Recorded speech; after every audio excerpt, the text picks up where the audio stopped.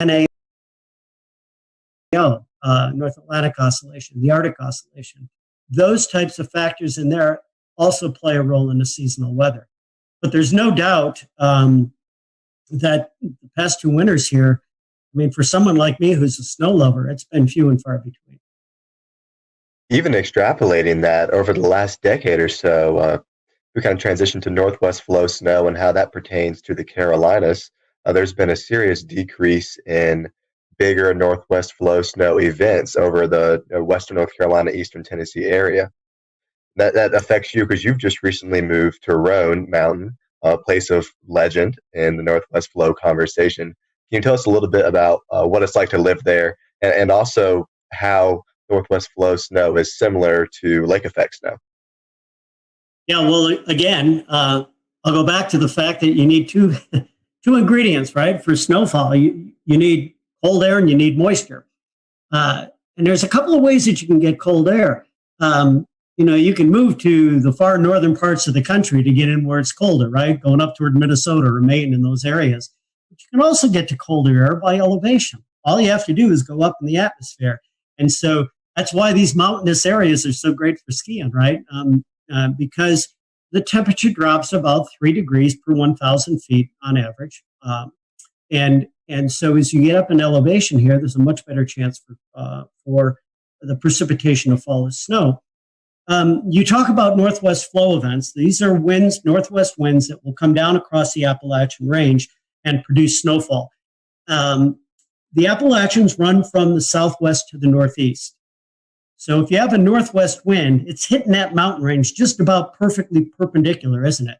And that's the best chance to get lift in the atmosphere, to get what we refer to as orographic lift. And that lift can help squeeze out any moisture in the form of precipitation across the windward side of the mountains, where that wind is coming from. But what's interesting is northwest flow also emanates from an area called the Great Lakes. And so oftentimes, if the flow is very well aligned, it comes off the Great Lakes, you can actually get channels of moisture that will propagate hundreds of miles downstream. When that little area of moist air is moving along and it gets that little kick going over the mountains, that's when the snow can get kicked out. And so oftentimes we get some pretty significant snow events in what otherwise would not be a snowy setup across this part of the world. Well, Tom, we've certainly appreciated your time tonight. If our followers want to follow you on social media, I know you like to tweet and you tweet out articles. How can they do that? Well, I'm it'll be at Tom Nizzle, and you'll be able to get to me there on Twitter. And I have my Facebook page as well. And if you're interested in snowflakes, I have a Facebook page called Mother Nature Snowflakes. So you can hit me at all those spots. And I'll friend you for sure.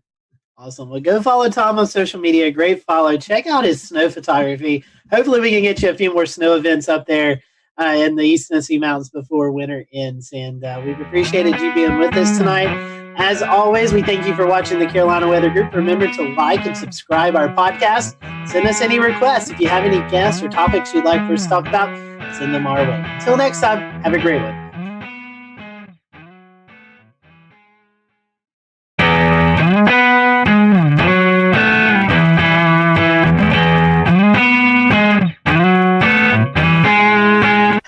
Welcome to the Carolina Weather Group. We're happy to have you this evening, and we're going to be talking about winter weather. It's getting cold outside, and eventually we're going to be talking about some of those wintry precipitation events that likes to kind of rear its head here in the southeast, here, especially in the Carolinas in the wintertime. So with us tonight is Trish Palmer.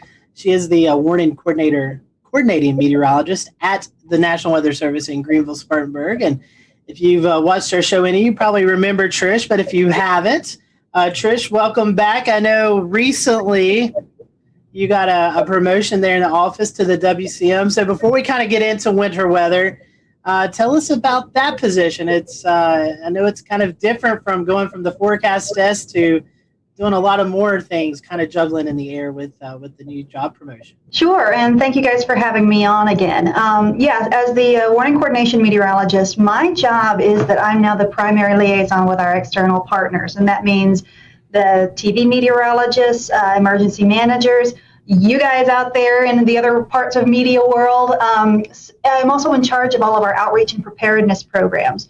So when you hear about Severe Weather Awareness Week or Winter Weather Preparedness Week or whatever it might be, I'm the one that has to coordinate all of those different issues. And I work very closely with our surrounding offices.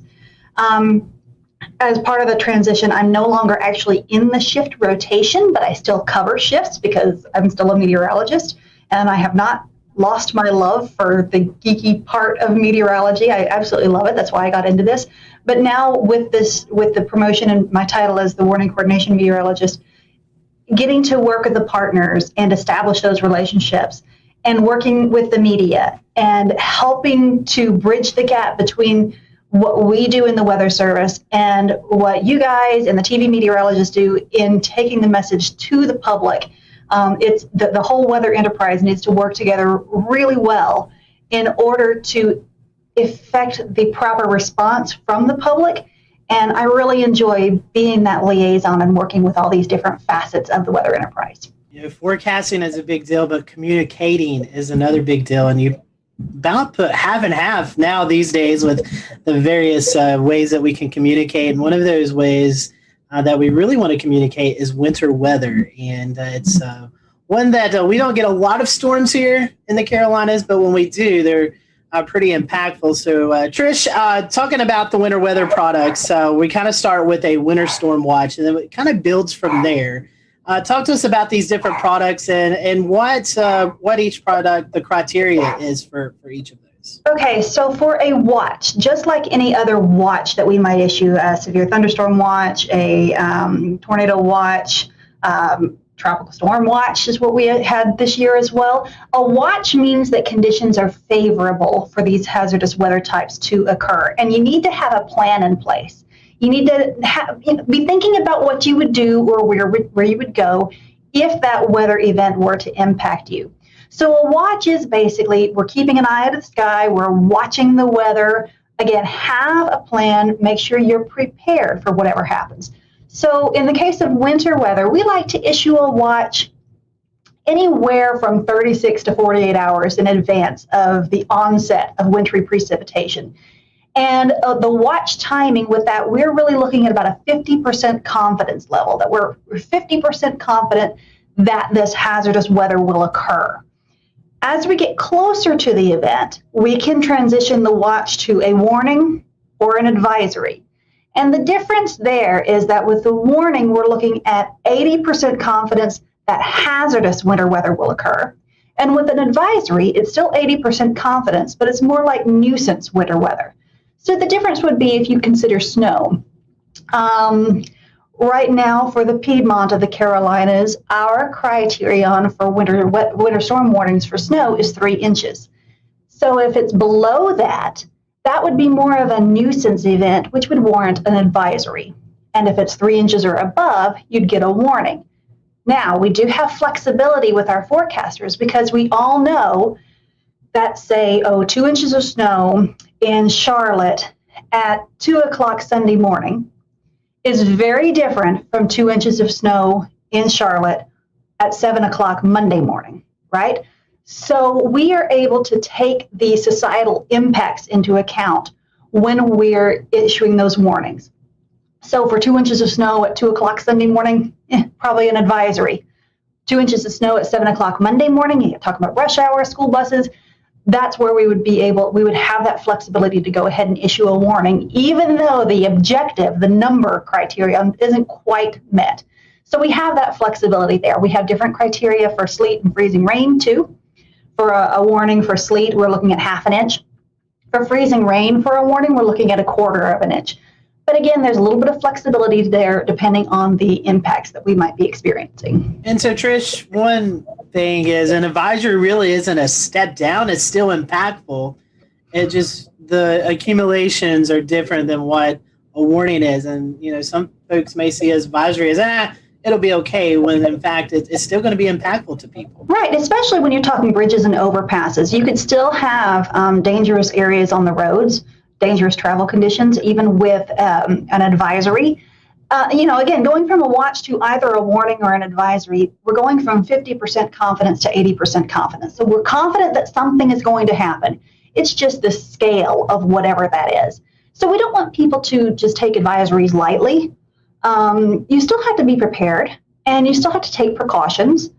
It's just that we're talking the chances of, say, like widespread power outages and stuff like that would be much less with an advisory type situation than with a warning situation. Right. And Tricia, one of the things that sticks out that I wanted to reinforce is that the criteria for this is it's tailored to each area in your forecast area. Like, for example, the impacts and the impacts are what matters most.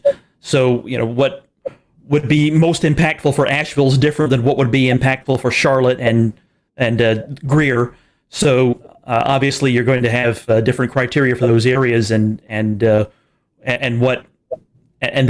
what matters, and that's the thing you need to be thinking about is whether you get this lower level advisory but still important, or the higher level warning, which is even more important, that would be issued for your area. Right, exactly. And we all know that the mountains get more snow than the Piedmont does, right? So our criteria for the mountains for snow is 4 inches, whereas the Piedmont gets 3 inches. And the further north you go, the higher that gets. You go for places like New York, you're looking at 6 or 7 inches, maybe even 8 inches before they get to a warning, because they know how to handle it. They have the resources. The impact isn't as great up there as it is down here. Again, just partially based on climatology. Right. And something else to think about if you're traveling outside this area is that criteria will be different elsewhere. If you go into Raleigh, if you go to Philadelphia, if you go to Chicago, those criteria are going to be different still. Think about the level of impact when you hear about these advisories or warnings being issued. It indicates how serious the event's going to be. Right, and we have the exact opposite in the summer. Down here we can handle the heat a little bit better than people can up north. So somebody down here may go up north in the summer and it's a heat advisory, whereas down here we're expecting heat indices of 105 for a heat advisories, but up north it might be more like 95 or 100. And we Southerners are like, what? I can't handle 100 degrees. But it's different. It's based on climatology and what your body is acclimated to. Trish, the National Weather Service also issues wind products year-round, but during the wintertime, it gets especially breezy across the western half of the Carolinas, and specifically in NWS-GSP's forecasting area. That's maybe not a winter weather type that most people think about, but it can definitely drive wind chills down and cause widespread power outages. So can you talk a little bit about the criteria for wind products in general? Sure. Well, we've got the wind aspect, and we've got the wind chill aspect. And then, of course, we have the winter weather aspect. So when we have a winter event, lots of times we roll them all into one product rather than issuing a whole bunch of different products, because as you guys are probably aware, a wind product is handled by one set of products. It's called a non-precipitation warning, whereas the winter storm and wind chill products are handled by the winter storm products. So it can get very confusing. So we often wrap these in together. And so we can sometimes tweak our criteria to make it match what the weather is looking like. And again, just to make more sense to the residents across the Western Carolinas and Northeast Georgia. So for example, when we issue a high wind warning, that's when we're expecting frequent gusts over 50 knots or 58 miles per hour. That's not uncommon in the northern mountains in the middle of the winter, because we have the jet stream coming down. We've got some really tight pressure gradients that set up often. And anybody who's watched the weather at Grandfather Mountain knows it can get very, very, very windy up there. So you'll see those products a lot. The step down from there is a wind advisory. And that's really when we're expecting winds, 30 to 39 miles per hour with frequent gusts over 40 to 45 miles per hour. Again, we have the flexibility to adjust that. It's been kind of a wet season, so maybe we might issue a wind advisory at wind speeds just a little bit lower. We also know that once we get to wind speeds that are over 35 miles per hour, school buses have a real hard time driving in that.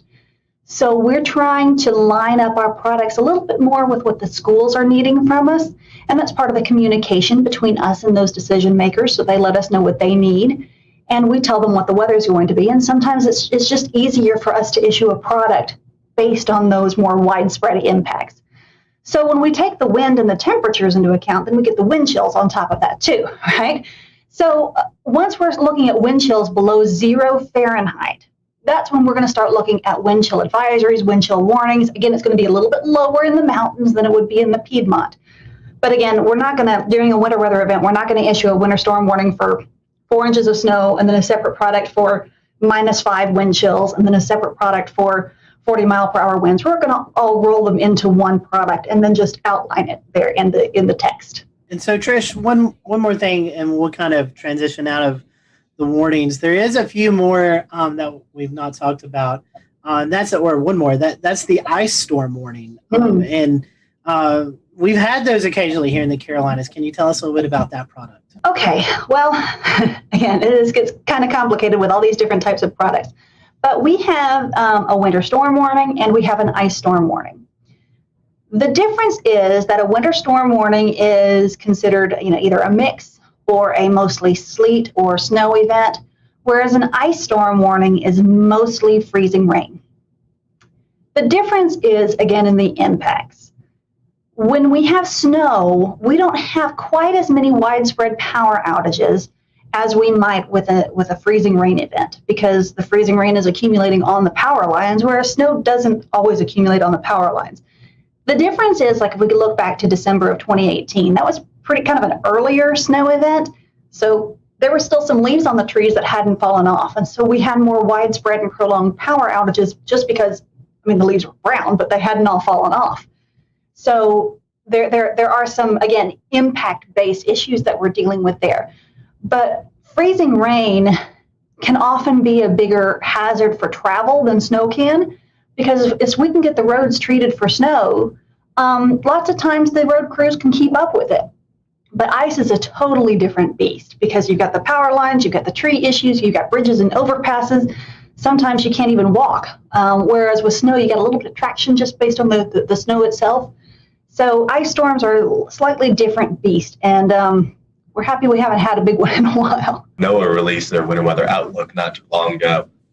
And it all it takes everything into consideration, the La Nina state that we're in currently, as well as other factors throughout the year. Can you tell us a little bit about that outlook and how it might impact the Carolinas? Well, the outlook, like you said, it takes a lot of big picture seasonal things into effect. And the outlook is developed by another branch of the National Weather Service called the Climate Prediction Center. And these are folks who are climatologists by training. They have a lot of experience in seasonal forecasting, and they look at all of this stuff and they produce this outlook. Now, for us, partially because we're looking at a La Nina year, we're looking at more likely we're going to have above average temperatures through the winter season and below average precipitation. Now, I want to be clear that that doesn't mean we're not going to get any big events. If anybody remembers back in 2011, January of 2011, here at GSP, we had 6.5 inches that year, and that was a strong La Nina year. So it doesn't mean we're not going to get any big events. We actually had somebody call the office and said, well, we're going into a La Nina winter. Does that mean we're not going to have any flooding? No, that doesn't mean that at all. It just means on a seasonal basis, the average temperatures will likely be above normal, and the average precipitation will likely be below normal. But here on the local level, we look out 7 days. And we are forecasting for these high impact weather events. And we're going to issue watches and warnings no matter what the seasonal outlook is, because you could still have an extreme event any time of year. Very important to consider when we live in the South here that one snowstorm can bring you double your normal snowfall in a year. So even though on average we're likely to see a warm and dry winter, it only takes a 1 week long cold pattern to give you above normal snowfall. So keep that in mind, because what's normal is actually not much. So you can actually get a lot well above normal snowfall for a year just because you got one big snowstorm. Yep. And it's really important for your viewers, your listeners, to understand that they need to be prepared for all types of high impact weather. Don't take a seasonal outlook of, above normal temperatures, below normal precipitation, and say, I can let my guard down. No. You always need to have an emergency kit ready. You always need to be prepared. And so, Trish, talking about that, the forecast, it seems like, with tropics, we get a little sector of that. But with winter weather, we get a bigger sector, seeing these fantasy weathercasts that go out 10, 15 days in advance and kind of show these big monster winter storms developing. But honestly, tell us how hard it is to forecast winter weather here and how those Fantasyland storms that some people like to post, hardly ever verify. You can find a model run that'll say basically anything you want it to say. And what's the saying that even a broken clock is right twice a day, or even a blind squirrel catches a nut every now and then. So there may be some extreme forecasts out there, and maybe somebody gets lucky and it gets right. But the important thing is for people to rely on trusted sources of weather information. So don't just look at one social media post from Joe Blow out there. Talk to your, you guys have a huge Twitter following, and you guys have reliable sources that you tweet and retweet, whether it's your local favorite TV meteorologist or us here at the National Weather Service. It's really important that people rely on trusted sources of information. And in the end, when it comes to watches and warnings, we in the National Weather Service are congressionally mandated to issue those products. And then we rely on you guys on the media side of things, whether it's TV media or internet media or whatever, to get the word out there to the public. I mean, some people will get it through our website. But our interface is more working with the media and emergency managers. So we really rely on you guys to be the go-between between us and the public. So again, we're the ones that are issuing the watches and warnings, but often it's you guys in the media that are communicating that to the public. So that back and forth interaction is really important. And when it comes down to some random social media post with some random forecast, anybody can be right every once in a while. And a lot of that is just clickbait. They want people to click on them to get likes or followers or whatever. And there's really no point in scaring people with crazy forecasts all the time. Again, go to your reliable, trusted sources of weather information. Absolutely. Know your meteorologist. Or if you're finding weather information from someone you don't know who is actually posting it, it's some anonymous type of weather site, you may want to take that with a grain of salt.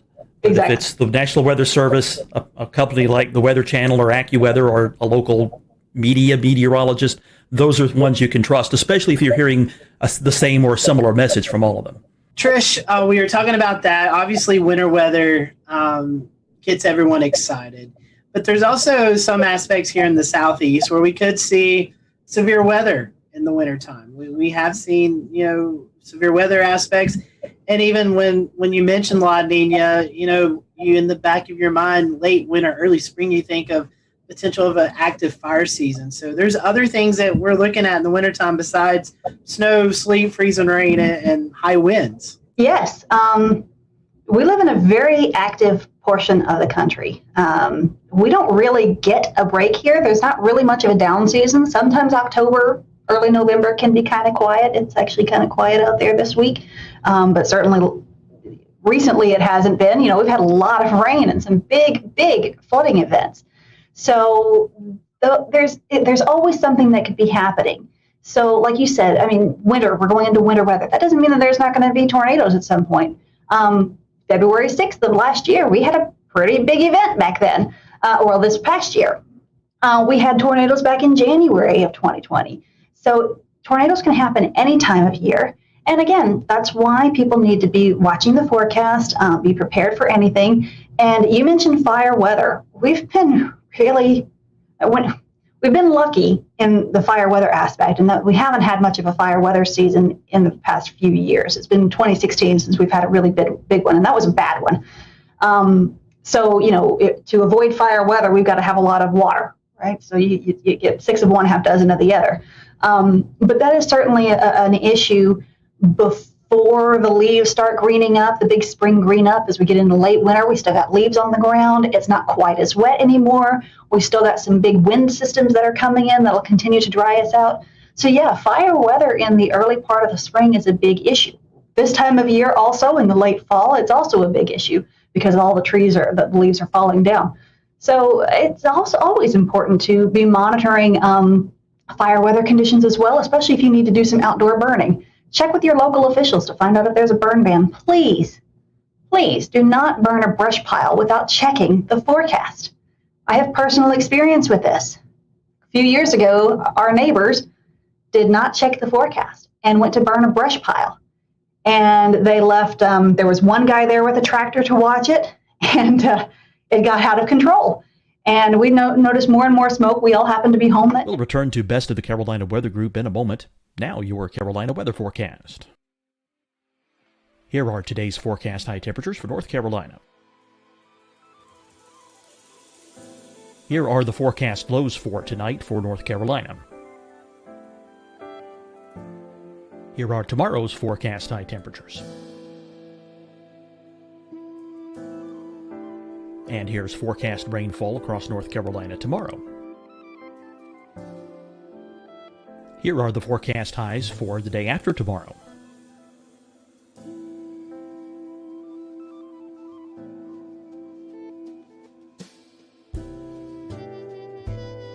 And here's the forecast rainfall across North Carolina for the day after tomorrow. This is the total rainfall forecast across North Carolina for the next 3 days. Here's the severe thunderstorm outlook for today from the Storm Prediction Center.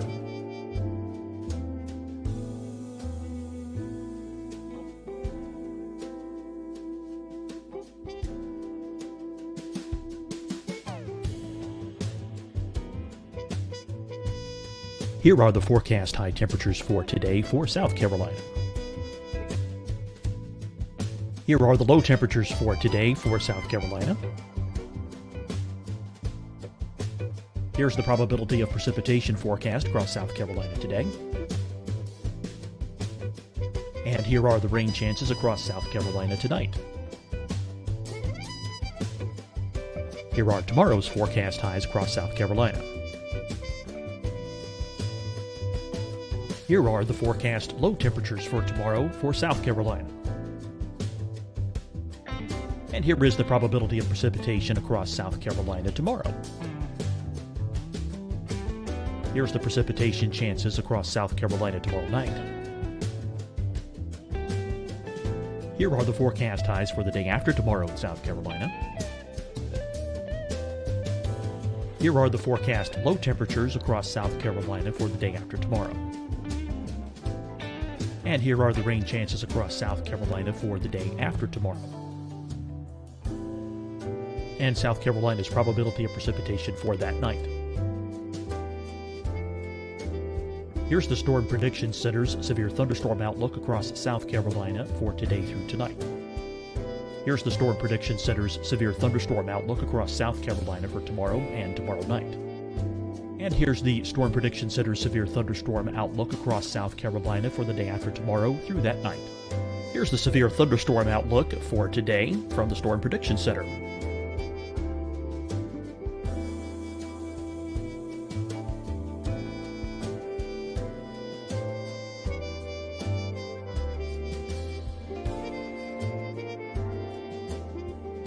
And now here's a live look at weather radar across the southeast. Deciding when to wear a mask isn't about who you know or how well you know them. Just ask yourself, will I be with anyone I don't live with? If the answer is yes, get behind the mask. Help slow the spread of COVID-19. Get behind the mask. Learn more at covid19.ncdhhs.gov. Fight the spread and take a stand against coronavirus. Wear a mask in public. Stay at least 6 feet apart from others. And get tested. Join us and fight the spread. Visit scdhec.gov/COVID-19. Getting tested for COVID-19 helps you to take the steps needed to protect yourself, your loved ones, and your community. Find the testing location at scdhec.gov/COVID-19 testing. Hi, everyone. I'm Dr. Mandy Cohen, Secretary of the North Carolina Department of Health and Human Services. And when you follow the 3 W's, you protect your family and your neighbors from COVID-19. When you leave your home, practice your W's. Wear a cloth face covering, wait 6 feet apart, wash your hands often. Wear, wait, wash. We're in this together. Stay strong, North Carolina. You'll see your Carolina weather forecast at 25 and 55 past. And now back to the best of the Carolina Weather Group on the all-new Carolina Weather Net.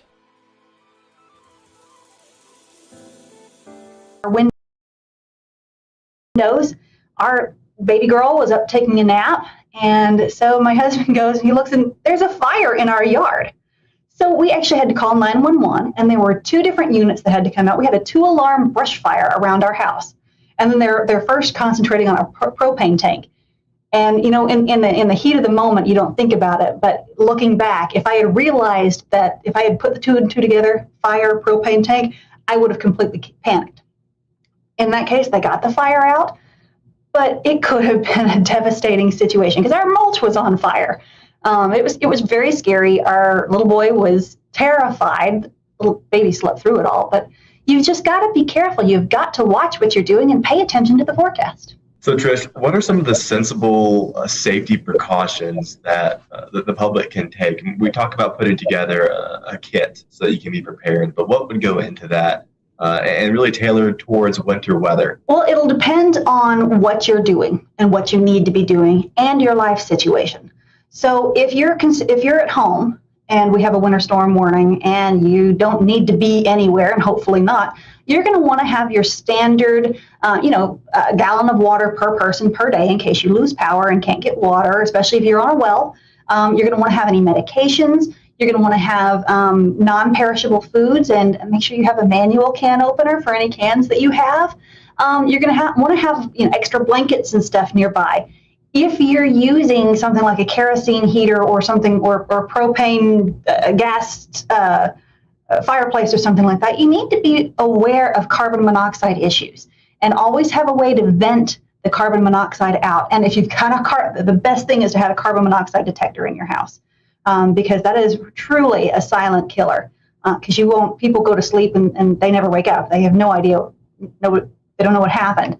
So again, have a way to stay warm, have a way to stay fed, and have plenty of water. If you have babies, make sure you have plenty of baby supplies with you. Again, your medications. If you need oxygen or something like that, maybe you need to have some extra supplies with you there. If you have pets, that's another thing. You need to have a way for your pets to have water and food, and maybe bring them inside. Or if you have like farm pets, make sure that they're taken care of. If you need to be out on the road for any reason, if you must be out on the road, we've got a lot of first responders that have to be out on the road. Make sure you have a bag of kitty litter or ice melt or something like that in your vehicle. Make sure you have an ice scraper. Make sure you have a blanket in case you get stuck. Make sure you have some food and some water. Make sure you have a snow shovel, maybe even. So there's a lot of different things that you can have with you to help you should the worst case situation arise. And it's important to do that in advance. Yes. Like, for example, current times when the weather's relatively quiet, advanced planning is the key to being ready when things happen, be them a weather disaster or something else. Get ready in advance. That way, for one thing, you can actually secure the supplies. They might be in short supply when we're close to an event and something bad's going to happen, a big snowstorm or whatever. Be ready in advance. And ready.gov is a good place to go and look for other tips for not just weather emergencies, but also other kinds of disasters too, earthquakes and so forth. Exactly. And always have your phones charged up. Always have these charged. Even if the cell phone networks get clogged up, often text will still work. So if something were to happen and you get stranded, maybe you don't have a cell phone signal, you might be able to still send a text to a family member or something like that and ask them to ask for help for you. But always have your phones charged up. That's a big one too. Especially going into a big event, just keep it plugged in overnight and just have it there. There are lots of like manual battery chargers that you can get. You can get crank chargers, crank radios, and stuff like that. So there's lots of different options out there. Well, Trish, speaking of winter weather, we'll kind of close with this. For those folks who live in Western North Carolina, upstate South Carolina, and far northeast Georgia, how can they follow you guys? What's the best way for our followers and listeners to get information from the Weather Service there with winter weather coming up? I know your website, you've got social media. What's the different outlets they can check out? Well, like you said, our website, weather.gov/GSP for Greenville, Spartanburg, weather.gov/GSP. That's going to have all of our latest information, the most official information. We do have Facebook and Twitter at NWSGSP. Facebook and Twitter, social media is not an official source of warning information, okay? Because sometimes that can go down. Sometimes our meteorologists get overwhelmed and we can't always keep some of that updated. A lot of that auto posts. The other thing is that Facebook algorithms sometimes don't always show you the most recent posts. So we have stopped posting warning information on Facebook because we've had a lot of complaints from people getting old warning information instead of new warning information. So we'll use Facebook more to post precautionary and preparedness activities and actions. And we might use Twitter more for the actual warnings and advisories, those kinds of real time, what's going on right now situations. We love to get reports from people.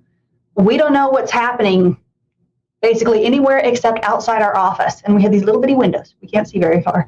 So it's really important for people to tell us what's going on out there. And that's not just winter. That's all year round. If you see a tree that comes down, let us know. If there's a thunderstorm out there and it's causing, there's flooding on your road, let us know because we don't always know what's going on at the ground.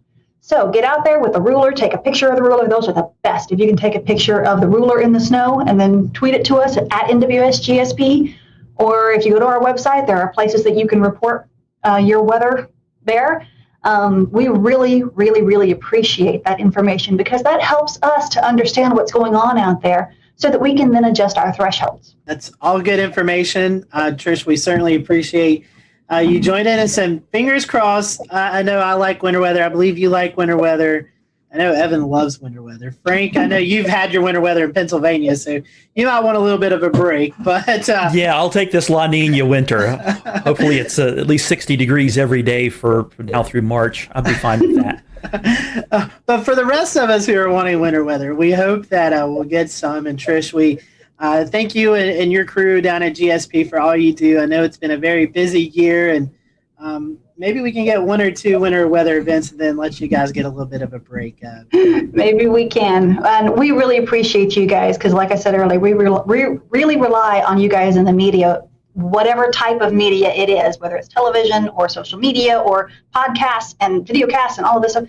Again, we rely on you guys to be the go-between between us and the public. And we appreciate the efforts that you guys make to help in that regard.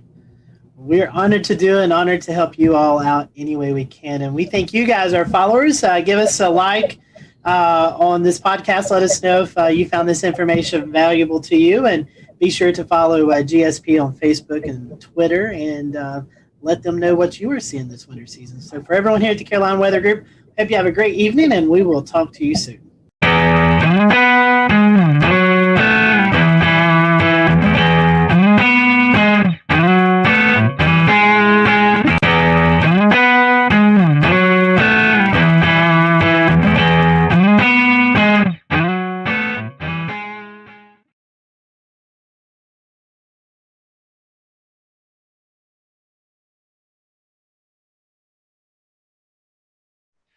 Good evening and welcome to the Carolina Weather Group. I'm James Brierton in Charlotte. We have a great panel for you tonight. We are going to be talking about the flood threat against your house, whether you live in a flood zone or not. We have some great material for you tonight that may have you rethink the next time you're looking at your policies. Joining us from Charlotte, Bill McGinty, consumer reporter at WCNC Charlotte. And in full disclosure, I work with him during the day, so I feel like I need to throw that out there as I will be interviewing him in a moment. From WPDE, we have Annette Montgomery, who's a reporter there, who's been doing some local reporting on this topic in their neck of the woods. And we're also joined by April O'Leary of Horry County Rising, and they are involved with this exact topic there along the South Carolina General Coast area. But we'll start more inland with Bill McGinty, who, Bill, just last week, you did a story that kind of tipped this whole thing off to us here at the Carolina Weather Group. So why don't I just have you, the reporter, tell us, in your words, a little bit about what you uncovered here in the Charlotte area. Yeah. So one of my jobs here in Charlotte is the consumer investigative reporter. And so people email me. I run a franchise called Get McGinty. And, you know, if you have a problem, you email me. And so I got this email from this couple, and I actually got the email in the middle of the 4 o'clock news. And He said, we're being flooded. Every time it rains, we get flooded. And it never used to happen. We can't figure out why. The city was working on the storm drain system. We're wondering if that maybe had something to do with it or not. So I replied back and said, just send me a couple of photos if you wouldn't mind. I'd like to see what you're talking about. He sent me back some photos. And when I looked at the photo, I said, I'll be out there first thing tomorrow morning. He showed me, he's got a townhouse, a 3-story townhouse, and the bottom floor of his finished townhouse was completely underwater, above the fireplace. And I said, this is from a rainstorm? I mean, this looks like a river came up. He said, it comes up and then it goes away. And as long as the rainstorm lasts, his point was that if we get 3 inches of rain over 3 days, not a problem. But if we get 3 inches of rain in an hour, huge problem. So it's basically a flash flooding issue. And so one of the things we were able to do was get a hold of the city of Charlotte, which told him they'd look into this sometime about 2021, before they actually would drill down on this and figure out what the exact problem was. And they gave him, I don't want to say the runaround, but for lack of a better word, the answer wasn't good enough for him, which is why he reached out to me. I reached out to the city. I sent them some of his home video that he took, on his iPhone. I sent some of the pictures, and I said, this is unacceptable. He can't live like this. This is his home. And so within a week, they had some digging equipment out there, and what they found was a couple of blockages in those pipes. And so just before we came on, and I mean literally just before we came on, within the last half hour, I got a text from him. They got some rain here in Mecklenburg County tonight, and he said, so far so good, fingers crossed, we haven't flooded. So maybe the blockage was the issue, maybe not. It's going to take a couple of more rainfalls before we know for sure. So I'm crossing my fingers that maybe we have solved this issue. But the bigger issue is his homeowner's insurance isn't going to cover this because this was considered rising water. And I don't care whether you live next to a creek, you live near a drainage ditch, you live alongside a river. If you have water come up from anywhere and it comes into your home, that is considered a flood, and that is not covered by your typical homeowner's insurance policy. If in a hurricane, which I used to live in Florida, so if in a hurricane, the roof blows off the home and you get a ton of water in, okay, that's water damage, and that is not flood damage. Rising water is water that comes in through the doors, through the garage, things like that. And that is a federal policy that you have to have. That is a completely separate policy other than your homeowner's insurance policy. I don't think, a lot of people know that, and I don't think a lot of people understand the risk they have to their home through rising water. Most people say, I'm not in a floodplain, I don't have to worry about it. I've seen plenty of those people, and I've covered plenty of those stories where they stand there scratching their heads wondering, what am I going to do now?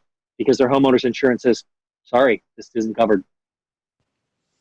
Well, that's some good update, though. A little breaking news there, that at least today it didn't flood. And as we're recording this on Monday night, I'm looking over here at the Mecklenburg FIN system, the Flood Information and Notification System, and they had just shy of about an inch of rain there in Mecklenburg. Yeah. So let me set it up, James, if you wouldn't mind. Let me, I talked about the rising water coming into his home, and you'll see it if we show some pictures and video here. But the bottom line is his townhome, if you can imagine this, runs this way, but the back of his town, the driveway runs down. And so you've got 4 townhomes, and the first one up at the street level is street level. But his is higher because the driveway slopes down in the back. And of course, because the driveway slopes down, you need a couple of grates down there that lead to rain runoff. And that's what was backing up. And it, of course, backs up to the lowest point, and the water came into his house. So I don't want to lead people to believe it came in from the street. It actually came in from the 2 grates that were in his driveway. But because he was down at the lowest point, water came up there. And the grates are on private property, but are connected to city-owned drainage? Yep. It's a stormwater drain. But think of what's out in your street. If you go out and you look at your street and you see those grates in the corners of the streets, that's a storm drain. And that's basically what he had, but flat in his driveway. And people will probably know from looking at those, you'll sometimes see the little placard on them that says, do not drain liquid oil and such down into those, because they're connected to the streams and the creeks and the waterway. 100%. Which in Mecklenburg County, as I think a lot of other places, but especially here in Mecklenburg County, where we have the urban development, all of that infrastructure is needed for anyone who doesn't live here to drain off into our nearby creeks in order to keep that water flowing, ideally away from your house. Ideally. The gentleman you talked with, in terms of repayment, is the city offering anything in terms of mitigating this flood damage to his home? Well, that's the next part of the story. Step number one was to get the flooding stopped and to get them out there and to dig into the ground and find out what was the problem. Was it a blockage? Was it pipes that were too big flowing into a pipe that was too small and it just couldn't handle it, backed it up? So step number one was getting the flooding stopped. But to answer your question, that's where the lawyers get involved, and that's where the city's legal department gets involved. And they're having conversations with him that right now I'm not privy to. But, in my experience, and I'm just cutting him out of it, but in my experience over 31 years, watching people wait for repayment from some kind of a government entity, I'd say it's about 50-50 as to whether you're made whole or not. Can the city be held liable for the first flood because they didn't know there was a blockage? Should they have known? It's what did you know and when did you know it? And so as soon as they were alerted to the fact that there was a problem, okay, now maybe they didn't act swift enough, and maybe there's a lawyer, his lawyer, that will make a compelling argument enough to say, hey, wait a minute, we alerted you that there's a problem. So that's where it gets sort of tricky, James, is that what are they really responsible for? The first flood or the following 7? And that's a good question. And, I'm looking forward to following it. I'm curious to see where it's going to go. But all of it could have been avoided in terms of waiting for the city to reimburse and whatnot if there'd been a flood policy. It really struck me. When I first heard this story pitched, I thought, he must live along a river or a creek or a stream, and he doesn't. Nope. Yeah. Right in the middle of the city. Bill, I want to come back to you in a few minutes because I know there's some more that you have to share, tips and tricks for folks wherever they live, things for them to consider on their homes. I want to bring in Scotty Powell, who's going to expand the scope and continue our conversation. Yeah, thank you, James. Much like the Charlotte-Mecklenburg area, another metropolitan area that's really growing a lot of urban development is the Horry County area. That's Myrtle Beach, Conway, South Carolina. Tonight we have Annette Montgomery and April O'Leary with us. Annette, you cover this story a lot for WPDE. I came across some of your reports there. You guys see flooding maybe a little bit different than what Bill was talking about. Obviously, flash flooding, a big concern. But a big concern for you all in Horry County is when we see these heavy rain events occur. And this doesn't necessarily have to be tropical rains or tropical storm activity. This could just be heavy rain that's developed over North Carolina, anywhere between 3, 4, 5 inches of rain, and it kind of travels down the river system. Annette, you unfortunately have been covering these stories of folks who've been affected by also this water runoff and affecting many homes and many communities that are being flooded. Yes, I actually know a lot of homeowners that are selling their homes just simply because of the flooding. I actually did a story last week with a woman who she moved into the house less than a year ago and wasn't told by the owners that it floods just from small rain events. And she said it's flooded so many times since she's been there that she wants to move closer to the beach, which is insane because where she lives is a lot further, but it seems like this community keeps seeing flood events. And the unfortunate thing, like Bill was saying, is that she doesn't have flood insurance. And she bought this home with inheritance money. So she says she really feels like she's at her wit's end. And the county's telling her that, to wait for this buyout program, but she knows she's not going to get 100% of the value of her home. So she says, she feels like she's going to lose a lot of money, but she doesn't have another option at this point. And I've covered so many stories with similar families. Just another man, he's selling his home. But the concern that people have is when their homes flood, it's sewage water, it's things like that that's also in the water. So they're just very concerned for their overall health and their safety. So that's another huge portion that people might not realize, that these people are very concerned for their health as well. And Nat, correct me if I'm wrong, but this isn't just one community. There's several communities throughout Horry County that's experiencing this. Seeing a lot of videos out of the Socastee area, places like that are really experiencing this. We just went through a primary. I know that was a big topic of discussion among the city council and county commissioners. What did they have to say about this as a lot of their constituents are facing this flooding threat, it seems, almost every month?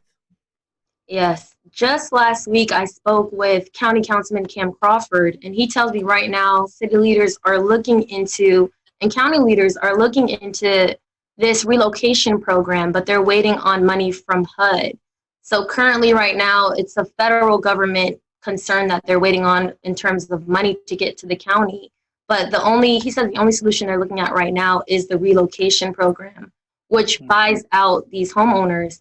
And a lot of them that I spoke with say that that's a huge concern for them because they don't want to be bought out, not at the market value of their homes. But that's the most immediate solution they're looking at right now.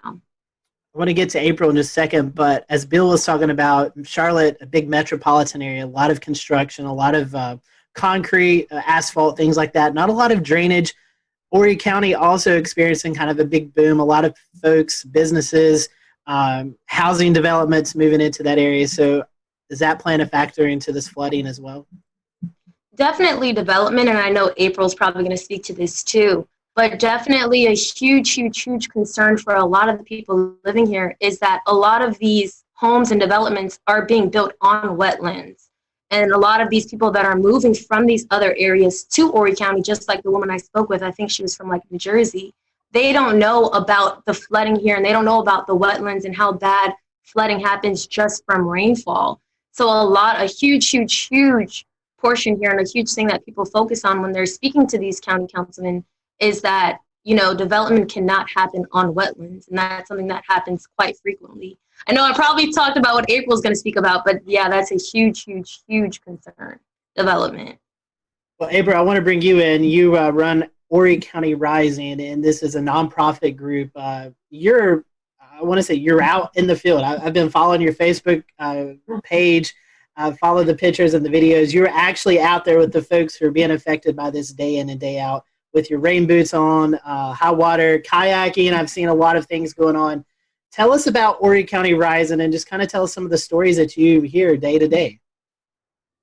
Well, thank you so much, and thanks for not forgetting about families affected by flooding, especially to Bill helping to work with that family. That's a great model that I like to see in the media moving forward. But yeah, I flooded in Hurricane Florence, and prior to that was working in clean water protections, and I decided that I really thought that I could make a difference around flood mitigation and making sure our communities are more sustainable.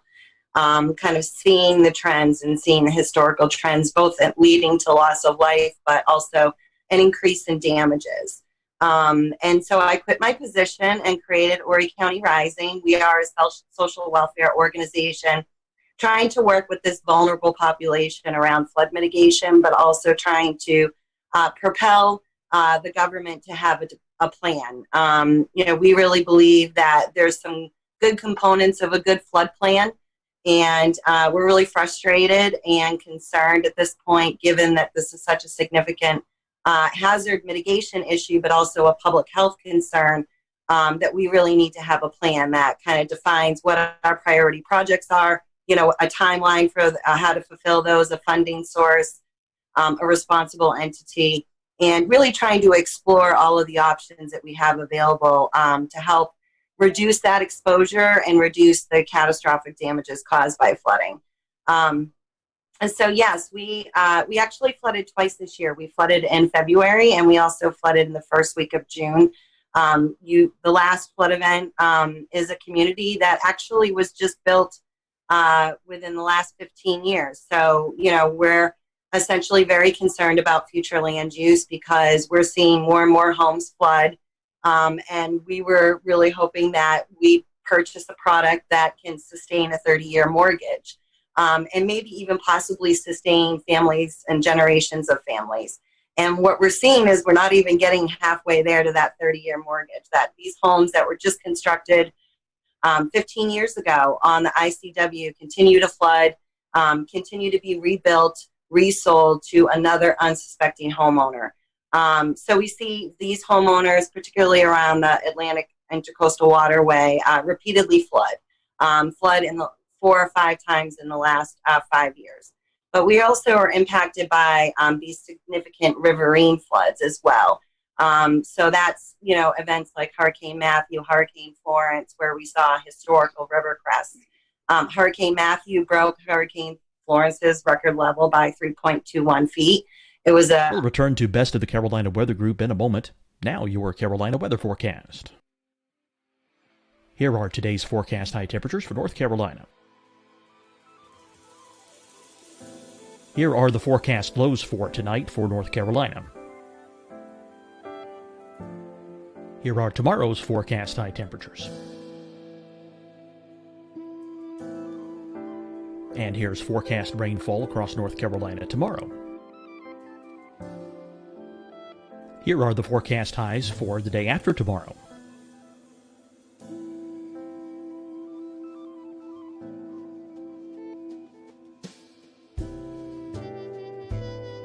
And here's the forecast rainfall across North Carolina for the day after tomorrow.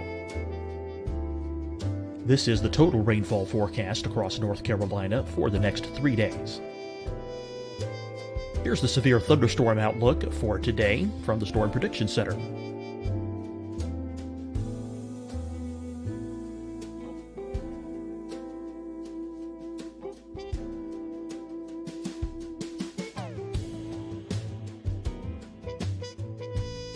Here are the forecast high temperatures for today for South Carolina. Here are the low temperatures for today for South Carolina. Here's the probability of precipitation forecast across South Carolina today. And here are the rain chances across South Carolina tonight. Here are tomorrow's forecast highs across South Carolina. Here are the forecast low temperatures for tomorrow for South Carolina. And here is the probability of precipitation across South Carolina tomorrow. Here's the precipitation chances across South Carolina tomorrow night.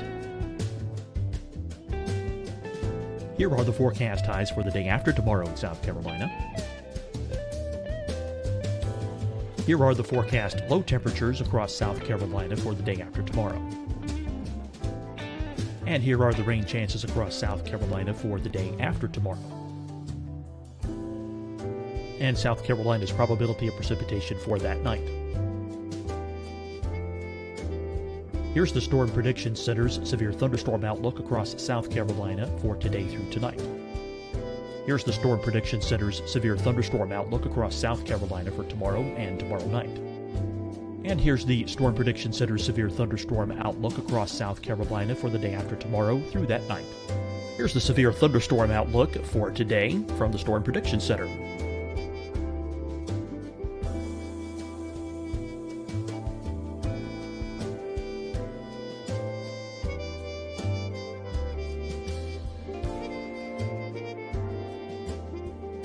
And now here's a live look at weather radar across the southeast. Deciding when to wear a mask isn't about who you know or how well you know them. Just ask yourself, will I be with anyone I don't live with? If the answer is yes, get behind the mask. Help slow the spread of COVID-19. Get behind the mask. Learn more at covid19.ncdhhs.gov. Fight the spread and take a stand against coronavirus. Wear a mask in public. Stay at least 6 feet apart from others. And get tested. Join us and fight the spread. Visit scdhec.gov/COVID-19.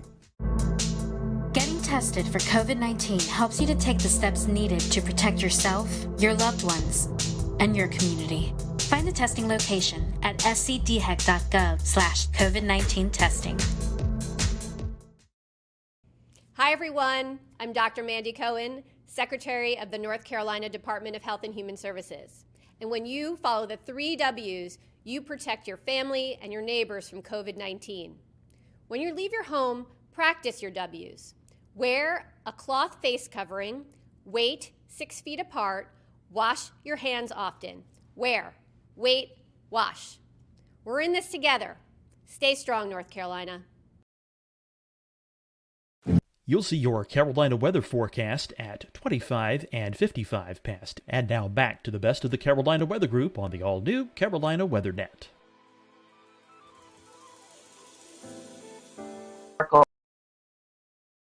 Flooding event to hit this area.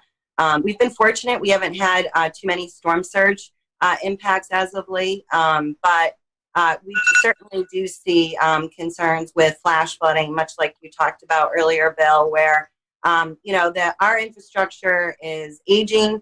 It was based on this assumption that we would have consistent historical rainfall trends, and naturally these really significant events, these high peak rainfall events, contribute to those flash flooding impacts, and we see damages as a result of that as well.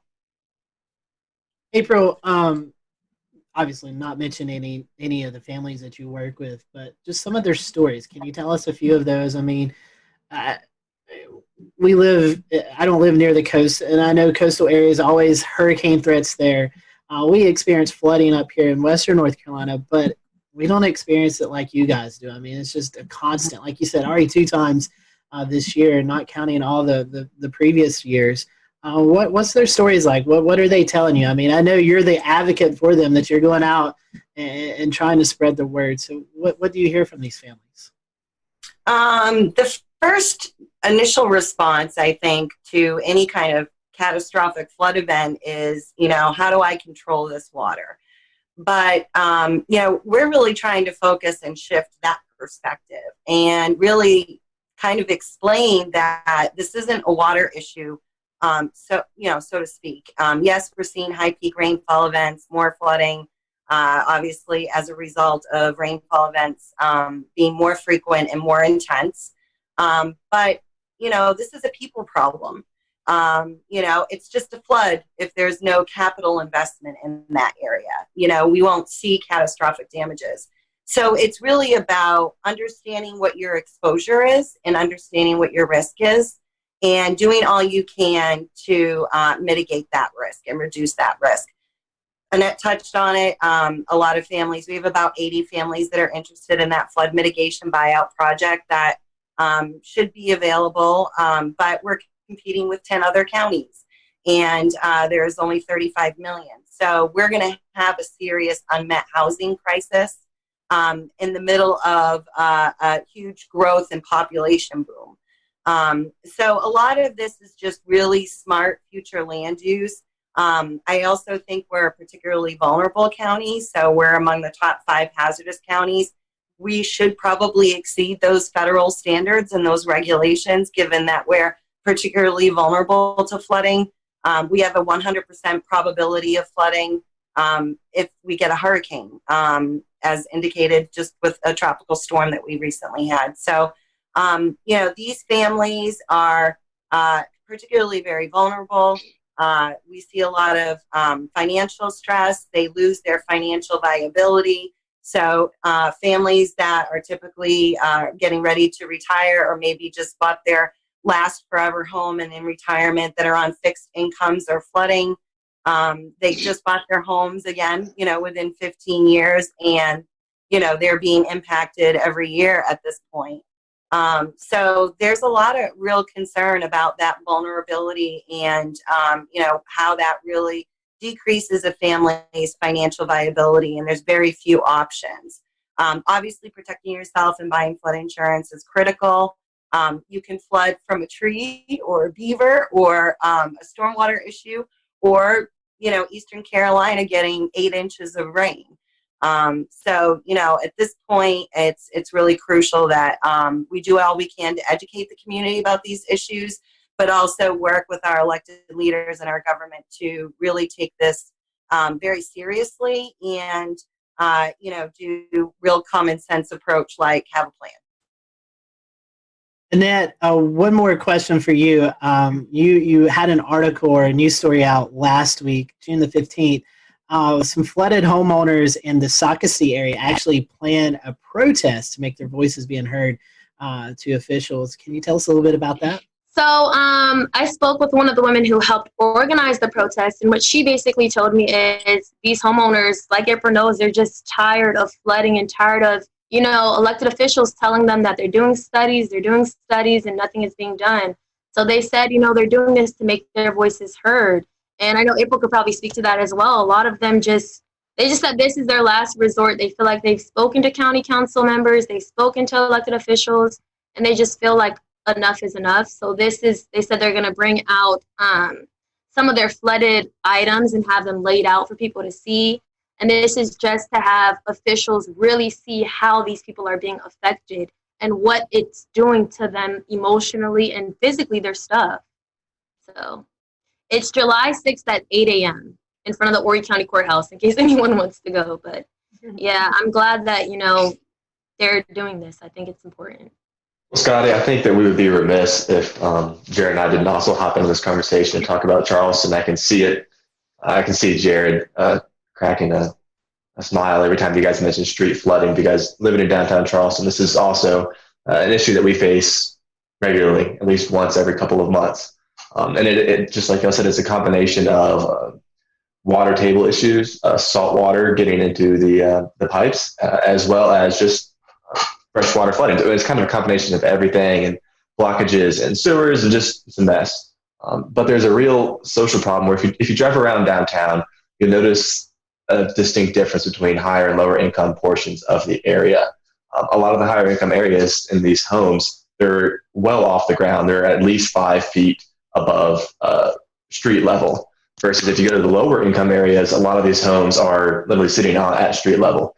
And both areas typically flood in heavy rain events. But unfortunately, one area sees significantly more damage than the other, just because of the way that the infrastructure is in that portion of downtown. So everyone has a plan. When the heavy rain starts, people start coming out and laying out sandbags. And that shouldn't have to be where we go to every time we have a thunderstorm, but unfortunately it is.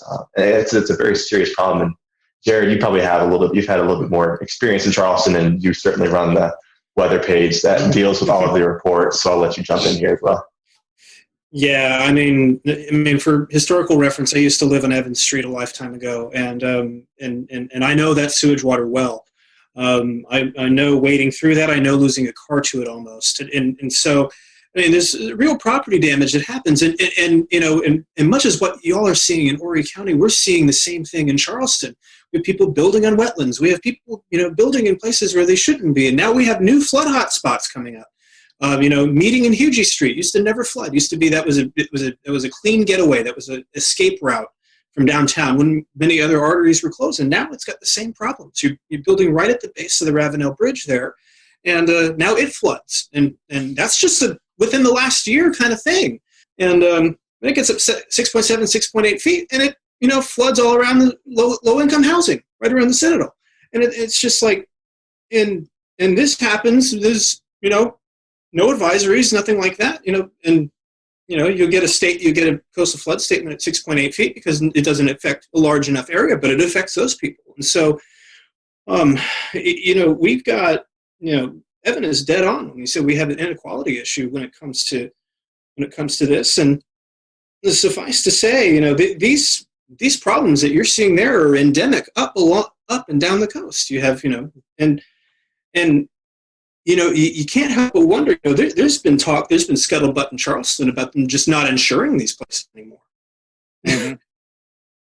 and that is when you're going to finally start to see some change, because when they won't insure them anymore, then you'll start, then people will be rethinking their views.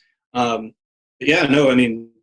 have got, we've got a major issue. It's just a tide, just a thunderstorm. We had a thunderstorm about a month or so ago. We had a thunderstorm set up just off the coast, stalled out a little bit, had a water spout with it. But the problem is, on the north side of that storm, the rainfall rates have become so enhanced. It rained 5 inches in an hour.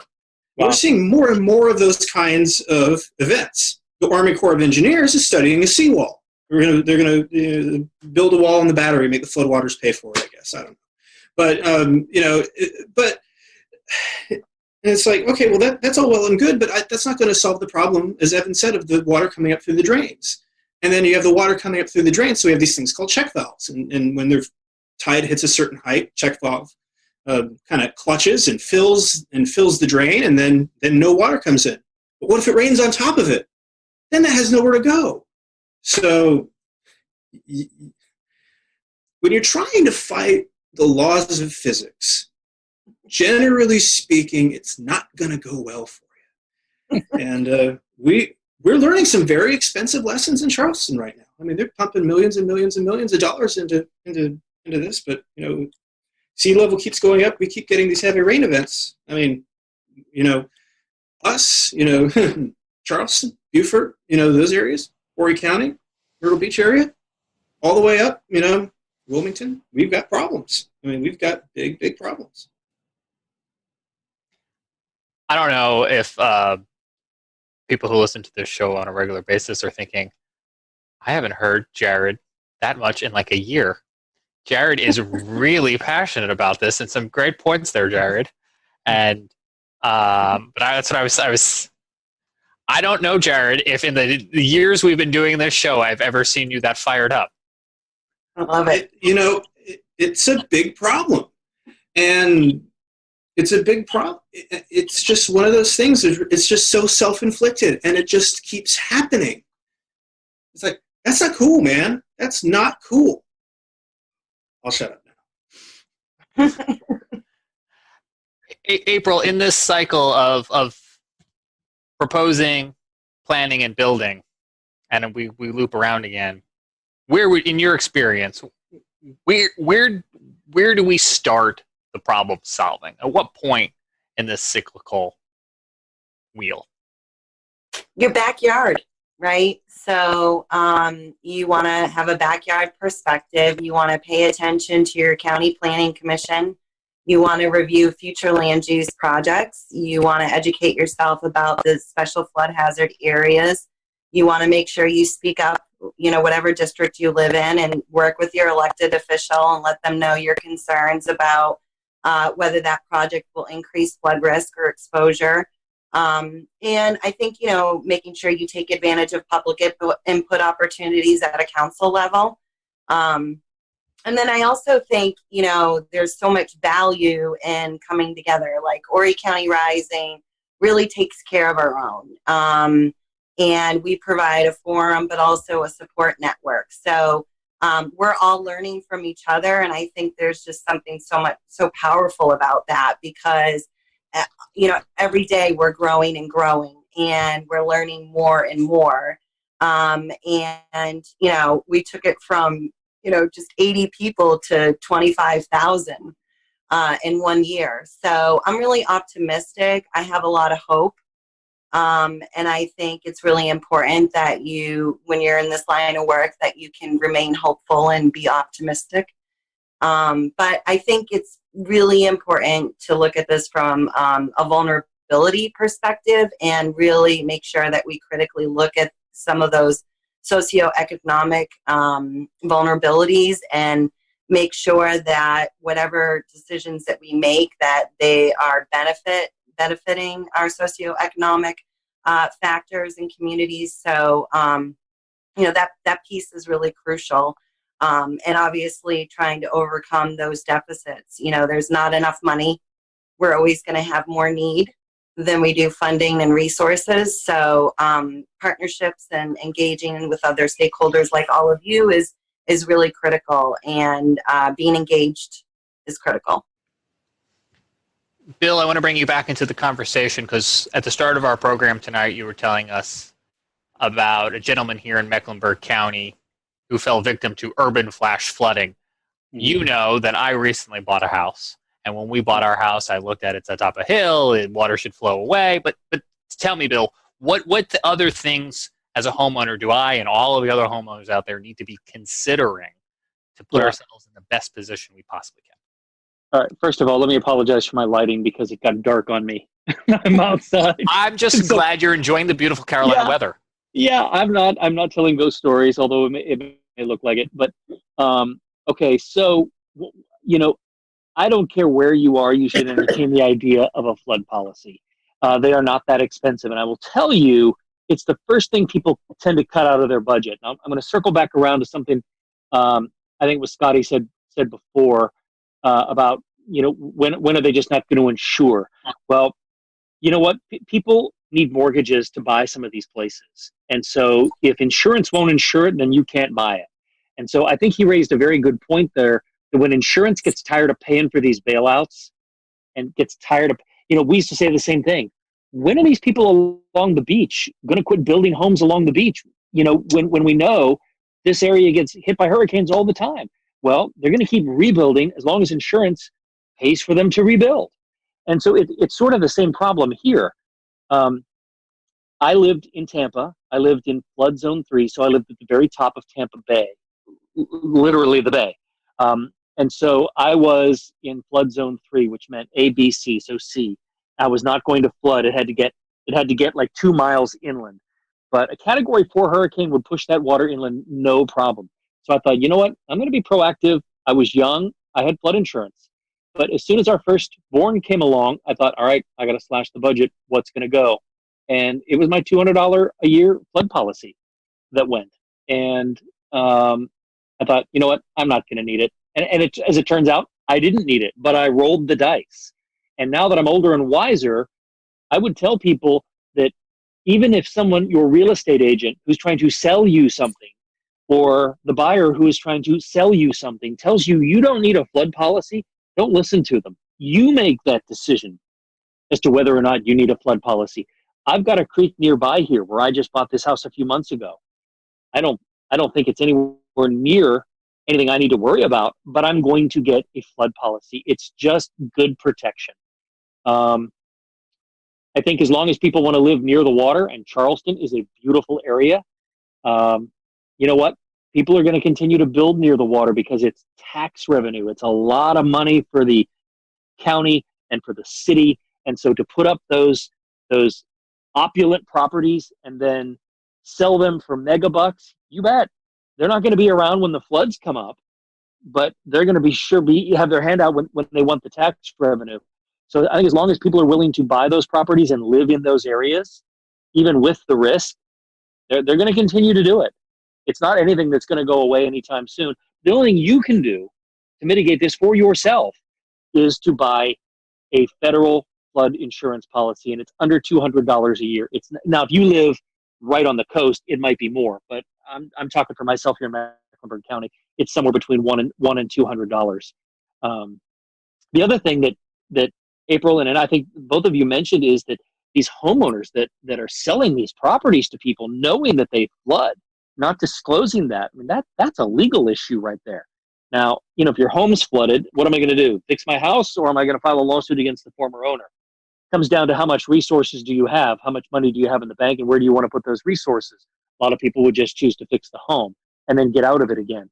But, you just really can't rely on, you should be able to, the seller and the real estate agents involved, but you have to protect yourself. And the only way, again, going back to, is a flood insurance policy. Are there different tiers or different versions of this flood insurance that different people should be considering? Yeah, I'm not in the insurance business, so I won't pretend like I am. But having looked at a lot of insurance policies over the years, just through the eyes of a consumer reporter, yes, there are. If you live along the coast, you're going to pay a higher premium to live there. And a lot of people are willing to do that. But if you live inland, if you live just anywhere near a creek or a river, and I'm not saying so that you have riverfront property, but if you live anywhere near it, and I think it's reasonable to ask, what's the 500-year flood plan? Most people don't think, 500 years, that'll never happen. Well, look what's happened in the last few years. Yeah. And I know here in Mecklenburg, and I can't speak for Horry County or any other municipality in the Carolinas because I think it varies. There are maps out there that hopefully you can get your hands on. You can here in Mecklenburg. You can go on to, I want to say county, could have been city. Yeah, yep. And you can see. City government. Yep. They'll make it all available to you, and you have to then take the ball and put it in your court and decide whether or not you want to spend a couple $100 a year for a flood policy. And it is worth it. It is worth it. And I'm going to be getting one here. We just moved in here a few months ago, and we're coming into the rainy season now. It is definitely something that is worthwhile. I know when we bought our house, I looked at that map and we were clear of the 500-year flood plain for the nearby creek. But I think after tonight's conversation, I'm going to take another look at that because it's not out of the question. And, the thing that is striking to me that is timely to this conversation, just in the past few days during their regular coronavirus briefing, you had North Carolina state officials coming out and reminding folks that they can still sign up for hurricane relief programs. Hurricane Matthew, Hurricane Florence. These storms are over 2 years ago, and folks are still needing help to clean up. I don't have to tell you that if you're watching or listening to the show and you're in that position, but I will say it's easy for me here in Charlotte to forget that there are still communities trying to clean up from those storms, those floods, more than 2 years ago. Yeah, James, let me throw one more point and a lot of people think that, oh, you know what, I'll just wait till I see a storm coming and then I'll get the policy. But a lot of these policies have exclusions, and sometimes they won't write 30 days before a storm. Now, nobody knows 30 days out when there's going to be a storm, but it isn't something that you should sit on your hands. If you're even thinking about it, you shouldn't wait, because a lot of insurance companies will not write policies the minute your area goes into a hurricane watch or a hurricane warning, or even a flood watch or a flood warning, or if rain's expected heavy and the meteorologist is saying, hey, I think there might be, look for a flood watch. The insurance companies are going to use whatever they can to not pay you, down the road if they can. That's how they make money. That's their business model. They don't really want to pay out. And so you can't sit on your hands and wait for the radar to start spinning counterclockwise before you decide you want to do something. At that point, it's too late. You just got to hope for the best. It reminds me of life insurance. We got life insurance after my son was born, and I think it had at least a 14-day, if not a 30-day kind of waiting period. Yep. I want to give each one of you a chance to tell us where we can find you or your organization on social so we can stay informed. But I also want to ask if there's anything else that maybe we forgot to ask or we didn't ask that you wanted to get out there. And I'll start with Bill on both of those points. Bill, how can we follow you on social and get updates on this and other stories like it?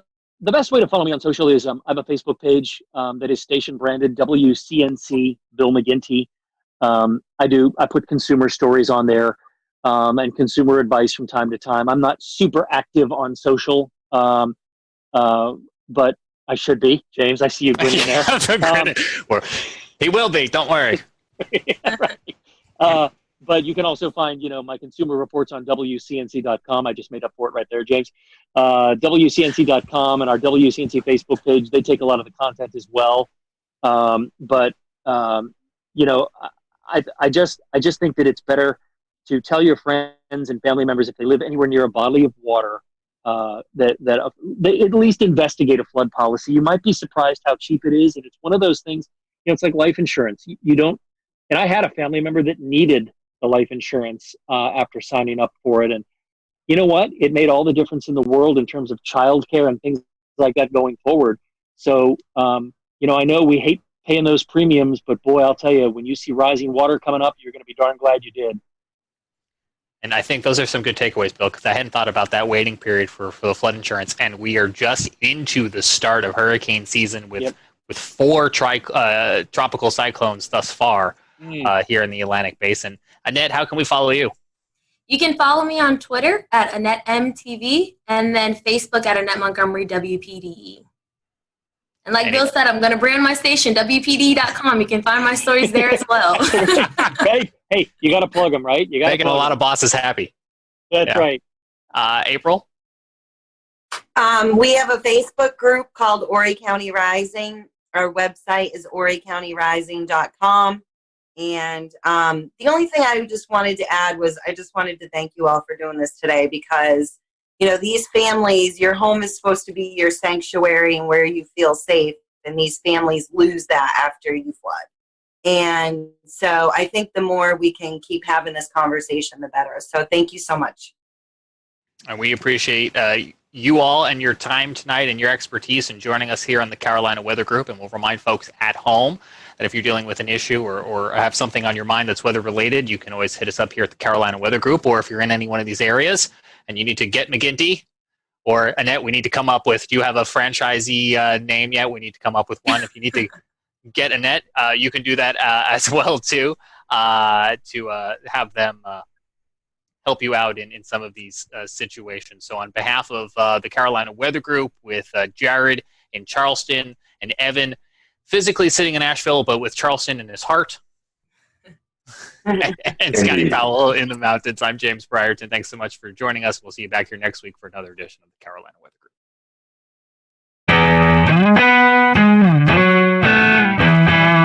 We'll return to Best of the Carolina Weather Group in a moment. Now your Carolina weather forecast. Here are today's forecast high temperatures for North Carolina. Here are the forecast lows for tonight for North Carolina. Here are tomorrow's forecast high temperatures. And here's forecast rainfall across North Carolina tomorrow. Here are the forecast highs for the day after tomorrow.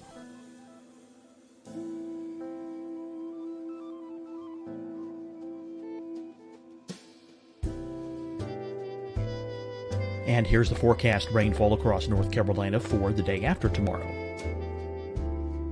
This is the total rainfall forecast across North Carolina for the next 3 days. Here's the severe thunderstorm outlook for today from the Storm Prediction Center.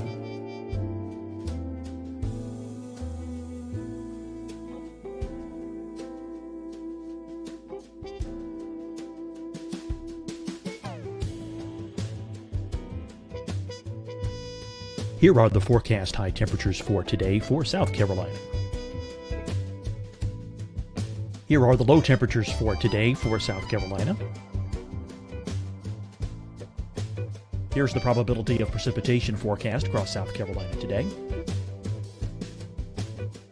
And here are the rain chances across South Carolina tonight. Here are tomorrow's forecast highs across South Carolina. Here are the forecast low temperatures for tomorrow for South Carolina. And here is the probability of precipitation across South Carolina tomorrow. Here's the precipitation chances across South Carolina tomorrow night. Here are the forecast highs for the day after tomorrow in South Carolina. Here are the forecast low temperatures across South Carolina for the day after tomorrow. And here are the rain chances across South Carolina for the day after tomorrow. And South Carolina's probability of precipitation for that night.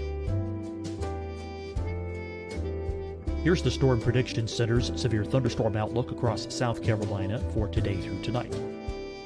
Here's the Storm Prediction Center's severe thunderstorm outlook across South Carolina for tomorrow and tomorrow night. And here's the Storm Prediction Center's severe thunderstorm outlook across South Carolina for the day after tomorrow through that night. Here's the severe thunderstorm outlook for today from the Storm Prediction Center.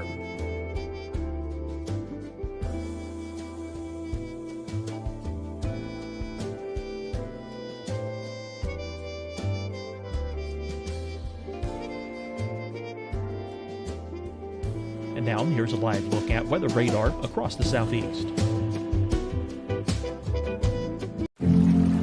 Deciding when to wear a mask isn't about who you know or how well you know them.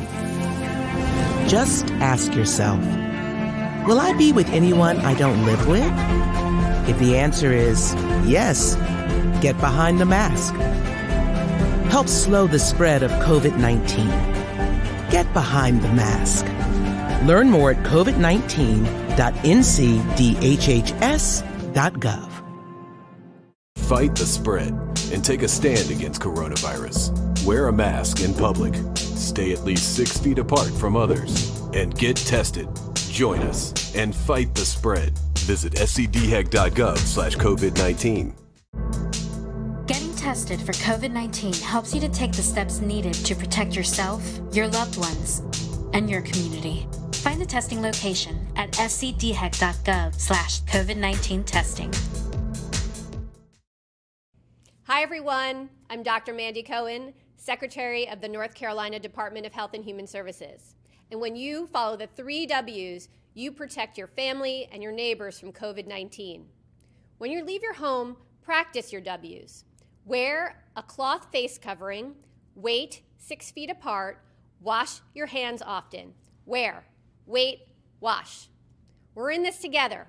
Stay strong, North Carolina. You'll see your Carolina weather forecast at 25 and 55 past. And now back to the best of the Carolina Weather Group on the all-new Carolina Weather Net.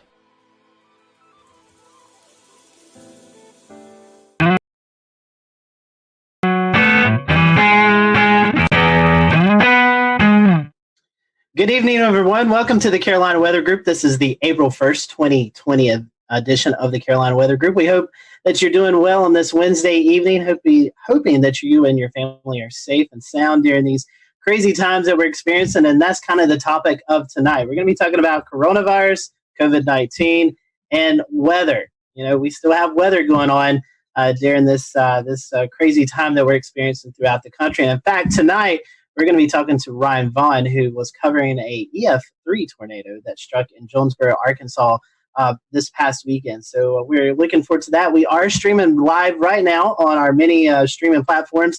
So if you'd like to interact with us tonight during the conversation, just drop a comment in the Facebook Live or the Twitch or Periscope link, and we will monitor those throughout the show. And James, I'm going to toss it off to you because you have been working from home for the past couple of weeks, and we're starting to see more and more people work from home, and so I know it's been a crazy time for you and everyone involved in TV media. You know, it's been a very interesting time indeed, Scotty, because everyone has kind of moved very quickly, whether they liked it or not, real fast into the cutting-edge technology of 2020. Everyone suddenly knows what Zoom conference is. It wasn't but 3 weeks ago when we would be booking guests for the show saying, hey, we're going to send you a link to a Zoom conference, and then had to proceed to explain what Zoom conference is. We do not have to do that anymore with so many folks using Zoom conference or similar products. So we're going to be talking to Ryan here in just a moment about his experience this weekend with him and his team covering a very severe and significant incident in Jonesboro, Arkansas. We also have Brad Panovich on with us tonight from WCNC Charlotte, who is very comfortable in his home studio. You've seen his weather video blogs many a times, and now that is his TV space as well, too. And we're also going to be talking with somebody here in Mecklenburg County who does some paramedic work about what this means, the coronavirus means for their line of work, too, because, as Scotty mentioned, the weather is still continuing to happen. We had a line of storms roll through South Carolina yesterday, prompted numerous severe thunderstorm warnings down in the Charleston area. Luckily, we didn't have any tornado warnings to account of, despite having a tornado watch, but it was a much different story this past weekend in Arkansas. Let's bring in Ryan. You were actually working from home, and you had your other meteorologists back in the station. Just bring everybody up to speed if they're not familiar with what took place this past weekend. Okay, so typically in a severe weather situation, we would all be in the studio. We were going into this, we were low end severe weather threat. We knew tornadoes weren't out of the realm of possibility, but we were kind of thinking gusty winds, and I think everybody, even the Storm Prediction Center, kind of had northern Illinois pegged for the hot spot. Well, tornado warning comes out for one of our southern counties. And we had already kind of discussed that, okay, in the interest of social distancing, and we were already kind of playing that that role already was already kind of unfolding. I said, well, we've got a solid system here. How about I go here and you guys stay back there, and we wouldn't be there, and hopefully we wouldn't go into long form programming. And so the tornado warning came out for Woodruff County a little bit after 4 o'clock. And at that point, you could draw a line and see that there was a chance that this was going to come into Jonesboro. We have some video from your coverage. We're going to pop up here in a double box. Oh, man. Walk us through. This must be the moment that tornadic cell started producing in Jonesboro, if I'm correct. Hold on one second. I just now lost. There we go. I'm back, I think. Yeah, that's this is where it was producing here. So what was going on? Zach Holder is in front of the chroma key wall, and we had already at this point had a pretty large tornado out of Jackson County. So we were watching this one pretty close, and the mezzo was going right over town, and we really just started getting some indication that it was cycling. And sure enough, we were concerned that it was going to, if it cycled through and it produced a tornado, it would be right in the middle of Jonesboro. And you see what unfolds here. Now, for Zach, he's in his 20s. He hasn't covered a ton of, tornadic storms, especially like that in front of a weather camera. He did a spectacular Aaron Castleberry.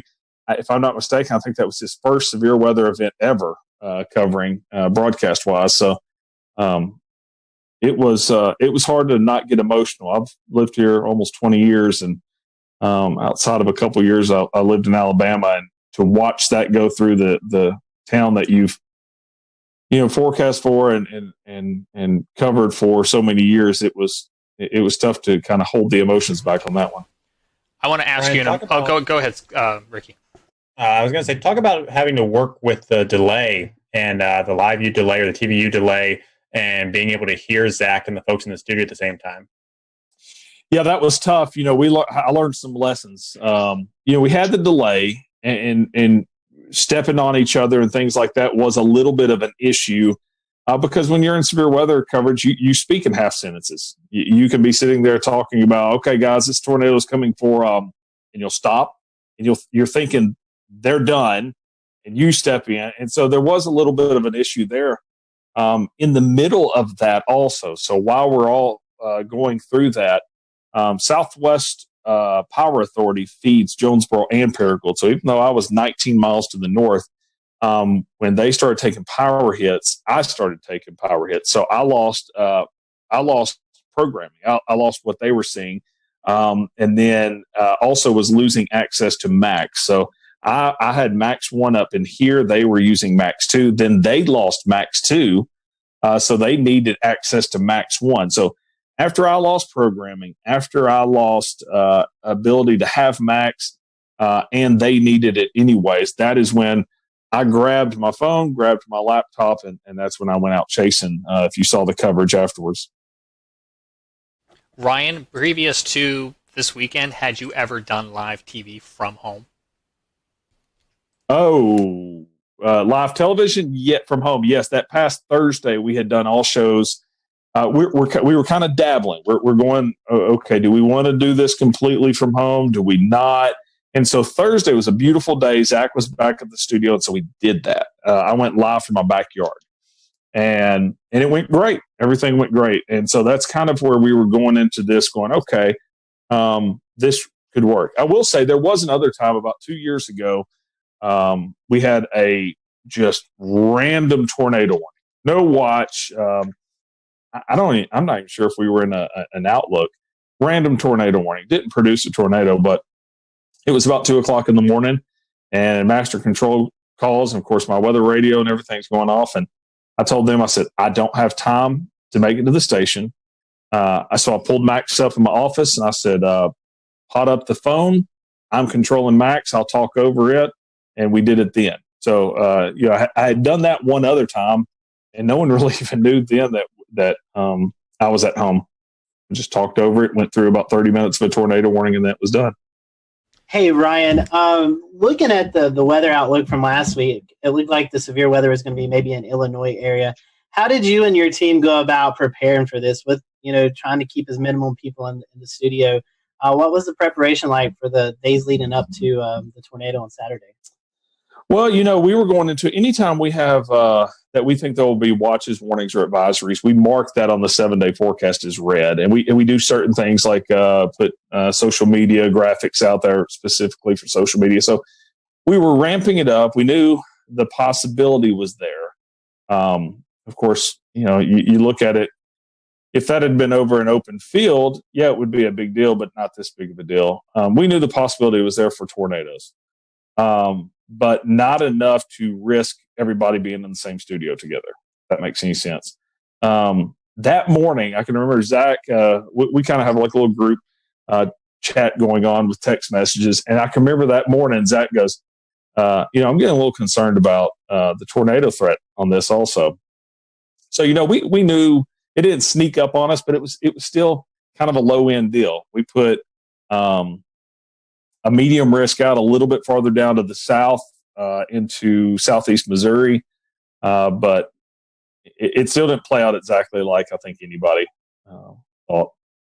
I think one of the remarkable things about this was being able to show the images live. Talk about your camera network and how valuable being able to see that. Because I was watching it on radar in real time. I'll tell you what, if I didn't have that camera at the same time, I would have thought for sure it was producing it on the ground, but it wasn't yet.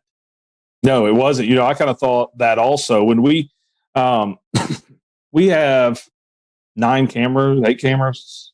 I think 9 cameras across our viewing area. And that goes back to, that's a James Spann thing. I worked for 2 years down in Montgomery, Alabama, and of course got to know all the stations down in that area. And, James was really big on cameras back then. And it did just make sense. It's like, man, if you can get eyeballs in every single county, especially when you live in as flat of an area as we are in, it's going to be really hard for a tornado to sneak by us. So we have several cameras in Jonesboro. We have some to the west down in Batesville. We've got some up here in Paragould. I say some, one in Paragould, one up in Pocahontas, one in Walnut Ridge. We've got almost every county around us covered. Now after this, I want 2 or 3 more. But I've always been a big fan of cameras. This is actually our second tornado in about a year that we've caught on camera.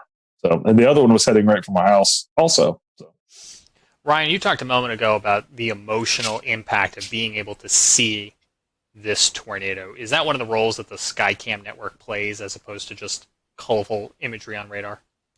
Well, I had so many people. One thing that I always do is I go out to the damage path as soon as possible afterwards. And that night and that next day, over and over again, people said, man, we watched it and we knew it was serious. You can say all day long until you're blue in the face, hey, this tornado's on the ground, this tornado's on the, you can tell them, and they're still going to run out there and look at it. But showing it like that, everybody was taking cover. You're not going to be out looking about for it. You also, as you just mentioned, went down to look at that tornado path after the storm. And you mentioned on James Spann's Weather Brains earlier in the week that that's one of the things you do. You are actually a community responder. Talk to me a little bit about the importance of having that dual role that you play as both a broadcast meteorologist and a community responder. Yeah, I'm part of the rescue squad here in the county that I'm in. So if you listen to the coverage, at one point I turn on the radio and I'm trying to communicate to our guys and emergency management and dispatch in this area.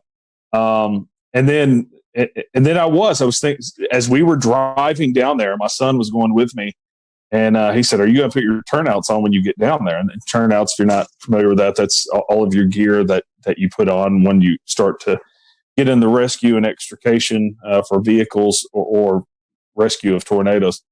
And I really, for the first time, was thinking, I don't know. I don't know what I'm doing. Am I getting down here and I'm helping with rescue? Am I getting down here and telling the story of the tornado aftermath? Am I doing a little bit of both?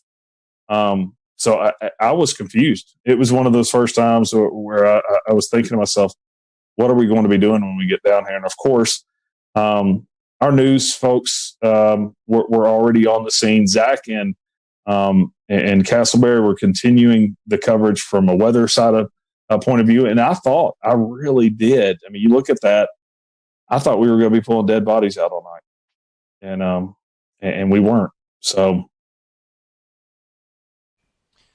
we had Damon Lane from KOCO in Oklahoma City on our show 2 years ago, and he talked to us about what it was like one day to be on television at the studio tracking a storm as he knew it was coming into his neighborhood. What was it like to be home with your family within earshot and having a tornado in your community while also trying to be a broadcaster? Well, a lot of people have laughed about hearing the snapping. I was going, and what I was doing, I was trying not to go, hey, Jennifer, yell into the other room, or, hey, George and Avery and Kate, get downstairs. I was trying not to do the yelling at your family, get the dog out of here, get the dog downstairs, that thing. So I was kind of meaning get in here so I can, lip sync to your, and so Jennifer comes in here, and I said, get downstairs, and I point over at the television, and I wasn't sure if they were watching it in there, and judging by my wife's eyes, I don't think they were. And she looks over at the television, and by that point, it was tearing stuff up, and they moved real fast and went down there. But our wives do this, without us here all the time. In severe weather, they get tornado warnings here, and her job is already to get all the kids and pets and go downstairs. So I don't really know what I was doing, saying, hey, like I'm going to step in and be the leader of this, because they've done this in the past. And so I realized that after the fact. I'm like, you don't need me to tell you to go downstairs. You probably already knew. But it was wild. And then when I was leaving here, we were having flash flooding in our neighborhood. And it was kind of wild, but I knew that they had everything under control here. And fortunately, I've got a 17-year-old that can handle things here. So I felt comfortable leaving in the midst of that also, once I knew it was going east of us. Ryan, the tornado EF3, 140 miles per hour winds. I think this happened right around the 5 o'clock time frame. On a normal Saturday night, people would be out at restaurants, shopping. But with the coronavirus going on, thankfully, unfortunately, we had 22 injuries, but I feel like this could have been a whole lot worse if we wasn't going through COVID-19. Oh, this would have been, we would have been pulling bodies out. Of those 22 injuries, only 2 of those were hospitalized. So you got to think of a large part of those were probably just scratched up arms and things like that. But, I just think I had just left the mall about 2 hours earlier. We went and picked up a cake right beside the mall, right where it hit.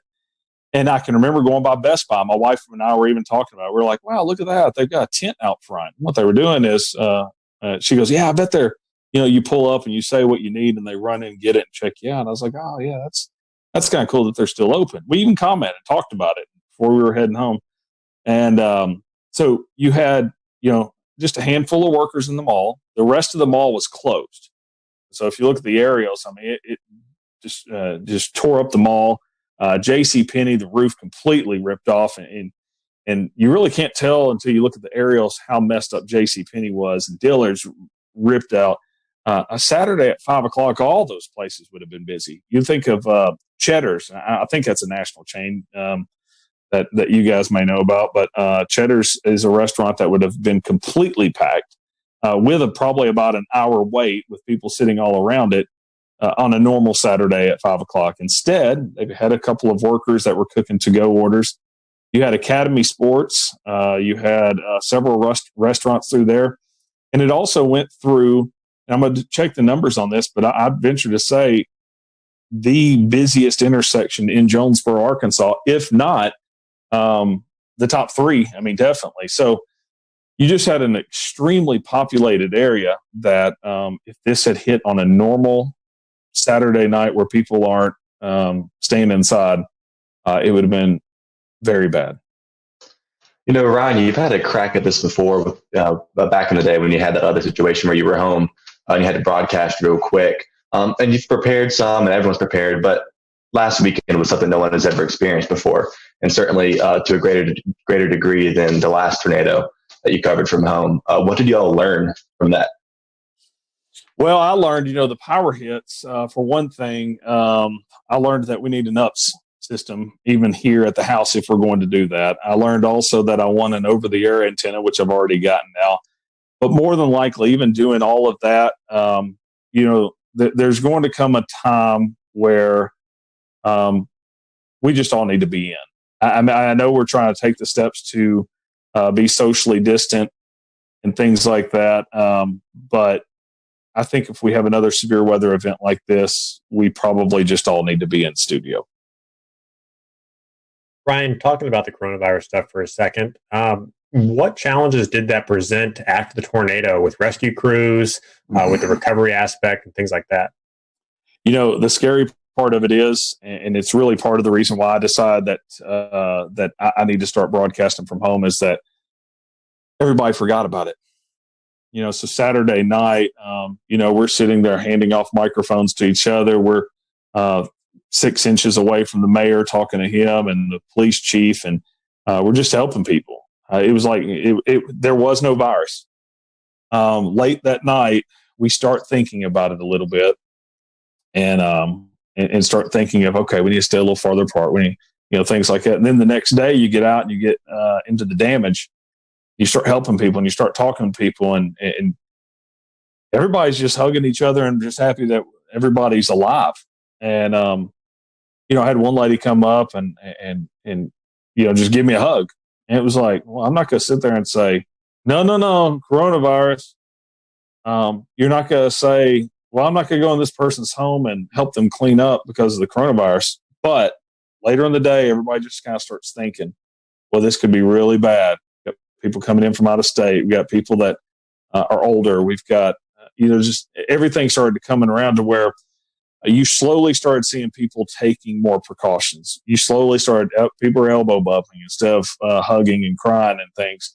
I did notice, in fact, Tim Marshall, I met up with him at the tire store, and that's the first time that I saw they were separating out the cleanup and rescue into groups of 10. They were telling all of them to stay 6 feet apart. So it took a while. But for a period, everyone forgot it. As I said, I'm on the rescue squad, and we 3 weeks back were handed masks, and we were supposed to be wearing masks and responding. Well, I wasn't rescuing people at that point, so I was just like, I'm not doing that. So I don't have to follow any rules because I'm not doing that side of it, and I'm back on the media side of it. But I look back and I'm like, man, I hope 10 or 14 days from now, we're not looking at this going, we all got a little too close. So. And that's it'll be very interesting to see how that goes. And you're right. It is weird. I mean, even me personally forecasting on a day-to-day basis, I've kind of had to tell myself, hey, this is still important, but it feels less important on a day-to-day basis with everything going on. So I want to bring in Corbin here real quick to kind of talk about maybe something that you guys experienced too, Ryan. And it was trying to shelter people during severe weather and with the whole coronavirus situation going around. And Corbin, you kind of work in the emergency management field a little bit. Talk about what scenarios would play out and what problems play out with sheltering people during severe weather events while this virus is going around. So obviously that's one of the things that we really want to look into. There's sheltering in general is never a good situation per se, especially in severe weather events. And we're all very aware that, life goes on, even though the coronavirus is our main focus right now. So one of the main things obviously is social distancing. There are some guidelines out from FEMA as well as DHS or DHHS that say, basically each person needs anywhere from about 50 to 80 square feet. So that's going to limit how many people we can put in a building and create shelter for. And especially if we're looking, 6 feet apart, so we don't, sneeze and cough on each other to limit the coronavirus spread at this point. So that's some of the things we're thinking about and we're actively working through in the Emergency Operations Center. I think in North Carolina, currently at the last count, there are 46 emergency operations centers active. So it's definitely something that's on the forefront of our mind. What about masks and stuff like that? Has that been given any thought? I know CDC's been reconsidering some of their thoughts, and Los Angeles tonight recommended their citizens wear masks when going out and about. Is there any benefit to that? Is there any downside to that? So that's obviously another one of the hot topics from the CDC. It's one of those things that's changing every 12 hours. For emergency responders, the protocols in North Carolina just changed to where we were only wearing masks on suspected COVID-19 patients. Now we're wearing masks on every patient encounter. And now, you're starting to see some direction from the CDC and from Pence's, from Vice President Pence's coronavirus task force that may say different. So there's conflicting stuff out there right now, but just for the everyday person, wearing a mask all day long doesn't seem to have an effect yet. But we'll see what the data shows as the days come. Corbin, we learned today that a paramedic with medic tested positive for coronavirus. You mentioned a minute ago that more people might be wearing masks as they go out and tend to emergency responses. Did that decision to have everyone wearing masks as they're responding to calls come as a result of that positive coronavirus case, or more in line with the CDC updated guidelines? So, just to clarify one thing, I'm a paramedic relief supervisor in Cabarrus County, but I did see the news about medic's case in Mecklenburg County as well. And that was actually put out yesterday by the North Carolina Office of OEMS prior to, I'm assuming, that case testing positive. But you got to remember, so an N9... We'll return to Best of the Carolina Weather Group in a moment. Now your Carolina weather forecast. Here are today's forecast high temperatures for North Carolina. Here are the forecast lows for tonight for North Carolina. Here are tomorrow's forecast high temperatures. And here's forecast rainfall across North Carolina tomorrow. Here are the forecast highs for the day after tomorrow.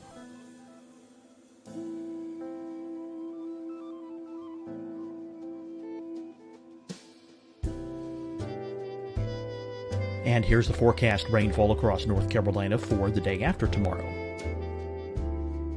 This is the total rainfall forecast across North Carolina for the next 3 days. Here's the severe thunderstorm outlook for today from the Storm Prediction Center.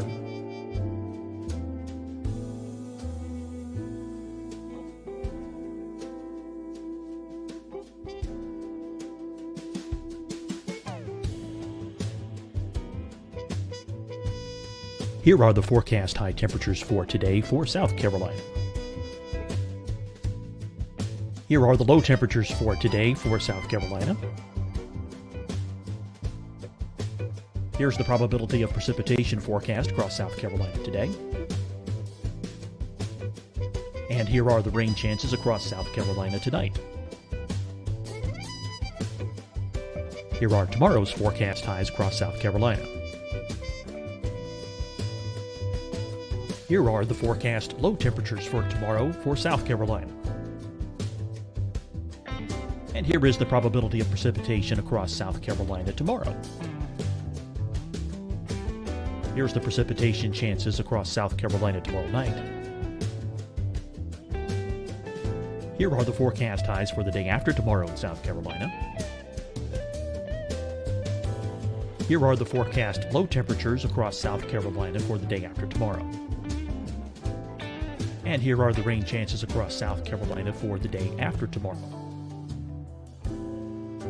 And South Carolina's probability of precipitation for that night.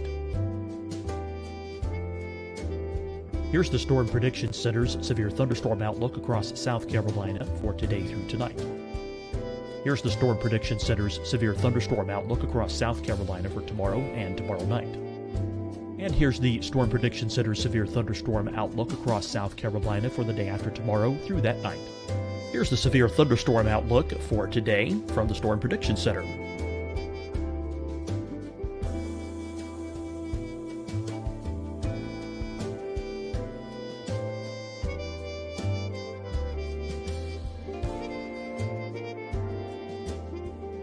And now here's a live look at weather radar across the southeast. Deciding when to wear a mask isn't about who you know or how well you know them. Just ask yourself, will I be with anyone I don't live with? If the answer is yes, get behind the mask. Help slow the spread of COVID-19. Get behind the mask. Learn more at covid19.ncdhhs.gov. Fight the spread and take a stand against coronavirus. Wear a mask in public. Stay at least 6 feet apart from others. And get tested. Join us and fight the spread. Visit scdhec.gov/COVID-19. Getting tested for COVID-19 helps you to take the steps needed to protect yourself, your loved ones, and your community. Find the testing location at scdhec.gov/COVID-19 testing. Hi, everyone. I'm Dr. Mandy Cohen, Secretary of the North Carolina Department of Health and Human Services. And when you follow the 3 W's, you protect your family and your neighbors from COVID-19. When you leave your home, practice your W's. Wear a cloth face covering, wait 6 feet apart, wash your hands often. Wear, wait, wash. We're in this together. Stay strong, North Carolina. You'll see your Carolina weather forecast at 25 and 55 past. And now back to the best of the Carolina Weather Group on the all-new Carolina Weather Net. A surgical mask also protects the provider, but it's better to kind of put on the patient because it's going to prevent them from spreading their germs, just like a surgeon in surgery. Patty, I think you had something. Yeah, I was wanting to ask Corbin. I'll ask you and Ryan both. Ryan, you live in Tornado Alley per se, the Arkansas area, kind of prone to tornadoes, especially this time of the year. As the CDC and as we hear about the doctors, they're talking about we're going to continue to kind of see that spike happen over the next 2, 3, 4 weeks. Do you think this will become more of a concern, Ryan, when you're talking to your folks? I know. I'm not sure about your particular area, but I know places like Kansas and Oklahoma, they have these public storm shelters. How do you think I don't want to say you guys have fear of tornadoes because you're more used to them than we are here in the Carolinas, but how do you think preparing for severe weather days as well as dealing with the coronavirus, how do you think like the psyche is going to play on people out in your area, Ryan? That's a great question because we have had some of the public shelters closed. And because a lot of them are, some of them are in basements of hospitals and stuff. And you say we're used to them. Saturday night has scared a lot of people. And the storm anxiety is going to be really, really high. And I don't really know how that's going to go. As far as public shelters, even some that are open, it'll be interesting to see. Or even, there's a lot of places where, like our house, we have a basement here. Not everyone around us has basements. So we've always just, hey, come on over, take shelter. Will we all continue to do that? I think in a tornadic situation, I think you throw it out. I know that may not be the right answer. And I'm sure my doctor friends may say, I don't know, but I don't know. Corbin, to you guys are dealing with the COVID-19. We're getting into the Carolina severe weather season where maybe not as many tornadoes, but we still have this threat of severe storms. And you're trying to message the threat of severe weather, but also trying to communicate about the COVID-19. So how are you guys in the emergency management spectrum are dealing with the preparation of severe weather and dealing with the ongoing virus? So one of the things we have set up in Mecklenburg County, the Emergency Operations Center there, is we have a decision support services line set up with the National Weather Service, which we set up in all of our special events and things like that. We do have the ability to have the National Weather Service in the EOC with us, just a phone call away, a request away. But it's something that our Joint Information Center that deals with all the public information is looking at as well as we progress into our summer season, our storm season per se. We're going to start messaging, obviously, coronavirus, COVID-19, but also our severe weather messages as well. Before the coronavirus hit, we did participate in the nationwide tornado drill day at fire headquarters and everything like that. So we're still trying to do our normal stuff as well as focus on COVID.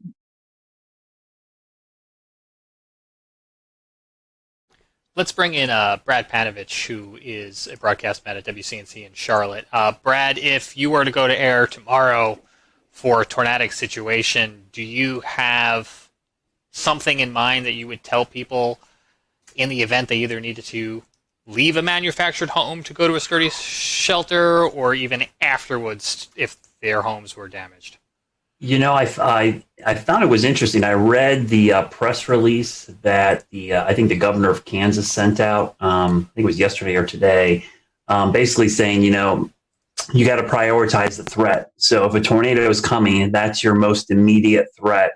So you need to seek shelter. But if you are going to seek shelter in a community setting, try to do the social distancing the best you can. But you know, it's one of those things. If there's a train coming at you, you get out of the way of the train first, okay, and then you worry about all these other things secondary. So I think that what I would tell people is, yeah, you know, do the best you can, but please avoid the tornado because that's the most immediate threat and most likely going to cause you your life.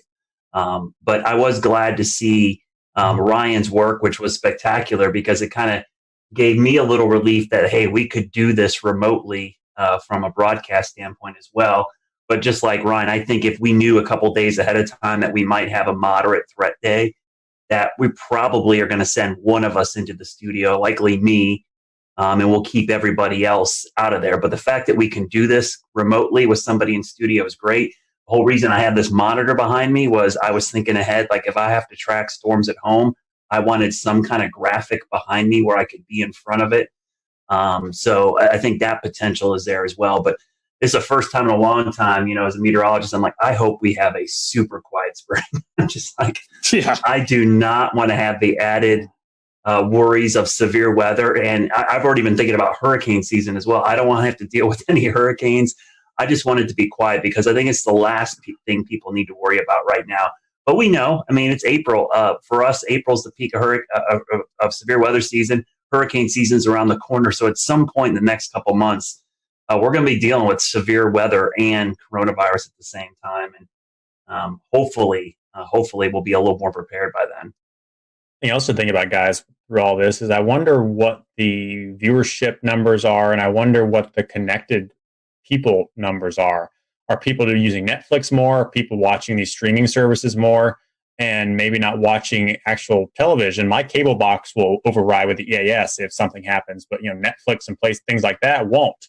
So it'll be interesting to see if, you know, more people pay attention, less people pay attention. You're not at work, so maybe you're more connected.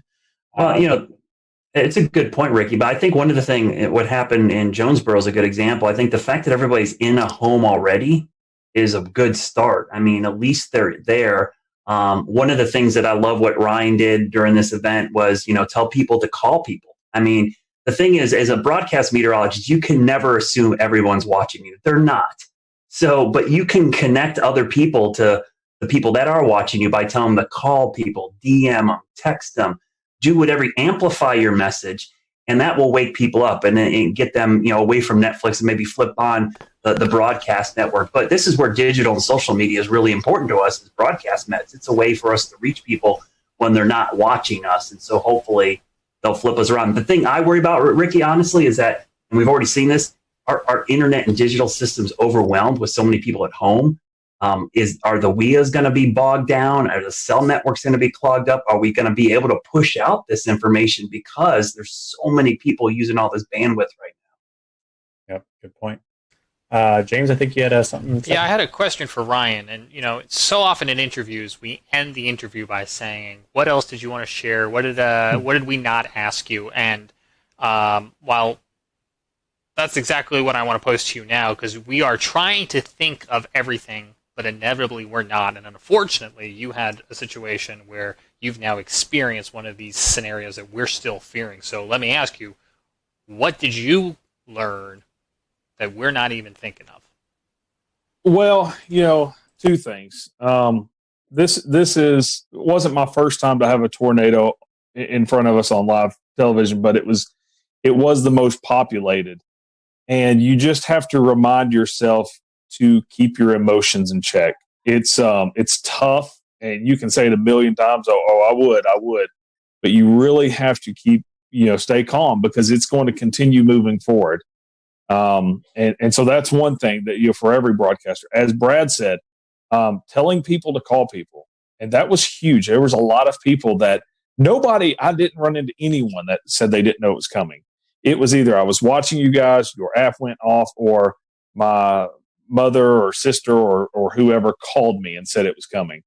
So nobody knew it wasn't coming, but you got to spread out the tentacles and get everybody working for you more or less. But from the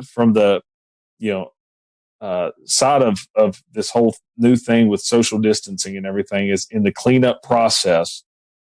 Even though we're all wanting to hug each other for all being alive and making it through it, we just got to be smart through this whole thing. Corbin, what about you guys from an emergency response paramedic scenario in your experience? Do you think if we got into a weather situation, the response might look slightly different, or the advice coming out from officials to the public might look slightly different? It may look slightly different, but obviously we're going to prioritize life and safety first before everything. So everything we do is to save life. And if that means, that we have to put people at risk of getting COVID-19, then that's probably something we're going to do in that situation. Whereas if it's a sheltering situation, it's a little different. We can, open more shelters per se for less people. Instead of a shelter we put 300 people in, we may just put 100 people in and then open 2 additional shelters, something to that effect. So it's something that, it's taken into consideration, but ultimately that life safety is the priority of every first response agency out there. Yeah, it's certainly a lot to weigh. Brad mentioned a minute ago an analogy with a train, and Ryan, you mentioned it as well too, in that, in some sort of silver lining, not having people out at the restaurants and the malls and the supermarkets may have done you guys some good. That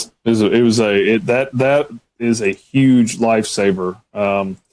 Not having the people on the road. We still had people on the roads, but not having large numbers of people out there was it saved lives. What other agencies? We're talking a lot about weather and medical and first response, but the hospital systems as well too, I think, could be a concern. Brad, what's on your mind, I guess, when you think of this strain on the entire system? Well, when you have so many people in the healthcare, emergency management, everybody working on this COVID-19 pandemic, if we have a mass casualty event or some kind of huge, you worry about how the resources are stretched so thin already. And I even think about it from a health standpoint. It's like, this is not the time to have a broken arm or leg, because you are not a priority at the hospital when you go in there.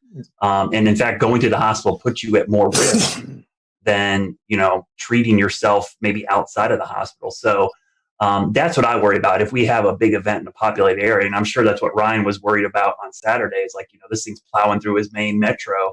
It's like, man, how are we going to handle this with all this other stuff going on? So I think that's a big concern. And that's why I think just people in general have to be very cautious over the next couple of months. We don't need to have unneeded visits to the ER for things that, we could prevent. Like, I've even talked to my kids like, hey, let's not jump out of the tree, okay, for the next month or so.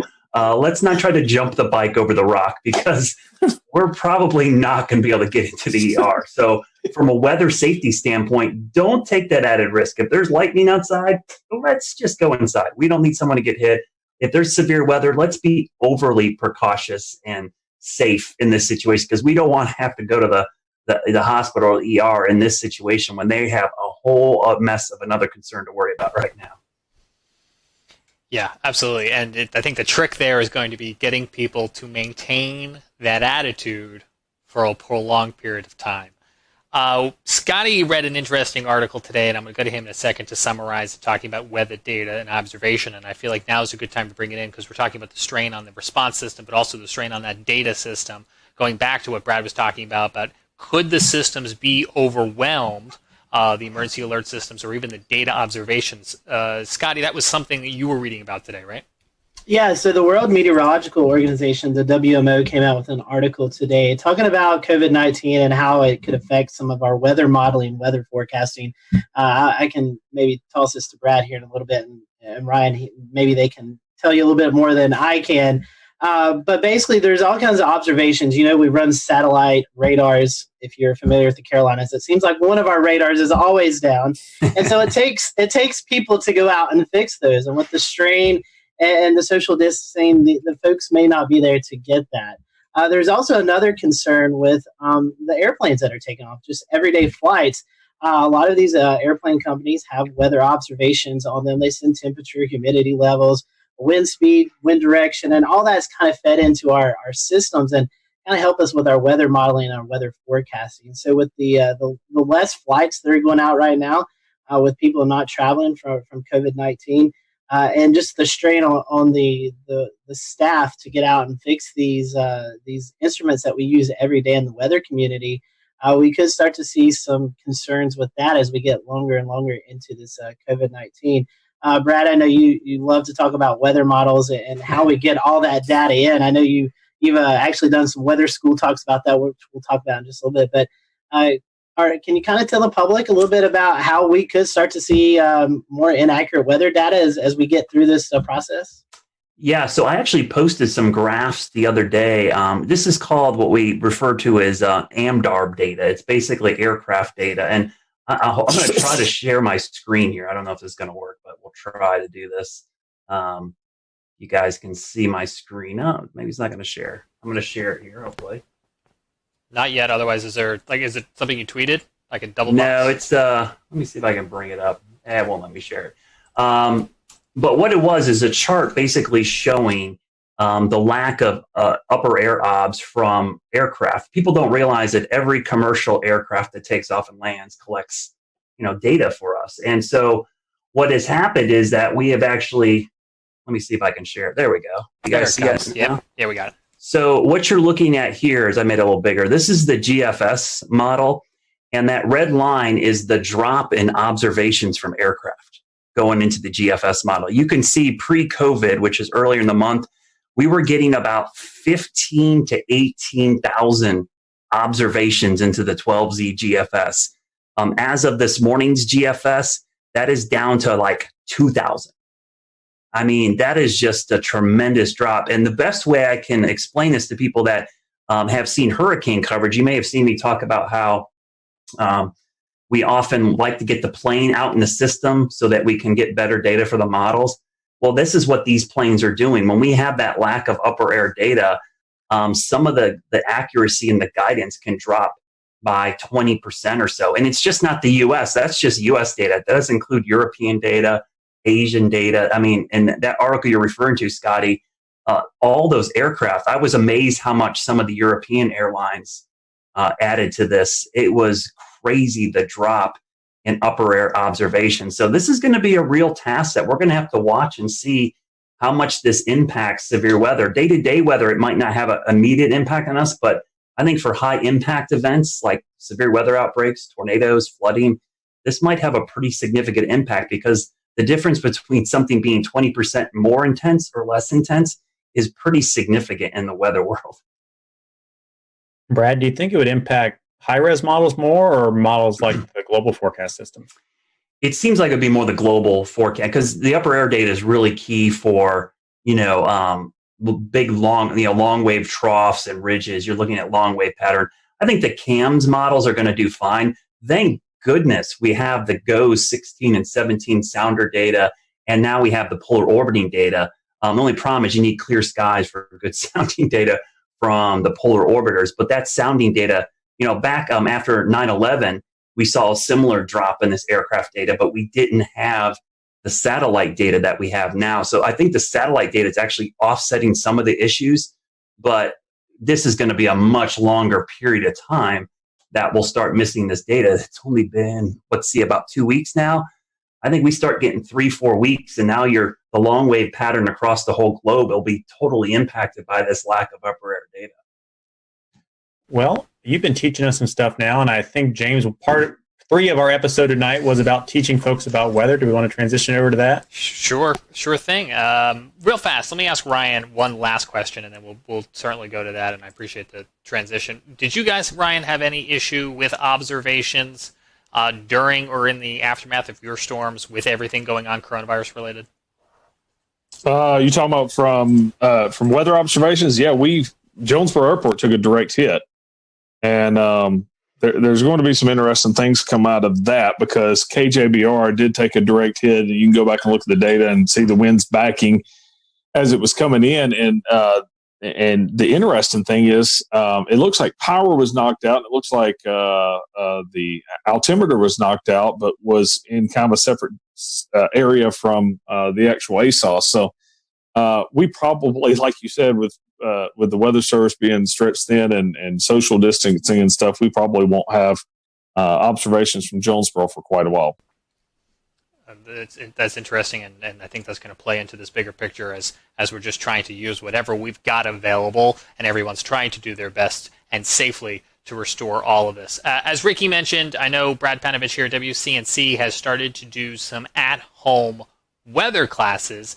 Brad, how did this come about? Why is it an important thing with so many kids at home that you guys saw a void to fill? Well, yeah, Ryan could speak to this as well. You know, we do a ton of school talks throughout the year. I think last year I added up, and I thought I did a lot last year. I did 76 last year. I know some folks, like our good friend Ed Piotrowski down in Myrtle Beach, I think he does like 200 a year. I mean, this crazy amount. And so initially when this happened and all the kids were stuck at home, I thought, man, I had to cancel a bunch of my school talks. I do a 1-hour presentation where I go out, and I had a ton scheduled in the spring for 2nd and 5th graders here in North Carolina, which is weather is part of the curriculum in those courses.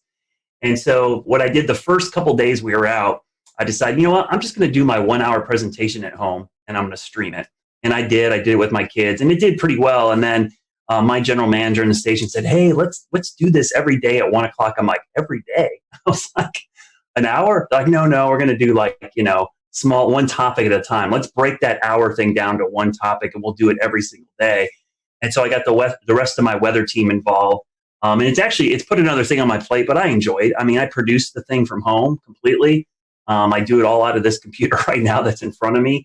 And we send it out every day at 1 and on YouTube, Twitch, Periscope, Facebook, our app, and our website. And the cool thing is our YouTube page, we have a playlist built that James put together that archives all these. So if kids miss them or teachers miss them, they can go back and watch them again. And it's been a lot of fun. I think we created a monster, though. I have a bad feeling when sales starts asking questions about it, I'm like, uh-oh, what did we do here? So we've already had that inquiry. I know nothing about this. Yeah, so you're like, oh, what did we do? Now it's going to have a sponsor, and we're going to have to do this every day for the rest of our lives. But I think it's really important because the cool thing about weather, I'm a weather geek. We're all weather geeks, right? We love it. But to me, it's one of the few sciences for a kid. It's just not something in a textbook.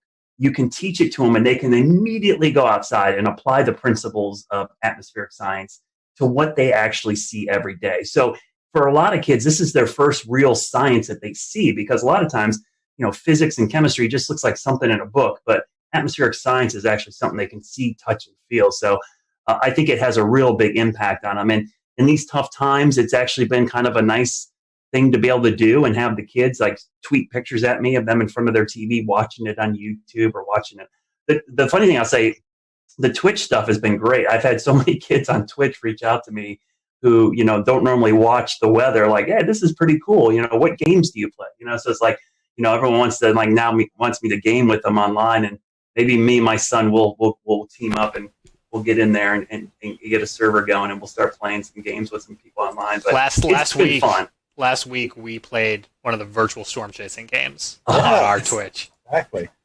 Yeah, I'm really. I think that'd be fun. I would like to play like NBA 2K with like some other anchors at the other stations. I think that'd be cool to have a little like tournament in the market. Broadcast Met iRacing. What's that? Broadcast Met iRacing.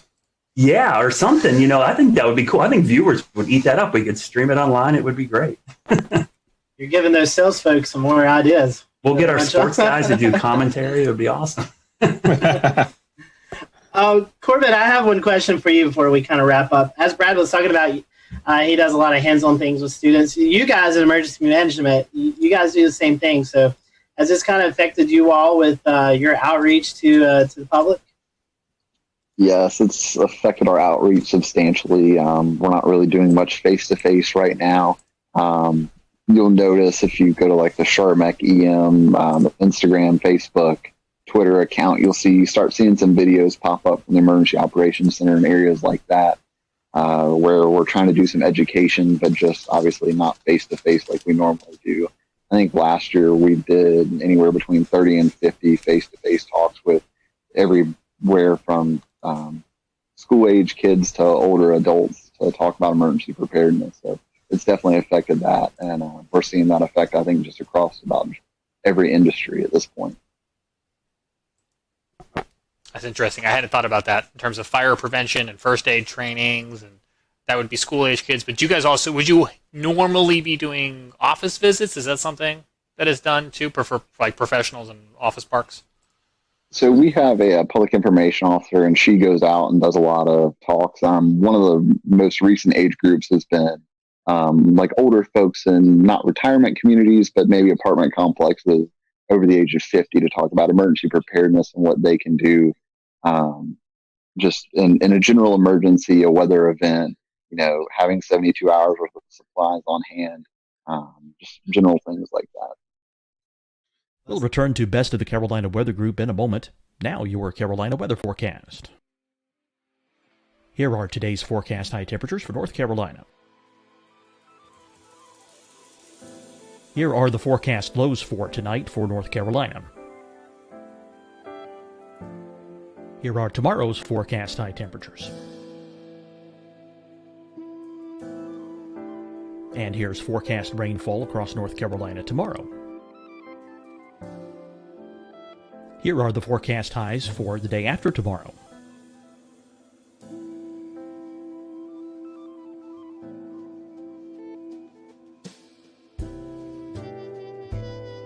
And here's the forecast rainfall across North Carolina for the day after tomorrow. This is the total rainfall forecast across North Carolina for the next 3 days. Here's the severe thunderstorm outlook for today from the Storm Prediction Center.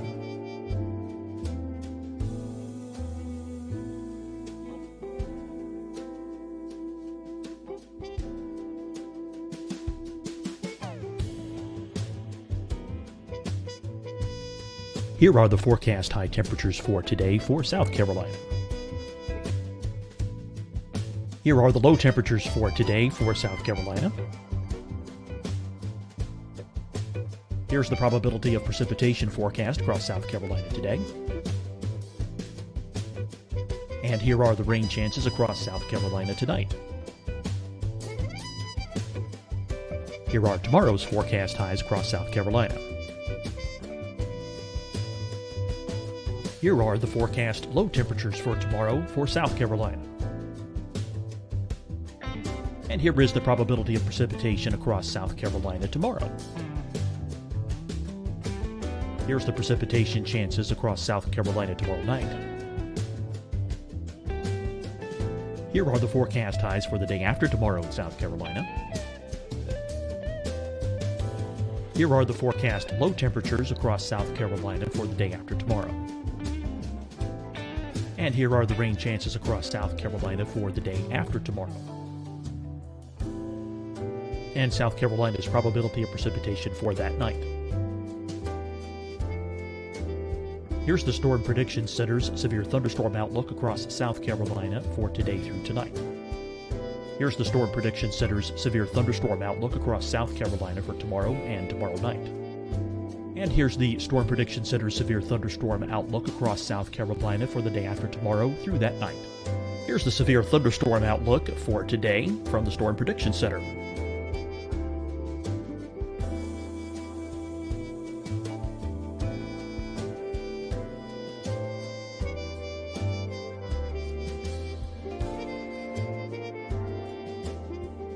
And now here's a live look at weather radar across the southeast. Deciding when to wear a mask isn't about who you know or how well you know them. Just ask yourself, will I be with anyone I don't live with? If the answer is yes, get behind the mask. Help slow the spread of COVID-19. Get behind the mask. Learn more at covid19.ncdhhs.gov. Fight the spread and take a stand against coronavirus. Wear a mask in public. Stay at least 6 feet apart from others. And get tested. Join us and fight the spread. Visit scdhec.gov/COVID-19. Getting tested for COVID-19 helps you to take the steps needed to protect yourself, your loved ones, and your community. Find the testing location at scdhec.gov/COVID-19 testing. Hi, everyone. I'm Dr. Mandy Cohen, Secretary of the North Carolina Department of Health and Human Services. And when you follow the 3 W's, you protect your family and your neighbors from COVID-19. When you leave your home, practice your W's. Wear a cloth face covering, wait 6 feet apart, wash your hands often. Wear, wait, wash. We're in this together. Stay strong, North Carolina. You'll see your Carolina weather forecast at 25 and 55 past. And now back to the best of the Carolina Weather Group on the all-new Carolina Weather Net.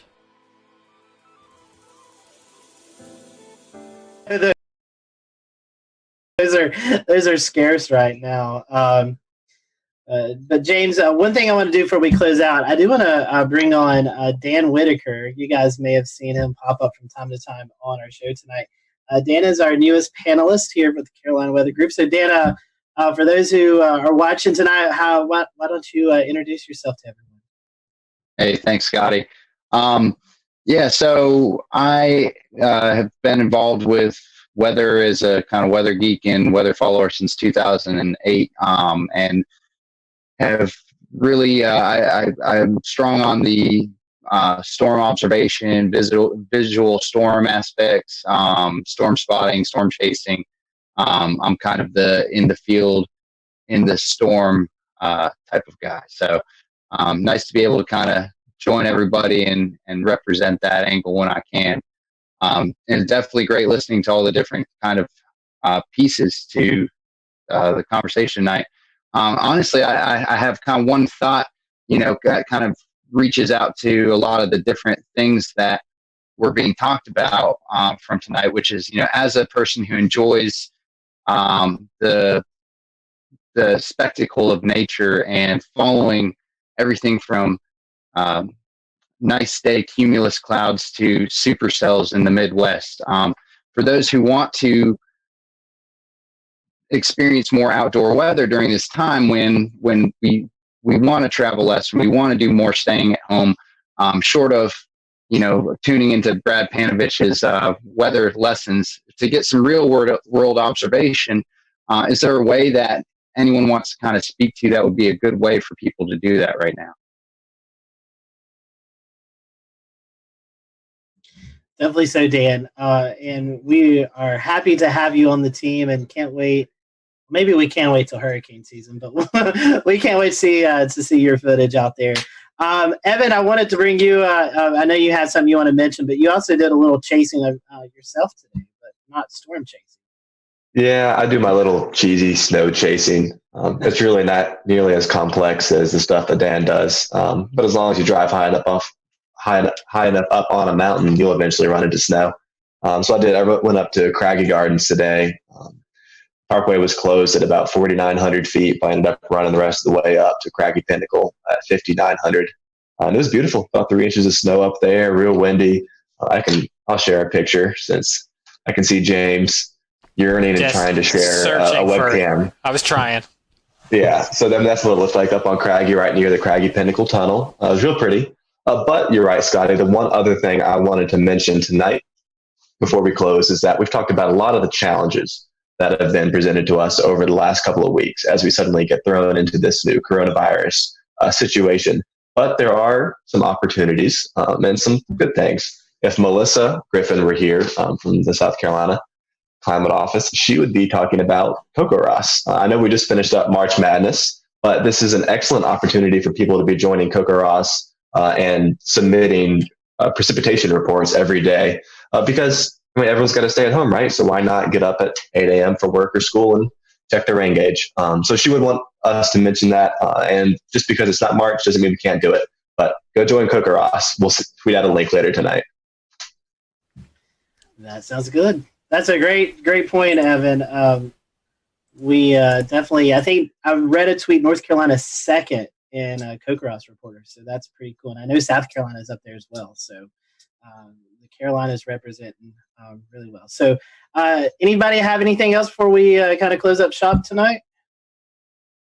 All right.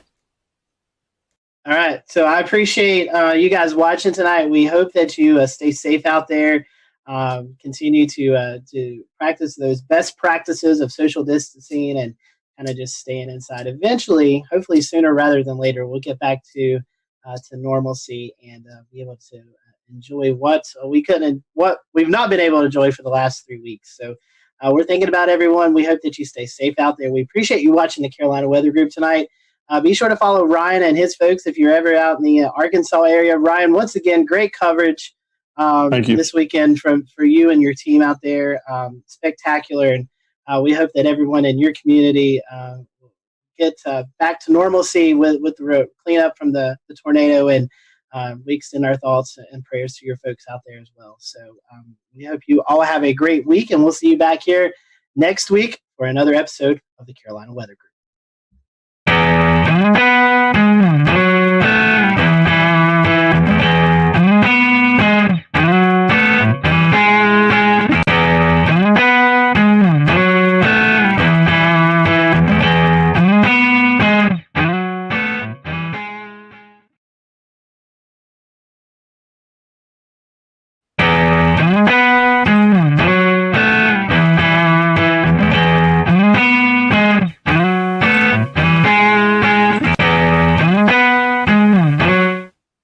And good evening from a very warm Charlotte. Happy Wednesday to you. It is March the 11th, 2020. I am James Brierton.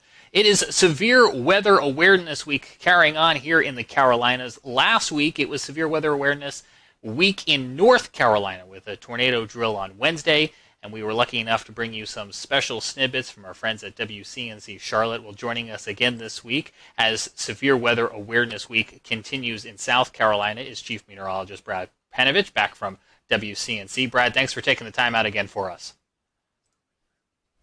So you got an opportunity last week, Brad, to go visit the Insurance Institute in Chester County, South Carolina. The rest of our audience is going to get familiar with it if they're not already, with a rerun of our 2019 interview. But tell us a little bit about what you saw down there at this great facility they've got. The interesting thing was how they test roofs in particular for hail. The standard test for hail was actually done with just a steel ball that dropped on a horizontal surface, roof surface. But what they did is they tried to recreate actual hailstones, how they are in nature. And so what they've done, they've gone out and done field studies where they try to measure hailstones in the wild, if you will, to get a more accurate measurement of their density. And then they shoot them out at speeds that are more similar to what you see in a strong storm. Because what happens in most hail events is the hail is wind driven. It doesn't just fall. It's being blown by 60, 70, 80 mile an hour winds. And so they test roof structures in particular, metal, asphalt shingles, plywood, just to see how they withstand it. And then they can rate these shingles so that you have, like, as a consumer, a better idea of what you're getting into when you're going to put these on your roof. And it also helps the insurance industry kind of understand, like, what kind of damage certain type hail can cause to your building. Well, let's talk a little bit about that roof, because you just put a brand new roof on your home about a week before that EF1 tornado came through Charlotte. Did you get some ideas from the Insurance Institute? Yeah, so last year I went down there for one of their tests where they were taking a roof and they were submitting it to a hurricane, basically. What they did is they took wind and rain and they blew it at a home that had half the roof using what's called the fortified roofing system, and the other half a typical roofing system. So what they did is for several hours, I think the test went on for 8, 10, 12 hours, which is typical for hurricane winds. They're going to last a long time. The winds went up and down and they blew rain. And so they wanted to see how much water intrusion they would get through the normal roof versus the fortified roof. And when I saw that demonstration, and at the end of last year, my roof needed to be replaced, I said, you know what? I'm doing that fortified roofing system. So every contractor who bidded on my house, I basically said, hey, I want this fortified roof. And a lot of them had never heard of it. So I had a PDF that they actually can print out on their website, disastersafety.org. And I gave it to my roofers. I'm like, okay, we can do that. And basically what they do is they tape the seams of the plywood, or in my case, the roofer decided just to put ice and water shield on the entire roof. They also use underlayment that's synthetic with caps. Cap nails instead of just regular nails or staples. And then they use double shank nails, which don't pop out when the wind rips on them. And the reason you do this is in a big storm, shingles are going to fail. But with this fortified roofing system, if water gets underneath the shingles, you have the layers of protection that will keep the rain out of your house. That's the goal, is you don't want water getting into your house to cause further damage if the roof gets damaged. So I had just got my roof replaced a week before the tornado came through my backyard. I lost 15 trees in my yard, and we only ended up losing 10 cap shingles, which are the shingles on the peak. Those are weaker shingles, and the nails held. The shingle was actually ripped off the roof. The nails did not pop out, and because I had that ice and water shield underneath, it actually kept the rain out of my house. So my roof held up pretty well. Considering I had a 71-mile-an-hour wind gust, I was pretty impressed on how well it did. And our viewers right now on our Facebook and our Periscope and our YouTube feed are looking at pictures from your neighborhood from February the 6th. What have you seen in your neighborhood in terms of neighbors helping neighbors over the past month?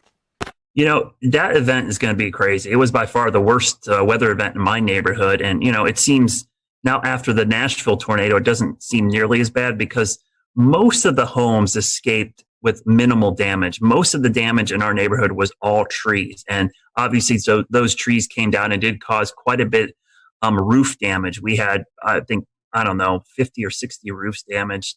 And you really didn't notice until the following days when you started to see the blue tarps go up everywhere. And we had one house that was heavily damaged because a tree fell through their kitchen in the back of their house. But what's amazing is that here we are, you know, over a month removed. James, there are still tree guys all over my neighborhoods. There's still the sound of roofers nailing stuff. I still hear chainsaws and chippers and fences being put up. So it's a long process. It is still going to be a while. And these trees, you know, there was just so many of them down that there's just wood everywhere. There's tons of firewood in my neighborhood and trees still stacked up all over the place. So I really, the thing that struck me most about that storm is how long it's taking for the cleanup process to be completed. And to remind folks, this is the same line that came through South Charlotte, starting over in that Pineville area, through South Charlotte, and ended up in Matthews, where we showed you some pictures here on the Carolina Weather Group. But Brad, I'm wondering, this is obviously really close to home for you and your neighbors. Yeah. The next time we get into a weather awareness day, do you think the perception's a little bit different now for so many people who've came so close to this? Yeah, and I mean, honestly, for this event, people did a pretty good job. There was some schools that didn't evacuate their students, but in general, I think it was a pretty good success story considering we had an EF1 tornado go through the heart of South Charlotte and no injuries or deaths is pretty amazing. I hope that it serves as a wake-up call for a lot of people just to have a plan. I mean, that's the thing I preach all the time. It's like the warning times, I wish they were longer, but the average national warning time, lead time for a tornado is like 12 minutes. And we were about 16 minutes with those tornadoes back on the 6th. That's if you get the warning right at the beginning. What happens if you don't get the warning until halfway through or three-quarters full of the way through? You only get like 5-10 minutes. And that's not the time to look at each other and go, where do we go? A lot of people, especially in businesses and structures they weren't familiar with, had no idea where to go. Or didn't know what a tornado safety protocol is. So that's one of the things I think going forward I'm going to work on is try to educate people on getting that plan together. But I think you're right. I think people are going to take these more seriously. I used to have a saying all the time at the coast when I did hurricane coverage, but you know, people's level of preparedness is only as good as their memory of the last disaster. And it's just human nature. If people are going to remember this tornado and the next one, they're going to take it much more seriously because they have that recent memory of this event. And we unfortunately had another incident last week in Nashville that will be on a lot of people's mind with a deadly late-night, overnight tornadic event that came on through, playing out right in the middle of what was North Carolina's severe weather preparedness week. So for Brad, so anyone who may have missed some of the material that went out last week, what are some of the items that you would recommend that people have on hand to be informed and be prepared? The most important thing, first and foremost, is have at least 3 ways to get a warning. And I mean 3 minimum. That would include watching us on WCNC. That would include weather apps, text alerts, social media, radio, a weather alert radio. Have at least 3. And the reason I say that is because often in these cases, 1 or 2 of those might fail. So you need some redundancy. So first and foremost, think about, do I have 3 ways to get a warning? And the WCNC Charlotte Weather app is great. Our news app is great. Text alerts are awesome. The WIA, which is a wireless emergency alerts, are great. But also, Twitter notifications from me is pretty good. I have a lot of people that actually have done that. And I'm kind of shocked how many people actually do that. They have my notifications turned on when they think there's going to be severe weather. And I push out all our tornado warnings. The next thing is to have a plan. So once you get the alert, you got to know what to do. So whether it's your home, your business, your school, or your place of worship, you need to know where to go for severe weather safety in all of those structures. So think about it when you're at work or school the next couple of days. Where would I go in this building? And it's got to be in an interior room away from the outside walls and windows on the lowest floor possible. So make sure you have that plan in place. And those 2 things are really the most important things that you can do, because those are universal. Those work with, hurricane season. It works with earthquakes. It works with just about any natural disaster to have a way to get the alerts, but also a way and a plan of what to do. And then obviously we talked about flash flooding, severe thunderstorms, and lightning, which from a hazard standpoint, lightning, severe thunderstorms, and flooding are much more frequent than tornadoes. I did a graphic in my class the other day about risk perception. Tornadoes have a very high risk perception, but the actual hazard is small. And it's just because the tornado is actually pretty small compared to the map. But severe thunderstorms, lightning, and flooding have a small risk perception, but the threat is actually very large. You're most likely going to encounter one of those than you would a tornado. So it's important that you prepare for all types of severe weather, because we have a saying in our business: wind is wind and water is water. It doesn't really matter what causes those. If you get enough of either, it's going to cause problems. And for anyone who missed any of those explainers, you can find them at wcnc.com/prepare. There's the plug. You can also find them here in the Carolina Weather Group feed by scrolling up or checking out some of our latest posts. So, Brad, appreciate you coming on. So happy that you were able to get that work done on your home just before those storms, and hopefully other people will follow that lead. As we mentioned at the beginning of our broadcast, we want to revisit our 2019 interview when we had a chance here at the Carolina Weather Group to learn about the Insurance Institute. They've got one of the coolest jobs in the Carolinas, and it's so great that we get to call this place home and that they constantly are welcoming you guys on down there, Brad. Yeah, and I would highly recommend go to disastersafety.org. They have a great site of all the things you can do to make your home weather ready, and a way to talk to contractors, because some of these things, James, they're super cheap. Like the things I had done to my roof, it only added an additional couple $100. When you're talking about, a 6-figure roofing job, a couple $100, it could save you a long history of having issues. And the other thing is, my insurance company actually offers a discount for having a fortified roof installed. So really a good way to get a discount on premiums. And I should ask you before we go, Brad, tomorrow, Thursday. Yep. Slight chance of seeing some storms? Yeah, I think Tennessee, unfortunately, looks to be the area that's going to get hit the hardest, but that line of storms is going to move into the Western Carolinas late tomorrow at some point. So a wind and hail threat certainly possible, especially along and west of I-77. So and we're getting in that time of the year, James, where, March, April, May for us is big severe weather season. So we're kind of entering that. And it's a good time to use those severe weather safety tips we just gave you to kind of put them into action over the next couple of weeks. Stay tuned, stay weather aware. They're tips that you could use tomorrow, and if not tomorrow, it never hurts to be prepared for the next go around. Absolutely. Thanks, Brad. We're going to go ahead now and take you to that 2019 interview and check out this place in Chester County, South Carolina.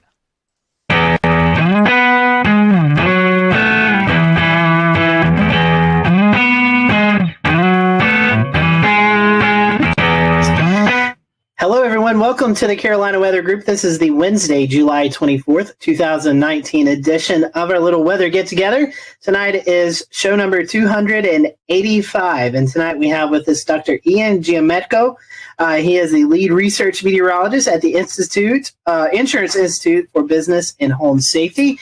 We're going to be talking about hail and some of the research they've done with hail. Ian, welcome to the Carolina Weather Group. This is kind of your first gig with us, and I told called you before the show. We're glad to know you're in the Carolinas. So let's talk about what you do at the IBHS. Our lab here in South Carolina was built and opened in the fall of 2010. IBHS as an entity has been around almost since the 70s. It can trace its root back to a few different names and basically started as an advocacy group to help people better prepare for severe weather and try to reduce the losses associated with severe weather.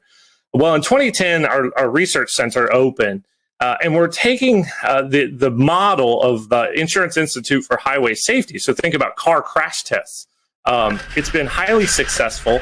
The property insurance industry wanted to apply that to severe weather. And so $40 million later, in the midst of our economic recession, trying to bring that facility to life, we have our lab, and it is a pretty neat place. Our centerpiece is a full-scale wind tunnel. We call it our large test chamber. We have 105 6-foot diameter fans that can take winds up to about 120, 130 miles per hour. We can do full-scale hail simulations. We can do wildfire ember attack scenarios in there.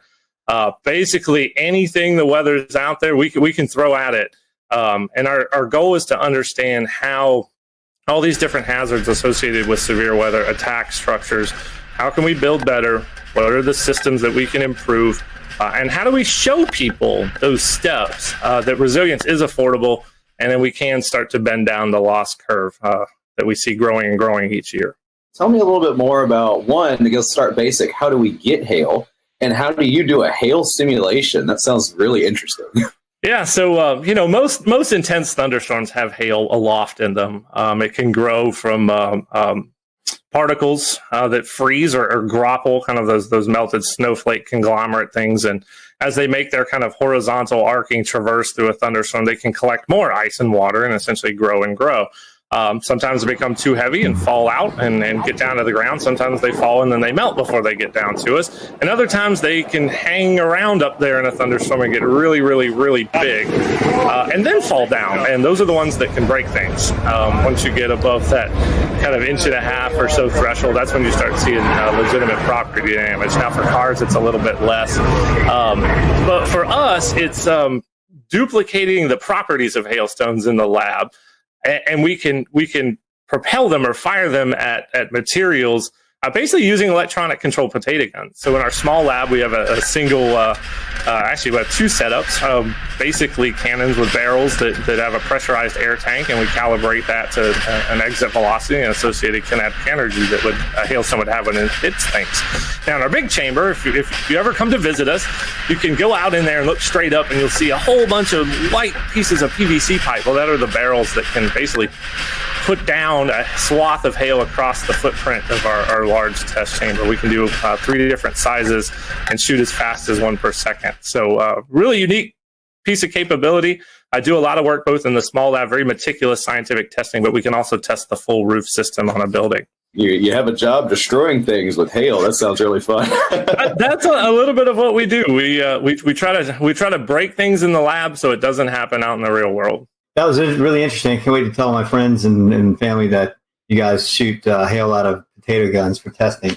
So that's kind of cool. Talk about some of the hail studies that you do in the lab. You mentioned something earlier about recreating hail crystals, and you're actually building hail in the environment in which it forms. What we found out, because of the strength, it can do about 3 different things when it hits your roof. It can bounce off. That's really hard hail.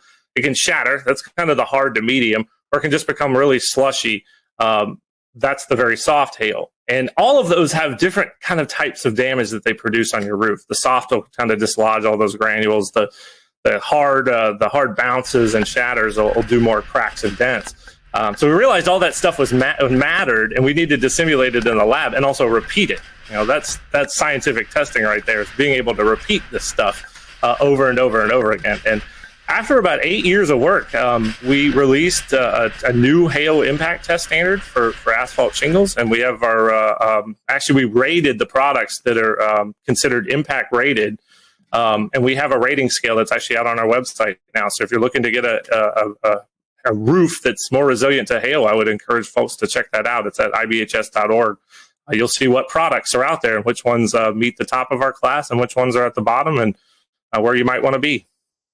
Talk about the size and how much damage hail creates while we're on the topic? I'd love to hear your take on that. Yeah, so a lot of people don't realize hail, we kind of joke, is the Rodney Dangerfield of the severe convective storm hazards. It doesn't get any respect, but in any given year, it's about 60 to 80% of the dollar damage from severe thunderstorms. That's a lot. And we're in probably what will be the 12th straight year of damage totaling over $10 billion. So it's a big piece of the damage that comes from severe thunderstorms every year. Now, when you start talking about damage thresholds, of course, we have the National Weather Service severe criteria of 1 inch. That's when we really start to see some issues, dents and things with auto. On the building side, if you start looking at roofing materials, once you get close to that 1.5 inch mark, that's when you can potentially see some damage. Now, there's a lot of things at play, age of roofs, age of materials, all that, the wind-driven aspect. Now, we can go all the way out to the extreme size. And once you get to about 3.5, 4 inch hail, that will puncture the plywood roof deck that you have.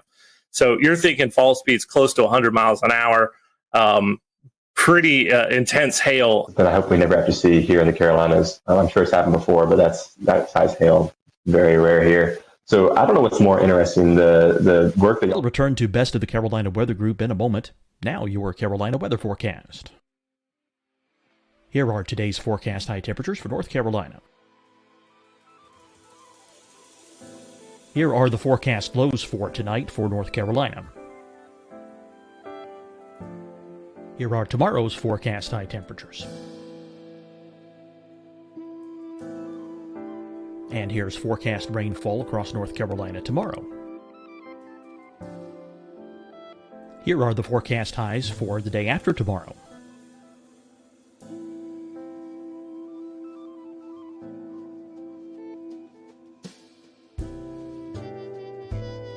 And here's the forecast rainfall across North Carolina for the day after tomorrow. This is the total rainfall forecast across North Carolina for the next 3 days. Here's the severe thunderstorm outlook for today from the Storm Prediction Center.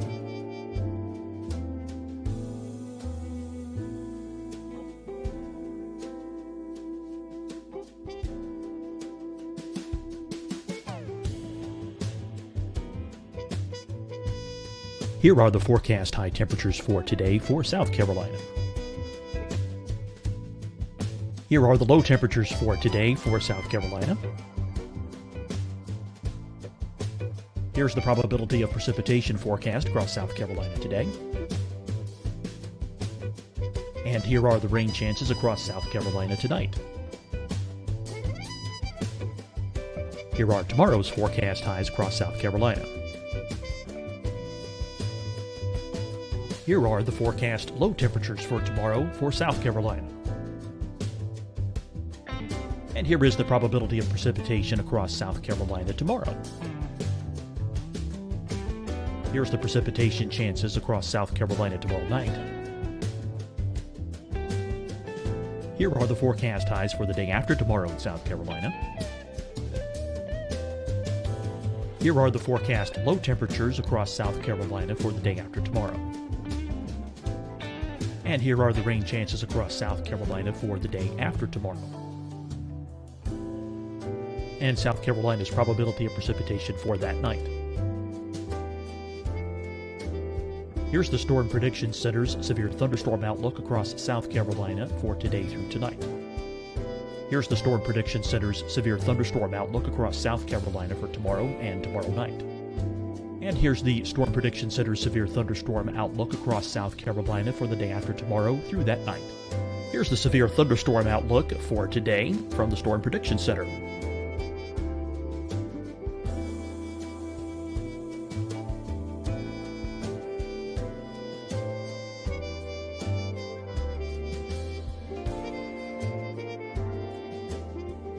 And now here's a live look at weather radar across the southeast. Deciding when to wear a mask isn't about who you know or how well you know them. Just ask yourself, will I be with anyone I don't live with? If the answer is yes, get behind the mask. Help slow the spread of COVID-19. Get behind the mask. Learn more at COVID-19 www.ncdhhs.gov. Fight the spread and take a stand against coronavirus. Wear a mask in public. Stay at least 6 feet apart from others. And get tested. Join us and fight the spread. Visit scdhec.gov/COVID-19. Getting tested for COVID-19 helps you to take the steps needed to protect yourself, your loved ones, and your community. Find the testing location at scdhec.gov/COVID-19 testing. Hi, everyone. I'm Dr. Mandy Cohen, Secretary of the North Carolina Department of Health and Human Services. And when you follow the 3 W's, you protect your family and your neighbors from COVID-19. When you leave your home, practice your W's. Wear a cloth face covering, wait 6 feet apart, wash your hands often. Wear, wait, wash. We're in this together. Stay strong, North Carolina. You'll see your Carolina weather forecast at 25 and 55 past. And now back to the best of the Carolina Weather Group on the all-new Carolina Weather Net.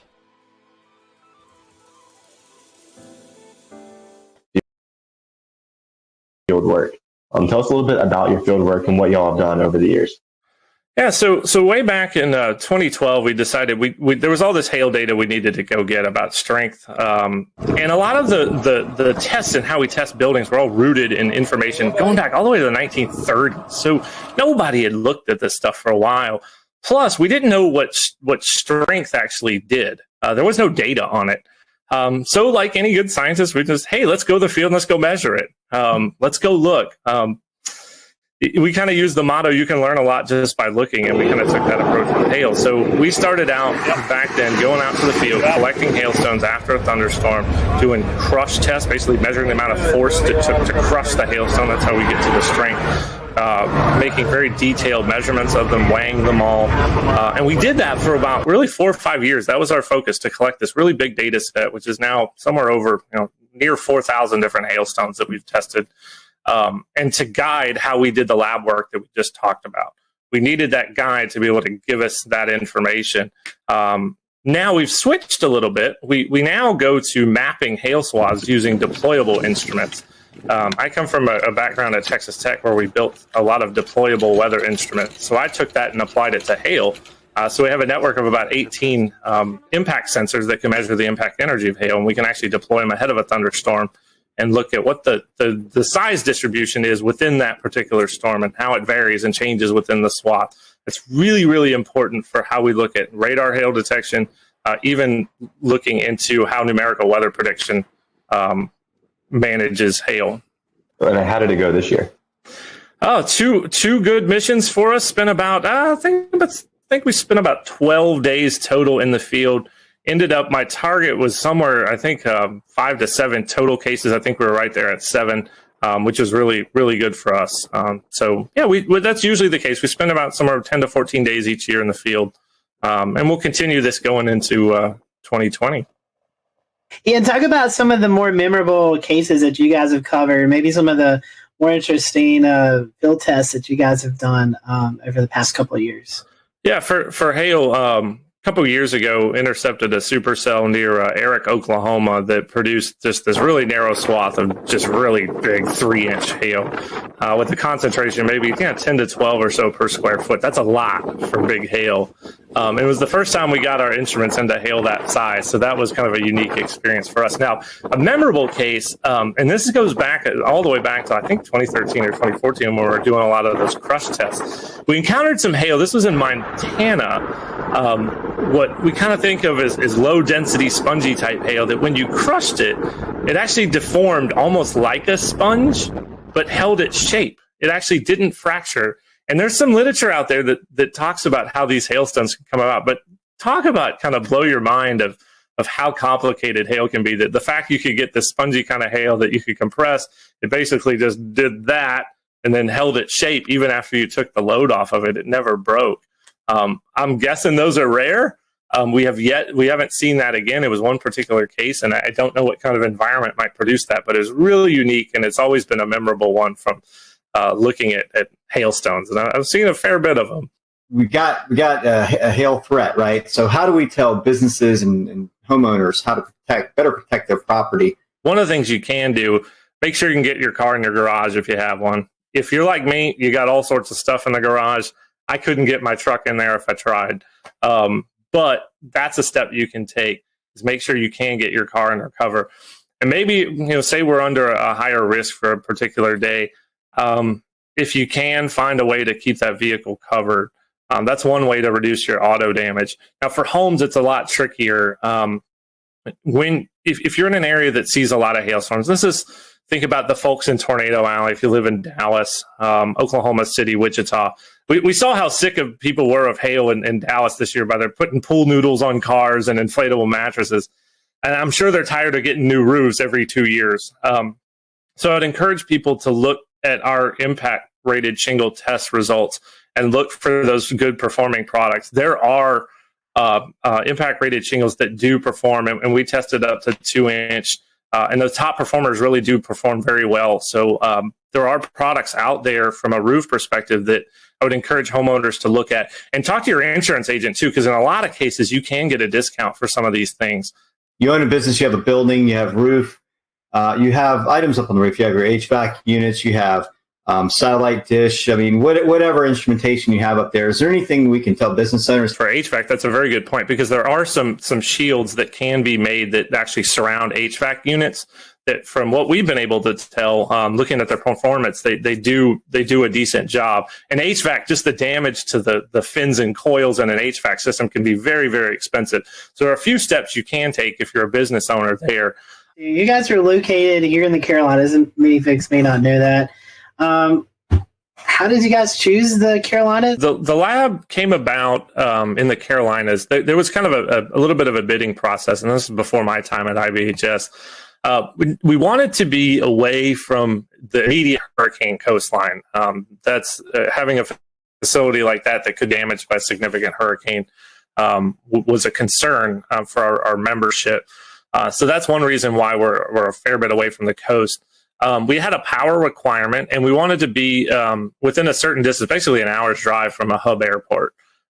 So what was settled on was essentially kind of the general Charlotte area. And we had two sites that were the original ones. One was closer to Gastonia, just across the South Carolina border up on I-85. And then there's the site that we currently had. And we ended up with a really, really nice package from the community down here in Chester County. Our plot size was a lot larger.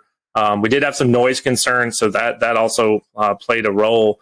And they had the power requirements they need. We're right next to a transmission line, and we had a substation on site. So 105 electric medium voltage drives power the fans, and we need some juice. So it all came to fruition, and there we are out in Chester County. And so talk about, you were talking about hurricanes, talk about some of the wind studies that you guys do there. You have this big wind tunnel, and you actually have some model scale homes, and you can do all kind of testing in this facility. A very unique thing about our facility is that we can do full scale home testing. We can look at a full home system, and that's really important from a wind perspective to understand how the wind forces are essentially transferred through all the different connections that are within your home, roof to wall, through the walls, wall to foundation, and all the connections in between. You have to really look at it in a system perspective to understand how wind essentially attacks structures and what you can do to mitigate it. So we do a bit at garage door vulnerabilities. We've seen that garage doors can be a huge damage amplifier. Think about it, they're a big hole, really, if they fail in your house. That allows wind to get in and start acting inward, pushing up and out, and can lead to failures. Once you start the damage cascade, it just goes. Tornadoes, it happens very, very fast. Hurricanes, it can happen over the course of, say, 6 to 12 hours. But that cascade is what we're trying to stop the start of that. And we think we can find those mitigation solutions that are not only useful, but also affordable too. So before we kind of wrap up the interview, can you tell us a little bit about how you forecast and how you decide where you're going during your field studies? Yeah, the logistics are actually a fair bit challenging. So we are a good distance away from essentially what is Tornado Alley or the Great Plains. We like it out there, good road networks, good visibility, although we are going to try to explore some southeast hail. There's some environmental questions that we have that I think we're going to try to tackle that. So we basically have to rely on medium range forecasting. So we're looking for just general pattern support for severe weather. So is the Gulf of Mexico open? Is there good moisture transport northward? Maybe not necessarily if there's a trough, but is there just generally enough flow aloft to support supercells? Sometimes you didn't have the surface features underneath the best flow aloft. It kind of became a day-to-day, almost a mesoscale type forecasting scenario, which is very hard for us in terms of when we pull the trigger. So we work our teams on about a 48-hour lead or 48-hour kind of go, no-go scenario, using DFS output, Bureau output, try to get our best feel that we're going to get at least 3 operation days out of a mission. We got to have some kind of confidence that we're at least going to get 3. It's just not worth shipping equipment out and bringing the team to the field. So, okay, say we give a go. We actually ship 5 big Pelican cases of equipment. FedEx is fantastic. Out to some target cities, and it's usually where we can store equipment. So Norman, Oklahoma at the National Weather Center, have lots of colleagues there. We've used my wife's grandma's garage in Wichita to store all the cases and equipment. So we do that, pick our target city, fly in. We use rental vehicles. We do try to stay out of the hail as much as we're researching hail, and we've done a pretty good job of that. And we outfit them, get our instruments ready, take all the equipment we need, leave the cases behind, and off we go. And usually each mission is about 7 days. So there's some logistical challenges there, given our distance, but we've managed it quite well over the years. When you're renting the car, do you have to kind of stay quiet about what you're really doing with the car? There's one hail. We were out in the field for a hail event in Cheyenne, and the rental car dealership at the Denver airport, they were dealing with a whole bunch of people who were bringing back hail damaged cars, and I kept thinking in my head, I'm like, we're running a hail research project, and we got perfectly fine vans here. But yeah, for us, it's a safety concern to stay out of the hail, and we do a good job of that. You're talking about these instruments. Can you kind of give us an idea of what's on these instruments? What it's like?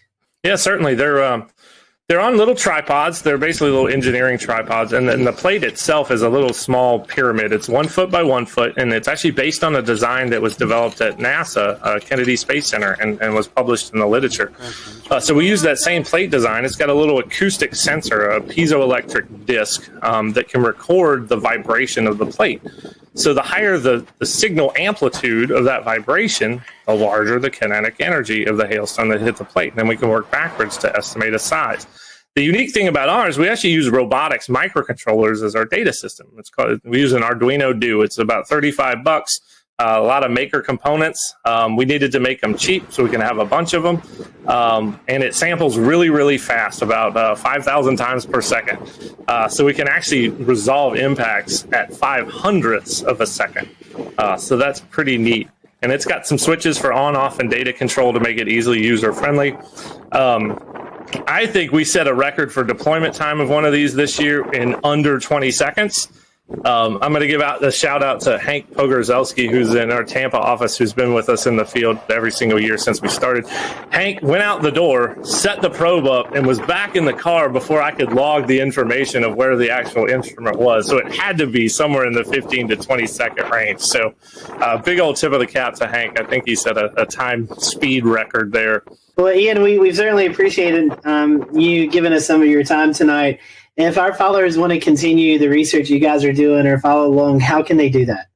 Yeah, so we got a couple ways. So first of all, if you're a consumer out there and you want to see some of these DIY resilient type solutions and things you can do for your home, go to disastersafety.org. That's our kind of front-facing consumer website. For some of the research work, you can go to ibhs.org. But please follow us on Twitter at disastersafety. You can also follow our hail research specifically at IBHS Hail Study.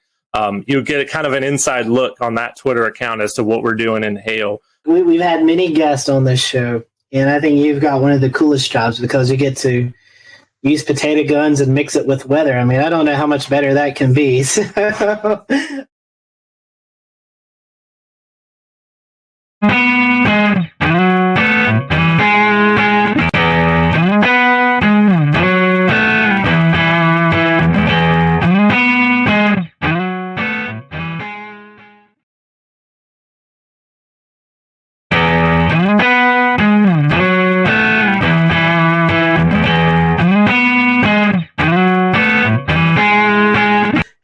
everyone. Welcome to the Carolina Weather Group. We're happy to have you, and we're going to continue our fun interview segment that we do with local meteorologists throughout the Carolinas. And today we have on Jason Boyer and Ryan Coulter from WLOS in Asheville, North Carolina.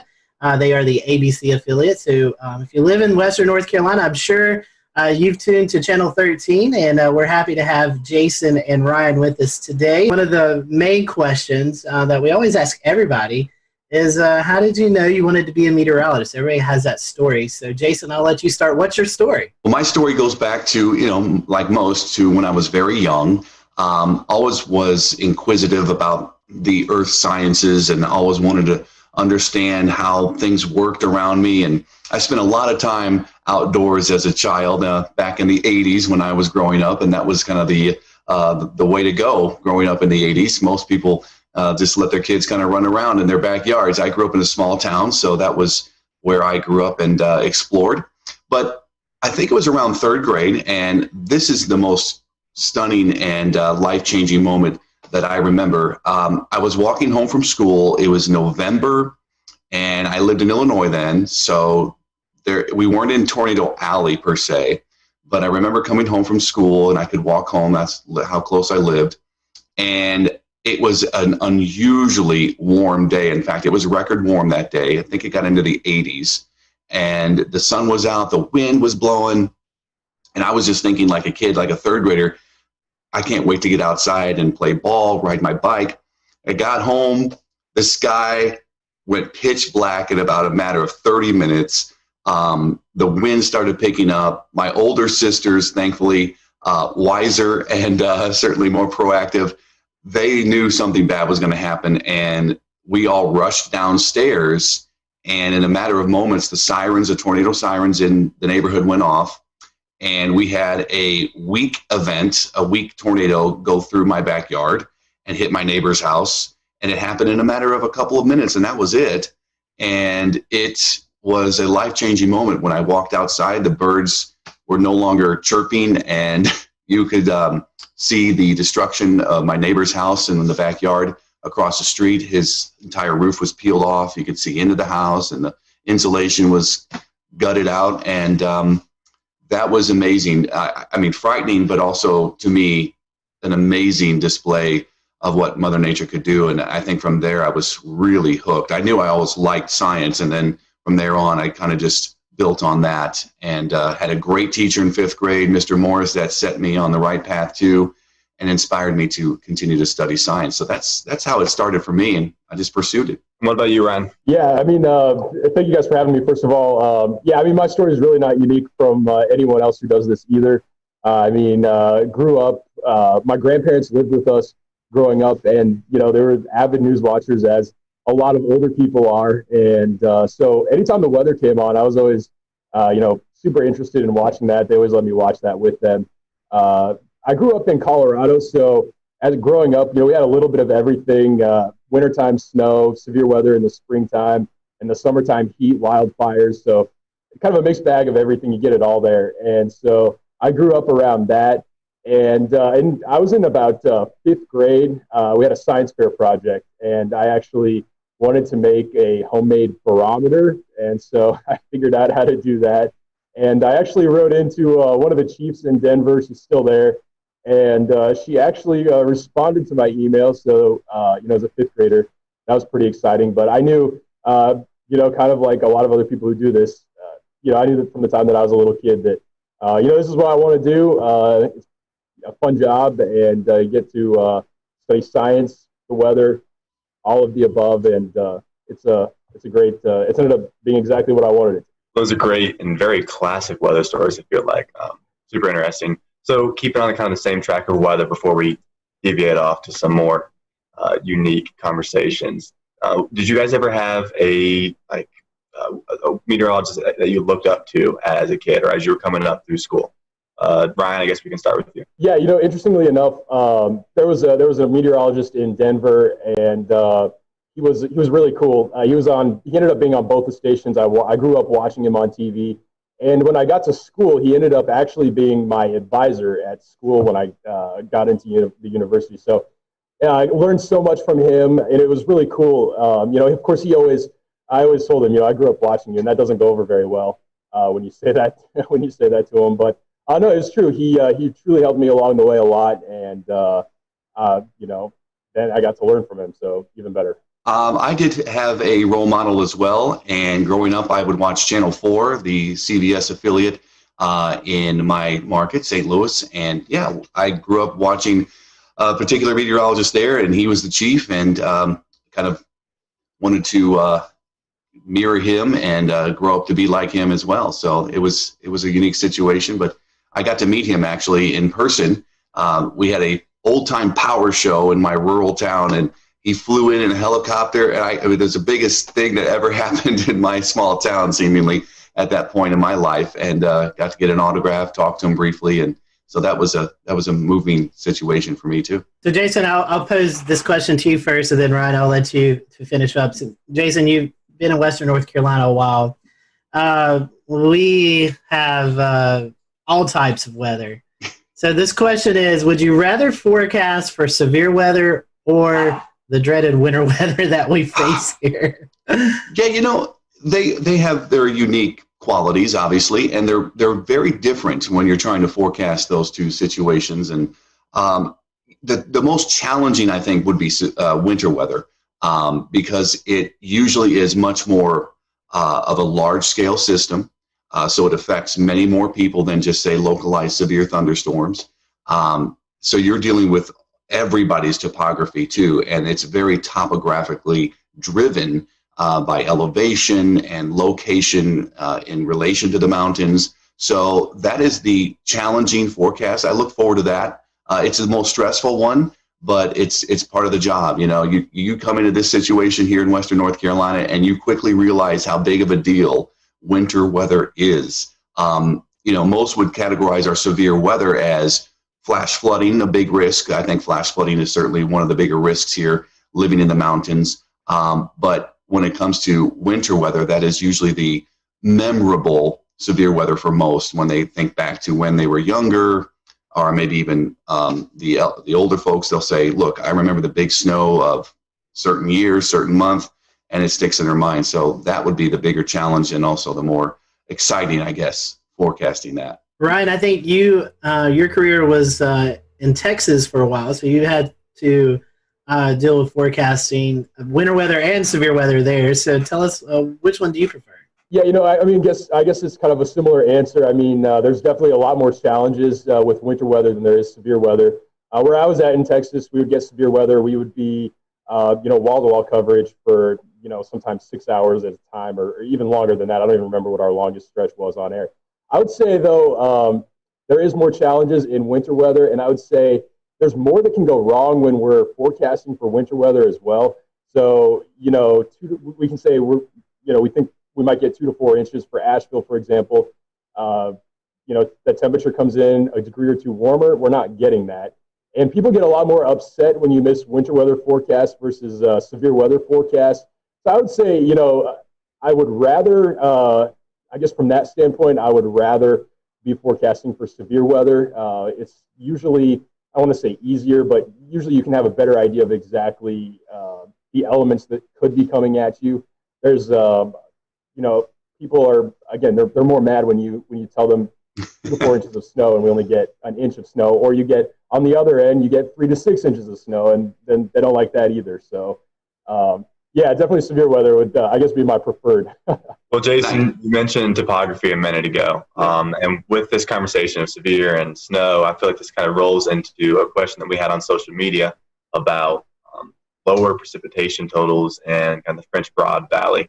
I know you have a map and some resources to talk about, so I'll kind of let you take over from there. Yeah, I think when people talk about Western North Carolina weather, the first thing that comes to mind is snow, but then rain is actually a very diverse topographical feature here as well. So I brought this 3D relief map just to give you an idea. It's kind of one of my more favorite maps to look at. I could study this. I've looked at this 100 times already, and I could still just look at it almost every given day. So here's the French Broad River Valley right here. This is I-26 running through, and it's a valley. So it's the Broad River Valley. So it's pretty wide considering the other features here. the French Broad starts down in Transylvania County near Rosman and goes north through Asheville and all the way up into the Holston River into eastern Tennessee. But what you have around the valley are higher elevations. So Asheville sits kind of in the middle here, Hendersonville down here, Brevard right there. And the prevailing winds during the spring and summer months are south and southeasterly winds. That will draw moisture from the Atlantic and the Gulf, bring it into the mountains. And because of the features we have from lower elevations in the upstate and Piedmont to highest elevations here, the air has to rise. And so the air will rise and cool and condense into clouds and form a significant rain event down here into the southern mountains, whereas Asheville is in that rain shadow. And the rain will fall mostly to the west and south or to the north and east because we have the Black Mountains and the Craggies up here. So that prevailing wind will certainly help rain form more over this area of the county, Buncombe County, eastern side, and into Yancey. So there's a rain shadow here. There are other rain shadows like in Waynesville. They're surrounded with the Balsam Mountains to the south and west. We'll return to Best of the Carolina Weather Group in a moment. Now your Carolina weather forecast. Here are today's forecast high temperatures for North Carolina. Here are the forecast lows for tonight for North Carolina. Here are tomorrow's forecast high temperatures. And here's forecast rainfall across North Carolina tomorrow. Here are the forecast highs for the day after tomorrow.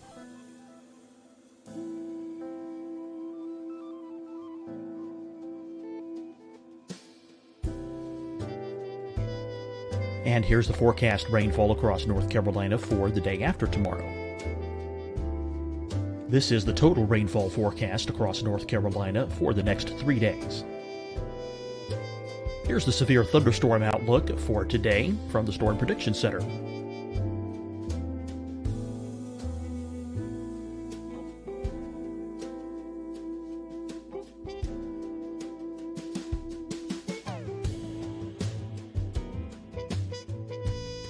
Here are the forecast high temperatures for today for South Carolina. Here are the low temperatures for today for South Carolina.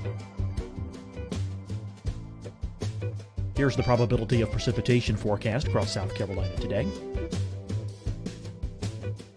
And here are the rain chances across South Carolina tonight. Here are tomorrow's forecast highs across South Carolina.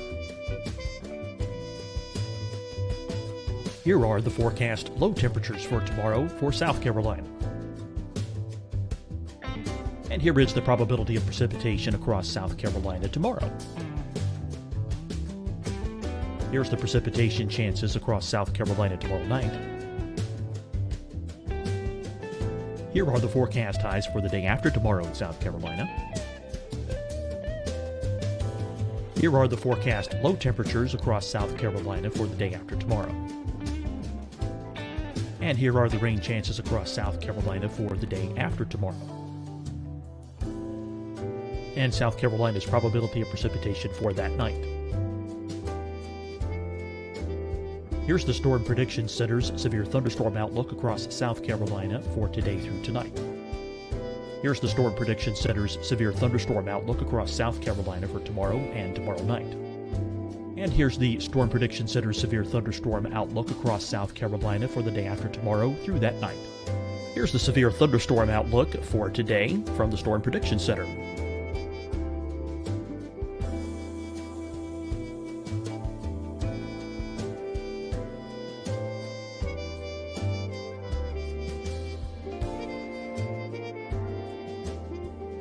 And now here's a live look at weather radar across the southeast. Deciding when to wear a mask isn't about who you know or how well you know them. Just ask yourself, will I be with anyone I don't live with? If the answer is yes, get behind the mask. Help slow the spread of COVID-19. Get behind the mask. Learn more at covid19.ncdhhs.gov. Fight the spread and take a stand against coronavirus. Wear a mask in public. Stay at least 6 feet apart from others. And get tested. Join us and fight the spread. Visit scdhec.gov/COVID-19. Getting tested for COVID-19 helps you to take the steps needed to protect yourself, your loved ones, and your community. Find the testing location at scdhec.gov/COVID-19 testing. Hi, everyone. I'm Dr. Mandy Cohen, Secretary of the North Carolina Department of Health and Human Services. And when you follow the 3 W's, you protect your family and your neighbors from COVID-19. When you leave your home, practice your W's. Wear a cloth face covering, wait 6 feet apart, wash your hands often. Wear, wait, wash. We're in this together. Stay strong, North Carolina. You'll see your Carolina weather forecast at 25 and 55 past. And now back to the best of the Carolina Weather Group on the all-new Carolina Weather Net.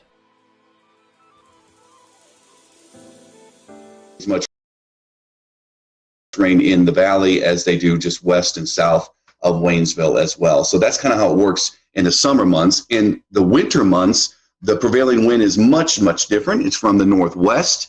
So the wind is blowing into the Smoky Mountains and the higher elevations along the Tennessee border, and that's where most of the precipitation is going to fall, near and along the border, whereas there's another shadow effect down here in the valley. So this is why Asheville usually averages a foot of snow a year, and places up in Madison and Yancey County can get up to 50 inches of snow, like Mount Mitchell averages in a particular year. So big difference with the prevailing winds during the different seasons. But that's pretty much how the shadow affects us here in the French Broad River Valley. In fact, south of Virginia, east of the Mississippi River, I believe Marshall is the driest point in that eastern U.S. So pretty neat. Cool. Do you guys have any, what was your most embarrassing moment while on TV? I'll take this one. It happened pretty early in my career. I was working in Tennessee. I started out in the Tri-Cities, Johnson City at WJHL, and I filled in for the morning guy who went on vacation, and I was working one morning, and the newsroom was downstairs, the studio was upstairs, so there was always this climbing the flights of stairs. And one morning I was filling in, and I remember being down in the newsroom, and I looked up, and I saw the national weather cut-in, and I knew that there was going to be a local cut-in shortly after. And I remember it was Tony Perkins. He was the meteorologist at the time. I believe he's in DC right now, but he was on CBS This Morning at the time. And then I had to run upstairs, end a quick conversation I was having with my news director. I ran upstairs 2 flights, ran into the studio, ran over to the computer to make sure it was set up, ran over to the chroma key, the green wall, and I had about 10 seconds to situate myself. I was out of breath. I was trying to calm myself down. And I remember I just started talking, and almost instantly I was exhausted. So I started talking about the 7-day forecast, and I got about 5 words out, and you could just tell that I was losing steam, and I started getting real hot. I felt like my temperature went up, and I was getting flushed, and I was kind of panicking in my head, like, how am I going to get through this? You know, you're talking to yourself in your head while you're doing the delivery of the forecast. And I tried to push through it, and I should have just kind of ended early and said, all right, just take a look, here you go, enjoy. But I thought I was still, I'm going to make it through, and it was brutal. I could see the studio guy on the headset kind of laughing, chuckling behind the camera. And I just thought, this is, I'm bombing here. And I went off, and we had a good laugh after that, but that was really embarrassing, especially when you're trying to make a good impression. I was maybe 6 or 7 months into starting a job, so that was mine. Yeah, I got to think back here on this. So far, luckily, since I've been here, I don't think I've had anything crazy happen here. I will say, though, in my last job, my first job, first day on the air, we have a system. It's called Max. I don't know if you guys are probably familiar with it, WSI. And the way we have it formatted, you have your first weather hits, you have your main weather hits, you have your final weather hits. And I unknowingly, I had the wrong weather hit loaded for my first full weather ever on ever on, and I didn't know what to do in the moment. I had my final weather loaded for my main weather, and kind of like what in TV you always have a time limit that you're set for, and you have to fill that time. And so here I am. I have my current temperature graphic, and I think I had a camera graphic, and then it went right to the 7-day. And so I'm standing there for 2:30 is what we were allotted for. This was the weekend evening show. And I looked back towards the anchor, who's also the producer at that station, and she's just cueing me to keep going. So I think I talked for a solid 2:15, 2 minutes 15 seconds on the 7-day forecast. And I may have even gone back. I don't remember. I may have even gone back and talked more about current temps. I don't know. It was bad though. Luckily, I haven't made that mistake since, or if I have, I just will run over and correct it pretty easy now. You learn quickly how to get around things. Yeah. Oh my gosh, that's funny. Both of you guys have experienced this, and tell us what it's like, and then we'll maybe go into some more non-weather questions. A lot of folks may tune in when the weather's at its worst, and you guys are doing wall-to-wall coverage. Tell us a little bit about that. I mean, that's pretty intense for you guys. Jason, you were talking about, you were out of breath, with that little run, but, being on the wall for 2, 3, 4 hours straight, that's got to be mentally, exhausting as well as physically exhausting. Talk to us about that. It certainly is. Most recently, I think this year we had so many of those early season tornadoes, especially for the upstate, and we had wall-to-wall coverage almost every time, obviously, when those were occurring, because our protocol is to stay on when the warning comes out until it ends. And what do you do when you have a tornado warning that goes for 30 minutes and then another one comes out in between and another one comes out in that? So we were going on and on and on.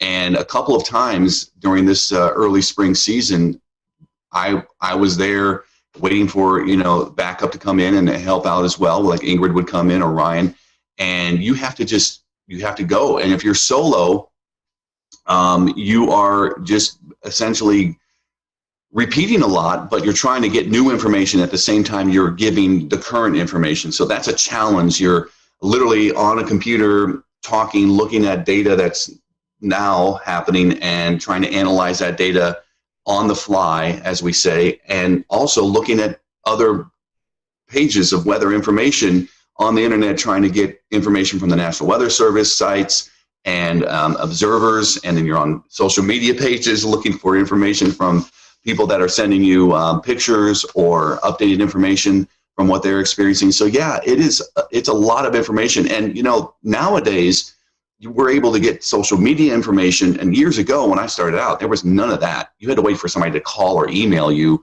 a weather observation, and that would have made it even more challenging, I think, looking back, because what other information are you going to get? The more information you get, the better it is to kind of have things to talk about.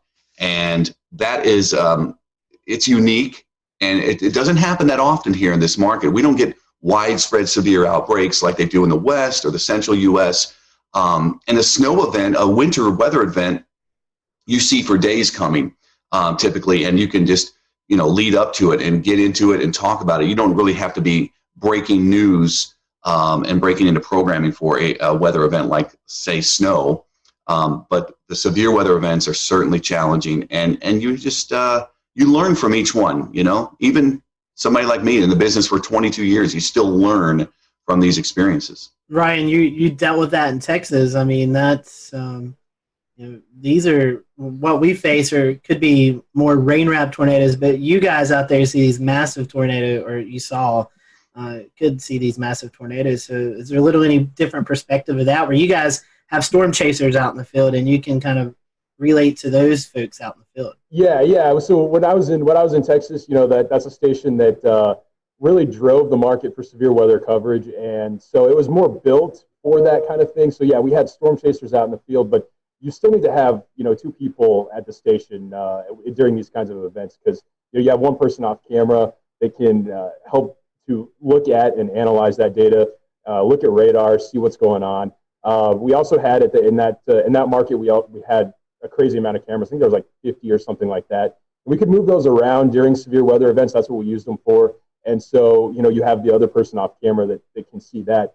But yeah, I mean, you're going for hours at a time. And I think, Jason already mentioned it, but the biggest challenge is trying not to be repetitive. In some cases, you have to be repetitive when there's, potentially life-threatening storms out there. I mean, we're talking about tornadoes that could be affecting communities. There could be communities in the path. And I think one of the hardest things with these kinds of storms is people don't like it when we cut in, and they don't like it when we interrupt their show. And especially being an ABC affiliate, that's what I was at in Texas too.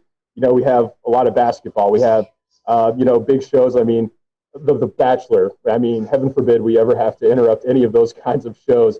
But, we don't want to interrupt them. But at the same time, we have a job to do, and, we have to. It's important that we get that information out because, you never know when that information could be helping someone who is in the path of that storm. And so I think when you're in the midst of all of that coverage, you don't realize all the time that's actually going by, especially when you get into that rhythm. I think that, especially in some of those more long duration events, you get off the air and you're like, oh, we were just on for 2 hours or whatever the case may be. So yeah, definitely one of those things though that it can be stressful for sure. Well, we promised that we would stop talking about the weather at some point, so we can go ahead and do that now. You guys can take a little breath and a break from your everyday work. So do you guys have a favorite type of music that you like to listen to in your everyday life? Ryan, I'll go to you first. I'm not too picky. I listen to anything. I will say I grew up listening to country, so I mean, that's still my go-to. 2000s country, Garth, anything like that, I'll go for. I'm with you on that. What about you, Jason? I went through that country phase many years ago, and I got to get out of that. But I listen to a lot of different genres as well. I grew up in my high school days were in the 90s, so alternative music was big then. So people probably remember Stone Temple Pilots and all that, Pearl Jam. But I don't really listen to that music as much anymore. I've gotten older and a little more subdued with my music choices. But I'll listen to a lot of modern music, pop or rock, and I just don't spend as much time listening to the radio or actually picking out songs anymore.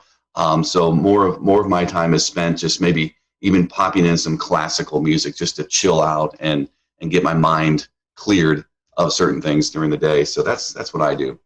I play music too, so I have a guitar and I love playing music. So that's my escape. Anytime I want to, I can just pick up the guitar and play some songs or whatever. That's something we've found with a lot of these that we're doing is a lot of meteorologists play music on the side. I don't have that ability. Evan, I know you play guitar as well, so you yeah, I play a few instruments. Brian, do you play anything? No, I can't play anything. I can't sing either. I don't know for that. So yeah, no music ability here. I'm glad we're there on the save link there, yeah. Right? All right, assuming pizza's got cheese on it, so it can't be that. But if you only had one topping to put on pizza, what would it be, Jason? One topping. I think pepperoni would be mine. It's an easy choice. I know. I mean, I love Hawaiian pizza, but if I get one choice, then I'm going to just do pepperoni. Yeah, I mean, I think for me, the choice would be pepperoni, but not to steal Jason's answer. So I'll go with a more controversial pick. I like Hawaiian pizza. I'm gonna go the pineapple on the pizza. I know I'm probably gonna get some flack for it. You are good. That was actually one of our other questions. Does pineapple deserve to be on pizza? So both of you guys like Hawaiian. I guess that's a yes. Yes, it does. Well, since we're on the topic of food, what's your favorite kind of food? All right, I'll go first. Any food, really. My son and wife are usually finding me in the pantry digging through snacks. And I wish, sometimes I need to quell my cravings. But favorite type of food, if I had to pick one type, I would probably go, tacos. I love Mexican food. I love Italian food, but I love Mexican food. So. Man, this one's hard. I like all kinds of food also. Really not too picky. The things I don't like, the one thing I am picky on, I don't like a lot of seafood. But I have a major sweet tooth, and it doesn't matter the time of day. I can go for, you put candy in front of me, I will eat it. It doesn't matter what it is. I'm not. Amen to that. Either. So in order to try to keep myself out of trouble on that stuff, I do like I like Mexican food too. I hate to go with the same answer again, but we see why Jason hired you now. Just similarities here. I would say though, I do like Mexican food as well. Enchiladas, definitely probably one of my top choices. Ice cream would be number one, but besides that, we'll go for a healthier option there. Here's a controversial question: is a hot dog a sandwich? I've never thought of hot dogs as being sandwiches. I mean, I wouldn't, but again, it's bread, it's meat. I mean, that's what a sandwich is. I don't know. But I don't know why we have to categorize it as a sandwich. I think they're kind of by themselves hot dogs. I don't know. By the way, there's I guess I lied a second ago. I said I'm not that picky. There's one more food. You don't. I will pass on. I will pass on the hot dogs. I don't know. I mean, I've never considered it to be a sandwich. It's kind of in its own category. I feel like it's a hot dog. Bread. I mean, yeah, it is tricky though because I mean, again, yeah, you have your bread, you have your meat. Mustard on a hot dog, I guess. Whatever people like. Have the top. I mean, I don't know. That's a good one. I'm gonna go with no though. It's not a sandwich. I agree. We're gonna have to start keeping track of these answers. We have gotten yeses on this. Yeah. So we have to keep track and see what the Carolina meteorologists actually think of hot dogs. So coming back to the Asheville area and away from food, you guys have a favorite location to go visit or hike, something like that in Western North Carolina? Gosh, so many. Convenience-wise, we love the Arboretum. It's close to our house, and we could just jump on there with the bikes and ride. It's pretty easy trails for Hudson, my son, and that's a good go-to. Just hopping on the Blue Ridge Parkway, that's also very convenient. We love going to Grandfather Mountain. It's a little more out of the way, but we love going up there. I love the uniqueness of the rockscapes and the swinging bridge, and seeing off to the east, you have this completely drop off in the elevation, and then you have your mountains around. So those are my two big places, but I could go almost anywhere, and really be happy as long as there's a trail or hiking or biking trail and some vistas. I'm good to go. Yeah, and I'm still new to the area here. I haven't had a lot of time to explore a whole lot, but I will say the close place for me that I could go to any afternoon would be DuPont State Forest. It's kind of crowded this time of year, I've found, but a little bit of everything there. You can get some elevation. You got the waterfalls, so a lot to do there. I've actually spent a little bit of time in South Carolina here more recently. I found some cool places, cool pockets down there. So there's a short drive down there as well. Ryan, you're from Denver. Evan and I, we went storm chasing. We was based out of Denver. We flew in and kind of went from there. So we took our last day. We took our trip into the Rockies, and it was June the 3rd, and it started snowing on us, Evan, I believe. Yeah. So what's your favorite place to go in the Rockies? Oh man, it depends on the time of the year. Rocky Mountain National Park is such a stereotypical answer.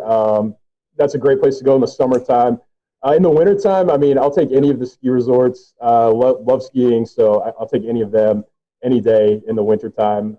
Probably not Loveland. I would say more of the Copper Mountains, maybe Keystones of the state. Steamboat Springs is another great place, but even Denver. Man, I know I'm not narrowing this down very well, but Denver's great. Love Denver as well. So I don't know. Amen. Well, guys, I know we're nearing our kind of end time, so I'm going to ask one more quick question, and Scotty will close this. So the last one for me is going to be, do you have a favorite weather disaster movie? It can be super cheesy.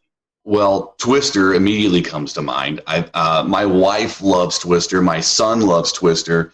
I love Twister. That would be the number one, but The Day After Tomorrow's good. My son loves weather disaster movies, of all things. Can you imagine? I mean, he's the perfect son. So he loves any kind of disaster movie related to weather. So I've seen all of them. But yeah, I still think Twister ranks at the top. Oh, that's a tough one. I don't watch a lot of movies. Immediately, A Day After Tomorrow came to mind for me. Great movie. That's one that, I mean, you can stay involved in the entire movie. Yep. No chance of losing focus on that one. But yeah, I have a short attention span, so not a lot of movies. Twister, of course, is great. it's the all-time classic answer. But yeah, I'll go with the day after tomorrow for sure. I think those have been our most popular answers when we've asked this question. Well, gentlemen, final question here. For those folks maybe who are getting ready to leave high school or are in college and thinking about maybe changing their degree and they're interested in weather, what would be your advice to these folks? Why should they choose meteorology if it really interests them? And Jason, I'll let you go first. Well, that's a diverse question, but here it is in a nutshell. Meteorology offers so many opportunities. Besides what Ryan and I do every day, broadcast meteorology is a small sample of overall the meteorological profession and the meteorology field. You could go into research. You could work for NOAA. You could work for the private sector. You could start your own company. There are many climate-driven sectors to go into as well. That's becoming more and more important, and certainly more and more are leaning towards the environmental/climate side of things too. It's just such a diverse area of study. It's great for somebody that loves science, and you got to stick with it. It's challenging. I mean, many people don't understand how much math and physics goes into meteorology unless you've taken those courses.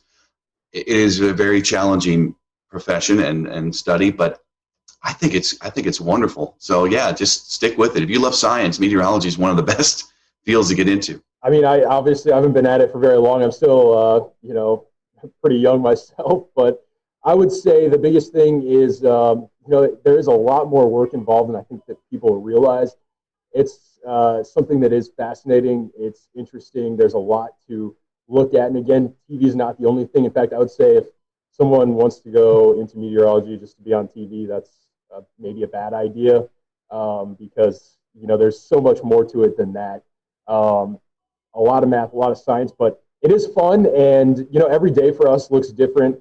And I'm going to I'll disagree and agree with the statement to a certain degree. Everyone always says you can be wrong and you still get paid. We're right most of the time. But you know what? Even if we miss a forecast, it is true. We still get paid. So that part's kind of cool too. It would be challenging if they did pay by the accuracy of the forecast. Some people, you never know, right? Goodness, great. I can imagine now dealing with the Carolina wedge and at least the temperature forecast. That would be horrible if that was true. It's challenging. minus $100 every degree you're out. Oh my goodness, that would be brutal some days. Well, guys, we're going to let you do your social info so folks can follow you if they're not already. Ryan, how can our followers follow you on social media? Yeah, I'm on Facebook and then Twitter. I should know what my handle is, but I don't. But you can find me on there as well. And I'm on Instagram, and same thing. I gotta figure this out.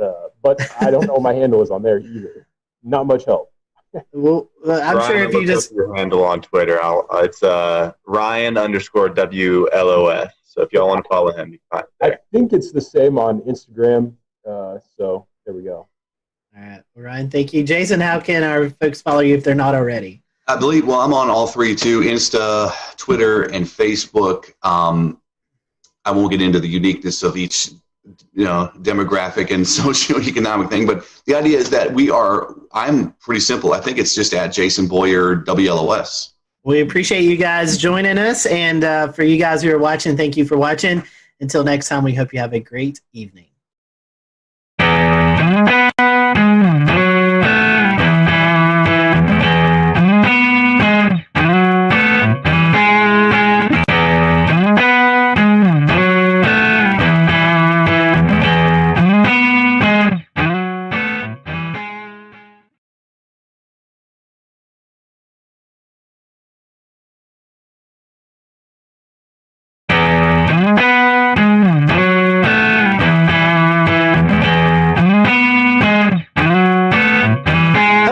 Welcome to the Carolina Weather Group. We're happy to have you this evening. Tonight, we are joined by the WLTX weather team out of Columbia, South Carolina. That is the CBS affiliate there. So if you watch Channel 19 at Columbia, you probably see some familiar faces. And if you don't, hopefully after tonight, you'll get to learn about these meteorologists and tune over and check out the weathercast. So Efren, Daniel, Alex, and Danielle, thank you for joining us, and happy to have you all, and thank you for a little bit of your time. So we're going to start off this question, probably one you've been asked several times, but we're going to ask it again. How did you guys, how did you know you wanted to be a meteorologist? What persuaded you to do that? And Everett, I'll start with you, and I'll just let the team continue after that. The interesting thing is that when I went to school, I actually wanted to be an aeronautical engineer. Then I had an interest in weather, but I never had an interest in meteorology as far as a study. And I took one class, and it was an orientation to professional meteorology. There was a one credit class, and I got hooked. It came down to really the same thing. I'm always talking to kids, high schoolers, college students, and come down to the one word I always say when I talk to people about meteorology. It's why. Why is it sunny? Why is it hot? Why does that cloud look like it's cut in half from the bottom? Why is it raining at my house, but my neighbors who are just a quarter mile down the road, they're not getting a lick of rain? Why? And that's where my interest really came in. Why is the weather... We'll return to Best of the Carolina Weather Group in a moment. Now your Carolina weather forecast. Here are today's forecast high temperatures for North Carolina. Here are the forecast lows for tonight for North Carolina. Here are tomorrow's forecast high temperatures. And here's forecast rainfall across North Carolina tomorrow. Here are the forecast highs for the day after tomorrow.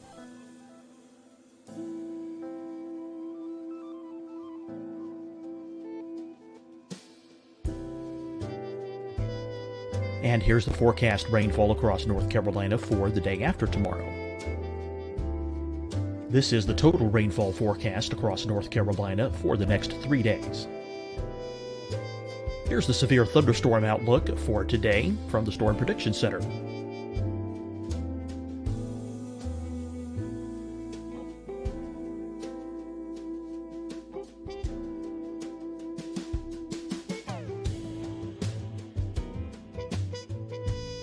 Here are the forecast high temperatures for today for South Carolina.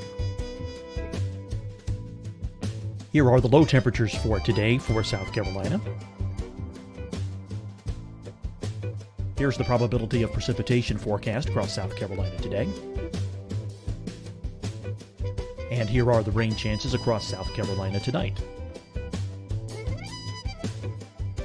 Here are tomorrow's forecast highs across South Carolina.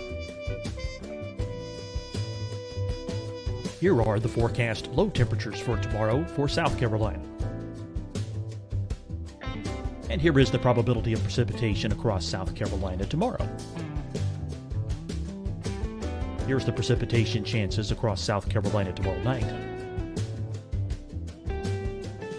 Here are the forecast highs for the day after tomorrow in South Carolina. Here are the forecast low temperatures across South Carolina for the day after tomorrow. And here are the rain chances across South Carolina for the day after tomorrow. And South Carolina's probability of precipitation for that night. Here's the Storm Prediction Center's severe thunderstorm outlook across South Carolina for today through tonight.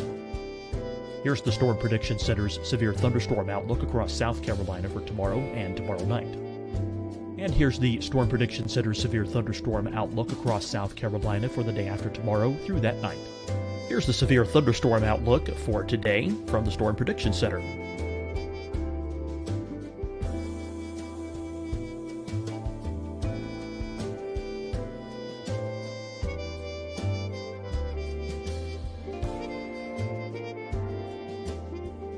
And now here's a live look at weather radar across the southeast.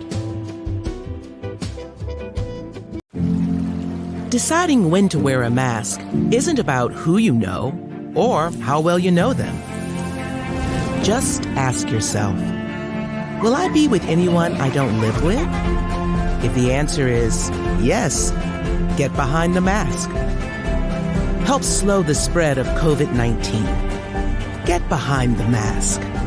Learn more at covid19.ncdhhs.gov. Fight the spread and take a stand against coronavirus. Wear a mask in public. Stay at least 6 feet apart from others. And get tested. Join us and fight the spread. Visit scdhec.gov/COVID-19. Getting tested for COVID-19 helps you to take the steps needed to protect yourself, your loved ones, and your community. Find the testing location at scdhec.gov/COVID-19 testing. Hi, everyone. I'm Dr. Mandy Cohen, Secretary of the North Carolina Department of Health and Human Services. And when you follow the 3 W's, you protect your family and your neighbors from COVID-19. When you leave your home, practice your W's.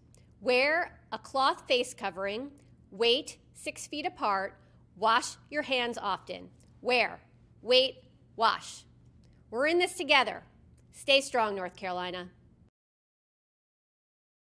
You'll see your Carolina weather forecast at 25 and 55 past. And now back to the best of the Carolina Weather Group on the all-new Carolina Weather Net.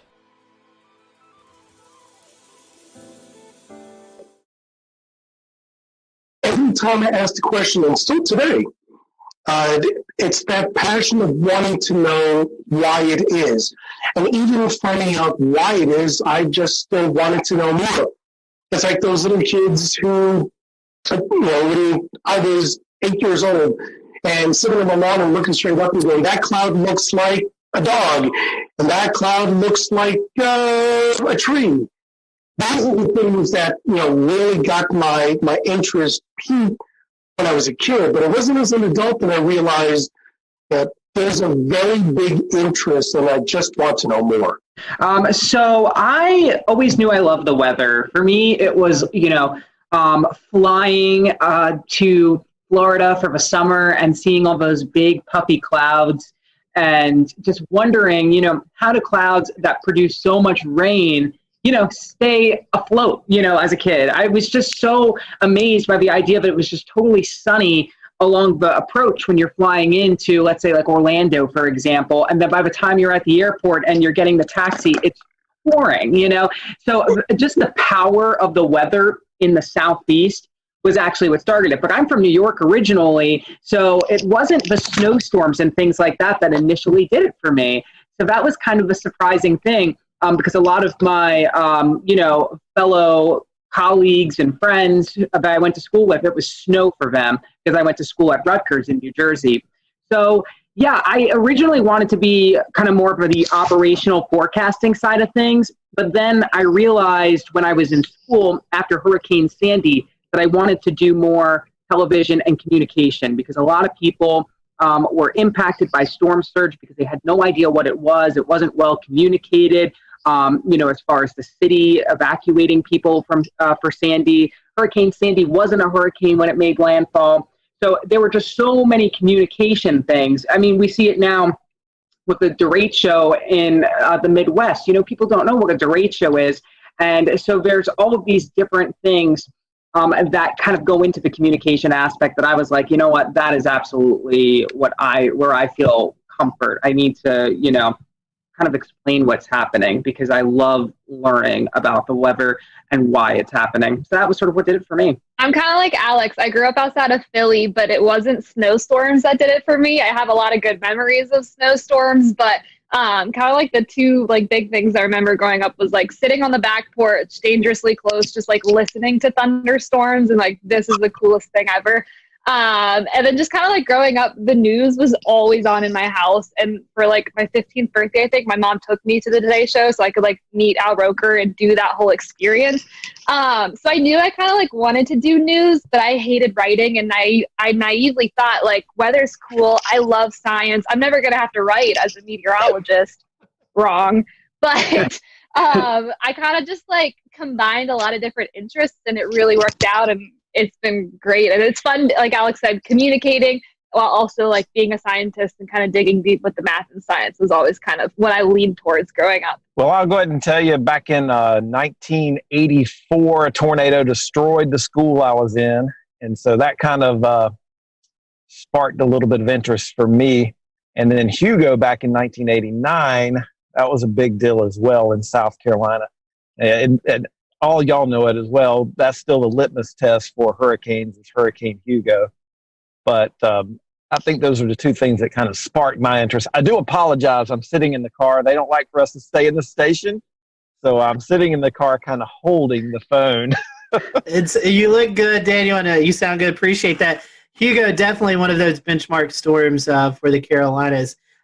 Speaking of that, Daniel, I heard you mention Al Roker. So our next question, was there a meteorologist that you looked up to growing up or maybe even in college with internships? Someone that you looked up to as you went through your career? I can start. So yeah, Al Roker, like when I was growing up for sure. And then, so I got to go to school at UNC Charlotte. And so being in Charlotte, Panovich is who you kind of watch and who you're kind of like following along. So on the more local scale, Panovich was definitely a really good mentor and then ended up being a teacher at school. So he was one of the people that definitely helped solidify that for me. Daniel? When I was a kid, I watched a lot of Weather Channel. Anytime I was sick at home, I was so excited that I could just watch that all day long and, just hear the forecast around the country. So honestly, growing up, seeing a lot of those meteorologists, all of them, I was just totally attached to and interested in because I felt that they were very knowledgeable and that they dug in deep to the weather. So I appreciated that always. I have to say, probably in high school, Stephanie Abrams her career was really starting to rev up.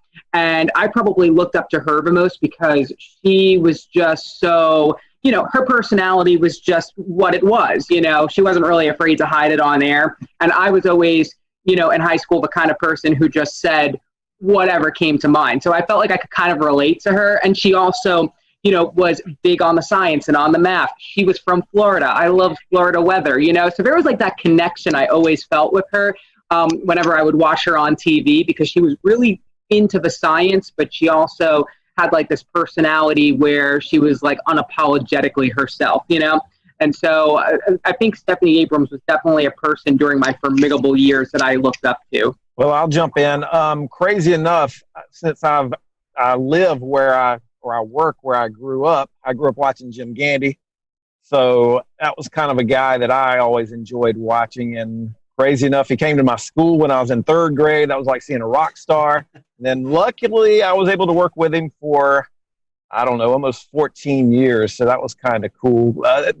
Kind of dating myself because the Weather Channel was not necessarily huge when I was coming along.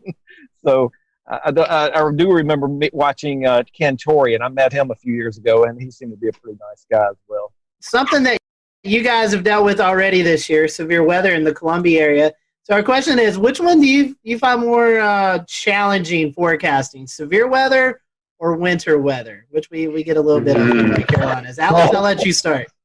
That is a great question. So for me, obviously the tornado outbreak the day after Easter was something that I hadn't anticipated, prior to seeing that, synoptic setup could even happen in South Carolina, just because it's so rare to have tornado outbreaks like that. A lot of times, our tornado outbreaks come from our tropical weather, where we're on the dirty side of the storm. And so those are a little bit easier to sort of convey, whereas, a morning tornado outbreak where we had, I believe, like 3 or 4 EF3, big tornadoes in the Midlands in the, 5, 6 o'clock hour of the morning, that was definitely, I think, a big challenge. But, winter weather here, we're going on now, our 7th year without any significant snow. So I think as the years go on, there's a whole generation of people that aren't used to snow, either because they didn't live here at the time or because, they weren't grown up yet at the time. So I really think now, and as the years continue to go on, that we go without snow, I really feel that winter weather is perhaps one of the trickiest because severe weather, a lot of times it's isolated, the impacts. But if it snows, everybody's feeling that. I'll jump in. Winter weather. I've been around I guess I've been doing weather in Columbia since 2007 at this point, and winter weather is always the big thing. And I remember in 2013, we forecasted 1 to 3 inches of snow in Columbia, and we missed by 50 miles. The city was shut down, and it was blue skies outside. And even now, it's become even a bigger deal because of social media and all the bad information out there. So, in my opinion, for a snow or ice event in South Carolina, that's the bigger challenge. Maybe not from a forecasting standpoint, but from the standpoint of social media and people getting the wrong information out there and calling us names because we're not buying into the hype sometimes. Good point. Danielle, I want to bring you in. You graduated from UNC Charlotte. You didn't prepare for doing weather from home, I'm assuming, and class there. So what are your thoughts? No, I barely made it 9 months into my career for say that I had to like transfer to my 500 square foot apartment. So I definitely was not equipped like other meteorologists have their green screens, blah, blah, blah. I didn't even have this map here. The station was like, we're going to throw something on your wall for you. So I was not prepared whatsoever, but I think I really do like what it has offered. Now that we're going back to the station, it showed like how much flexibility we could potentially have in our job. Like we can work and build our graphics and do everything at home on a quiet weather day. And I live across the street from the station. I can pop over, do my show, and come on back. So that's kind of been nice. And with like Alex's setup, it has been so cool to see him like, just like, that'll be great if he could stay home on a nice weather day and say, check out my plants, check out the beautiful sunshine. It's fantastic. So I didn't really prepare. Thankfully, it had been kind of smooth. There hasn't been a ton of hiccups with it. My dog has only barked on air once. So like that has all been positives. But I don't think we're going to stay like this, but I think it does show that we could have more flexibility in our jobs that we didn't really think we had beforehand when it comes from like working from home. Yeah, just beyond this window is my porch, and I have hundreds of plants out there. So it's been really fun to show off, the different plants and how they're growing. Like my banana tree is growing a new leaf every single week because of how hot and humid it's been. And so there is this opportunity to tell the forecast in a different way. Sometimes during the morning show, the wind will actually shift from behind me, which is my south, to in front of me, which is my north. So I can talk about the reason why there is maybe some fog because, the temperature has now reached the dew point because of this northerly breeze that's coming in. It really has been a good opportunity. And a lot of people have come up to me and said that they really like that I'm out on my porch because I'm wearing a jacket when it's cold out and, I'm wearing my windbreaker when it's misting. Luckily, I have a roof over my porch, so I don't have to worry. And since it's the morning show, I don't have to worry about storms very frequently getting in the way either, because if there was lightning, then I would not be outside. And that's only happened once during the morning show. So yeah, it's been a good opportunity to sort of change things up a bit. I still have my forecast graphics. I'm still doing, still showing the same things, but now I get to like bring the weather outside where it's happening. And I feel that it's kind of made me a little bit more intuitive, like to see the sunrise earlier in the morning.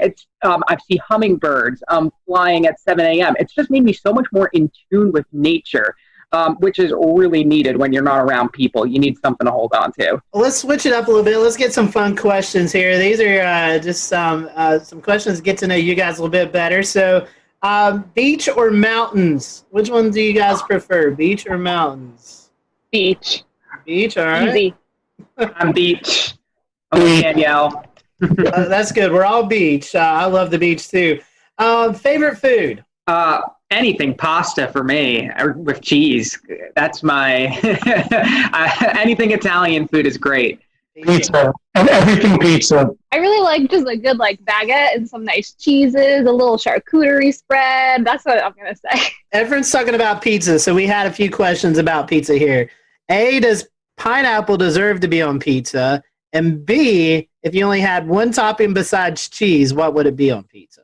Pineapple does not belong on pizza. I actually, surprisingly, do like pineapple on pizza. I didn't first have it until after I left New York because that's just not something you tend to see up there. But I love the sweet, salty. So, I'm like not afraid of, some odd and unusual kind of toppings. So on the topic of toppings, I think the one that I would really like to keep is basil. I know it's simple, but I just love that little herby kind of feel that it gives. I think pineapple can stay on pizza. I'm okay with that. We can leave it there. My topping would be black olives.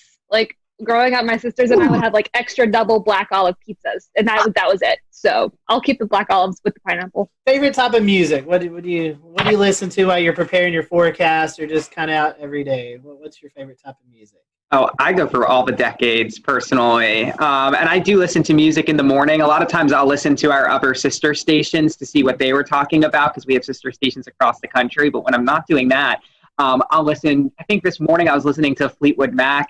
I was listening to the Supremes last week. It's just like all over the place. I love it. But generally my favorite music is kind of like that alternative rock kind of thing. Like I still listen to like the Foo Fighters and the Killers, like all those bands that were popular in the 90s and 2000s. They're still releasing pretty good music, so I like them. I'm country all the way. And then whatever Spotify will like say is popular, I'll like shuffle because I don't think I'm a good playlist maker. But if I have to pick, it's going to be country. Favorite disaster or weather-themed movie? I agree with Twister. We actually did a senior project about all of the things that were wrong with Twister. That was our final assignment in mesoscale meteorology, and that was a lot of fun because, I mean, you got to watch Twister and, you know, kind of pick it apart with the things you learned. It was really fun. I'm going to go Twister, too, just because I know I've seen it. I don't like disaster movies. They stress me out. I feel like I heard a couple of weeks ago there may be a Twister 2 coming out soon. So we may all have to get together and kind of do what you did, Alex, and kind of point out the inaccuracies of the movie. I'm down. That sounds so fun. All right. We have one more controversial fun question, and then we'll kind of start to wrap up. This is one that we've done with all of our specials here, and it goes back to food. Is a hot dog a sandwich or not? Oh.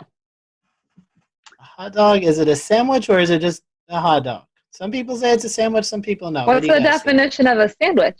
Well, they say it's two pieces of bread and a meat, but a lot of people say that doesn't qualify. A hot dog doesn't qualify. Bread.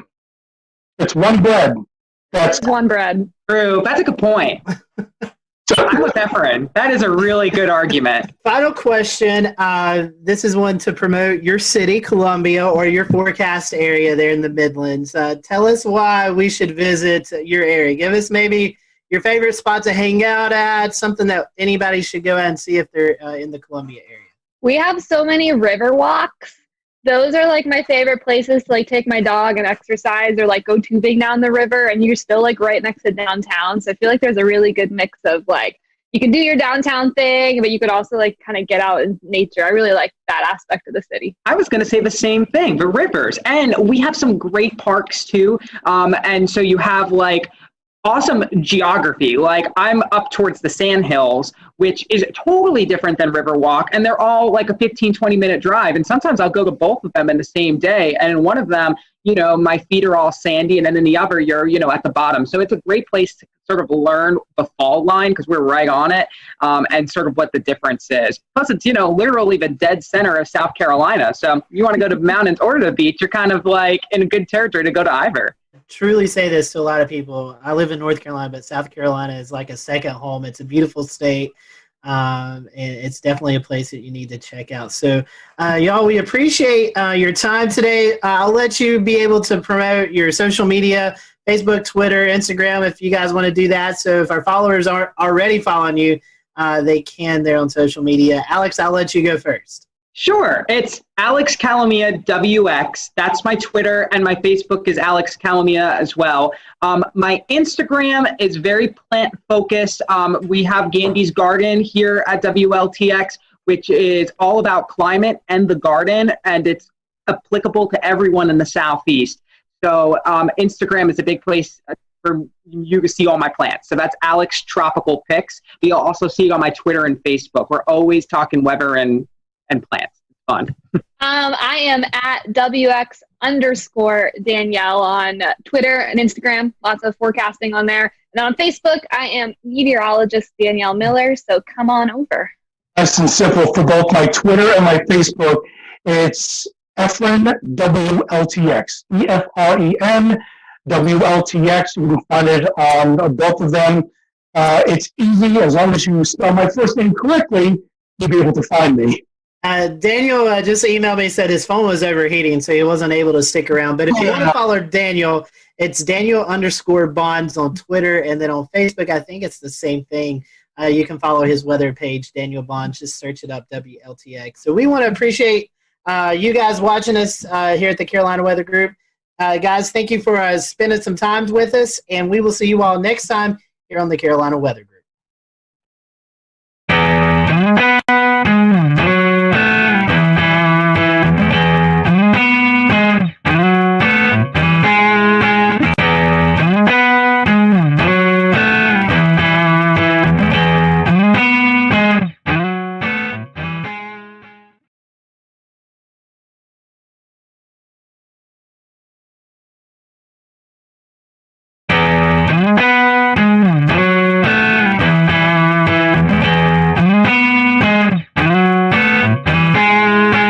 Thanks, James, and welcome everyone to the Carolina Weather Group, Quarantining with Mets. We're happy to be joined by the WMBF weather team out of Myrtle Beach, South Carolina this afternoon. We have on with us Jessica Dobson, Robert Whitehurst, Andrew Dockery, and hopefully Jamie Arnold will be joining us here in just a little bit. So over the next 40 minutes or so, we're going to be getting to know your local forecast team there in Myrtle Beach, and hopefully we'll reveal some fun things that you may have not known about there. So welcome to the show. We appreciate y'all joining us, and we always like to start off with some fun questions. So, Jessica, I'm going to start with you because you kind of talked about this a little bit earlier. Iced coffee or hot coffee? Which do you prefer? Usually iced coffee all the way. I've been on this whole whipped coffee kick. Andrew hasn't heard me shut up about it for a long time now. But iced coffee on most days, unless it's like winter outside. And then sometimes I'll go for a warm cup, usually iced. Andrew and Robert, you guys have a choice? I would say I'm an iced coffee guy. I wasn't until I moved here into Myrtle Beach. And once you get into the humidity here, you're almost kind of forced to be an iced coffee guy. So I do hot coffee in the mornings, but if I have it in the afternoon, it's usually iced. And yeah, that whipped coffee, Jessica talks about it nonstop, and it is very good. I wouldn't steer you wrong. Yeah, I think it's 50-50. It depends on the season.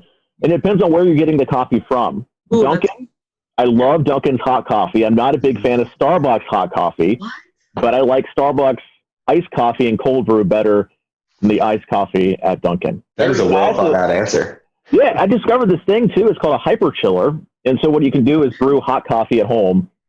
You pour it into the hyper chiller that's frozen, and you spin it around for 30 seconds, and you have iced coffee that's not watered down. Wow. I don't own any stock in this hyper chiller either, so I don't get any commission if I sell any product. How many sugars and creams, though? You know what? You're really, that's a hurtful comment right there. That's what gets me at Dunkin'. I'm like, load it up. Just keep squirting it. And my coffee is like white, okay? What are y'all's favorite weather or disaster-themed movies? I guess we can go in the same order again. Start with Jessica. Twister is for sure. I mean, that's very typical, but that came out when I was younger. And, you know, Jessica, she had blonde hair. I have blonde hair, so it just kind of really, it stuck with me. Love that movie. And also one that I grew up watching, I feel like it was on ABC Family a lot, was Night of the Twisters. It's very corny, like 90s one, but that's another. I think for me, Twister was a big one. I'm not a big movie guy, though, if I'm being honest.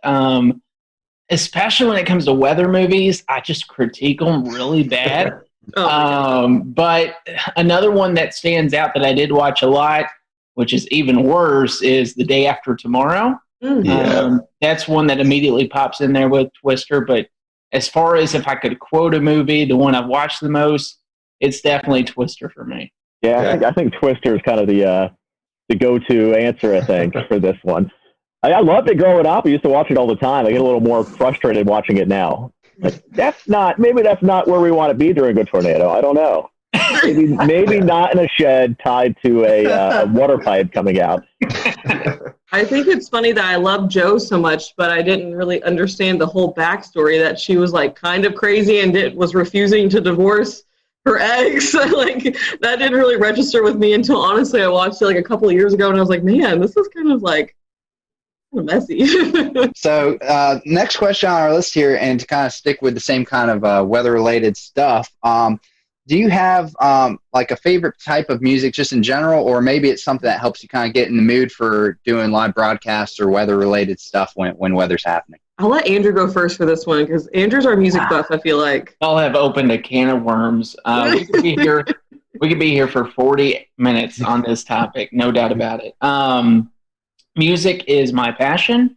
I'm probably behind weather, so I'm a big music junkie. With that being said, I love every type of music. Anything kind of gets me in the mood. I usually do something that's not super upbeat in the morning since we're on the morning show, but something that'll just like, all right, this is a good feel, kind of like a acoustic indie vibe maybe. But I can listen to anything from Fleetwood Mac to George Strait to Tom Petty, Bruce Springsteen, you name it. I love it. I am a big component, though, of playlists. And I think I told Jessica this yesterday. I made a hurricane playlist. I might have to make it public one day. And it's all these songs about hurricanes. And I'm a big runner, too. So, like, right before Dorian arrived, I was just, like, rocking out to all these songs that had hurricane references in there, from Jimmy Buffett to Luke Combs to all kinds of music. And it was fun. But yeah, music is a big passion of mine. So we might have to get your hurricane playlist there to put out when we put out the show. We'll return to Best of the Carolina Weather Group in a moment. Now your Carolina weather forecast. Here are today's forecast high temperatures for North Carolina. Here are the forecast lows for tonight for North Carolina. Here are tomorrow's forecast high temperatures. And here's forecast rainfall across North Carolina tomorrow. Here are the forecast highs for the day after tomorrow.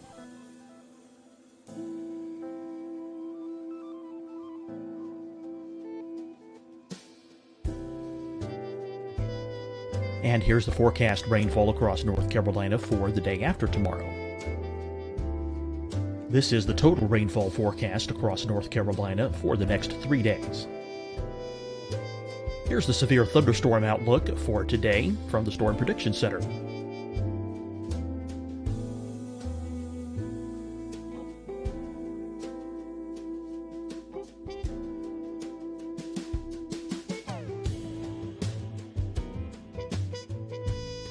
Here are the forecast high temperatures for today for South Carolina. Here are the low temperatures for today for South Carolina. Here's the probability of precipitation forecast across South Carolina today. And here are the rain chances across South Carolina tonight. Here are tomorrow's forecast highs across South Carolina. Here are the forecast low temperatures for tomorrow for South Carolina. And here is the probability of precipitation across South Carolina tomorrow. Here's the precipitation chances across South Carolina tomorrow night. Here are the forecast highs for the day after tomorrow in South Carolina. Here are the forecast low temperatures across South Carolina for the day after tomorrow. And here are the rain chances across South Carolina for the day after tomorrow. And South Carolina's probability of precipitation for that night. Here's the Storm Prediction Center's severe thunderstorm outlook across South Carolina for today through tonight.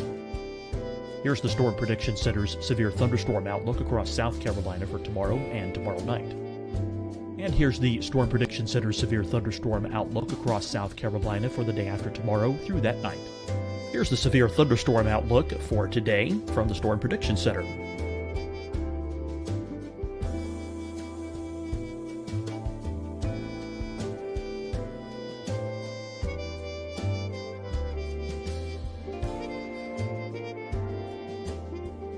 And Now, here's a live look at weather radar across the southeast. Deciding when to wear a mask isn't about who you know or how well you know them. Just ask yourself, will I be with anyone I don't live with? If the answer is yes, get behind the mask. Help slow the spread of COVID-19. Get behind the mask. Learn more at covid19.ncdhhs.gov. Fight the spread and take a stand against coronavirus. Wear a mask in public. Stay at least 6 feet apart from others. And get tested. Join us and fight the spread. Visit scdhec.gov/COVID-19. Getting tested for COVID-19 helps you to take the steps needed to protect yourself, your loved ones, and your community. Find the testing location at scdhec.gov/COVID-19 testing. Hi, everyone. I'm Dr. Mandy Cohen, Secretary of the North Carolina Department of Health and Human Services. And when you follow the 3 W's, you protect your family and your neighbors from COVID-19. When you leave your home, practice your W's. Wear a cloth face covering, wait 6 feet apart, wash your hands often. Wear, wait, wash. We're in this together. Stay strong, North Carolina. You'll see your Carolina weather forecast at 25 and 55 past. And now back to the best of the Carolina Weather Group on the all-new Carolina Weather Net.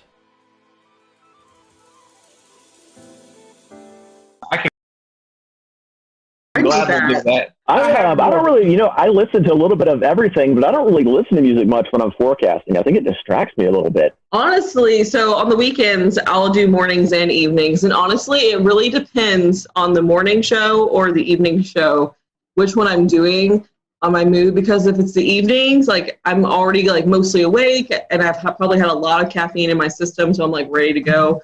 And I'll listen to, honestly, like I love throwback playlists. Like whether that's like throwback R&B and hip hop from like the early 2000s or like the early 2000s hits or like late 90s hits, like those always put me like in a really good mood. But when it comes to mornings, I kind of like, what is it? I have like a couple of different ones on Spotify. Like my Spotify is so disorganized, it's not even funny.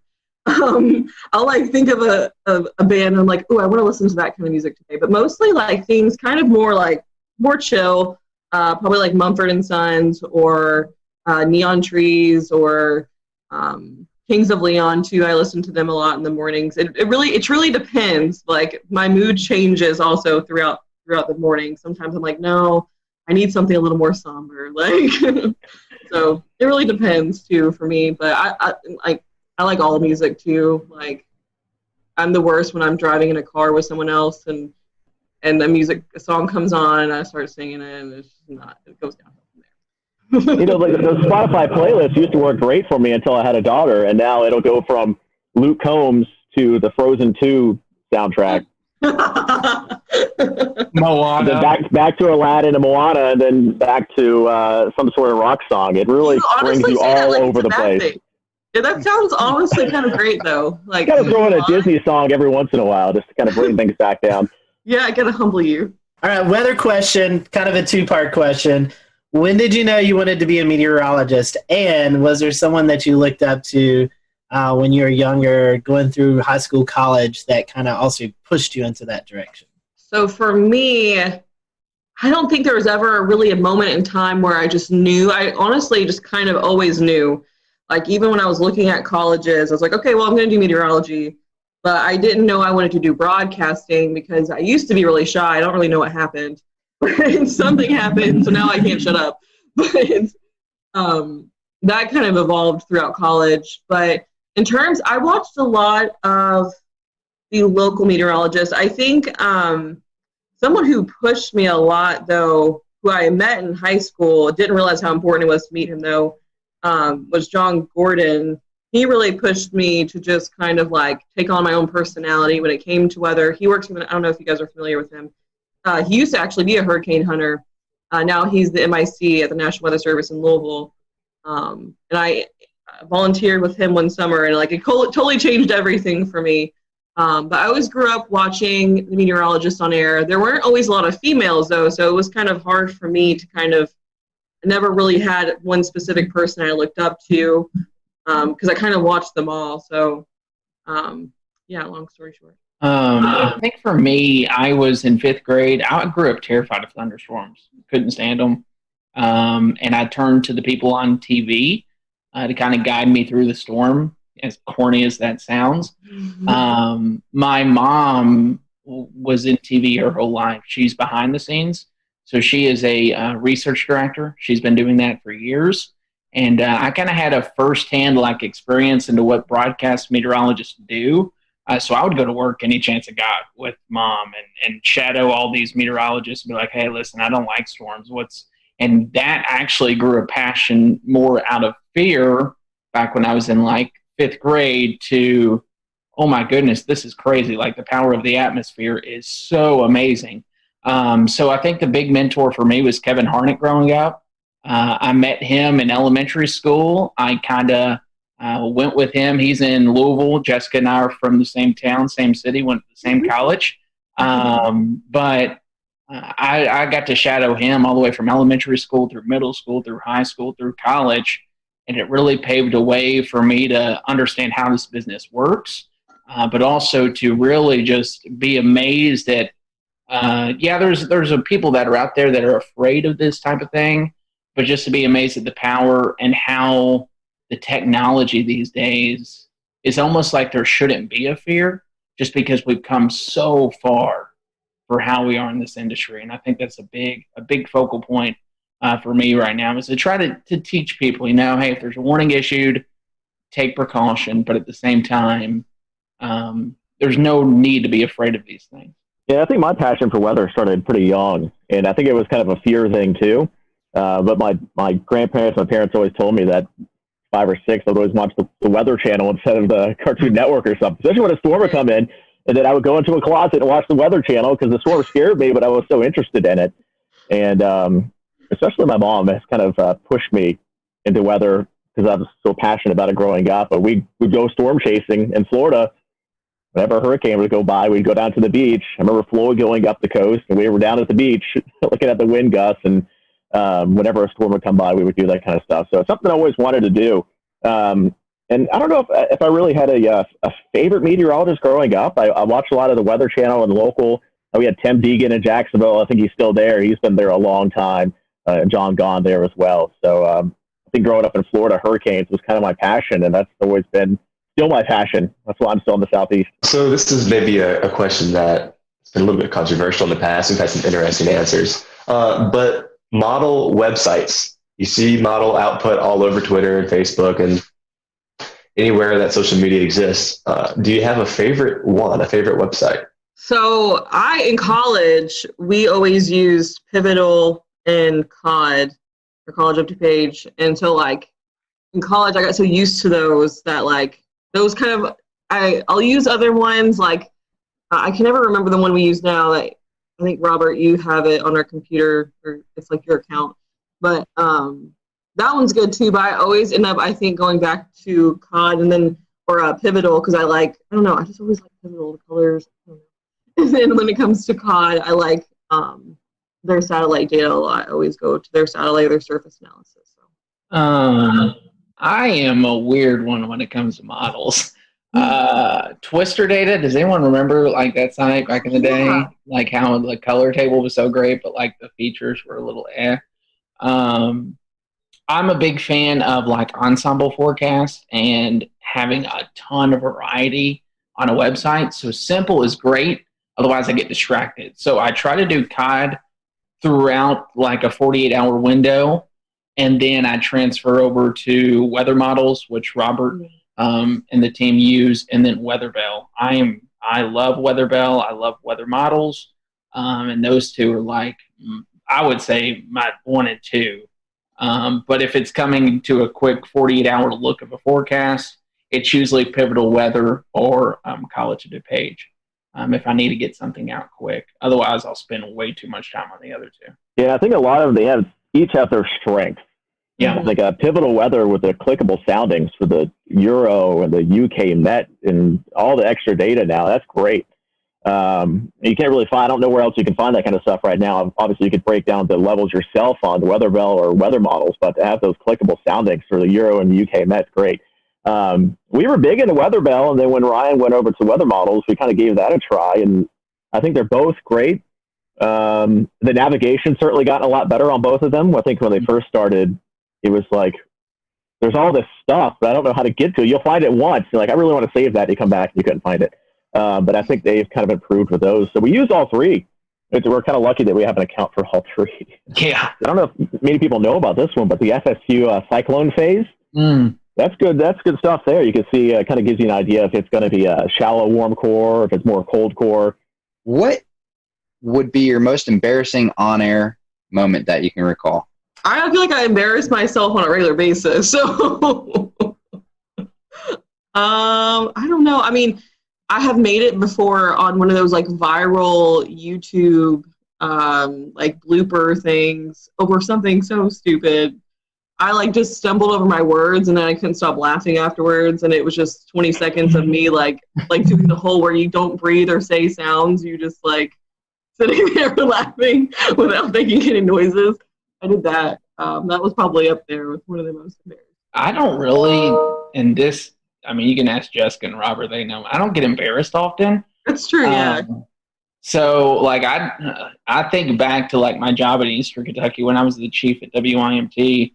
I would go out and do face paintings right before main weather and dance with people to learn, like, a jig or whatever it was. So I've done probably a lot of embarrassing stuff, but to me, I was just doing it just because it was interactive. But something I did not plan that happened was I did a whole main weather and Twitter blew up. This was back at Bowling Green, and it was obvious that my flag was down the entire time. So that was the only thing I can think of. I will never remember or forget that day. But other than that, everything else it takes a lot to embarrass me, but that day certainly did. This isn't a bad one, but we have a Hurricane Expo we do every year. And I went to a little girl who was with her dad and a live interview. And I asked her, hey, are you having a great time here? And she looked at me and said, no. And I had no idea what to say. I was like, oh, well, there's some fun stuff over there. Back to you.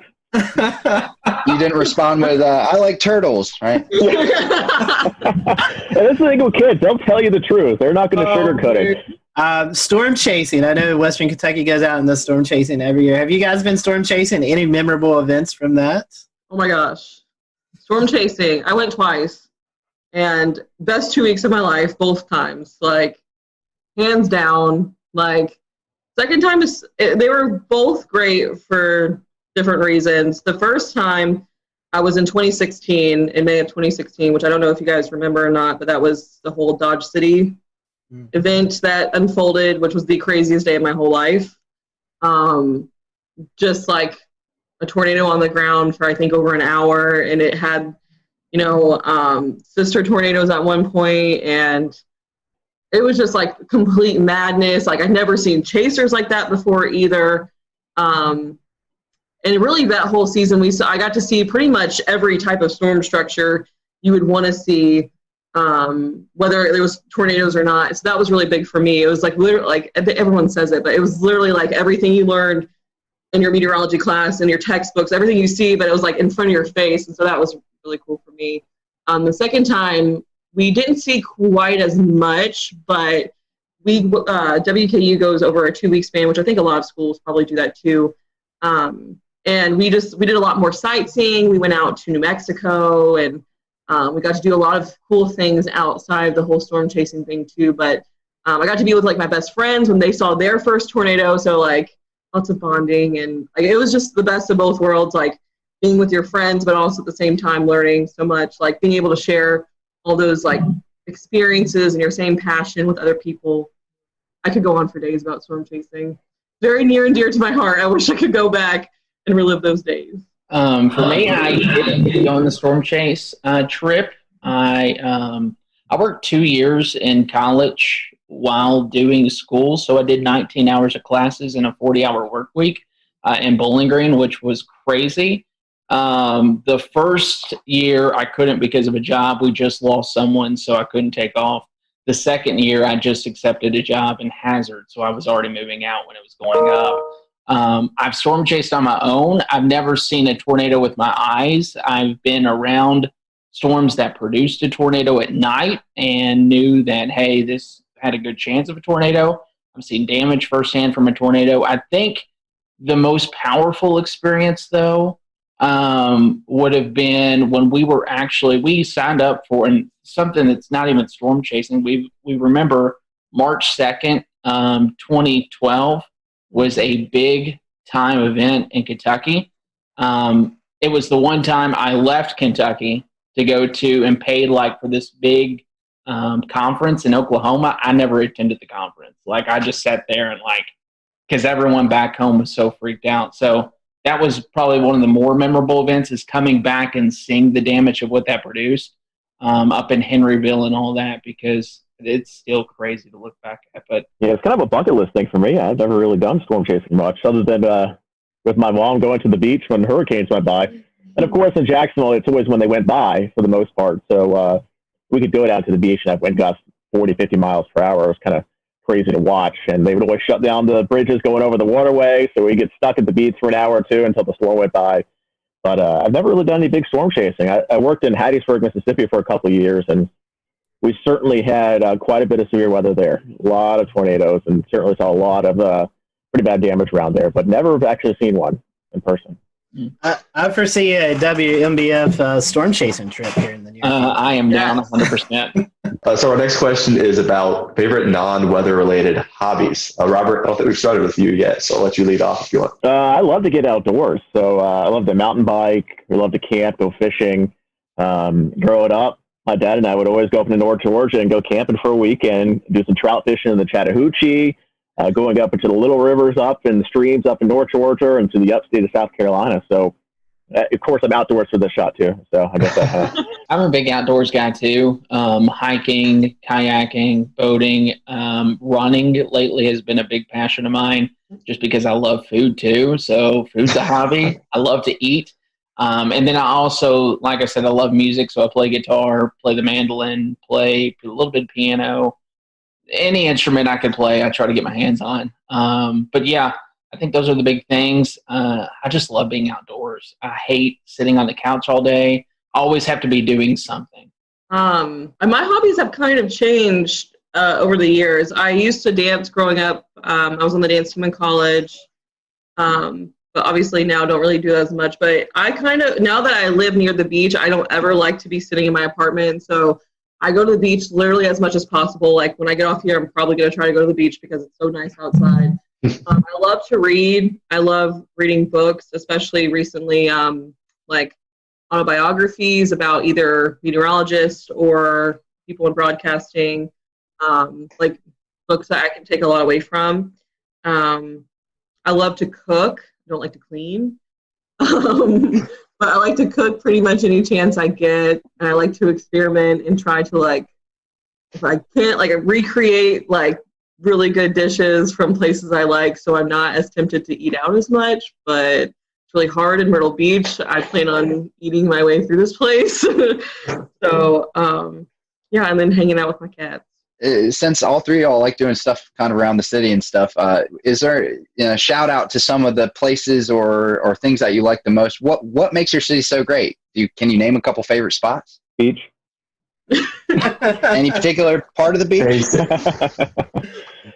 Yeah, I mean, there's a couple spots here. I mean, everybody kind of, when they come to visit, they go to downtown Myrtle Beach, and it gets a little busy, a little crazy. I think the locals go a little farther north or a little farther south, and it gets a little quieter, and you can actually relax a bit. So maybe that's if you're going to come to visit Myrtle Beach, try to branch out from just downtown Myrtle Beach. There's a lot to offer up and down the coast. And that's the thing with Myrtle Beach. They want to stay as close to the beach as possible, the buildings and the homes. So instead of going inland, everything here is built up and down the coast. So you have to kind of go quite a bit to see everything. But it's worth a visit from North Myrtle Beach all the way down to Merrill's Inlet. Pawleys Island's beautiful. little farther to the south of Myrtle Beach. Yeah, I will agree with that. And the food is great too. You can go all the way up into North Myrtle Beach and hit up Flourishes up near downtown North Myrtle down to Barefoot Landing. I think a Flying Fish is a great seafood place there. Highly recommend that. It's a 48 catch to plate rule, so everything is super fresh, 48 hours. And then I'm a big South Strand guy. So what we say by South Strand, south of downtown Myrtle Beach, Surfside, Garden City, Murrells Inlet, the marsh walk is beautiful. And then you go even further south, Huntington Beach State Park, Brook Green Gardens, Pawleys Island. It's just a beautiful area down there that I would highly recommend anyone to come check out. Come to Myrtle Beach, check out downtown, and then go south would be my recommendation. And then if you have another day, go north, because you could eat your way through this city in the Grand Strand, no doubt about it. I have not had the chance to really explore that much. I'm just now starting to be able to with all the Corona stuff going on. But I will say I have not been to a single place that I have not loved so far. All the beaches I've been to as far south as, I recently went to Surfside the other day, and that was really nice. And there, every little spot I feel like has a different feel to it. It has different character to it, and so I really like that so far. Honestly, have not really even had the chance to eat at any local restaurants except the Boathouse. That was really good. Andrew and I ate there after work or during work one day. And then I went to a local Mexican restaurant the other day, Sol y Luna, which was freaking amazing. Where do you see the future of meteorology being? We're seeing a lot more non-traditional wise media with social media, websites, blogs. You still have your TV, your National Weather Service stuff. Where do you think the future of meteorology takes us in the next 10, 15 years? I think that's kind of the magic question that everybody's looking to the answer for. I mean, you think back 15 years ago, how different it was, and then you look 15 years or 10 years in advance and just how different it's going to be again. Obviously, a lot of focus is on digital now. Everybody's on their phones. Most stations have a weather app at this point, but I think we invest a lot of time into our weather app, and we've seen quite a bit of growth of that here in the last few years. And even on social media, I think when I started in 2013, we had 3,000 or 4,000 likes on our weather page. I think we're up to almost 40,000 now. And you can see that kind of growth on our digital team as well. I did a presentation a couple of years ago about digital growth, website growth, and it was something like 200% growth since we launched the station. We're a relatively new station. We've only been around for a little over 10 years. But you start to see the TV side go down a bit, but the digital side is kind of taking over from there. And we're starting to put some work into OTT, things like Roku, so you can get your news kind of on demand. We're setting up a new system now at the station where basically an anchor or weather anchor can go on air or onto digital by themselves, has his own mixer board, audio board, cameras built in. They can punch up any sort of audio source, video source. And so we don't have to wait for that traditional 4 p.m., 5 p.m., 6 p.m. People don't want to wait until 4 p.m. to get the forecast or 4 p.m. to get some information. So it's tougher now to tease things. Like, hey, we got this really big story. Tune in at 4 p.m. for the details. And people don't, everybody wants the information now. So instead of doing that typical thing, if it's breaking news, we can get on air, we can get on the digital, get on the Facebook with it, onto the website, and people can go there and get the information right away. Otherwise, they're going to go somewhere else to find it. What's your favorite social media platform? Twitter, Facebook, TikTok, Snapchat? Where's your go-to? Well, I still have my MySpace active, I think, somewhere. So make sure you give me I'll put you in my top 6. But really, I think Facebook is still probably the king when it comes to weather information with the general public. I think it's probably starting to skew a little bit older with the population. I don't think the younger you go, I think you get the less people on Facebook now. And where we go from there, I'm not sure. We've kind of dabbled in Instagram a bit, and we have decent luck with it, but I don't think we've got a huge amount of traction on there yet. But it seems like most TV stations still use Facebook as the kind of big digital social metric, and then you just kind of have Twitter and Instagram and some other things on the side. All right, we're gonna end with a couple of fun questions. So I'll end with this one. You're ordered a pizza. You're only allowed one topping. What is that topping? Pepperoni? Sausage, but this puts out a Barstool Sports one bite, everybody knows the rules is what I thought of as soon as you said that. It's hard for me to pick one. My original thought was pepperoni, but I love banana pepper pizza. Interesting. Nobody said pineapple, so that's good. I was waiting for the pineapple. Yeah, I don't think pineapple's on a pizza. All right, then I will close this out tonight. This is a question that we briefly talked about before the show and had you all stow away your answer. So this could be controversial. There's only one right answer. Toilet paper, over or under? I had to think. It's over. No. It's over. Okay, one for over. I saw a terrifying image once, and I'll explain it after Jessica answers. It's over. Okay. And it's because of the image. Okay, yeah, I would say over, and I think of a meme, and I hope it's not what Andrew's thinking. It's like, I don't know, I can't even remember the meme. Something about a mullet. Like it had to do with a mullet. I've seen that. You know what I'm talking about? I know what you're talking about. The one I saw had a spider underneath, and like you reached underneath the toilet paper to get it on the underside, and when you do that, you're like touching the spot. Ever since then, it's over. No. All right, we have definitely enjoyed having you up for this. We appreciate it. I would hate to give up this opportunity, or would love to give you this opportunity to promote your social media accounts. So if anyone who's watching or listening, head down to Myrtle Beach. They know where to get the weather information at, and maybe some of the best places to hang out. So I'll let you guys give out some social media information before we close off. Robert, I'll start with you. You could. I'm big on Facebook, so if you just search for meteorology. We'll return to Best of the Carolina Weather Group in a moment. Now your Carolina weather forecast. Here are today's forecast high temperatures for North Carolina. Here are the forecast lows for tonight for North Carolina. Here are tomorrow's forecast high temperatures. And here's forecast rainfall across North Carolina tomorrow. Here are the forecast highs for the day after tomorrow.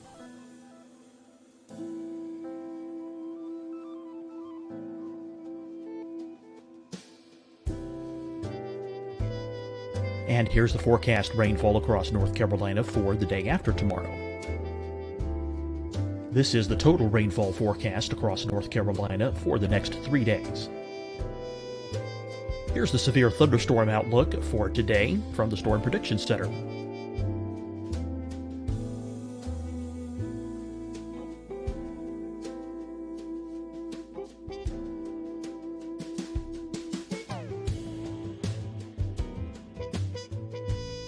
Here are the forecast high temperatures for today for South Carolina. Here are the low temperatures for today for South Carolina. Here's the probability of precipitation forecast across South Carolina today. And here are the rain chances across South Carolina tonight. Here are tomorrow's forecast highs across South Carolina. Here are the forecast low temperatures for tomorrow for South Carolina. And here is the probability of precipitation across South Carolina tomorrow. Here's the precipitation chances across South Carolina tomorrow night. Here are the forecast highs for the day after tomorrow in South Carolina. Here are the forecast low temperatures across South Carolina for the day after tomorrow. And here are the rain chances across South Carolina for the day after tomorrow. And South Carolina's probability of precipitation for that night. Here's the Storm Prediction Center's severe thunderstorm outlook across South Carolina for today through tonight. Here's the Storm Prediction Center's severe thunderstorm outlook across South Carolina for tomorrow and tomorrow night. And here's the Storm Prediction Center's severe thunderstorm outlook across South Carolina for the day after tomorrow through that night. Here's the severe thunderstorm outlook for today from the Storm Prediction Center.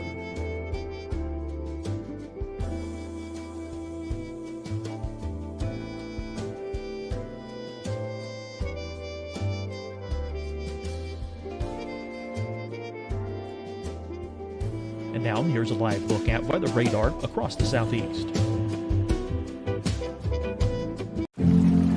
Deciding when to wear a mask isn't about who you know or how well you know them. Just ask yourself, will I be with anyone I don't live with? If the answer is yes, get behind the mask. Help slow the spread of COVID-19. Get behind the mask. Learn more at covid19.ncdhhs.gov. Fight the spread and take a stand against coronavirus. Wear a mask in public. Stay at least 6 feet apart from others. And get tested. Join us and fight the spread. Visit scdhec.gov/COVID-19. Getting tested for COVID-19 helps you to take the steps needed to protect yourself, your loved ones, and your community. Find the testing location at scdhec.gov/COVID-19 testing. Hi, everyone. I'm Dr. Mandy Cohen, Secretary of the North Carolina Department of Health and Human Services. And when you follow the 3 W's, you protect your family and your neighbors from COVID-19. When you leave your home, practice your W's. Wear a cloth face covering, wait 6 feet apart, wash your hands often. Wear, wait, wash. We're in this together. Stay strong, North Carolina. You'll see your Carolina weather forecast at 25 and 55 past. And now back to the best of the Carolina Weather Group on the all-new Carolina Weather Net. On there, and of course, our main Facebook page is kind of the one where we put a lot of our time into more forecasting, and that's going to be the WMBF First Alert Weather Facebook page. Yeah, I think we're all pretty generic in our handles. I'm meteorologist Andrew Dockery on Facebook, and then you can find me on Twitter at Andrew WMBF. We have a great team that loves social media. We would love to just even chat with you all about weather sometime. Yeah, mine is the same pretty much. It's meteorologist Jessica Dobson on Facebook, and then at Jessica Dobson WX on Twitter. You can also follow me on Instagram. I can't even think of my handle right now, so whatever. You can also follow me on Pinterest. You can also find Jamie Arnold at Jamie Arnold WMBF on Twitter. So look up Jamie. We hate that he wasn't able to join today, but certainly appreciate having you all around. And if you're in Myrtle Beach, be sure to check out the WMBF First Alert Weather Team. For everyone here at the Carolina Weather Group, thanks for watching, and we'll see you next time.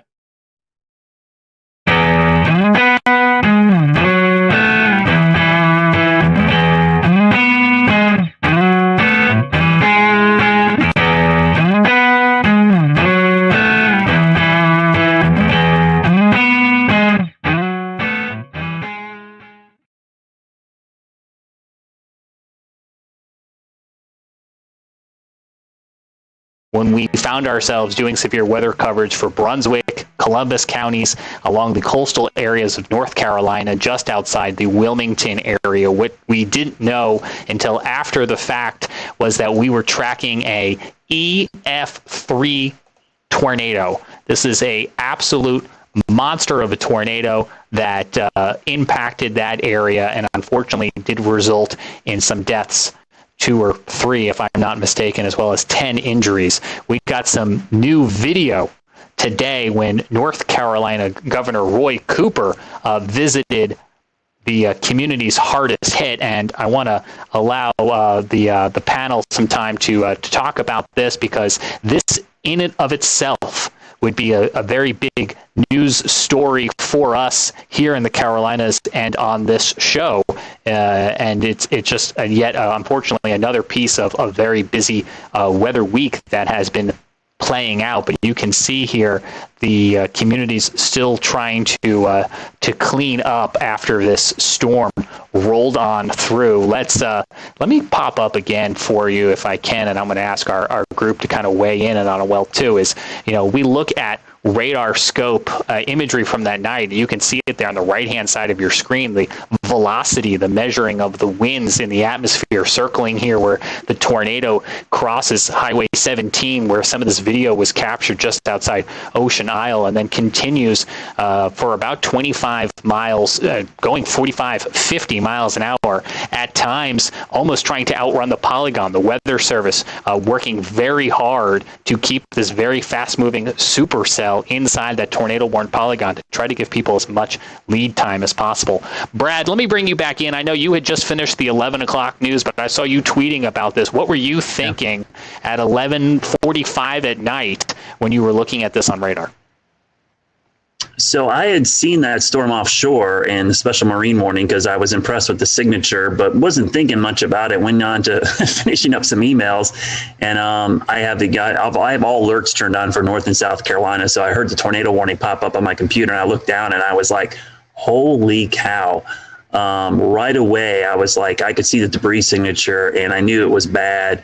And then immediately, with some of my emergency manager contacts, started getting messages about some serious damage and, requests for search and rescue crews. So I knew it was pretty bad. And when I looked quickly at the map, I knew that area quite well. I actually played that golf course several times. Tiger's Eyes right there, Ocean Isle. It's a beautiful area. So I'm very familiar with that. And I knew, hearing the damage reports, those weren't small homes. Those were well-built, I wouldn't say mansions. Those are nice houses. So for those to be leveled and destroyed, I knew it was a significant hurricane tornado.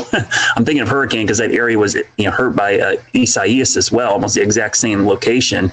But what was interesting is, it was EF3. That's the only second EF3 I could find in the database in the month of February in North Carolina's history. The other one was in 1971. So EF3 tornado in the month of February is incredibly rare for North Carolina, and in that area, period, any time of the year.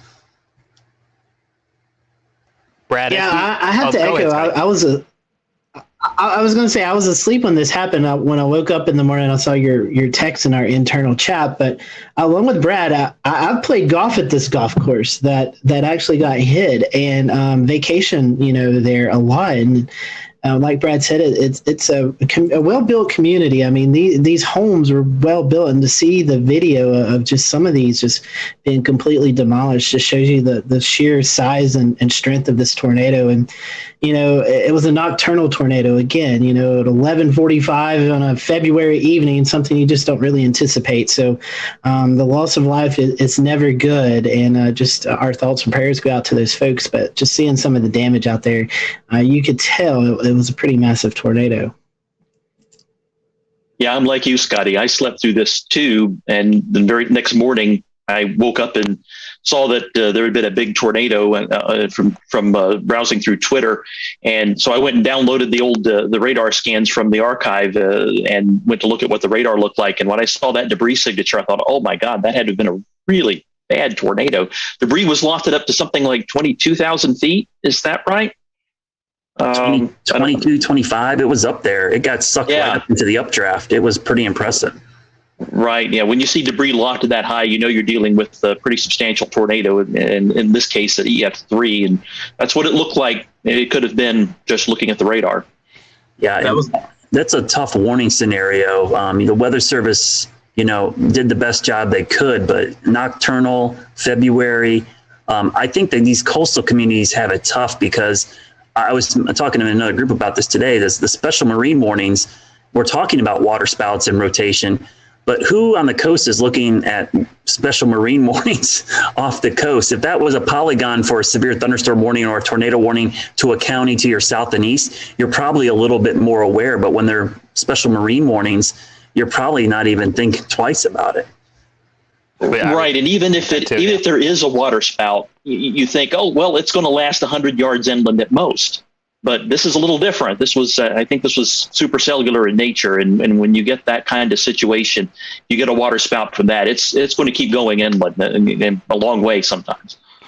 I remember when we were streaming this, just looking at it going, this is textbook. You could see the hook echo. You could see it on velocity. 160 mile per hour winds. Christian Morgan, WFMY in Greensboro. I want to ask you for your advice for folks who hopefully never find themselves in this situation. But if you find yourself in any tornado polygon, what do you do? Especially if it's midnight.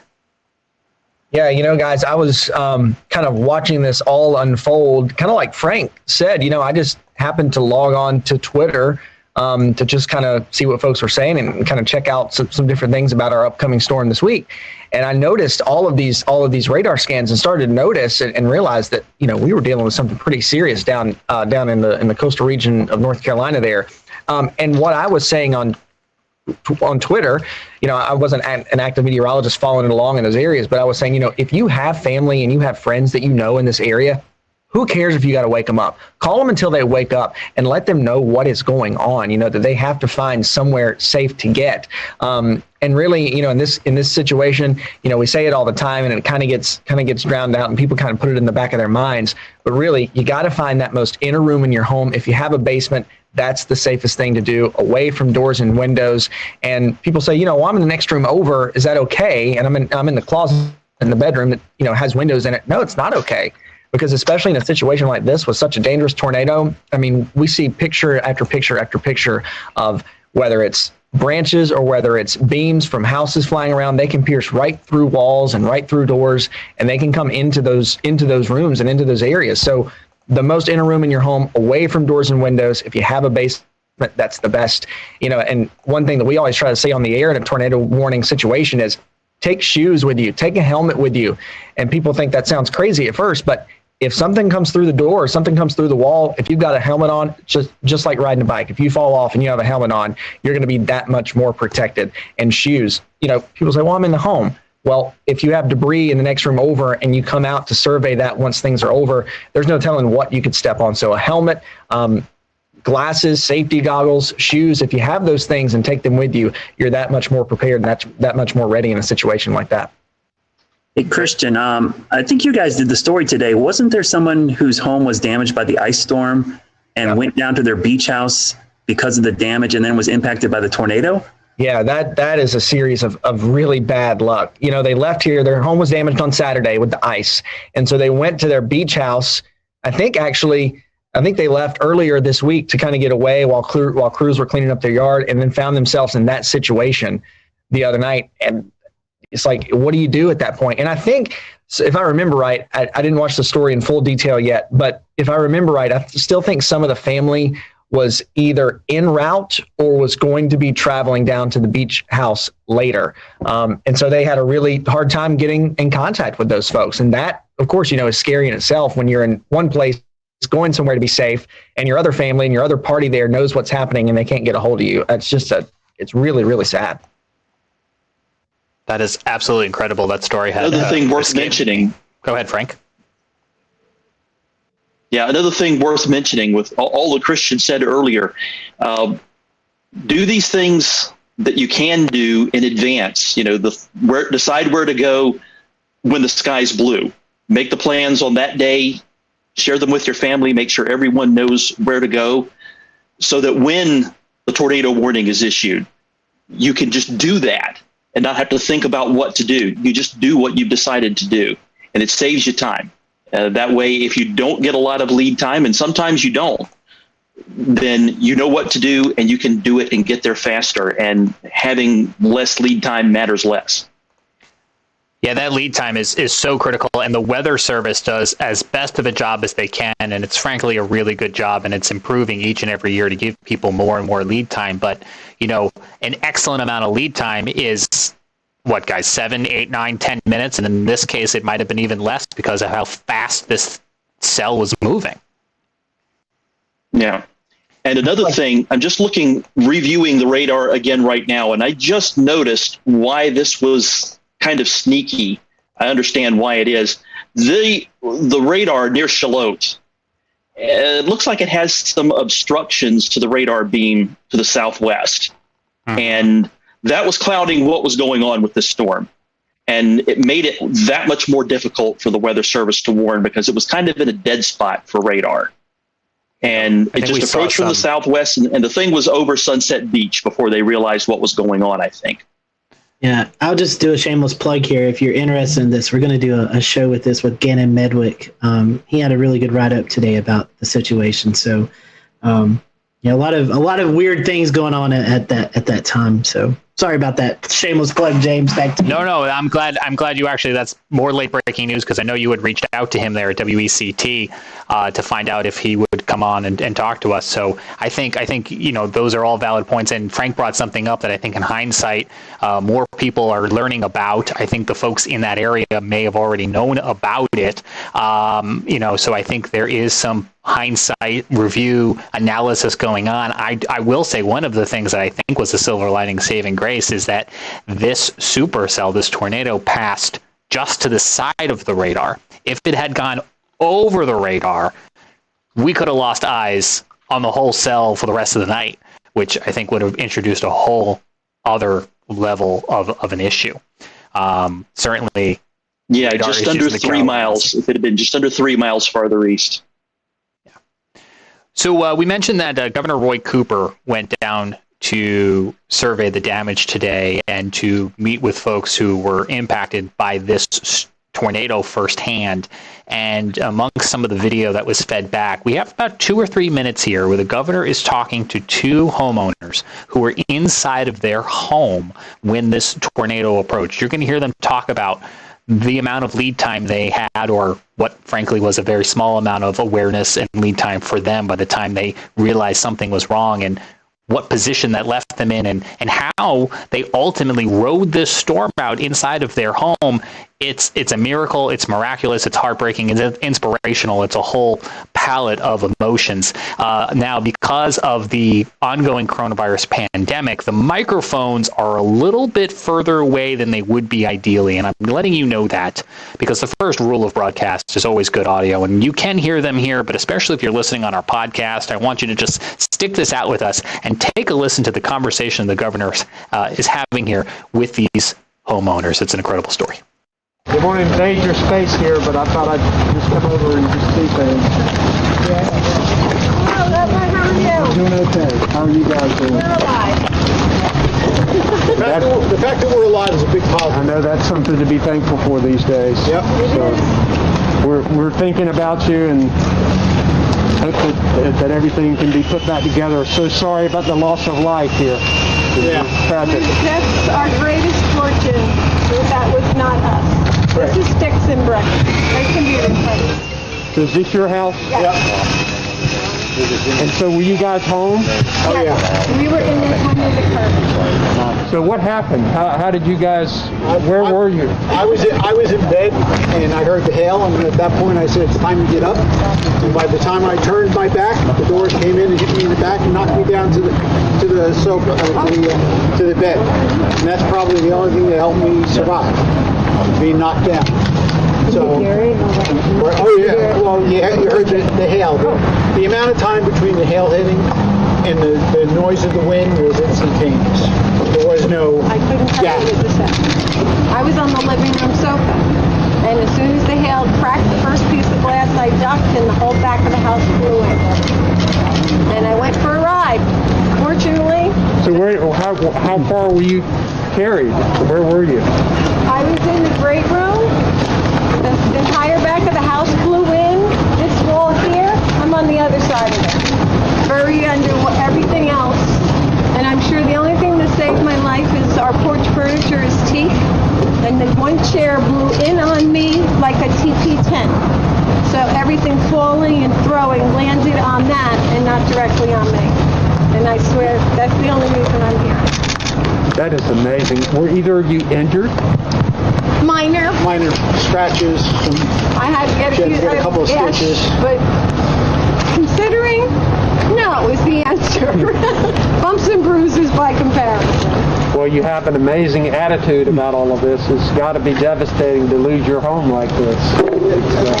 It's devastating, but you got to maintain a positive attitude. So we're here. We have something to deal with. There are others across the street and across the golf course that don't have that good fortune. Do you have a place to stay? We do. Yes. The neighbors here are families. The generous, phenomenal offers have been endless. So Yeah, we have a place to stay. There are several people that had empty homes because they're not full-time residents. They offered the homes to us. I've had offers from New Jersey to Florida to help. So we've been fortunate. Absolutely an incredible story. Those folks, as they expressed, lucky to be alive. Again, 2 fatalities, 10 injuries, and as you can see, multiple homes damaged by this EF3 tornado there in Brunswick County, North Carolina. We will have more, as Scotty mentioned, on future shows here on the Carolina Weather Group, talking more about an event that is clearly going to be now marked on our calendars and our history books. 160 mile per hour winds. That is practically unheard of in this part of the country.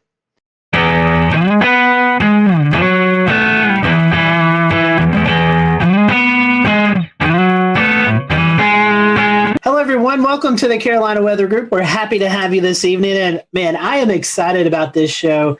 We have featured Frying Pan Shoals out off the coast of North Carolina several times during our hurricane coverage that you most likely have tuned into from one time or another. And I've been wanting to get Richard on the show, and Shay worked his magic and was able to get Richard Neal on the show. Richard is an engineer and the director of Frying Pan Shoals Tower out in the Atlantic Ocean, where he currently is right now. And it's just hard to believe that technology's come so far along that we can actually talk to Richard, who's out in the middle of the ocean right now. So, Richard, welcome to the show. We are happy to have you. And, I just want to talk a little bit. Our first question for you is more of a just kind of getting to know you question. And normally it's how did you get hooked into the weather world? And I know weather plays a little bit into what you do, but how did you get involved in this project? I mean, this is just such a fascinating story about you guys. Well, like a lot of guys, after work, I still have my hands on the keyboard and I'm working on things and I'm surfing the web. And this is back in 08, 09. And I was like, well, there's got to be great things that are giving away because we're in a recession and everything's so discounted. And let's search for government surplus in North Carolina. And the first thing that popped up on screen was this big old warehouse. And I'm like, no, that's crazy. Swipe right or left, whichever it is. Next one was a whole bank building, and then some FEMA trailers, then some strange big metal box out on legs in the ocean. And that was kind of the fish hook that caught me. So ended up getting it. Won the auction. A little bit about you, assuming you was looking up stuff in North Carolina. Are you originally from North Carolina, or how did you get here? Well, I was born and raised in Oklahoma, which is not exactly a land of oceans or mountains. And so I had a chance to come do a job interview over here back in the previous couple decades. And I was like, the trees are tall, the ocean's beautiful, so it hooked me. I moved into the Charlotte area where I've been since 99. I've got to ask you, I personally love Oklahoma. I go out as much as I can to storm chase. So did you have any close encounters with tornadoes in your time out there? In Oklahoma, it was pretty normal to just, there's the tornado and it's only yay big. And so you drive a little slower so it can stay ahead of you, or you drive a little faster because it's behind you. The one time riding in my dad's pickup truck, banged on the rooftop because back then we could ride in the back. And we were following one about 2 miles ahead of us. And I asked him to hurry up because there was another one behind us, about 3 miles behind us. So we just stayed right between the two as we went home that day. Just a normal day. Did not understand the magnitude of the difference between a tornado and hurricanes. Hurricanes are a whole different ball of wax, aren't they? Yes, they are. They are. We'll talk a little bit about that. So engineering, I know you got some engineering out there. Tell us a little bit about that and what all engineering-wise you do out there right now at the tower. Well, when I got the tower, when we first came out here, we opened the doors and all the windows were sealed up and there was thick junk all over the floor. It was incredibly filthy. And, of course, nothing worked. There was no electricity. There was no running water, you name it. Obviously, no internet. And so the name of the game was basically, how do we reestablish? And so if you can think of walking into a garage that people had walked out of 2 decades before, leaving most of the tools in there, almost like a put-it-together puzzle, figure it out, and you can make it work, that sort of thing. that was what it was. So found that there were holding tanks of water, found that the wiring was redundant because in the classic military Coast Guard sense, you never modified a circuit. You just added another one and added another one. So, oh my gosh. So it's really stretched my brain, everything from the structural to the mechanical to the electronics to you name it. Again, you don't just hire a plumber out here. You are the plumber. So. Very interesting. And, you know, the first question that pops into my mind here, Richard, is how do you get out there? Good question. After I bought it, it took me 4 months to get here because I couldn't get a captain willing to bring me out in a boat. He said, there's no ladder on it and you can't get up on it. And I said, well, I was actually a really good climber, so just get me close. But I think what really made him laugh was when I showed up at the dock carrying an extension ladder with hooks on the top. So climbed on it that way, and we do come out by boat when we're carrying things, but more commonly we just fly out by a Robinson R-44 and land on the helipad, which is our entire rooftop. So I was here a couple times today dropping off researchers. Very interesting. So no Jacob's ladder. I mean, you're just strictly helicopter at this point? Helicopter and boat, because one of the legs does have a reestablishment of handholds.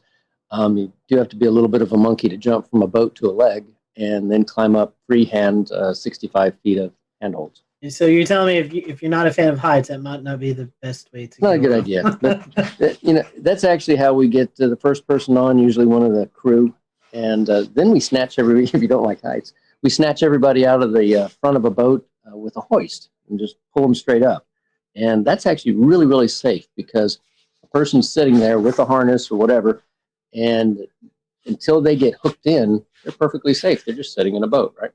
Then we grab them, pull them right up, roll them inside, just tell them to stand up. That's all there is to it. And haven't dropped anybody yet. It's probably a good record, 10 years. So why was the tower built in the first place? I'm the old one out of probably all of us. And I remember when we didn't have cell phones and we rolled this little circle on the phone to make it work. So back in the 1960s, there was still the frying pan shoals, and the shoals were shallow. We'll return to Best of the Carolina Weather Group in a moment. Now your Carolina weather forecast. Here are today's forecast high temperatures for North Carolina. Here are the forecast lows for tonight for North Carolina.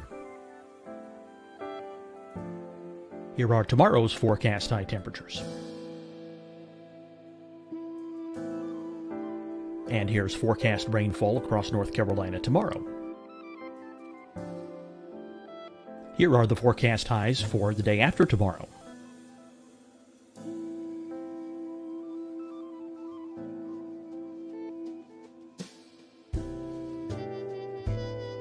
And here's the forecast rainfall across North Carolina for the day after tomorrow. This is the total rainfall forecast across North Carolina for the next 3 days. Here's the severe thunderstorm outlook for today from the Storm Prediction Center.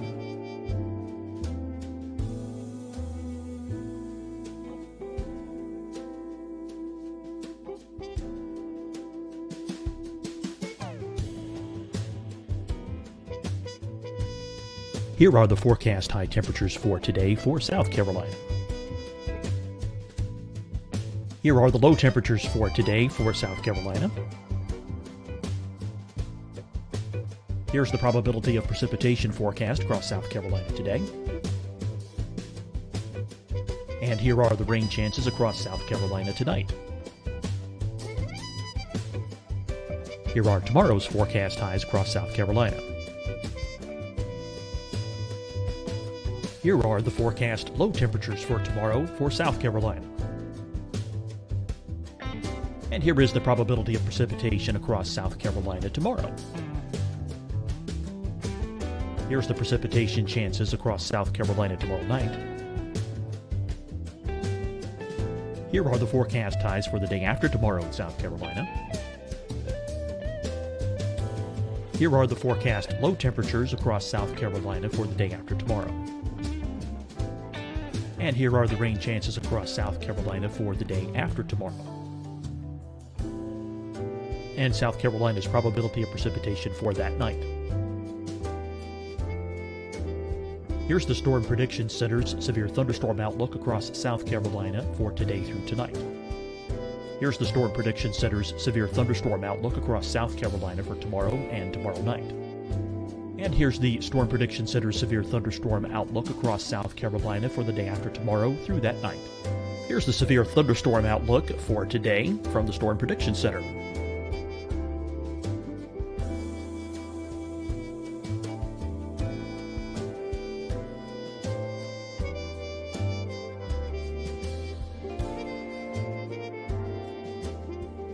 And now here's a live look at weather radar across the southeast.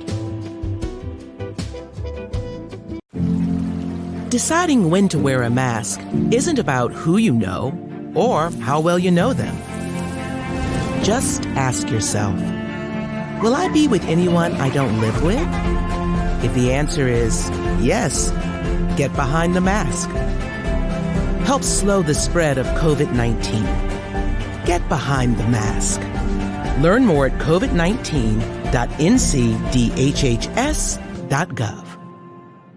Fight the spread and take a stand against coronavirus. Wear a mask in public. Stay at least 6 feet apart from others. And get tested. Join us and fight the spread. Visit scdhec.gov/COVID-19.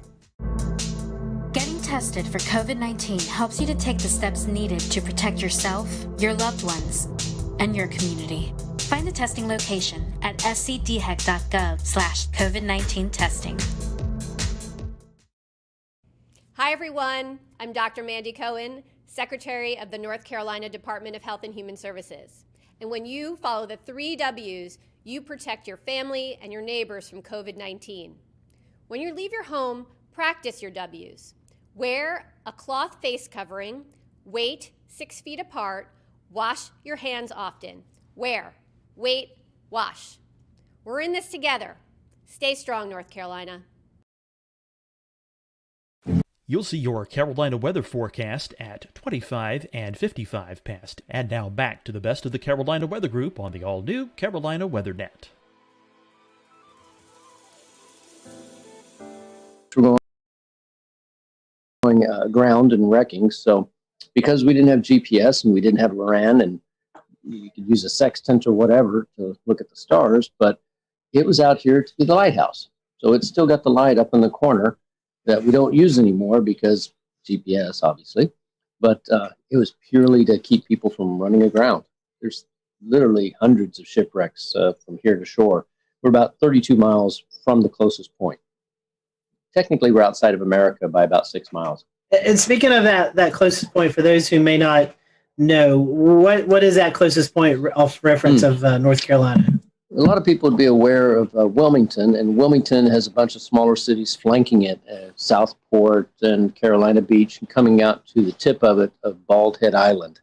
And that's from where the shoals actually continue on outward. So Bald Head Island, which is right over that way. We can see the light of a lighthouse on shore occasionally, just a little faint glimmer, but we don't see light of anything else because we're just too far away.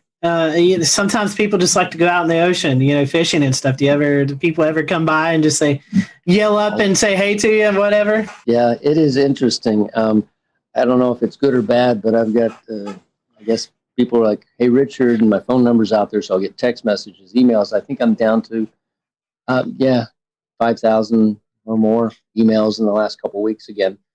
So it's a little tough. I'm amazed you guys could track me down. I'm glad you did. But they'll holler up, Richard, hey, this is so-and-so, and I was out there 2 years ago, 5 years ago, 6 years ago.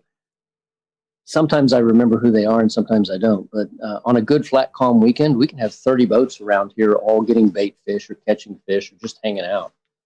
It's really quite the party. Yeah, I was going to say, I've done spearfishing at the Chesapeake Light Tower to the north up there. That's a popular spot. And there's, there's a lot of fish. There's a lot of great, fish that hang around these things. It's an object in the water. It goes in depth. There's teeming life around it. It's kind of neat. Yep. We've got a lot of bugs underneath this. And bugs, in layman's terms, are lobsters, spiny lobsters. They average about 8 pounds here. So you kind of took up my next question was going to be about the B&B and how long that ran for. Yeah, we were doing that from 2012 when we had our first family stay out here, which was quite interesting. They were like, yeah, we know it's sort of a B&B, right? And then we shifted over in 2018 purely to the nonprofit. And we still have a lot of people come out, but it's not in the sense of coming out and hanging out. It's come out and participate. The walls in here are nice and blue because we had 3 or 4 volunteers a couple of weeks back, clean and scrape and put it all back in order. How many people do you normally average in a year, Richard, that come out and volunteer? I mean, I know it can vary, but it's... it's a really great question. We've had thousands out, and that's because many, many people will come by in their boat, and then they'll come on up, and maybe they'll carry something out. I occasionally get a call on the Marine Band radio. Hey, Richard, we're here, and we brought you that extra water, or we brought you some food, or we have too much beer, and we can't get rid of it. We need your help. So, or we have fish that we've caught, and like, yeah, come on up, let's share it and have a meal, and then you can head out the next morning. But with 8 bedrooms and a crew room in addition, and about 6,000 square feet, and a rec room and a stainless steel kitchen and a big generator room where we can cut and torch and do all the types of mechanical things you would want to. It's actually got a place for all different kinds of people. We've got people that came out and did nothing but work on our garden in the back corner. So we've got a garden that grows. Go figure. And for those who are maybe wanting to know, you do a fantastic job on social media, the Facebook page, of just sharing your experiences from day in and day out. And it's a really cool thing. If you go to Facebook and type in Frying Pan Tower, Richard, you do a great job on social media, just kind of showing the behind the scenes look there. Yeah, it's funny. People ask what the tower is really like and how it survived these hurricanes. And some of the things that I've learned is that the engineers that put it together had a fair amount of experience with what they call Texas tower or Texas oil rigs, the genre in the 40s and the 50s. So they made this thing stupidly overbuilt. I mean, massively structurally strong. With the legs, I just got a blueprint that I hadn't seen in 10 years. And it actually indicates that when they set the base pilings down, they actually took pipes and then hydraulically rammed them through the legs down into the bedrock to the depth of, if you can imagine this, 296 feet. Wow. That's incredible. It's a football field of steel down into the bedrock and then filled up with cement. So, and the casing on the pipe that actually is water level down is multiple layers, so it's approximately 3.5 inches thick. We just, we have to worry more about anything above water and just keep welding on parts there. So, yeah, I've gotten a chance to become a more proficient welder. And, since I don't have OSHA looking over my shoulder, it's like, yep, I'll do it. I'll do it right, but I don't have to get it inspected. So, again, being outside the country does have some perks, right? Next question is, it's kind of like just everyday life that we have here, the luxuries of plumbing and power, internet. Mm-hmm. I've seen you were watching the football game a couple of nights ago. You cook up these really nice looking dinners. So how do you get all of that 32 miles out in the Atlantic Ocean? That's this is truly a working environment along the lines of, we don't just say, hey, stick a solar panel up there, it'll be great, and you'll love it for 25 years. No, we actually know that they will hold on during a hurricane. We've had solar panels up for 3 or 4 hurricanes now. We know the flags don't last quite as well, but that's another story. And with those solar panels, we still are on conventional solar batteries. So we don't have lithium yet because we work off of a very tight donated budget, obviously. And then if we need to augment it, like tonight when everyone's using all kinds of things, I will run a small little 3K generator by Honda or something like that. But the good news is that we did also resurrect life back into the 40 kilowatt Detroit diesel that has been sitting here ever since the 1960s. And when we took it apart and looked inside at the pistons, everything was put back in almost perfect order. And then they closed the doors and walked away. So all we had to do was get it up and running again. Now we need to get the electrical part out of it, which is the diodes and the rectifiers. And guess what? I'm getting to learn something else. But once I do that, then we'll reach out to our audience and say, be nice to have some resistance heaters bolted back on the wall. And then we'll run that and be warm while we're out here working. So 99% of the time, we're just solar. and wind. So we have a couple turbines, and we've got a couple dozen panels and a battery room full of batteries that we watch very closely and monitor. And everything that we do out here, we can also look at and monitor from shore. So, and that was a 5.2 gigahertz microwave dish that we set up, shot to shore, 56 miles, talked to TV station into letting us put a dish up on their tower at 1,300 feet. And, it's one of those, I can't believe they let us do this sort of stuff, but, we get really smart people, and then they're excited about it, and then they tell other people, and then we get a phone call. And a gentleman just got on a helicopter today that left that made a donation, and he spent a day or two out here. I didn't make him work, but he worked anyway. Couldn't stop him. Jordan, I know you've got the big fun question for us meteorological nerds. Yeah, so as the Carolina Weather Group, I'd be remiss if we didn't talk a little bit of meteorology while we're here. So what are some of the more memorable storms that have come by in recent times? I mean, I know I'm thinking about Florence and Matthew are probably the obvious ones, but maybe you have one that's maybe not quite so obvious. Well, Arthur was an amazing thing. I actually was out here with 3 of my kids and 1 volunteer, and we planned on flying back by helicopter on a Tuesday with an upper limit of the wind speed of being around 45 miles an hour or so for the helicopter. I think it was a Bell Jet Ranger. And we woke up that next morning to 55 miles an hour constant. So we weren't going anywhere. Surprise, surprise. Had not been out here for a hurricane. And my kids are like, are we going to be all right? Of course we are. It's going to be great. So everything was great. The winds were averaging around 75. They got up to 100 and something during that. And we were all in here, and it's very noisy. My daughter points out the window because there's a huge mooring light that's about 2/3 of a mile that way. And it has a 12,000-pound dumbbell weight at the end of a huge chain. And it's the marker for the very end of the shoals. Well, the waves were so big. They were about 30 feet tall. They don't even look like waves. They just look like hills, that it was picking it up and slogging it along. And she says, Dad, is the buoy supposed to be traveling? So it marched off towards Wilmington. And then as the hurricane spun around, we got to the backside of it, and the winds were blowing from the other side. We just finished dinner, and it blew in one of the back windows, just shattered it. And wind is going everywhere, and the rain's pouring in, and we're back there trying to hold a piece of metal against it and get it all put back together. And my daughter's a little upset about this.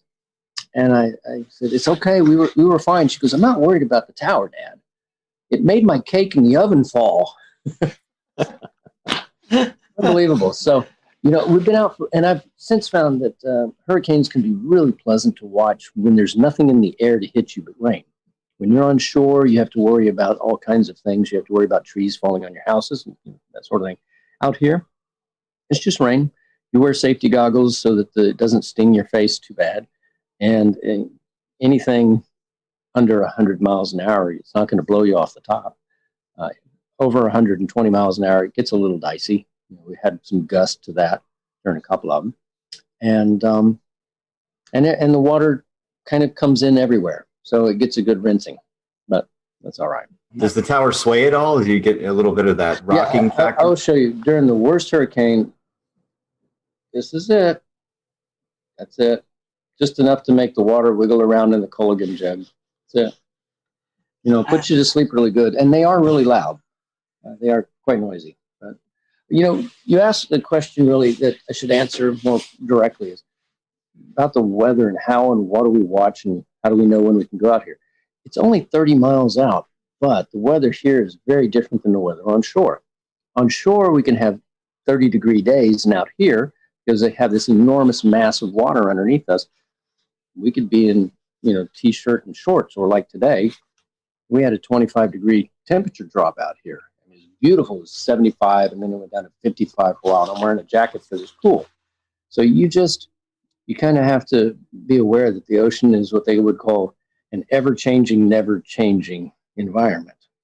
So it's always going to be a little different, and you can only tell about 3 or 4 days in advance as to the true conditions in this one location. Being on top of a hill at the end of the shoals creates a Venturi effect. So the water goes much faster underneath us than it would maybe just half a mile away. it's quite an interesting place to try and go scuba diving. That's for sure. I would imagine the waves. Yeah, we see storm surge on the coast with landfall and hurricanes, and we see these models that are predicting 20, 30-foot waves out in the ocean, but the normal everyday person doesn't get to see that, but you do. I mean, you were just talking about the experience with Arthur. I mean, I'm sure the first time you saw it was like, oh my gosh, but have you kind of got used to the fact of seeing these huge waves now after being out there so long? It's funny, the smaller waves, just the 12-footers or so, those actually impact harder than the big ones. We have these legs that are 42 inches in diameter, so relatively speaking, they're very narrow. But if you catch completely square to the cross pipes at the 12-foot level, a 12-foot wave, you know the weight of water, it's quite a bit per cubic yard. You feel it, just a shudder like that. That was a good one. That hit well. The huge waves, they look strange because they really do look like hills rolling past. And then occasionally one of them will break over like you would see on a small wave on the surf. But then you look across it and you realize that it's breaking over hundreds of feet wide and 7 or 8 feet, the top of it's cresting over. And you're just thinking to yourself, if I had a jet ski, I bet I could ride that all the way to shore. But I don't know. From what you've told us, it sounds like there's not many things that would cause such a concern that you'd have to evacuate. But I am curious what your emergency procedures are like. What things might it take to get you to have to bug out of the tower? And if so, what's the process? That's great. We have about 4 different forms of communication. We have, and that's for knowing what's going on. Of course, we benefit other people out here by having that available for them too. So we shoot our signal around here. So we kind of know what's going to happen weather-wise to some degree. It's really about a decision of, do I need to get back to shore because there's people on shore I might need to help? So when Matthew came through, we left a day after it happened just simply so we could get back to shore and help reestablish power for several houses that were out, elderly people. But, it's funny. I guess it's kind of the reverse. We got plenty of food, plenty of water. If you have a string and a hook, you can't starve. It's really more a matter of we stay away from things like COVID virus and monitor the people that come out, that sort of thing out here. People have said that this is probably the best place to survive a end of times or in a zombie apocalypse. I don't know. As long as we have our connection to shore with the Marine Band radio, with the internet that we have here, with emergency locator beacons, things like that, probably could sit out here and ignore the world for about a year if you had to. Nice. Not that I want to. I got family on shore. Speaking of that and COVID, I know one big thing is folks coming out there and helping you. What was there downtime? I'm assuming there was downtime where you didn't have folks out on the tower. Yeah. What was it like when the world was going crazy and you're already out on this island? I'm sure for you personally it wasn't much of a change, but what was it like? A few years ago, I had finished a job of 11 years and I needed a break. So I came out here and was just here for 6 months straight. Went to shore one time. And I noticed that you don't know what day of the week it is anymore. You don't really know what month it is after a period of time. And you start just living, I'm in this season. Oh, gee, I'm getting into fall now. Okay. But during the time that everyone was really locking down on COVID, I was here for a few weeks by myself and isolating. And it was odd because, I turn on the TV, I get it over the air, I get it over the net, I can see everything that's going on. So, you do always have the ability to communicate, same as we all do while we're still locked down. But I think it just made me really appreciate the fact that out here, I have a mask, I've got one in my pocket right now. And anybody that comes out here is going through a questionnaire of, have you been around anyone? Do you have the temperature taking? All that good stuff. They could still be carrying it, but we're trying our best to be just safe about it. So. Right. Well, speaking of that, we talked about the weather aspect. One thing I also want to mention is I was looking through some of the Twitter mentions for Frying Pan Tower. Water spouts also, I'm sure you get to see your fair share of water spouts out there. Oh, that's amazing, yeah. But any other memorable moments? I know you were talking about the meteors a little bit earlier. I mean, you are out in the middle of nowhere, dark skies, so I'm sure you can see all the meteor showers and International Space Station traveling across the. I mean, any other memorable moments out there? Any sunsets, sunrises? We did a time lapse of what was it, the Neowise comet that was off, and we could see it pretty clearly. And what we didn't realize in our time lapse was that the ISS, International Space Station, came cruising right past. So it's all on the time lapse with there's the comet, there goes the space station, and there's the meteor. It's just, you don't know what you don't know if you're not in a dark enough area to see it. On the same type of thing, you might look down at the water, and I didn't know this, but there's a shrimp variety that when they snap their tail, they make a blue flash.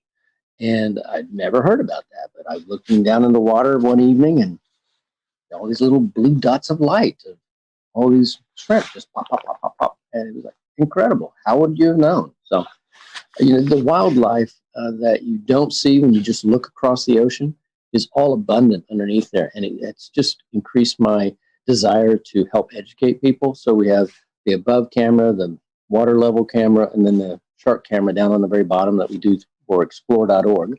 And that's in classrooms all around the world with kids watching it. Just kind of fun. So hopefully they'll learn about the ocean and, keep the straws out of the turtles' noses and understand the power that is in our oceans. I mean, the weather is by virtue of this enormous body of water that gets heated up and moves around. I mean, the things that our world does, I just think there's so much for us still to learn. And I really applaud what you guys are doing on sharing and discussing what's going on with the weather, because, it's not a matter of do I have on a jacket so I can go from my apartment to the car. It's what's happening in the world and why are there, storms and fires in different places. And that's all about weather and what's happening, right? Yes, that's true. The one thing I'd like to learn, those spiny lobsters, how do they compare to Maine lobster? What do they really taste like? Oh, I had thought they would be, because they're so large, that they would be tough, right? No. They have no claws, but they can have very long legs, almost like, a snow crab, those giant ones. And their tails are usually about that big around, about that long, and they're deliciously fresh and soft. We have divers that come out here and they'll grab them. We have a lot of rock ledges. So if you grab the one or two out of there, next day another one will move in because they're always looking. So they're migrating at night, running around. And they brought up 4 enormous ones. We filled up a stainless steel bowl that was about this big, full of lobster meat. We all ate. There was 6 of us, and we ate so much lobster we couldn't stand it anymore. So the next day when we wanted to go fishing, we were fishing with lobster meat, which is just ridiculous. So it's really, really good. For those folks who are listening tonight and they may feel like, this is a worthy cause that I want to give to, I know looking at your website, I mean, you've got a shop with apparel that you can do. You have a list on Amazon that folks can purchase and send to you, all sorts of way to help out the cause. So tell us about that. And I even see a signature coffee blend. So tell us about all the different ways that we can help you guys out there doing the research you're doing.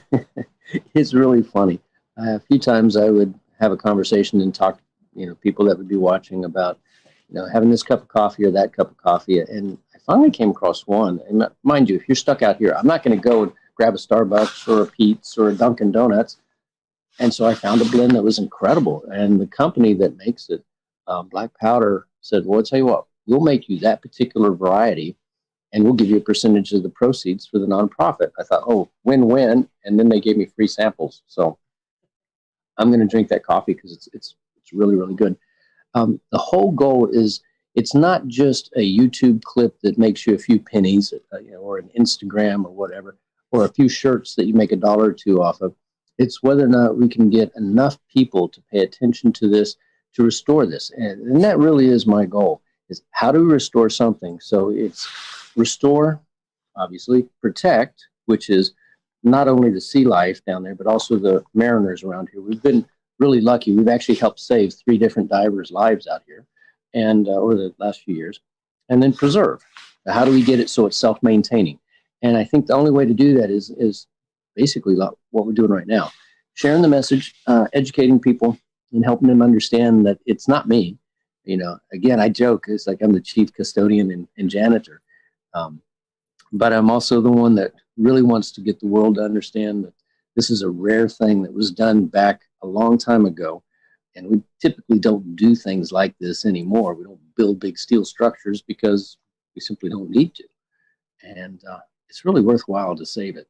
That's all we're trying to do. Interesting that you say that. I was looking, you're on the wish list, you have like an AED, and I never would have put that together with, folks who may be out there and, 30 some miles off the coast and they need immediate medical attention. That's a great thing. Had a heart attack when you had to, get him out of here. We had the helicopter flew out here and grabbed him. So a big Coast Guard helicopter snatched him off. And he was okay. Next day, he was fine. Wow. Amazing story. Well, Richard, I personally want to thank you for what you're doing. And you were talking about, Dan, about getting some storm chasers out there. We may have to pitch in on a helicopter ride and come out and at least have a meal with you or something. I'd love to get you guys out for a weekend. And you know what? If you give us enough notice, we'll find a volunteer with a boat and just have you guys come out on that. How's that? Hey, I am down for that. We are up for that. And again, Richard, how can we follow you? I told about your the Facebook page, but do you have Twitter or anything else that they can follow the work you're doing? We've got we're either Frying Pan Tower, I forget what it is, original or something. So we have an Instagram. It's easy to find us. You search for Frying Pan Tower. Clearly, there is also a in the middle of the woods a frying pan light tower, not a light tower, but a tree tower for observing for other things. You'll know it when it's us because we have water around us. So we have Twitter, we have YouTube, we have Instagram, we have Facebook, and I don't know what else. Well, you're talking about and our website. Yeah, at the explore.com, which we got permission to air some of the footage during hurricanes. Oh, good. Explore.org. They're good. Yeah, explore.org. Yes. Yeah. They're doing good things. Definitely check that out. That's awesome. Yeah. Good deal. Well, Richard, we thank you for your time. And for those who are watching here on the Carolina Weather Group, we hope you have a... We'll return to Best of the Carolina Weather Group in a moment. Now your Carolina weather forecast. Here are today's forecast high temperatures for North Carolina. Here are the forecast lows for tonight for North Carolina. Here are tomorrow's forecast high temperatures. And here's forecast rainfall across North Carolina tomorrow. Here are the forecast highs for the day after tomorrow.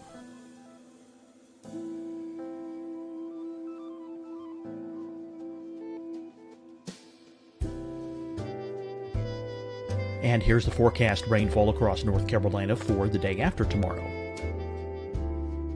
This is the total rainfall forecast across North Carolina for the next 3 days. Here's the severe thunderstorm outlook for today from the Storm Prediction Center.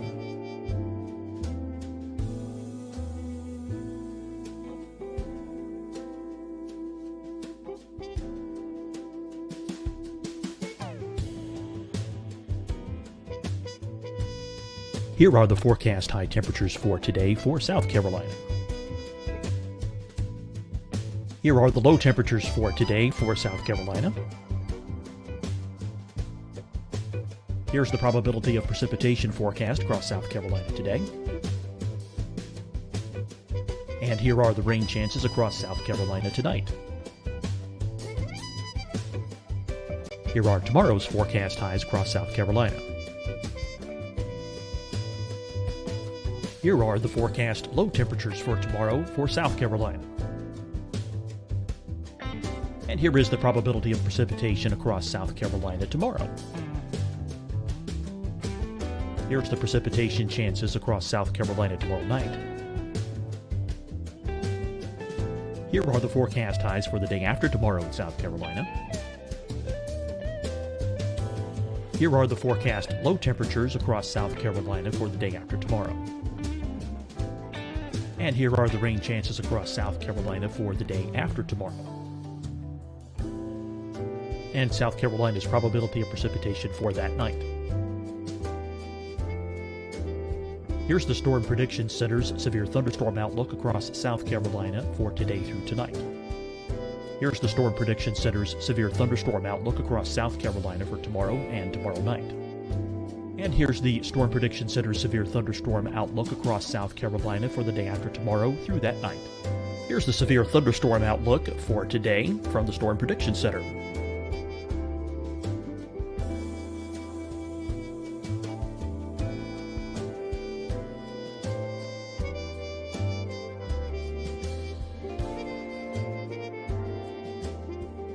And now here's a live look at weather radar across the southeast. Deciding when to wear a mask isn't about who you know or how well you know them. Just ask yourself, will I be with anyone I don't live with? If the answer is yes, get behind the mask. Help slow the spread of COVID-19. Get behind the mask. Learn more at covid19.ncdhhs.gov. Fight the spread and take a stand against coronavirus. Wear a mask in public. Stay at least 6 feet apart from others. And get tested. Join us and fight the spread. Visit scdhec.gov/COVID-19. Getting tested for COVID-19 helps you to take the steps needed to protect yourself, your loved ones, and your community. Find the testing location at scdhec.gov/COVID-19 testing. Hi, everyone. I'm Dr. Mandy Cohen, Secretary of the North Carolina Department of Health and Human Services. And when you follow the 3 W's, you protect your family and your neighbors from COVID-19. When you leave your home, practice your W's. Wear a cloth face covering, wait 6 feet apart, wash your hands often. Wear, wait, wash. We're in this together. Stay strong, North Carolina. You'll see your Carolina weather forecast at 25 and 55 past. And now back to the best of the Carolina Weather Group on the all-new Carolina WeatherNet. On the show.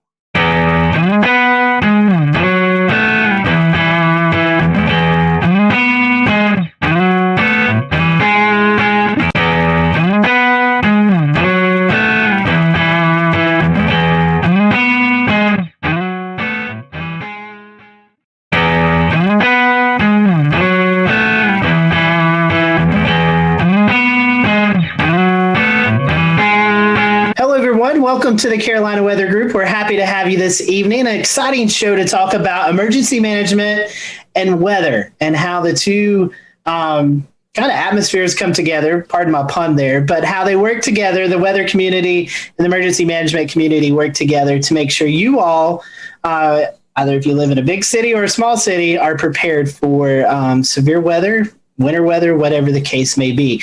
Joining us tonight is a familiar face if you've been a longtime Carolina Weather Group fan, Miss Ashley Morris, Emergency Management Planner for Baltimore County in Baltimore, Maryland. So last we had Ashley on, she was in Texas, so she's moved closer to us. So that way, if we ever travel, we don't have to go out to Texas. We can just go up to Maryland. So Ashley, welcome back to the show. And we also have with us Felix Nance, who is the Emergency Manager for the city of Hominy, Oklahoma, just outside of Tulsa. So Felix and Ashley, welcome to the show. We're going to kind of give you, Ashley, I know you've probably already answered this question a long time ago, but we'll give you the opportunity to answer again. It's a question we always start off our shows with. How did you get hooked up into this weather community, emergency management community? What kind of hooked you into wanting to choose this profession? So Ashley, I'll let you start and then we'll let Felix follow up. Sure. So I grew up being infatuated with weather, and really I got stuck in a thunderstorm when I was 6 or 7 years old and really scared. And my dad's friend who was with me, because we were outside, actually taught me how to count the seconds between the lightning and the thunder to kind of try to calm me down because I was just sitting there crying. And so After that, I remember just doing that during every single New Mexico thunderstorm that came around. And I would buy storm books, and I was just fascinated by weather. And so originally I wanted to do meteorology and do National Weather Service forecasting. And I went to Texas Tech University with that intent. So I got a bachelor's in geophysics and atmospheric science, and then got up into grad school. Have always been very passionate about kind of the warning systems and the watches and warnings part of weather. And so I kind of stumbled upon emergency management and found out that emergency management is really the field that we're able to make evacuation decisions and do a lot of that public safety stuff, which is what really fueled a lot of my passion with weather safety earlier. And so very much an emergency manager, but very much a weather enthusiast, but also have that background too, to where I can actually do weather forecasting for my office and provide a little bit of SME on the weather side. I got into it, well, years ago when I worked for the Red Cross, first job at a high school, and I was an emergency services specialist. Of course, one of the things Red Cross is known for is responding to disasters, and that's how I got interested in the weather back in the days of the weather wire, back when weather information came in on a teletype at something like 40 words a minute.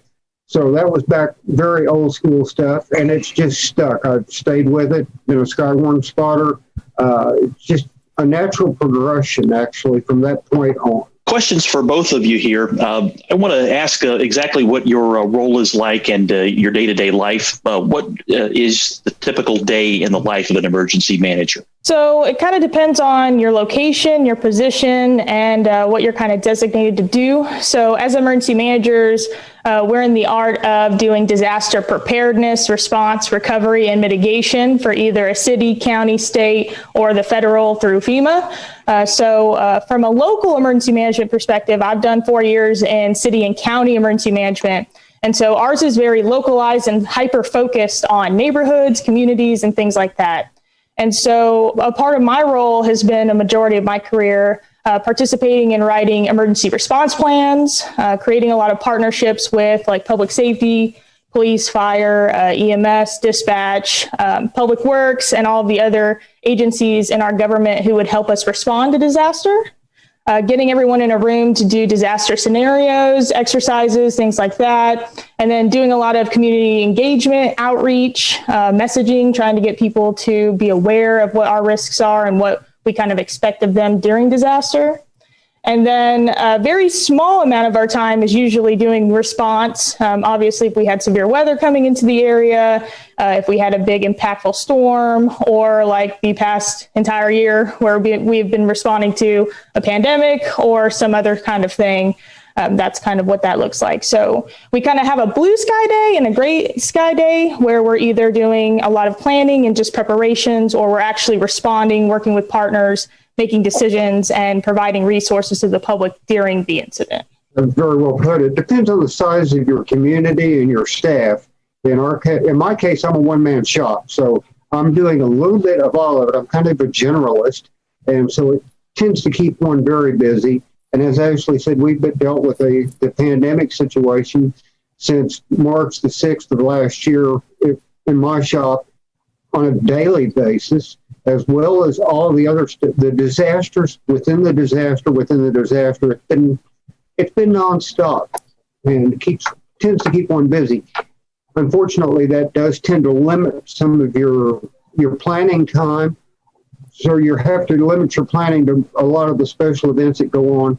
And in a small community like ours, a special event may be something as simple, if you will, as a Christmas parade or a festival at the lake, or it may be something much more involved. But ours are generally pretty small, but they also involve a lot of our community, so it does keep us busy. Kind of staying on the topic of, I guess at this point, the differences between being in a more rural area versus being in a bigger city. So you explained you kind of wear a lot of different hats there, Felix, and you're kind of generalist. When a disaster response or emergency response actually happens, can you kind of tell us a little bit more about how that works in those scenarios, who you turn to, and the process there? when you're a small community like ours, and let me give you a little quick lay of the land. Osage County is the largest county in the state of Oklahoma, larger than the state of Delaware, 2,400 square miles. We have the County Emergency Management Office that has a staff of 2. We have the Osage Nation, an Indian tribe, which has a staff of 2, and myself. So basically there's 5 of us in the county.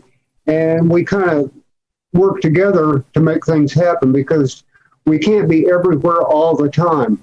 So it's not terribly uncommon for me to go to another city to assist or to assist the county because of the lay of the land and the lack of personnel. You're dealing with mutual aid situations on a regular basis where you have multiple, the county has 57 volunteer fire departments. So you start, you get a wildfire, you're making notes of not necessarily just how many trucks, where they're from. It's a conglomerate affair, and it works pretty well because everybody works together, and that's the key. So you're drilling, you're practicing. The blue sky days are the days you make the big progress because that's when you make the connections. Ashley, can you talk to us a little bit about how that works out kind of in a bigger city scenario? When an actual disaster or emergency happens, how is that delegated? And what's the response like? Yeah, so I'm lucky I have the background of both. So I came out of a tiny place out in Texas, and then I came over and did 9 months with Fairfax County before I just took this position. And so one of the biggest differences in kind of that would be your resources. So it was exactly what Felix was saying. Resources. Big cities, we have usually a bigger tax base. We usually have better funding, better things like that. And so when you have that, your capacity to respond is a lot bigger. You don't have as many mutual aid needs or community needs. We can usually throw money or resources or whatever we need at it. And so something interesting about Fairfax was that we would have severe weather setups where in Texas, I would be a little concerned. I'd probably kind of do like a light EOC activation, or maybe I would just sit in the EOC just in case we got severe weather. And in Fairfax, you would think you would do that because you have a huge population. But because your police, your fire, and a lot of your public safety is so massive and they have so many resources, it takes a lot for them to get tapped out. So we would have those squall lines with the trees down and stuff, but it wasn't a problem for Fairfax because we have massive amounts of department resources. And so that was something that I had to learn that was a lot different. Just having those resources and those needs to actually be able to respond. Ashley, kind of piggybacking on that, Maryland's it's a pretty extensive urban area.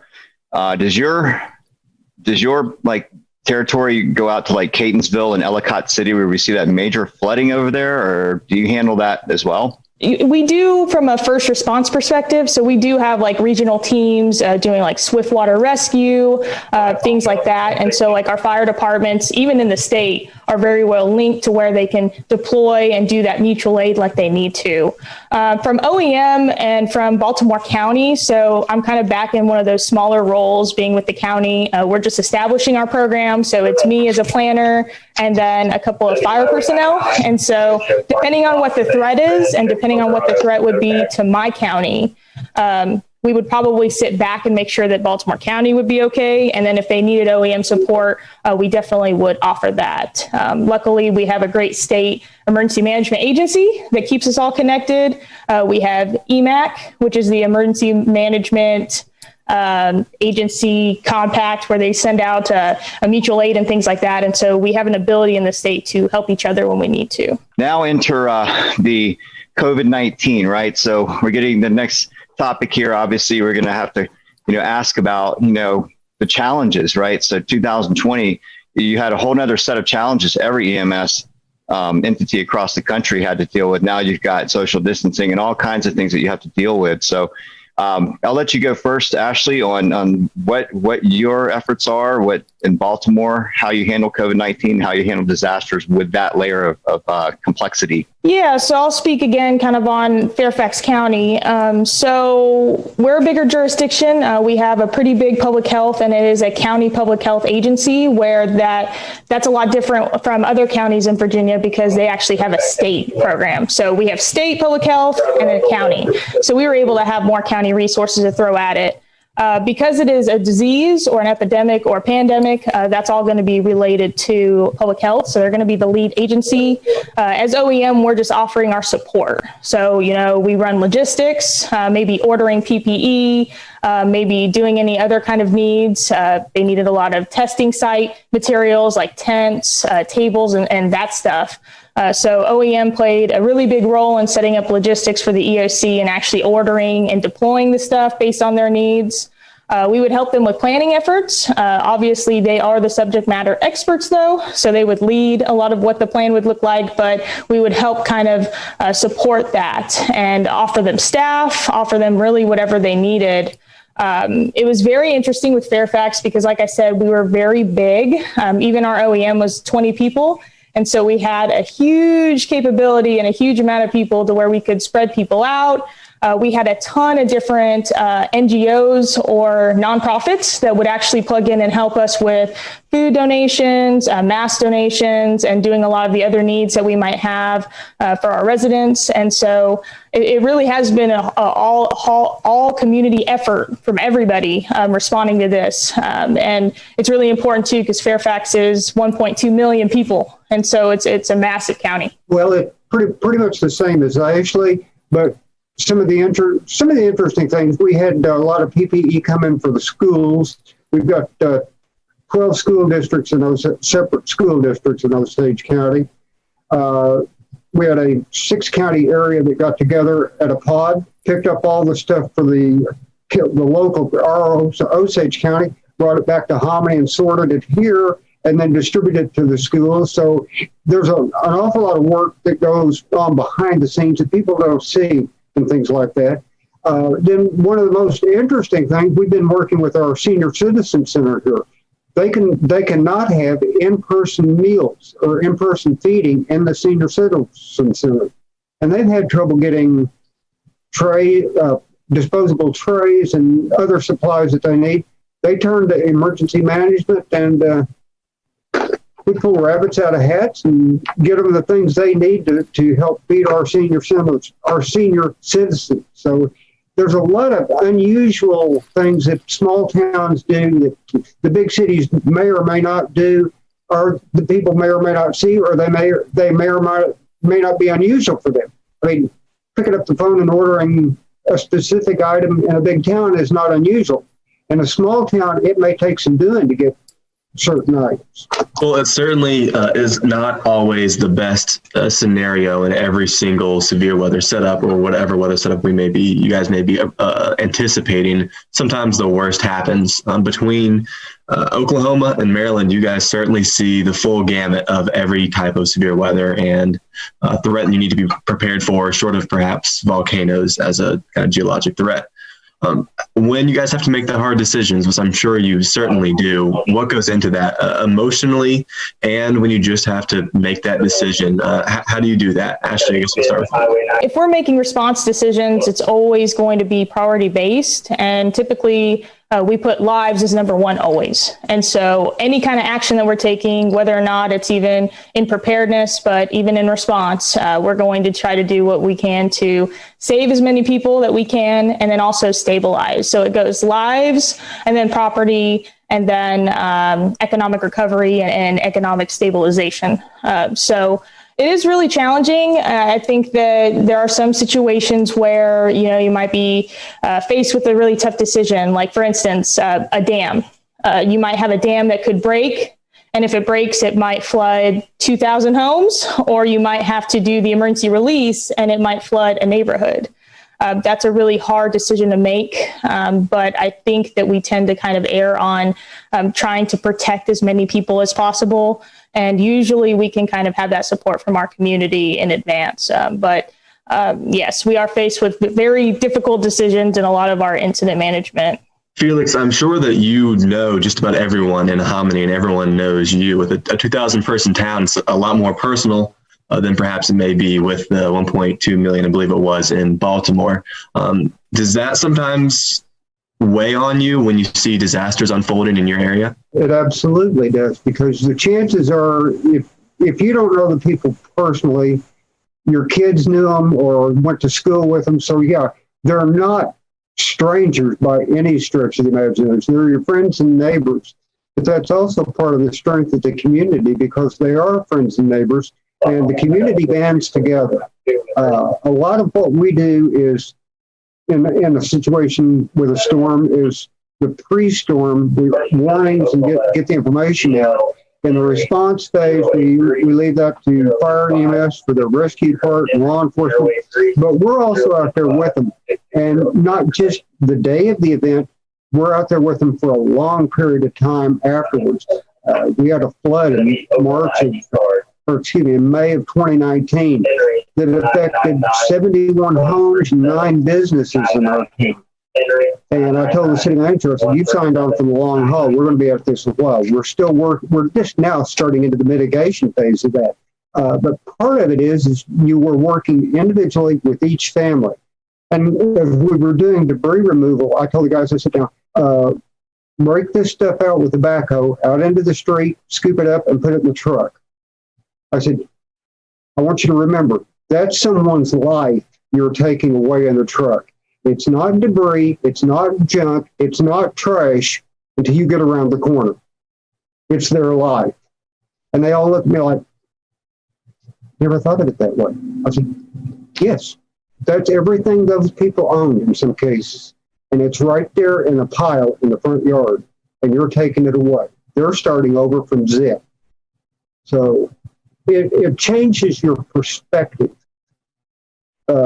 And the perspective of your people. So it's important to remember that, one, when the debris's gone and the rebuilding's done, now you've got to go back to those community areas of the community and visit with those people and ascertain long-term needs, make sure that their needs are met both physically and psychologically. So it's a huge, huge job. And it doesn't end.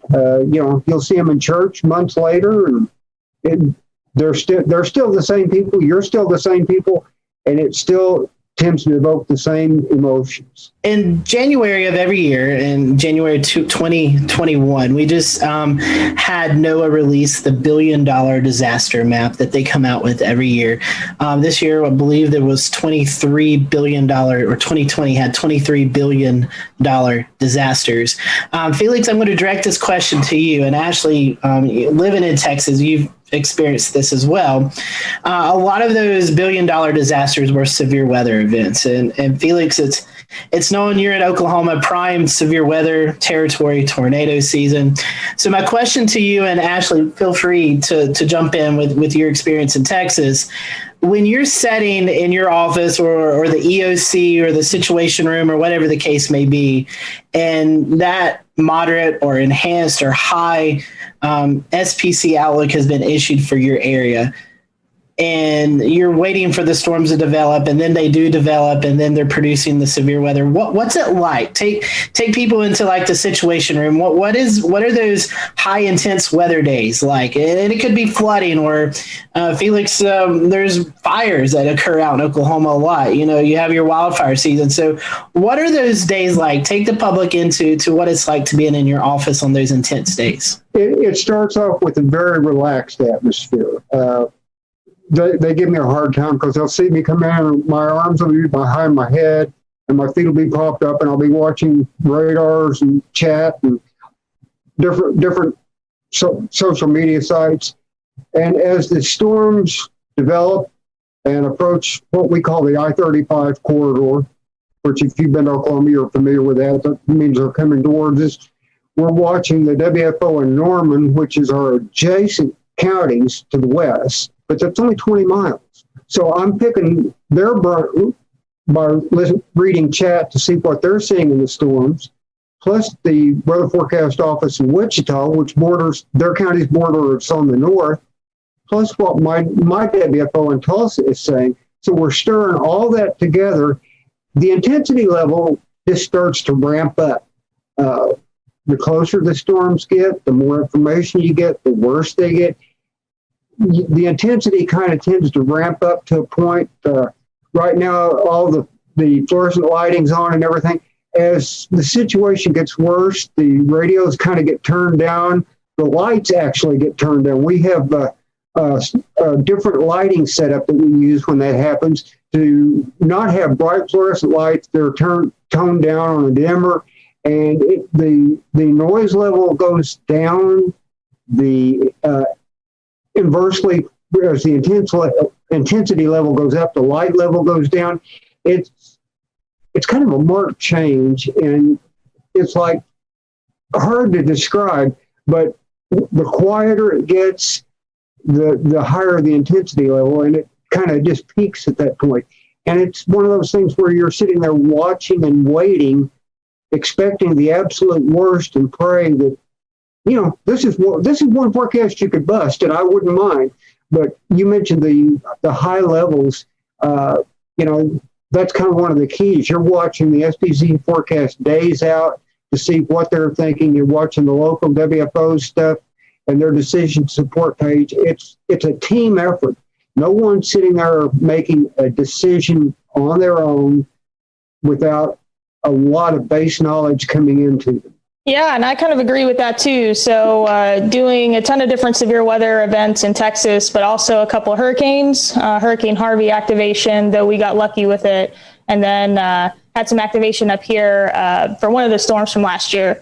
And so really it all kind of starts with a lot of briefings and a lot of meetings and a lot of conference calls. We're really trying to talk to our partners, our first responders, and the entire county, getting people prepared and ready, trying to get us all on the same page. So in the event that we actually do have to spring forward on a decision, we're all there on the same page. We will open up the EOC. The Emergency Operations Center is basically a giant conference room. We've got screens all over the walls. We put weather radar up on the screens. We put all the different news agencies, local news, national news, all kinds of things for situational awareness. And then it's really just a waiting game, just like he said. So kind of staying in touch with National Weather Service through chat, looking at the latest SPC products, also watches that come out, making sure that we're pushing that to the public because we're trying to get the public to take action on their own before the storms come in. And then also using social media to do a lot of that communication as well.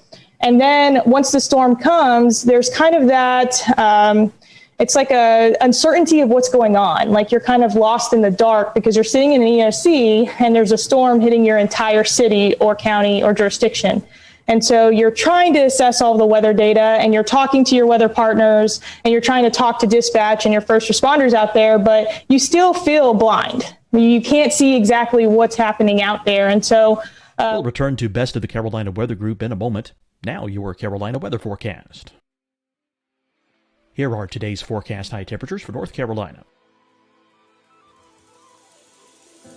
Here are the forecast lows for tonight for North Carolina.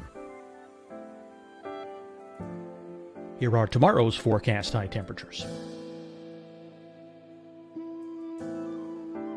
And here's forecast rainfall across North Carolina tomorrow.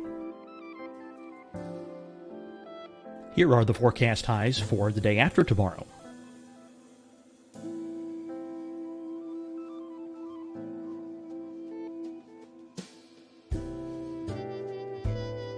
And here's the forecast rainfall across North Carolina for the day after tomorrow. This is the total rainfall forecast across North Carolina for the next 3 days. Here's the severe thunderstorm outlook for today from the Storm Prediction Center.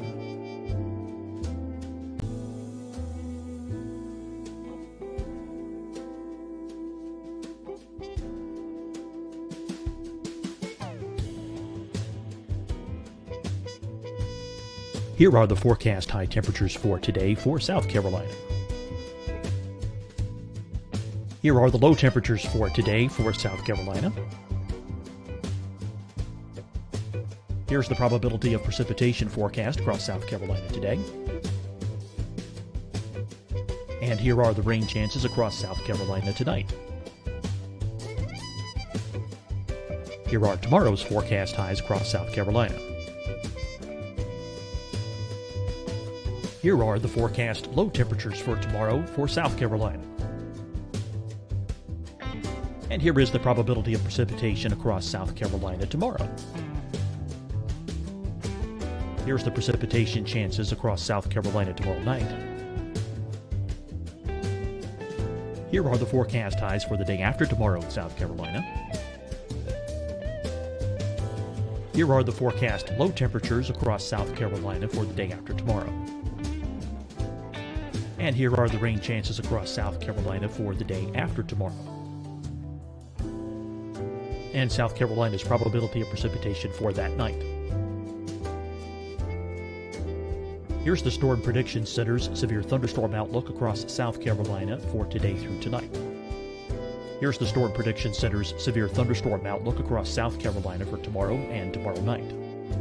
And here's the Storm Prediction Center's severe thunderstorm outlook across South Carolina for the day after tomorrow through that night. Here's the severe thunderstorm outlook for today from the Storm Prediction Center.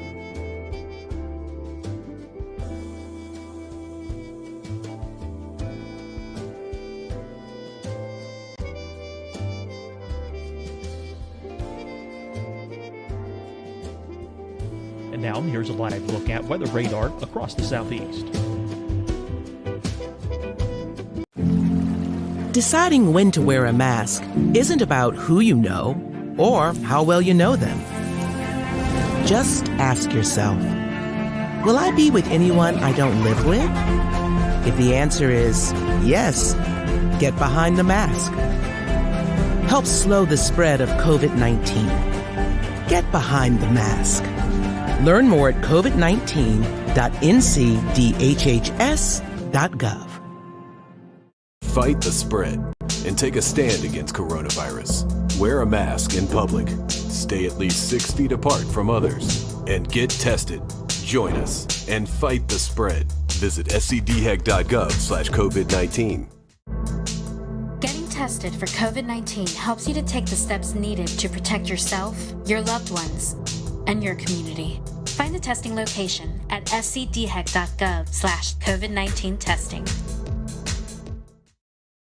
Hi, everyone. I'm Dr. Mandy Cohen, Secretary of the North Carolina Department of Health and Human Services. And when you follow the 3 W's, you protect your family and your neighbors from COVID-19. When you leave your home, practice your W's. Wear a cloth face covering, wait 6 feet apart, wash your hands often. Wear, wait, wash. We're in this together. Stay strong, North Carolina. You'll see your Carolina weather forecast at 25 and 55 past. And now back to the best of the Carolina Weather Group on the all-new Carolina Weather Net.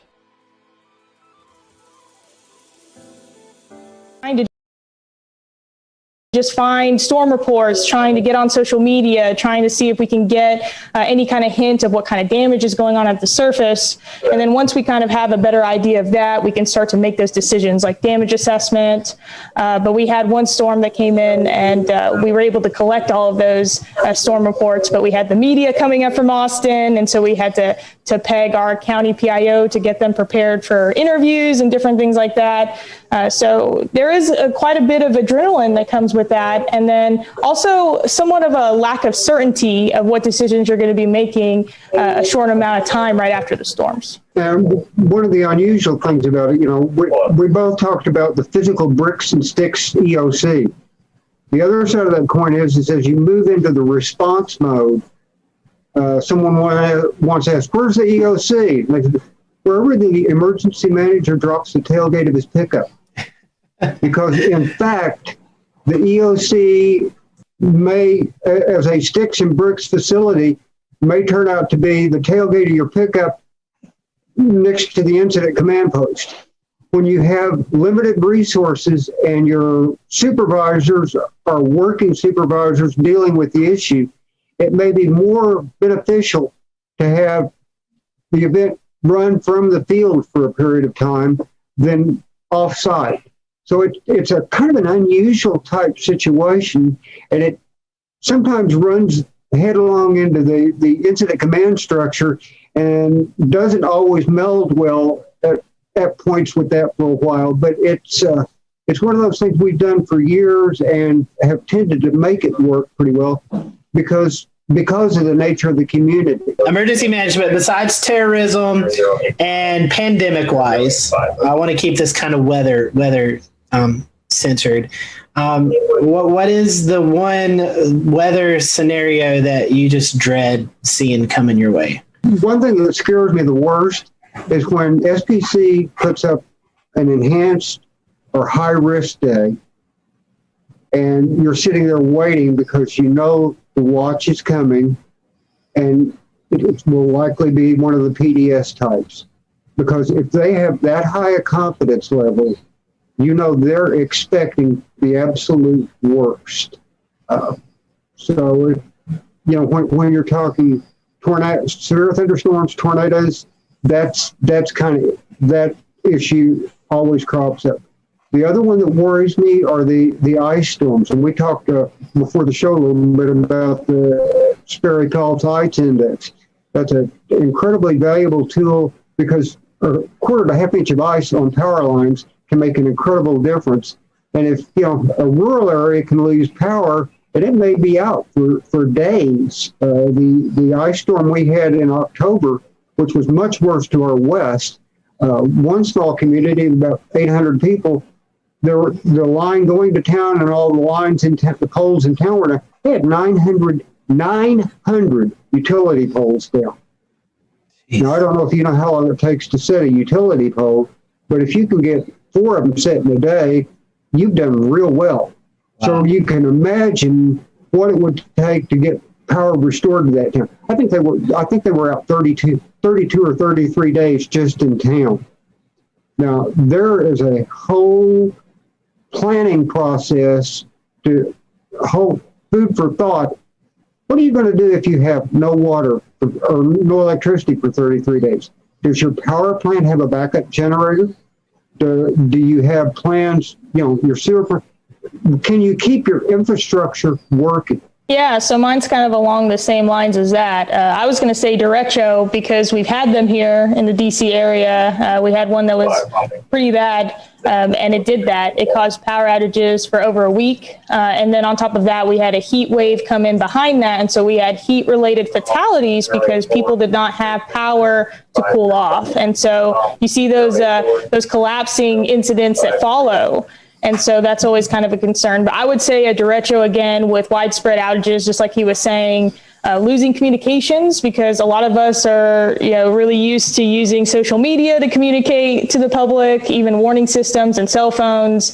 If we lost that stuff, I'm not quite sure how we would get messaging out about shelters and other things. And then on top of that, I don't think that our general public is very prepared for power outages, especially for long-lasting ones. And I think that we would be very challenged with getting them the right resources and making sure that they were able to get the help that they needed, because I just don't think that we're accustomed to really thinking that way. So that would be my number one. Number two is that I did some research on Baltimore County, and I've noticed that we've had several federally declared disasters that were snowstorms, either blizzards or something of that nature. And while I'm from New Mexico up in the mountains and I've seen snow, I've never seen enough snow to cause a federally declared disaster. So I'm very concerned about what that's going to look like. And what's even worse is they're always in January and February. And so I'm sitting here looking at the upcoming month and some of the winter storms, hoping that I can avoid that. So some great information. Felix and Ashley, we certainly appreciate your time. I think our audience will really enjoy seeing the behind the scenes of what you all are doing to keep us safe on good weather days and bad weather days. So would hate to not give you the opportunity to promote any social media accounts that you all would like to. So Ashley, I'll let you go first. If there's anything you'd like to share or our followers would like to follow you, how can they do that? Sure. I am addicted to Twitter, so you can find me on Twitter as Ashley Morris or at Miss Ashes 92. And I'm also on Twitter at Felix A. Nance. Very cool. Well, it's certainly been a great conversation. Felix, Ashley, thank you for joining us. And thank you all for who are watching tonight. We appreciate it. We will see you next time here on the Carolina Weather Group.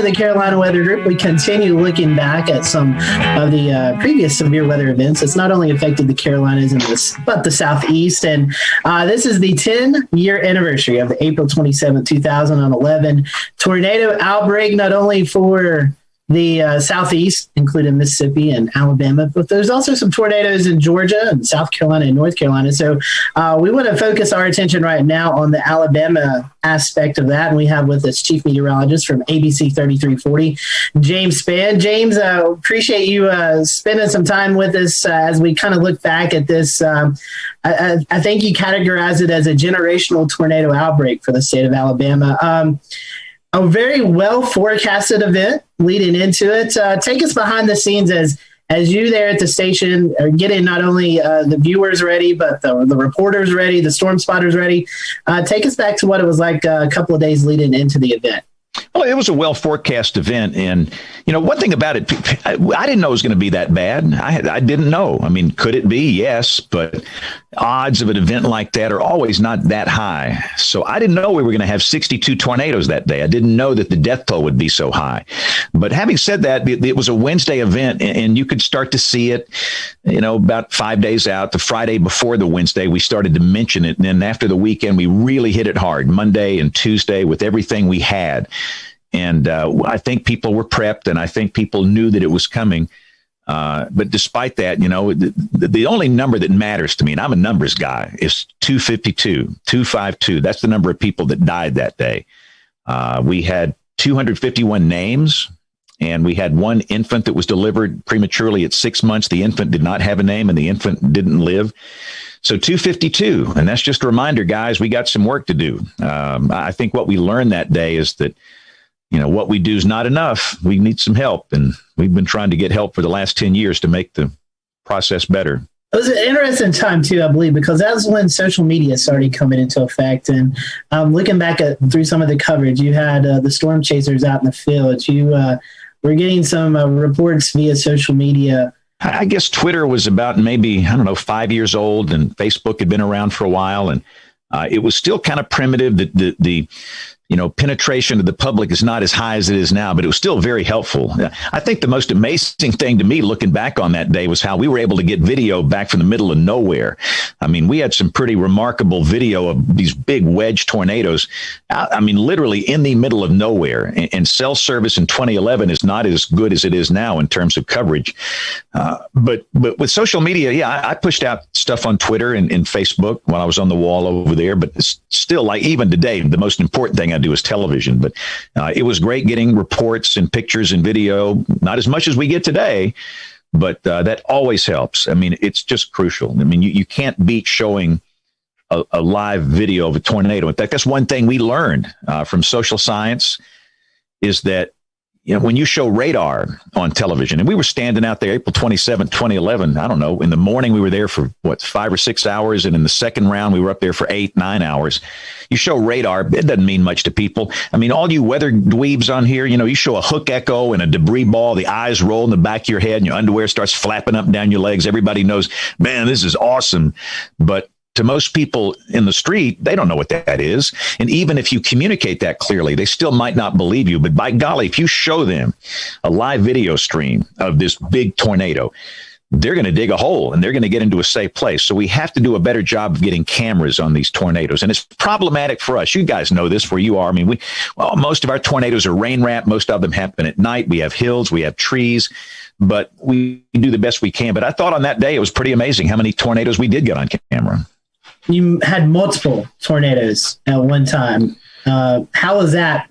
I know you and I had some meteorologists out in the field, another meteorologist in the studio helping you. What was it like covering multiple tornadoes, strong tornadoes at the same time? There's no book or manual on how to do that. You don't learn that in college. You kind of learn it on the fly on that day, which is what we had to do. And That's one of the things I look back on. And then everybody's probably seen, whether people that listen to the show here, they've probably seen some of that. History is going to judge us for what we did that day. And I tell Jason Simpson, Jason was the meteorologist with me in the studio. We bonded that day. If you go through a generational tornado event with another meteorologist in the same room, you will be bonded for life. And I've known Jason since he was a kid. He interned with me. He's a really close friend. He's chief meteorologist at the station in Huntsville now. But, history is going to judge us, the two of us, for what we did that day. And I don't even know if what we did was right or wrong. Obviously, we did something wrong because 252 people died. That's inexcusable for anybody in the weather enterprise, inexcusable for the public. These were precious people that died. And I look back on it, I wonder, like the Tuscaloosa tornado. Everybody talks about the Tuscaloosa tornado. Well, what about the Cordova tornado? Tuscaloosa is a population center here. There's a big college there, University of Alabama, and everybody knows about that, and everybody knows what happened. It was a horrible tragedy. I'm not trying to lessen the magnitude of that, but what about the same EF4 that was down at the same time in Cordova in Walker County, where 2,000 people live at that many? Nobody talks about that. And did we focus too much on the Tuscaloosa tornado because we had that thing on camera and not focus enough on the Cordova tornado? I think about that a lot. And even in that case, we had two others down at the same time. And you just try and bounce back and forth between these things as best you can. And I try and give equal time. And I firmly believe that television meteorologists discriminate against people that live in rural areas. And that really makes me mad because I am from the guys. I'm from rural South Alabama. I'm from Greenville, Alabama. You guys ever seen Forrest Gump? Where's Forrest Gump from? Greenbow, Alabama. The guy that wrote that book, I know him. He passed away recently, Winston Groom. He patterned Greenbow after Greenville, this little town where I came from. And, if it's in a big market, part of the city, the metro, will be on television live, local, late breaking, saving lives, the Weather Authority. But the minute it goes out into a rural area where maybe there's 1 meter in the whole county in the television ratings world, you go back to Freak of the Week or whatever it is on television, which is absolute insanity. What you're saying, people that live out in the country, their lives don't matter. And I'm not going to play that game. And the day they ever tell me to stop, I'll just go somewhere else where I can do that. But they've always supported me here. But I wonder if I didn't serve the people in rural areas enough with that. And I regret that. I can't go back and change it. I can't go back and fix it. But it was horrible dealing with multiple strong, violent tornadoes down at the same stinking time.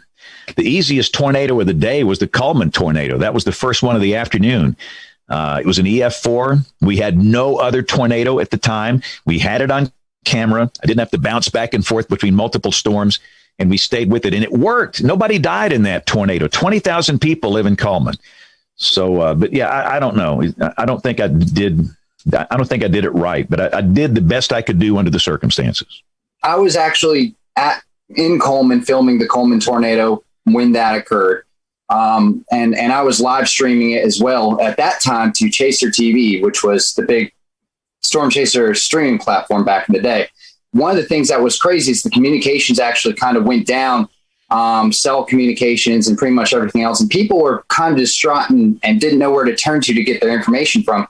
That was one of the biggest things that stuck out to me that day was how communications failed at the very end of everything and kind of in the middle of the outbreak. So can you talk to us a little bit about in a position of trying to communicate to the public how that was affected? I think one thing people forgot about too that day, we had a morning round of storms. It was basically a QLCS and, some pinhead named the squall line, a QLCS a long time.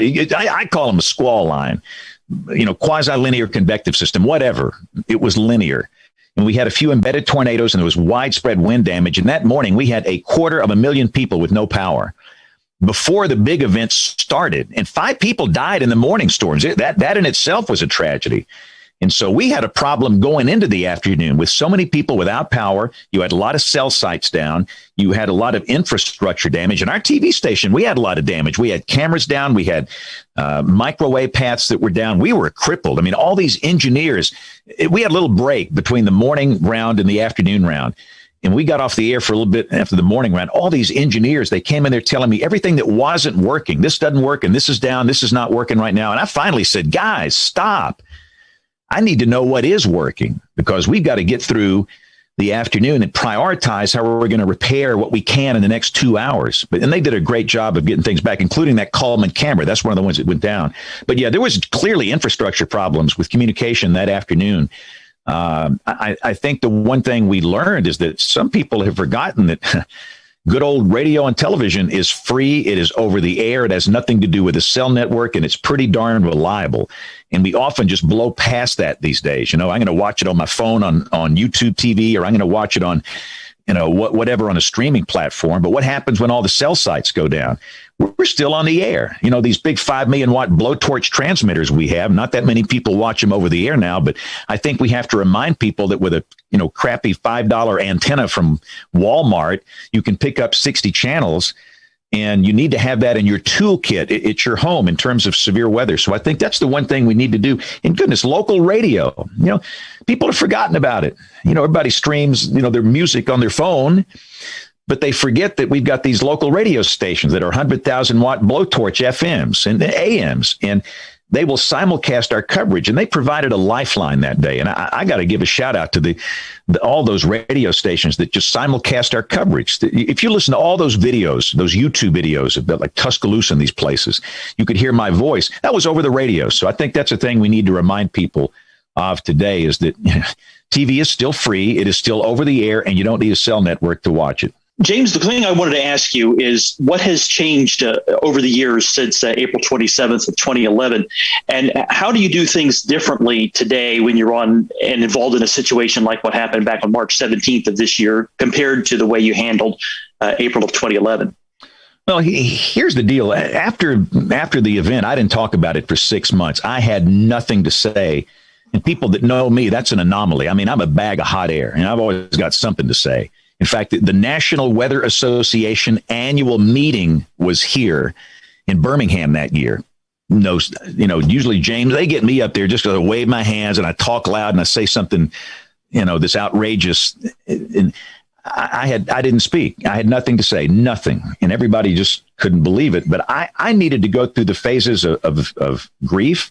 These people died on my watch, and I'm in the process of trying to memorize every name. I'm not there yet. I was hoping to be there in 10 years. 251 names, their stories. Let me tell you, so you want to get motivated? You do that when there's a tornado in your market. Learn their names, talk with their families, get to know them. It will be so motivating for you in future events. But what after 6 months, I said, all right, let's roll up our sleeves and let's fix it. Something went wrong. There were 62 tornadoes in one day in the state, and there was a darn good warning for every one of them. In some cases, the lead time was 40 minutes. And I thought the death toll that day should have been 30. And 222 people ought to be listening to this show right now. And so I went to some of my friends in the social science world and said, help. And the first one that really reached out to me was Dr. Cloco McLean, Kim, and so many others I've befriended. And I'm not going to start mentioning names because I'll leave somebody out. But they have been such a great help. But this is the bottom line. What we do is not enough. My background is physical science. My first major in college was electrical engineering. And I changed majors and finished in meteorology. I don't know anything about being some TV guy or radio guy, or I don't know anything about it, really. I've just tried to watch people that I think are good and learn from them. I don't know anything about human behavior. And here we are trying to get people to do something, to take action. So they have so helped us. But here are the quickies on what we've learned, how things have changed. There's no doubt in my mind the number one reason people died that day, the siren mentality. I don't know what it is about Americans, especially in tornado-prone areas, and these stinking sirens. It's like there's a love affair. They think they're sexy or something. Now, I'll admit, they sound cool. I mean, you get a video, some guy with a tornado down and that thing's wailing in the background, but you can't hear that thing in your house during a raging severe storm at 3 a.m. And we've got to be better at teaching people this ain't it. I mean, they serve a purpose. They reach a few people outdoors, but that's it. And weather radio penetration is embarrassingly low in tornado-prone areas, Oklahoma, Alabama. And we've got to do a better job of getting a weather radio in every house. And again, that doesn't work on cell technology. You guys know that, these big RF transmitters the Weather Service has, and, teach people about, your phone's not enough. You got to have two ways. because your phone's going to quit working and WIA might not work and your app might not work and the weather radio. But if you do all this stuff together, you'll get the warning. But that's the main thing, the siren mentality. And the number 2 reason people died, the lack of helmet use. It's not that hard, guys. It's not. Most people that die in tornadoes, and let me just say this, I dabble in healthcare. I call it my hobby. For 15 years, I have been the chairman of the board of a really large tertiary care hospital here. I've just been interested in it. And I fell in love with these people 15 years ago, and I've learned a lot by talking to ER docs. And they will tell you that most people that die in tornadoes, where do they die from? Blunt force trauma. From where? The skull and the neck region. And all you need is a $5 bicycle helmet from Walmart. And probably over 50 people would be alive today. So it's messaging. It's messaging before the event. We've got an event Thursday, so I just messaged on television. What's the message? Have 2 ways of getting the warning, and it's not a siren. And you're going to have a helmet in your safe place for everybody. And that's not just for kids. And a lot of people go, well, it's nice for a kid. No. It's for everybody. I mean, you put a helmet on me, it's not a good look. It's like, lipstick on a hog, but it's going to keep me alive. Every life is precious. And so we've learned to message, helmets. That's really, really, really important. And, I could keep going, but one thing that we knew that we've screwed up on with the false alarm ratio was too high. It was over 80 in 2011. That's insane. Over 80% of tornado warnings were false alarms. We heard this in research all the time. I hear tornado warnings all the time and nothing ever happens. So the Weather Service in Birmingham went through a really comprehensive program going back to basic science. Kevin Laws is one of my heroes, the Sioux down here. They were issuing tornado warnings for, high-based storms, high LCLs. Never produced a tornado here, never. And they went back to the basic science and cut out all these bogus warnings, and the FAR is down in the 30s now. And all these things have added up to where it's a lot better now. We had and I'll stop answering your question. I could talk all day on this, but we had an event last Wednesday, St. Patrick's Day. We had 25 tornadoes in one day in the state, 25 last Wednesday. Not one person was killed and not one single person was hurt. Let me tell you what, 10 years ago, it wouldn't be that way. So we've learned a lot, and I think the lessons learned have paid off. James, you hit on a couple things I want to get your expertise on. Social science, overwarning. National Weather Service right now is undertaking their initiative to simplify some of their communications, but also kind of introduce tiers for what goes to WIA and how the public then gets triggered. In your experience, is that going to be enough, you think, to help reach people and get them to understand? Or beyond what's already scoped, do we have more work that still needs to be done? Look, it's not that hard. Here's the problem. And I'm just as guilty as anybody else. I'm guilty as sin here, this. But we go to these conferences and we listen to these research papers and we talk with the social scientists and we gather up in these conference rooms and we do what we think is best for us. Who cares about us? That's not who we're serving. We're serving real people out here in the real world. You know what we need to do more often is go hang out in I bet you guys have never been in a Dollar General. We'll return to Best of the Carolina Weather Group in a moment. Now your Carolina weather forecast. Here are today's forecast high temperatures for North Carolina. Here are the forecast lows for tonight for North Carolina. Here are tomorrow's forecast high temperatures. And here's forecast rainfall across North Carolina tomorrow. Here are the forecast highs for the day after tomorrow.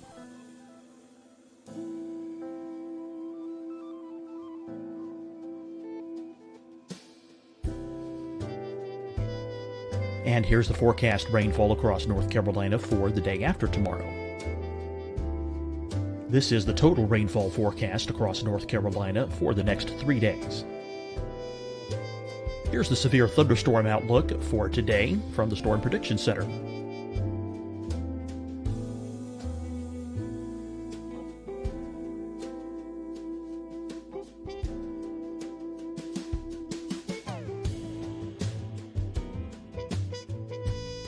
Here are the forecast high temperatures for today for South Carolina. Here are the low temperatures for today for South Carolina. Here's the probability of precipitation forecast across South Carolina today. And here are the rain chances across South Carolina tonight. Here are tomorrow's forecast highs across South Carolina. Here are the forecast low temperatures for tomorrow for South Carolina. And here is the probability of precipitation across South Carolina tomorrow. Here's the precipitation chances across South Carolina tomorrow night. Here are the forecast highs for the day after tomorrow in South Carolina. Here are the forecast low temperatures across South Carolina for the day after tomorrow. And here are the rain chances across South Carolina for the day after tomorrow. And South Carolina's probability of precipitation for that night. Here's the Storm Prediction Center's severe thunderstorm outlook across South Carolina for today through tonight. Here's the Storm Prediction Center's severe thunderstorm outlook across South Carolina for tomorrow and tomorrow night. And here's the Storm Prediction Center's severe thunderstorm outlook across South Carolina for the day after tomorrow through that night. Here's the severe thunderstorm outlook for today from the Storm Prediction Center.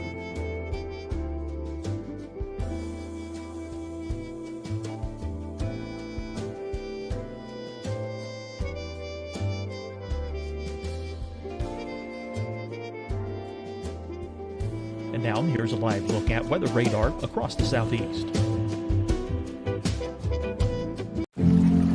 Deciding when to wear a mask isn't about who you know or how well you know them. Just ask yourself, will I be with anyone I don't live with? If the answer is yes, get behind the mask.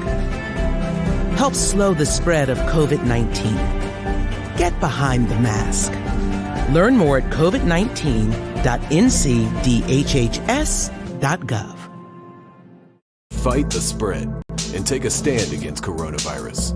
Wear a mask in public. Stay at least 6 feet apart from others. And get tested. Join us and fight the spread. Visit scdhec.gov/COVID-19. Getting tested for COVID-19 helps you to take the steps needed to protect yourself, your loved ones, and your community. Find the testing location at scdhec.gov/COVID-19 testing. Hi, everyone. I'm Dr. Mandy Cohen, Secretary of the North Carolina Department of Health and Human Services. And when you follow the 3 W's, you protect your family and your neighbors from COVID-19. When you leave your home, practice your W's. Wear a cloth face covering, wait 6 feet apart, wash your hands often. Wear, wait, wash. We're in this together. Stay strong, North Carolina. You'll see your Carolina weather forecast at 25 and 55 past. And now back to the best of the Carolina Weather Group on the all-new Carolina Weather Net.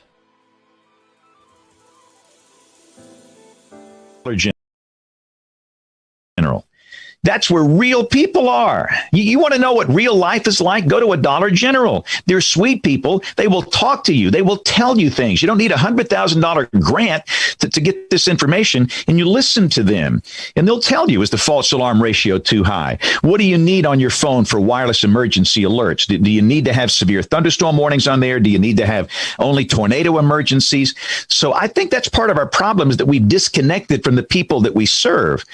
And all of this stuff, you know, and I'm a big fan of HazSimp. We got to simplify this. I'll be honest with you guys. There's some messages the Weather Service sends. I don't even know what it means. I mean, what is an aerial flood warning and a flash flood warning and a flood warning? I mean, it's bewildering to people, all this stuff. So a lot of this stuff has got to be simplified. And they're on the road to doing that. But as we look at the transformation, you know, in the warning process, you know, in the next 10 years, we have to be careful to be sure we're not doing it for us. We're doing it for the people. Hey, James, this is Jordan McLeod. I sound cranky, don't I? I'm sorry. I sound too cranky tonight. Hey, now this is an engaging conversation here. Given how generational the April 27th outbreak was, it seems like we're hearing a lot of the use of the term bust today when it comes to outbreaks that don't quite measure up to April 27th. Now, I know this is a pet peeve Twitter post on this just the other day, because some people were calling last week's outbreak in Alabama a bust, even though there was, no loss of life and, tremendous success for the Weather Service. So can you talk a little bit about why that's become such a trend nowadays?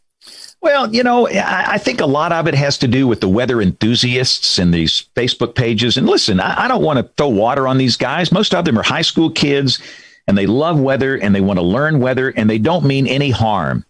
But they'll get on Facebook and they'll say, look at the STP. Look at these updraft helicity tracks. This is going to be worse than April 27th, 2011. This is going to be a killer mega storm of the century. And people don't know it's a 15-year-old kid. And they're going to share it and share it and share it and share it and share it.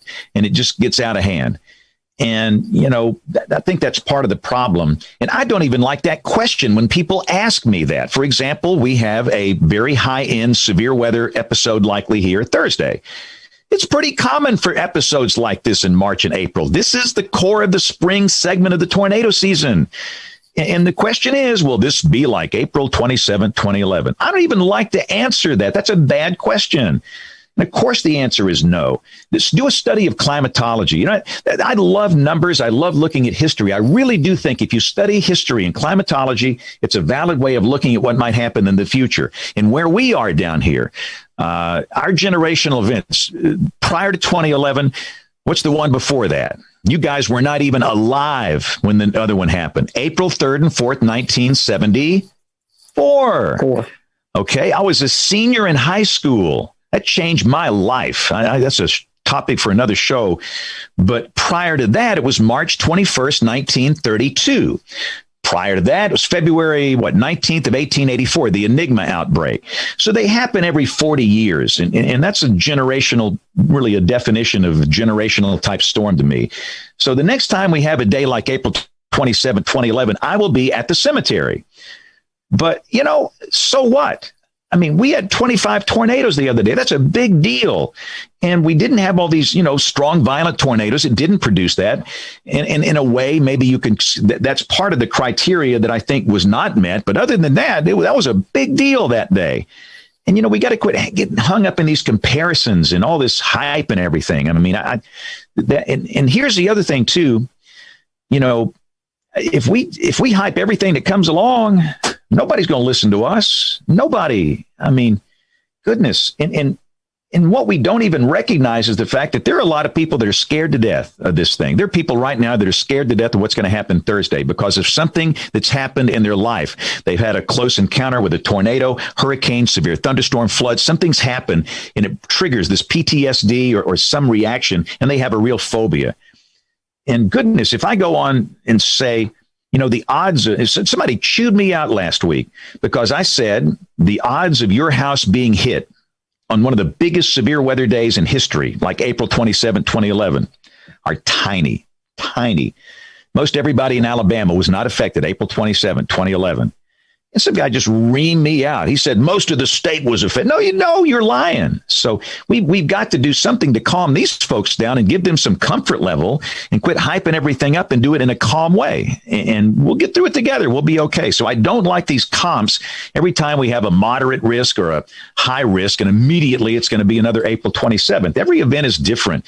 And again, the next time we have a day like that, the 2038, 2048, 2050, you guys will still be doing this show here, but I won't be around. Hey, James, quick question here.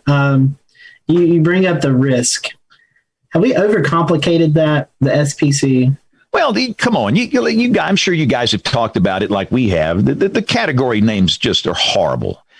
Yeah, we know trust me. I'll go down to the Target down here in Alabaster and say, what's the highest level risk? Is it moderate or enhanced? Everybody says enhanced. Everybody says enhanced is a higher level risk than a moderate, where in reality it's flipped.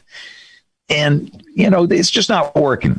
I mean, it works for people in the weather business. And when you talk with people in the Weather Service, they say, well, all the emergency managers have been used to those names and those criteria, and they're used to it. Well, so what? Are we here just to serve emergency managers or people that work for the Weather Service or broadcast meteorologists? We don't know. And so I really think we have to revisit that. And some TV meteorologists just don't even use it. Some good friends of mine don't use their words. They have different colors and different names, and I'm not so sure I'm a big fan of that because consistency is important to me. If one guy says one thing and some guy says something else, and who knows who you believe? I think we should be messaging the same thing, but I think we have to work together to fix that. And we need to bring in some of the SPC guys and have a long talk. And really, it's way Rich Thompson, John Hart. These are my heroes. They got nothing to do with this. It's up there at NOAA headquarters where this kind of stuff is made. But the 5 levels don't bother me. And I mostly use numbers now. That's what I use. 1 out of 5, 2 out of 5, 3 out of 5. I'm kind of getting away from even using those words because it's just not working. Thank you, James. We appreciate your time tonight. Go follow James on social media. I'm sure you probably already are if you're watching our show. And just great to get around and hang out with James. And I promise you, we'll have him back. We've got a whole list of questions we didn't even get to tonight. So stick around. We'll make sure that James repays us another visit here real soon. So for the rest of everyone here on the panel, we hope you enjoyed the show. And we will see you back here next Wednesday night for another episode of the Carolina Weather Group.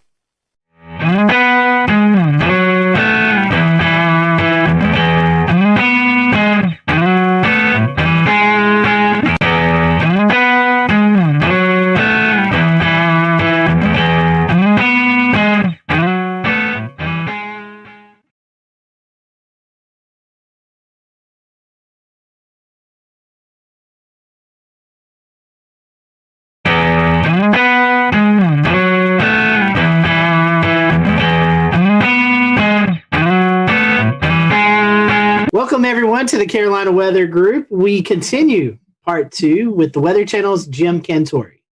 So I think to talk to you, Jim, and not bring up the famous commercial of you going to the beach and playing beach volleyball and going to different places and the crowds run away from you. Okay. And you're like, what? I'm just here to go to the beach, which, is an amazing commercial. I think it's a fun kind of that was pretty brilliant time for all of us. So kind of in the sense of that commercial and kind of how we know you, how are the actual kind of emotions and reactions of communities when you do show up and they do see you? Is there sometimes some mixed emotions, or is it usually kind of just people are excited to be meeting you and in an area that is going to be on TV, or is it more of a thing where people are kind of sometimes a little bummed? No, to me, it's both, to be honest with you, Dan. And it's really both because, obviously during hurricane season, when I show up, it's not going to be good. The good news with Sally, I'm like, don't worry, I'm not going to be here. I'm going to be moving after my shots. We've been moving every day, so this is no different. Till we finally wound up in Pensacola. But, some people are still excited to come out. Their town's getting some attention. I've been doing this a while now, so people have kind of grown up, just kind of getting used to, if there's going to be a big weather story, Jim's more than likely going to come to town. So if it like I've always said, if it creates the awareness and it has people react in a way that they protect themselves and their family, then great, mission accomplished. So I still kind of get both ends of the spectrum. I told you one time, I can't remember which storm it was, but I think I was going to North Carolina. This lady literally, she saw me on the plane. She hollered at me. She told me it was my fault. In front of everybody on the plane. I was just like, okay. But, so you run the gamut. That was probably the most extreme right there. And there's whole, I'm sure you've probably seen them or ran across them, but there's Facebook groups devoted to Where's Jim Cantore? I don't know if you've seen that, but there's a Facebook page, right? That's right. And they post pictures of what they think is you, what certain like storm chaser cars or weather channel cars. And they'll say, he's now been spotted at Sunset Beach. And then, it's got hundreds and thousands of members. So for the record, guys, do you know how many bald, short Italian men exist in this world? A lot. And I'm just one of them. Okay, so yeah, I get spotted a lot in places. I'm like, and I sometimes I read those in my Twitter, and I'm just like, I'm sitting right here at my house looking at this, and who is playing me, or who do they think is me? So it's cool. I mean, in a way, it's kind of cool because I never in my wildest dreams thought that a guy that just wanted to get the forecast right would be, somebody who developed a Facebook page for. So, I mean, it's kind of fun when I can play along, I will. But, like I said, at the end of the day, if it helps people get ready and creates an awareness, then mission accomplished. Mission accomplished. All the memes that come out of that. I'll read you one. I sent. Oh, dude, the memes. Oh, my God. Oh, man. The one that I thought was kind of funny, I sent this directly to you because it was right in the middle, right when the COVID was just, the fear was so high at one point. And I said, if Southerners don't seem too worried about this coronavirus still, it's because we have been conditioned to believe that we likely don't need to be concerned unless or until this man shows up. And it has a picture of you. So. I mean, yeah, they seem to get better every year. So it's like I said, it's very humbling. It's nice to be a meme. I like your attitude. I like your attitude on it a lot. I mean, the idea is if you can bring attention in a positive light to the storm, then you're doing a good thing no matter what, and that's great. It's really weird.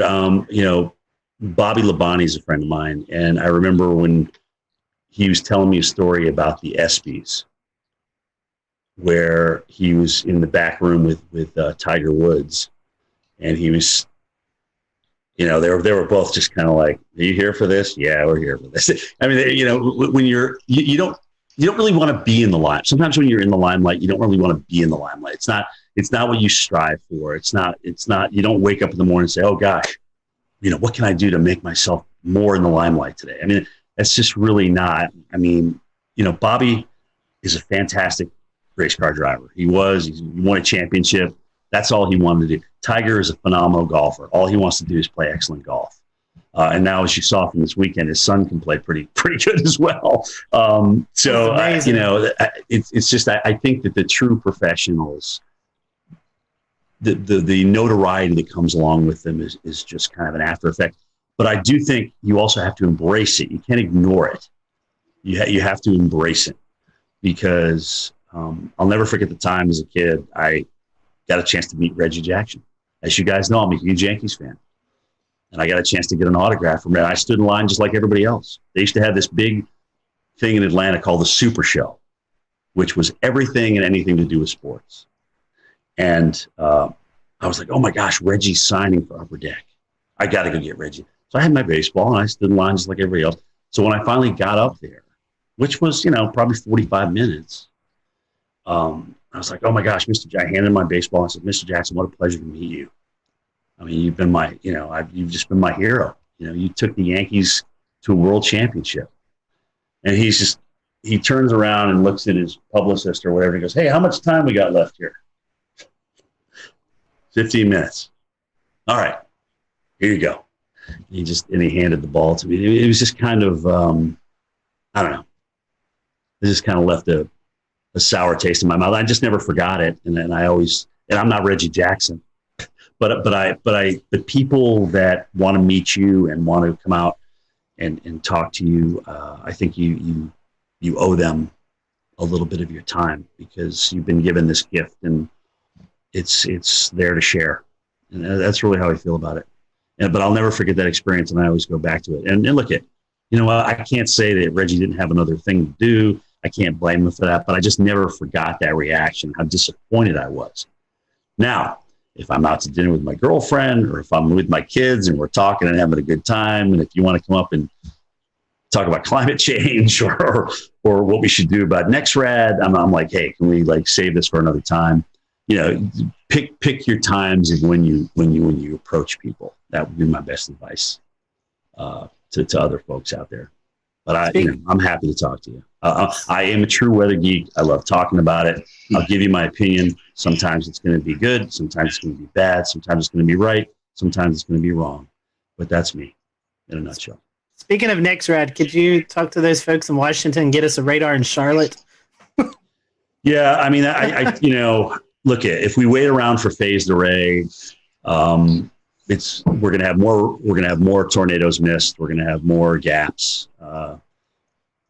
They told us not to really talk about this, but now that I'm home with you guys, let's fill the holes. Let's fill the gaps. It's long overdue. I mean, we got a nice system down now. And I know this data needs a lot of maintenance and it's very, very expensive. And if that's the case, then come up with a great, new phased array and let's roll that out. Let's just roll out phased array. But until we get there, let's fix the stuff that we got. Maybe add a few mobile radars here and there to fill in the gaps, especially when you're talking about large metropolitan areas and cities. I mean, at this point, the NWS radar, the guys that are operating the radar and monitoring the radar, they know where the gaps are. They've been doing it for years. I mean, it's not like they're just coming out with this out of nowhere. So, yeah, I'm pro filling the gaps all the way. Do it. It's long overdue, guys. It's long overdue. So I have just one follow-up question here about how you deliver your message and the best way you can kind of connect with your viewers and stuff. So really, in a perfect world of your day-to-day, big storm comes around or whatnot, would you rather spend more time actually kind of doing on-camera storm action coverage where you're in the heart of the storm, or would you rather spend more time kind of, in some instances, being from a safe location where you can spend better time broadcasting, have clearer messages, and work more on the communication side? So studio versus non-studio, I think that's what you're asking me, right? I like a mix. I've got to have a blend because I still need, like when I was told I was going to go out to the snow the other day, I was like elated because A, it wasn't a hurricane, and B, it was just, I just love getting out in it because here you are, you spend all this time looking at model data and this, that, and the other thing, and reading this and reading that. But you to go out and experience it, and then to kind of bring it home to the viewers, that's the win. That's the home run. I don't want to live in the field, and I don't want to live in the studio. I got to have a blend of both, and hopefully I'll be able to carry that to the end of the career. But it is getting exhausting out there. I won't lie. When you go through an eye wall, guys, and then you got to get up the next morning and do, kind of tell everybody what happened. It's tiring. I mean, the adrenaline takes you through the event. And then after that, the tiredness and the lack of adrenaline, I mean, you got to find it from somewhere else, but you still got to put together two words in a sentence. So that's how that's going. What's going on, Pete? Hey, what's going on, Jim? How you doing? Good, man. So to kind of piggyback off of that question, take us through your workday at the Weather Channel, from when you wake up to when you leave the Weather Channel for the day. So AMHQ is the show I'm on, 7 to 10 in the morning. Get up about 4:15, come down to this very computer that I'm on, jump on it, see what's going on. Like I said, Twitter's nice not only for us to communicate with each other in the enterprise, but also it kind of helps me centrally get my thoughts together. What do I really want to say about this? What do I think about it? And I can put it down right there and go from there, because more than likely I'm going to be talking about one or more of those things when I get to the Weather Channel. So, I'll get in about an hour before my show. I'll slap a little powder on, put my mic on, go meet with my weather producer, talk about any interviews that are coming up with my show producer, and boom, here we go for 3 hours. Strap in and enjoy the ride, and be ready for whatever Stephanie has to throw at you, because it's usually something you didn't expect. But it's great. She makes it fun. She really does. She makes the whole 3 hours go by. I mean, when her, Jen, and I aren't there together, it's definitely different. And that's not to say other people aren't talented, because I mean, Felicia and Tevin and Jordan and Chris, those guys are all incredibly talented. But it's just we've been working together so long now. We kind of got this little routine. We kind of know each other's quirks and things like that. So it's very fun. After the show, we have a meeting at 10:30. A call in, kind of talk about the evening show, Mike's show, Bettis' show, and then what's going to happen the next morning, who we may have as guests and things like that. And that is my day. And tell us, like, behind the scenes, who's in the studio during the show, and how many people are working on the show every day? So in the studio, it's either 2 or 3 talent. Sometimes they'll have somebody from home. You know, like if Steph or Jen are on the road and they just get back, they will have them home for a couple of days. Again, this is all about a part of the COVID thing. It's been weird. I've actually been lucky because when I've come back from the field, it's been a Friday. So I just go into my weekend and I just come back into the studio. I think I'm the only guy who doesn't have a home studio. I said, look, I will come in. I have no problem in coming in. They have me in this area where nobody's around. I have my own desk. It's literally yards and yards away from anybody else. So I'm nowhere near anybody. And it's literally as soon as you walk in the door.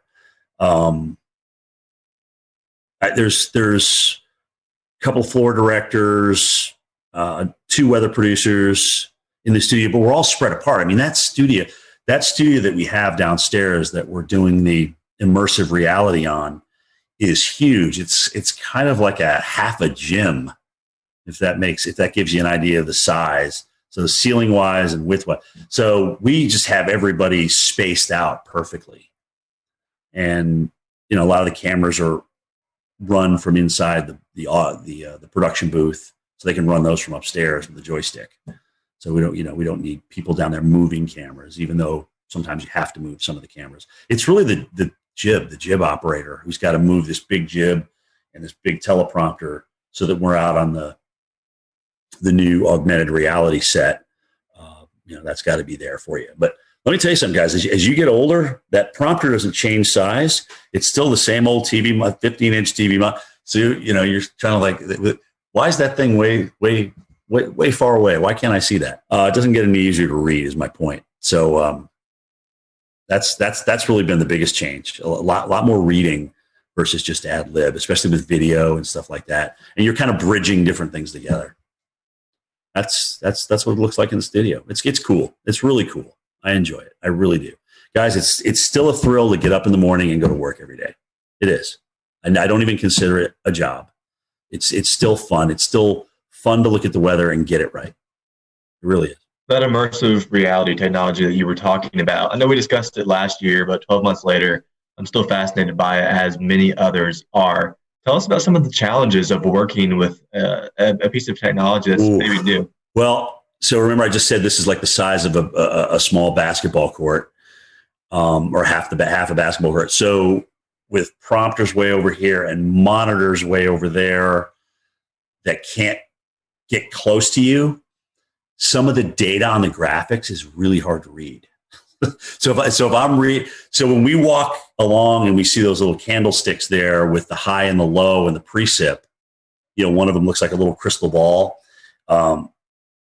So I can't see those numbers unless I'm looking at a monitor. And sometimes that monitor is just far enough away where I can't quite read that number. So if I don't preview those graphics first, it's definitely an beep moment out there and sometimes I'll turn the wrong way because you're so far away, you forget which side it's actually on in the real world. So it still takes some getting used to, and I'm absolutely not as comfortable as I am with a telestrator and a monitor in front. We'll return to Best of the Carolina Weather Group in a moment. Now your Carolina weather forecast.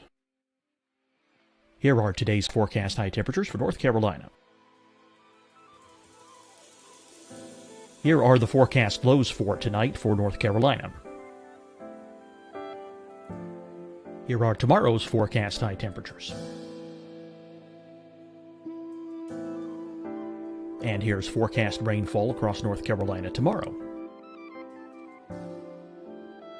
Here are the forecast highs for the day after tomorrow.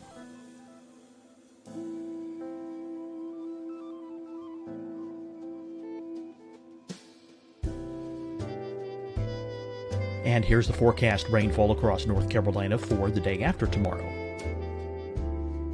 This is the total rainfall forecast across North Carolina for the next 3 days. Here's the severe thunderstorm outlook for today from the Storm Prediction Center.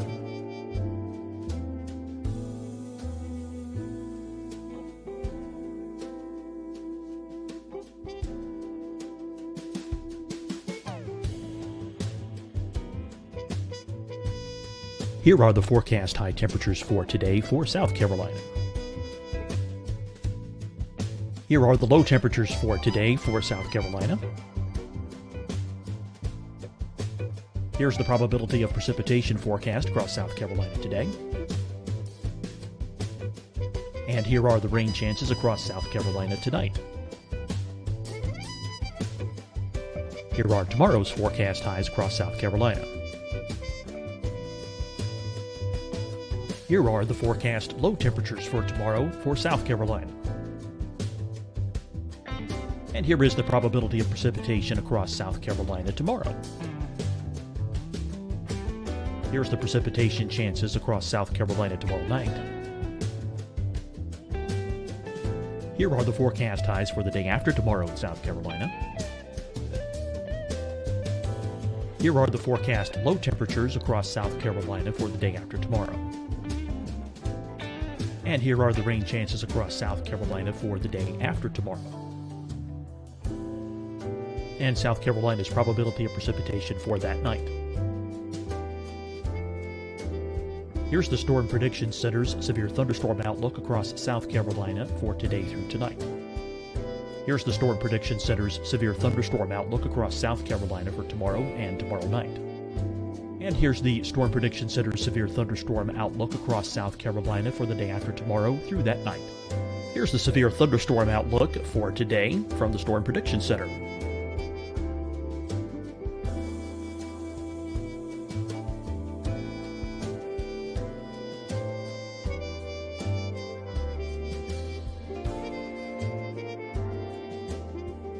And now here's a live look at weather radar across the southeast. Deciding when to wear a mask isn't about who you know or how well you know them. Just ask yourself, will I be with anyone I don't live with? If the answer is yes, get behind the mask. Help slow the spread of COVID-19. Get behind the mask. Learn more at covid19.ncdhhs.gov. Fight the spread and take a stand against coronavirus. Wear a mask in public. Stay at least 6 feet apart from others. And get tested. Join us and fight the spread. Visit scdhec.gov/COVID-19. Getting tested for COVID-19 helps you to take the steps needed to protect yourself, your loved ones, and your community. Find the testing location at scdhec.gov/COVID-19 testing. Hi, everyone. I'm Dr. Mandy Cohen, Secretary of the North Carolina Department of Health and Human Services. And when you follow the 3 W's, you protect your family and your neighbors from COVID-19. When you leave your home, practice your W's. Wear a cloth face covering, wait 6 feet apart, wash your hands often. Wear, wait, wash. We're in this together. Stay strong, North Carolina. You'll see your Carolina weather forecast at 25 and 55 past. And now back to the best of the Carolina Weather Group on the all-new Carolina WeatherNet.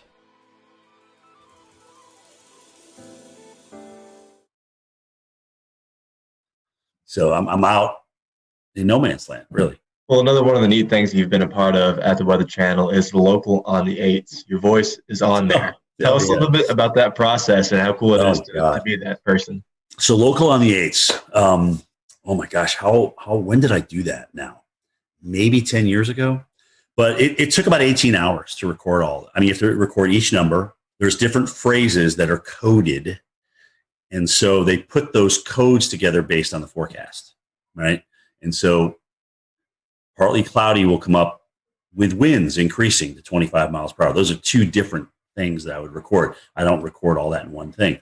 But so I thought, oh my gosh, so I get a chance to do this now. I'm going to be fancy with it. I'm going to like, if it's 108 degrees, I'm going to like really, it's 108 degrees. Heat index, 108. Wind chill, minus 55. So I went through and I did all that. And, that was about 3 hours worth of recording. And so then they got back to me and said, Jim, you can't really do that. You need to be kind of monotone here because we're going to marry all these different phrases and words and numbers together based on code. And you can't like be way up here and then but winds will be calm. winds are 0 to 10 miles an hour. So it just won't sound right. So you need to be so I had to go and record all that again. But so much for trying to be different, right? So that's the story behind your local forecast. Well, and it's crazy, dude, because when I here I am with my mask going through an airport, and somebody will look at me and they'll be like, I know who you are. I recognize that voice, and I know it's from the local forecast. So not even being able to see my face, just from the local forecast, I get recognized now. It's great. Well, it sure sounds a lot better than it used to before that. Yeah, well, it's HD. It's got a little bit more resonance to it, reverb to it. And yeah, it's not the National Weather Service radio, that's for sure. Well, Jim, I had a question about what it's like to do your road trips. You've already talked about this a good bit, and we know that no two road trips are alike for sure, especially when some are go to severe weather events, some go to hurricanes, some go to winter storms. Right. But what is a typical road trip like for you? What's the advanced planning like? What's it Frank, like to actually cover it? Yeah, the hardest thing for me is that I want the ball when the game's on the line. Okay, so what that means is in the morning before I travel, I don't like if we have a pending hurricane, I don't want to not be on the air. I want to be able to go in there and talk about it. But that becomes a very long day, okay? Because you're up early, you're in doing your thing, and then you got to go home. You either have to pack if you hadn't the night before, and then travel to the airport and go through that whole rigmarole, and then get to your location. Like I told you guys earlier about the logistics, you got to make sure all those logistics line up. I mean, if that's going to be your spot that you're going to broadcast from, is your cameraman going to be dry? Are you going to be able to be out in the worst of it without drowning yourself and your vehicles and things like that? All those things come into play. And so now here we are at 6 o'clock at night after starting at 4:15 in the morning without stopping. And it just becomes an incredibly long day.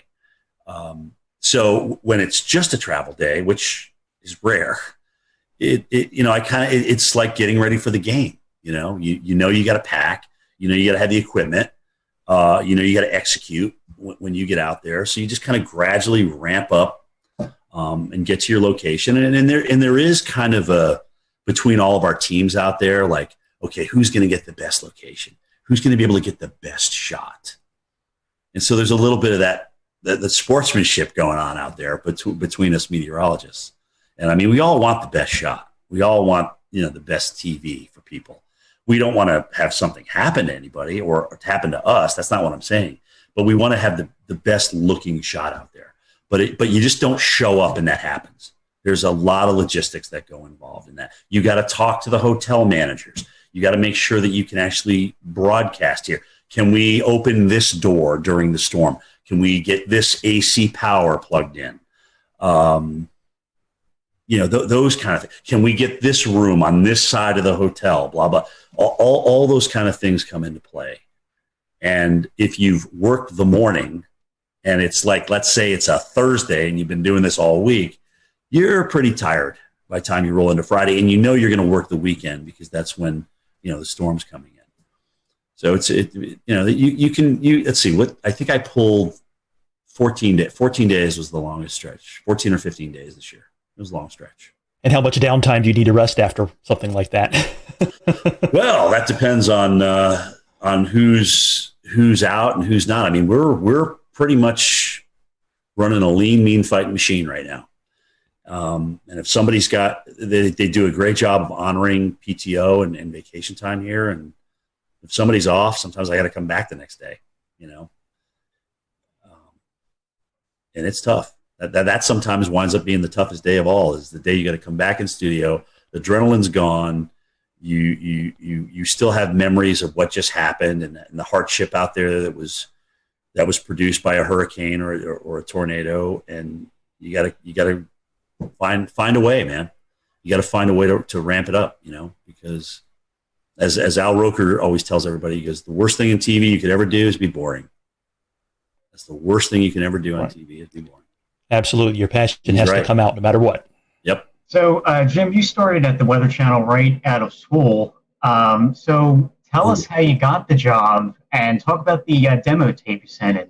Well, I never even sent it in.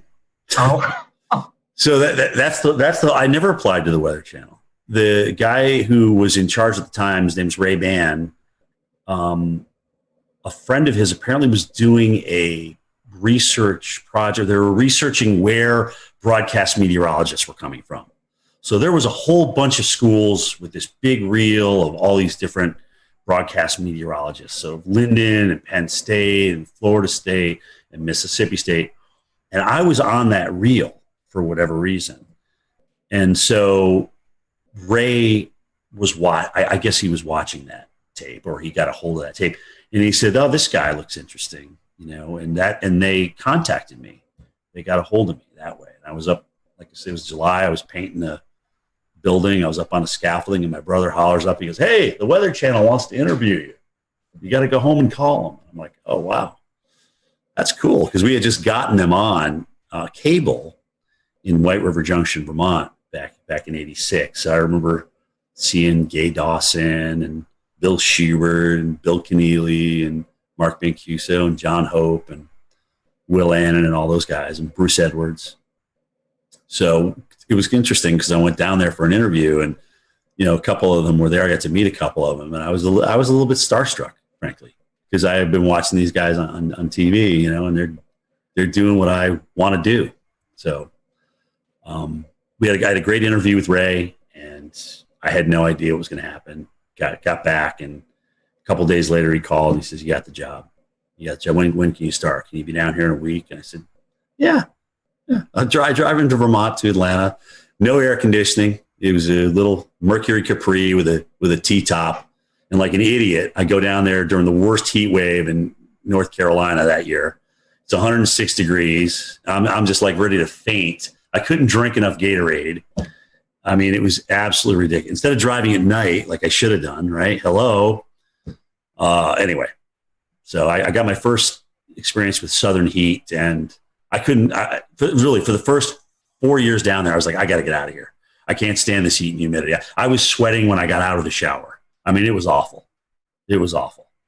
So finally, I got acclimated. About 7 years in, playing softball, just the honeysuckle of the southern nights, the humidity. So I really started falling in love with it. Now at 56, I'm too cold. It's too cold outside for me in Georgia right now. So I'm ready for Florida, South Florida. Speaking of that, what's left? Well, I mean, what's left for you to do or you want to do before you retire? I mean, it's been a great weather career at the Weather Channel, but anything left on the bucket list that you've not been able to see yet? Yes, there is. I've never done a blizzard in North Dakota. I've got to do one. That's the only state I haven't been in for something for the Weather Channel. So I've got to do a blizzard in North Dakota. I would love to do a Westpac typhoon. Okay, I really would. I would love to do one. Maybe do what was a hurricane in the Atlantic ramming into the UK or Ireland or something like that. I mean, that would be just to kind of experience weather in different parts of the world. Antarctica, this iceberg that's supposed to crash into that island down there. How cool would that be to broadcast live on that iceberg? Right? It's the size of Puerto Rico and it's shaped like Jamaica or something. I mean, it's crazy. Just those kind of things. I mean, I like voicing over storm stories, but I liked doing Cantore stories better. I mean, this is really I've been blessed, man. I got to see a lot of the world. I got to work with NBC Sports during the Olympics. I got to work out with Al Michaels, who also always called me Dr. Doom. I mean, it was just really cool. I've just had some really cool experiences. But honestly, I'd like my goal, God willing, is I can get 40 years in broadcasting, and that's okay. Maybe I'll be done after that. So that date would be July 15th, 2026. So approaching that, we're almost 5 years. We had a colleague of yours on, Tom Nizzle. He has a mountain. Yeah, he has a cabin up here on Rome Mountain. So we talked to Tom a lot. So what does retirement look like for you? You going to move into the mountains? You said South Florida just a little bit ago. What's it look like after TV life? Yeah, I mean, I love the lake. I love the mountains. It's really an extension of the area I grew up. Think about, right? It's Southern Appalachia versus Northern Appalachia.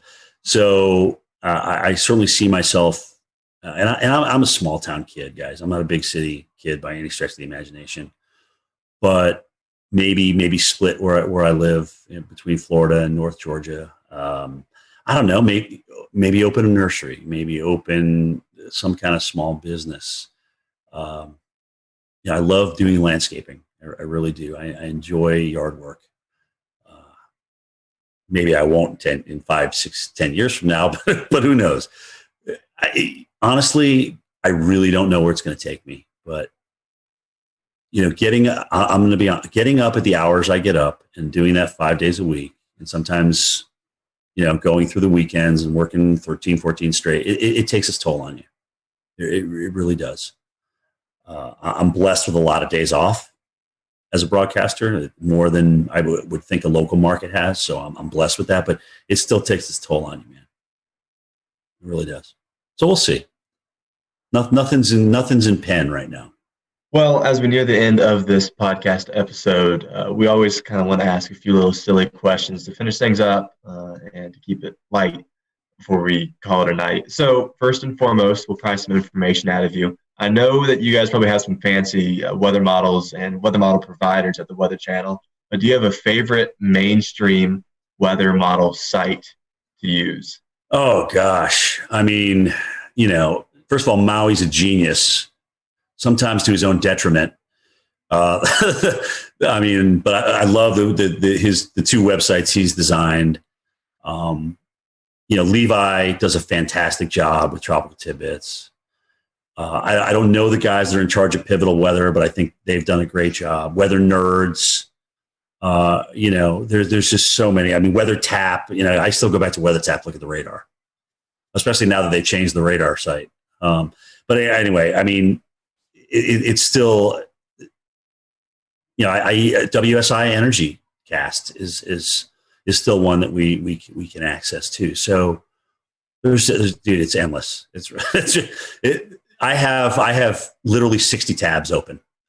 60 tabs. It's ridiculous. It's absolutely ridiculous. I totally get that. I think, I think probably somewhere around there, 60 to 80 bookmarks. Just So I'm not alone here. Good. Oh, thank God. No, and you're not alone by any means. And especially when you have hurricane updates, when we all know the madness of how often those models update. So which site you're going to is really important. So yeah, they're lined up across the top. They're just lined up, endless. I guess I'll take the second one here. And favorite weather apps. Do you have any favorites? I mean, I know all of us use Radar Scope. Yeah, I mean, that's it. But is that your favorite one? That's my go-to. Yeah. I mean, when everything's on the line, or if you want to see a storm that's gone tornado warned for yourself and make your own opinion on it, it's definitely Radar Scope. I actually wish I bought that company back when it was for sale, because oh my gosh, they're just doing great things. It's just consistent. It's always there for you. They're always upgrading it, always doing tweaks to it. There's different levels that you can obviously purchase, different subscriptions and things like that. So that is my absolute go-to. I love Storm. That's a good one. Anything that puts down the center point of the cone with the cities on it, I'm in favor of. Because then I get to see, where, if I'm out in the field and I'm not sitting by a computer, I can get a quick look at, okay, well, where they move, how do they move the cone with with the 11 o'clock or the 5 o'clock advisory, whatever, and I can get an idea of where I may need to position myself down the road in the eye wall. What about weather movies? The good, the bad, the ugly in the weather movie industry. And there's probably more bad and ugly than good, but what are your favorites and least favorites? For weather movie, my favorite tornado is still the Wizard of Oz. I won't lie. To be able to create that hokey as it was back in the 1930s, and have it look, like a roping out tornado in the plains, it was just amazing to me.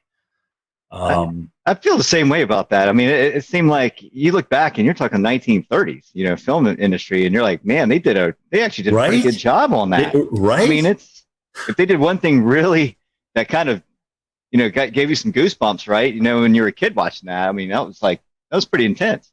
I remember I met Bill Paxton when he did the first Twister. because they premiered it in Atlanta.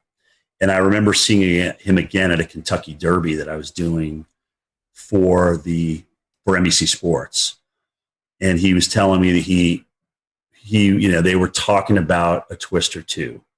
Now, granted, he's not around to do it, which is incredibly sad. And he was he was the movie, in my opinion, but that's just me. Would I like to see another Twister out there? Sure.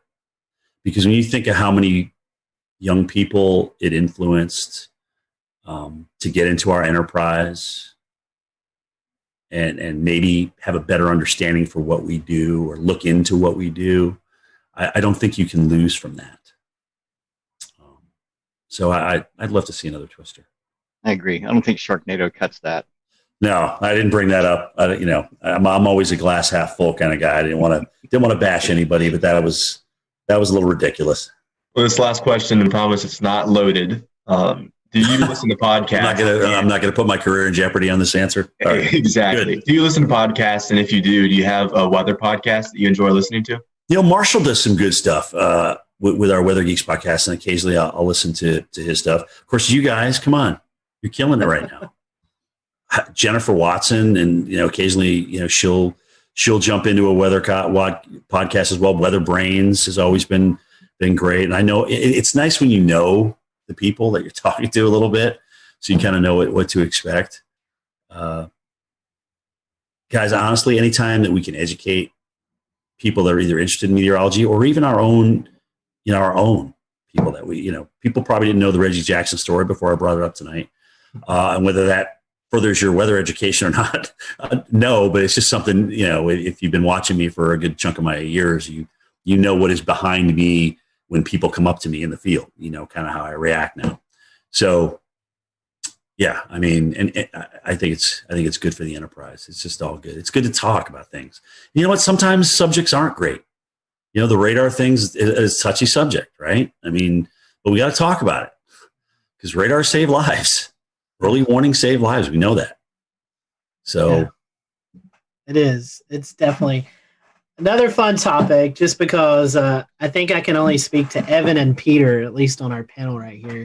We are avid TikTok followers, and I've seen you appear in a few TikToks with Stephanie A. That's all Stephanie. That's all Stephanie. Trust me. It's funny. She goes, Cantore, just do this with me. Come on, just do it.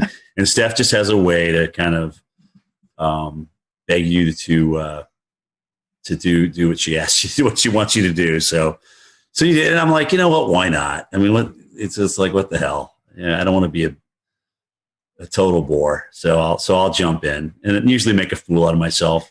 But you know what? I'm okay with that. Yeah. I'm okay. I can still sleep at night, and it's all good. So. All right. Well, my last question for you, and let's take weather out of it because I know you've made many trips to North and South Carolina. Yeah. Top 5 destinations to visit in the Carolinas. I mean, I know you've been in the Carolinas covering winter weather, tropical weather, but if you're just coming on vacation to North and South Carolina, what'd be your top 5 spots to visit? Oh, man. Well, I love, first of all, Greenville. Greenville is my number one. I mean, it's a hidden gem. Nobody knows about it. If I had to retire in Greenville, I would do it. Yes. Okay. Greenville, South Carolina. Love it. Absolutely love everything about that city. I got a lot of good friends up there too. So their Euphoria Festival they do every year is second to none. But behind that is Charleston. I love Charleston. It's the charm of that city, just being down in there, being in the thick of it, the history, the weather history. I mean, everything. It's just absolutely beautiful. Wilmington. I've seen them get the crap kicked out of them and come back and be this wonderful, wonderful town. I love Asheville. The Grove Park Inn. I've been there for the gingerbread contest. I mean, that is just unbelievable. It's just a beautiful historic place. The Biltmore, obviously, up there. I mean, holy cow. Gosh, where else have I been in the Carolina? I think it was Winston-Salem. maybe, or was it Hickory? I can't remember. I got a friend that I went. They had just like refurbished the downtown. I can't remember which one it was in, which one I was in, but I thought that was a pretty cool place. I live close to Hickory, and it's recently been done. So there it was Hickory. Yeah, I was about to say, you're kind of like, what? Where did this come from? Where did this come from? All right, who did I offend on this answer? No, you didn't offend anybody. You get your martial arts training here in Charleston. We all know that. Yeah, you did great. I'm in agreement with you on Charleston. It's my favorite place to go. Oh, it's beautiful. And Greenville loves it too, right? Greenville's number one. Charleston's number two. It really is that, just like that. I tell people, I say downtown Greenville is the most underrated place to visit. It's a beautiful spot. Not a lot of people go. I mean, you can go out on a nice Friday or Saturday night and go eat dinner, welcome the river. It's a beautiful spot. Like I said, if somebody said, all right, Jim, you have to leave Atlanta, you have to go somewhere else, where would it be? It would be Greenville, South Carolina. I know our buddy Wes Grimes, who actually submitted a question earlier. He loved when you visited Boone a couple of years ago during the big snowstorm. And oh my God, that was awesome. I know Boone loves you, so if you ever make it back up there, I know you'll have a lot of folks and friends up in the Boone areas. So. By the way, the Boone stick is still around. Apparently, it's in my producer's Steve Pederak's office. And I'm like, dude, you got to bring the Boone stick back out. I've never pushed so many cars out of the snow in my entire life than in Boone, North Carolina. Well, I will tell you this, from a guy, Evan and myself living in Western North Carolina, we definitely hope we can copy that sometime soon, because we're in our snow drought. That was the last time we had measurable snow here outside of the mountains, was that storm a couple of years ago. It's going to be tough with La Nina, but we'll see. Especially strong, like we got a strong La Nina. But it's an active pattern, dude, and we got the negative NAO, so you may get a little bonus out of that. We'll see. I'm afraid more ice than anything. That's my concern this year. Yeah, that's the models keep head faking, though. They keep wanting to bringing the AO back positive again, but it keeps not happening. And again, well, we all know how those forecasts go sometimes. Right. we've all been disappointed a few times. Look at that NAO. It's going to go so negative. Anyway, we'll see. We'll see what happens. Well, Jim, we certainly appreciate your time. We want to wish you a very Merry Christmas and a Happy New Year. And for those who are listening to the podcast, I'm sure they're probably following you on Twitter, on social media, but if they can't, or if they're not, how can they do that? So at Jim Cantore is my Twitter. I don't do Facebook, but my tweets go to Facebook. At Instagram, at Jim Cantore on Instagram. That's more of my personal life than. Sometimes I'll throw some weather on there. I have been lately, but that's personal's Instagram, and weather is mostly Twitter. And that's me, man. We appreciate your time, and thank you guys for watching tonight. Yeah. We hope you have a great evening, and we'll see you back soon here on the Carolina Weather Group. Merry Christmas, guys. Thanks for having me.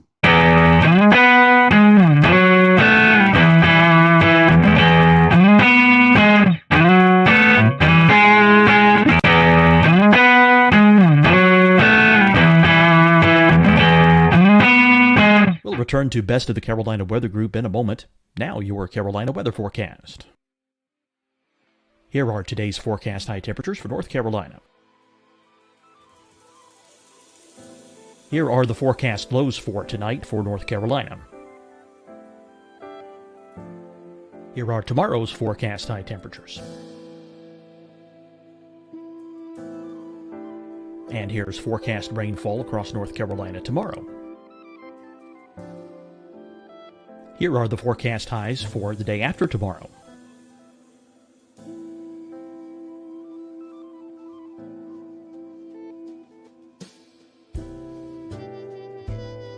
And here's the forecast rainfall across North Carolina for the day after tomorrow. This is the total rainfall forecast across North Carolina for the next 3 days.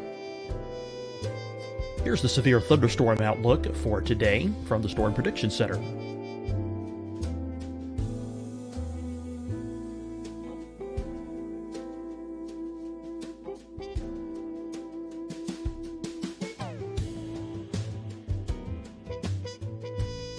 Here are the forecast high temperatures for today for South Carolina. Here are the low temperatures for today for South Carolina. Here's the probability of precipitation forecast across South Carolina today. And here are the rain chances across South Carolina tonight. Here are tomorrow's forecast highs across South Carolina. Here are the forecast low temperatures for tomorrow for South Carolina. And here is the probability of precipitation across South Carolina tomorrow. Here's the precipitation chances across South Carolina tomorrow night. Here are the forecast highs for the day after tomorrow in South Carolina. Here are the forecast low temperatures across South Carolina for the day after tomorrow. And here are the rain chances across South Carolina for the day after tomorrow. And South Carolina's probability of precipitation for that night. Here's the Storm Prediction Center's severe thunderstorm outlook across South Carolina for today through tonight. Here's the Storm Prediction Center's severe thunderstorm outlook across South Carolina for tomorrow and tomorrow night. And here's the Storm Prediction Center's severe thunderstorm outlook across South Carolina for the day after tomorrow through that night. Here's the severe thunderstorm outlook for today from the Storm Prediction Center.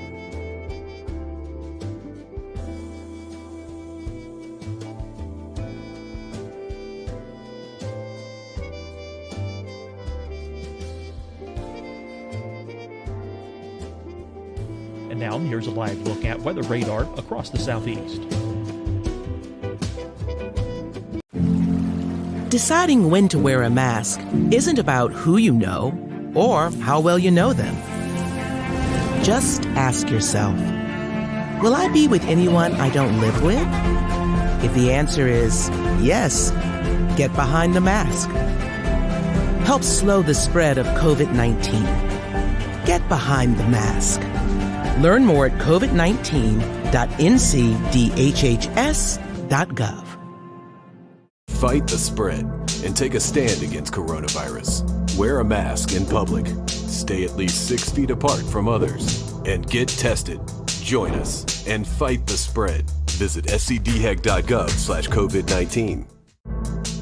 Getting tested for COVID-19 helps you to take the steps needed to protect yourself, your loved ones, and your community. Find the testing location at scdhec.gov/COVID-19 testing. Hi, everyone. I'm Dr. Mandy Cohen, Secretary of the North Carolina Department of Health and Human Services.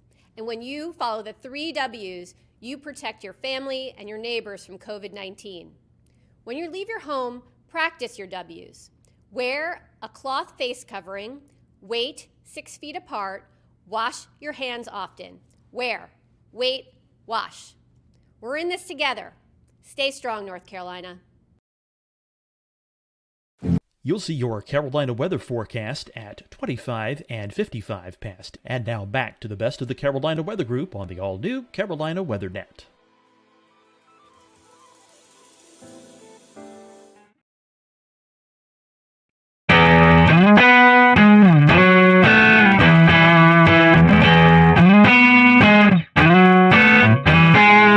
Good evening, everyone. Welcome to the Carolina Weather Group. We're happy to have you this evening, and we have joining us tonight Jim Cantore, our good friend Jim Cantore from the Weather Channel, Mr. Storm Tracker, who has been busier than ever, I believe, this year, Jim.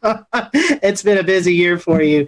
Tonight, we're going to be talking about reviewing 2020 and just all the crazy things that's happened in the weather community with storms and hurricanes and how we battled it with COVID as well. So a really interesting conversation tonight that we're looking forward to. So Jim, we were just talking a little bit before we started tonight. How are you doing? It's been a busy year. Are you getting any rest here recently? Yeah, I mean it's been good. Obviously it was quite a run in September, and then November, where we're usually just not doing much at all, was cranking up. And obviously it wasn't so much being in the field, but being in the studio, talking about the threats to Central America. But then there was Ada, where I went and the system was far enough offshore where it didn't really affect us in Marco. And I said, guys, you sure you don't want me to stay? Because there's a chance this could be coming back toward Florida. No, I'll just come home. So Thursday morning, here we go with the hurricane watches out for Tampa. And it's like, they had to fill in that one spot, right? Because it's the only spot that didn't get filled in for the whole Gulf and the whole East Coast. So yeah, with advisories this year. And so I went back out and got into Tampa, and that was the last landfall I did. There's certainly no rest for the weary in 2020. Jim, we've started a new Patreon since we last talked to you last December, and we've allowed some of our Patreon supporters to send in questions. So tonight, we would love to go ahead and start with a few, I think 3 odds and ends questions. They won't fit in anywhere, so we figured it's best to throw them here at the beginning where they don't match at all. So first and foremost, from an anonymous Patreon supporter, if you could point to a single piece of technology that has changed our field over the past 20 years, what would it be? I mean, it's got to be numerical weather prediction. I mean, as much as they're not perfect, and trust me, I just did a snowstorm in Pennsylvania that I wish I was in Binghamton, New York for. Okay. Anyway, as much as they're not perfect, I do think that they've helped us, and they've gotten us a much better idea of what we can do with, but the list is close. I mean, you look at the upgrade to NexRad and having radars available to us, and unless they get blown out like Lake Charles did during Laura, they're obviously very, very valuable. I mean, we can see tornado signatures, and we can see the winds. I came in for the Mississippi tornadoes, the twin EF4s there. And I mean, just to see the width, here's the width of this thing. You're like scratching your head. It's like, is that right? Is that really like 1.5 miles wide or whatever? So the radar is certainly a close second. The new GOES and what we can do with GOES. There's just so many things that are available to us. And honestly, guys, social media wise, I think a lot of us are communicating with each other. A lot of us are getting to know each other better on Twitter and Facebook, especially Twitter. I really like Twitter for us because it's quick, it's to the point, and you kind of know now, if you follow certain people, where they stand and where they're going to go with what they're thinking. And I will say, for me, certainly being a veteran, to learn from you guys, from the younger generation, of stuff that I didn't go to school for, but yet I'm going to school through you. I mean, I never even heard of PV streamers before Philip Pepin talked about them many, many moons ago. So it's like, wow, that's pretty cool, and it makes sense to me. So those would be my top 4 without question. All right, 2 more. Both of these coming from Wes Grimes, and the first one's kind of an interesting one. So, is it possible? And he said he's heard this before as maybe a wives' tale. Is it possible to forecast low temperatures overnight using the dew point in the evening if it's relatively tranquil weather? Yeah, that's what I did in college. That's what I did at Linden, because I would get, look at the dew point and what it was going to be like the night before, and I'd be like, okay, well, we're going to kind of settle back down toward that, all things being equal, and it was usually within about 10 degrees of what that dew point was. So it's part of the equation. It's not all of it, but I thought it was part of the equation. It's a neat little forecasting tip. Yeah. And last but not least, a favorite topic of yours, when you go out and you go storm chasing, how do you end up in the right place at the right time? Well, dude, sometimes it takes a lot of work. Like Sally. Oh God. So I'm like, you want me in New Orleans, but the models are trending east. I'm like, we're flying into Gulfport. We could really stay right there. So we went all the way to New Orleans because that's where they wanted me. I'm like, all right, whatever. I just do what I'm told, And then we made our way back to Gulfport the next day, and I'm like, okay, well, you realize though we're go back to Gulfport, but it's probably going to go even farther east than that. That's what the models are trying to do. So the next day after Gulfport, we went over to Pensacola and finally kind of found a home there on the eastern side of that thing with the storm surge.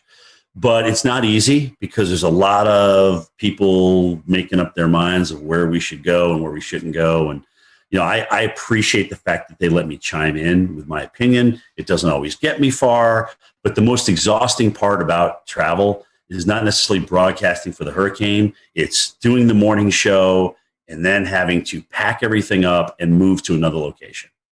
Because once you get to that location, it's not just, okay, we're here, let's do our live shots.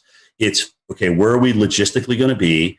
What's going to make the best shot? Is there going to be storm surge here? Are we safe here? Is my cameraman going to be protected throughout the live shot? So there's all these logistical things that come into play. So by this point now, it's 6 o'clock at night, and you're exhausted because you've been up since 3, and now you got to get ready to do the whole thing again the next morning. So every time we move on a day we do live shots, it just exponentially wears you out. But I appreciate the fact that they do give me a say in my locations, but it is up to me to get my team in a good spot. Like where we at the Golden Nugget for, oh God, what was it? Beta? I don't even remember the damn name of the storm. What was the Mississippi one that crushed them? You guys jump in. Delta. Okay. Delta. I knew it was a Greek name. I just can't remember which one. So Delta, I'm like, this is going to be a great shot because the water's going to come right in here, and this is just going to be a great shot. So that allows us to get there and really set that up and make sure we had higher ground and get our cars up there and things like that. So it takes a lot of work. What you don't see behind the scenes, I think is just as important, if not more, than what you see on camera. And Jim, this one's coming from me, man. I'll tell you what, this year has been interesting with the tropics. I mean, we cleared over a third of the Greek alphabet, and it's just been an unreal season. I mean, when we talk about, will we ever see something like this again? Is this going to be the norm going forward? What ingredients come into it? Tell us what your take is on, do you think a strong signal in La Nina was a triggering factor? Do you think our warm pool in the Atlantic has a lot to do with it? I mean, kind of give us some ideas of why you think we had such a hyperactive season. I mean, it was off the charts. If somebody would have told me we were going to have 30 storms this year, I would have been like, no, I mean, we're going to have an above average season, but that's a pretty bold forecast. I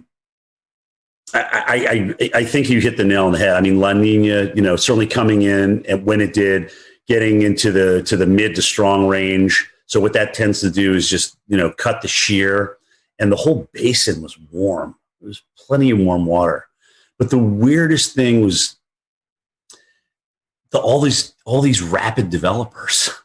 I mean, we had all these storms that had developed either late before landfall or developed at some point over like Paulette and whatnot, kind of a rapid developer over the ocean and things like that. So we just had so many rapid developers this year, and that's kind of the oddity to me, because you can get certainly strong number of storms if you get a warm basin and light shear, but all of a sudden, what's kicking these things into overdrive? And in some cases, at the last minute, when normally the continental shelf will weaken them, we already had a bona fide cold front come through the Gulf of Mexico and South Florida, and here's Ada. Now, granted, I think that did weaken it as it made its approach toward the west coast of Florida, but still, to even get something, I mean, John Hope was our tropical expert, way back when, and one of his rules was, once you get that cold front through, that's it. That shuts down the Gulf.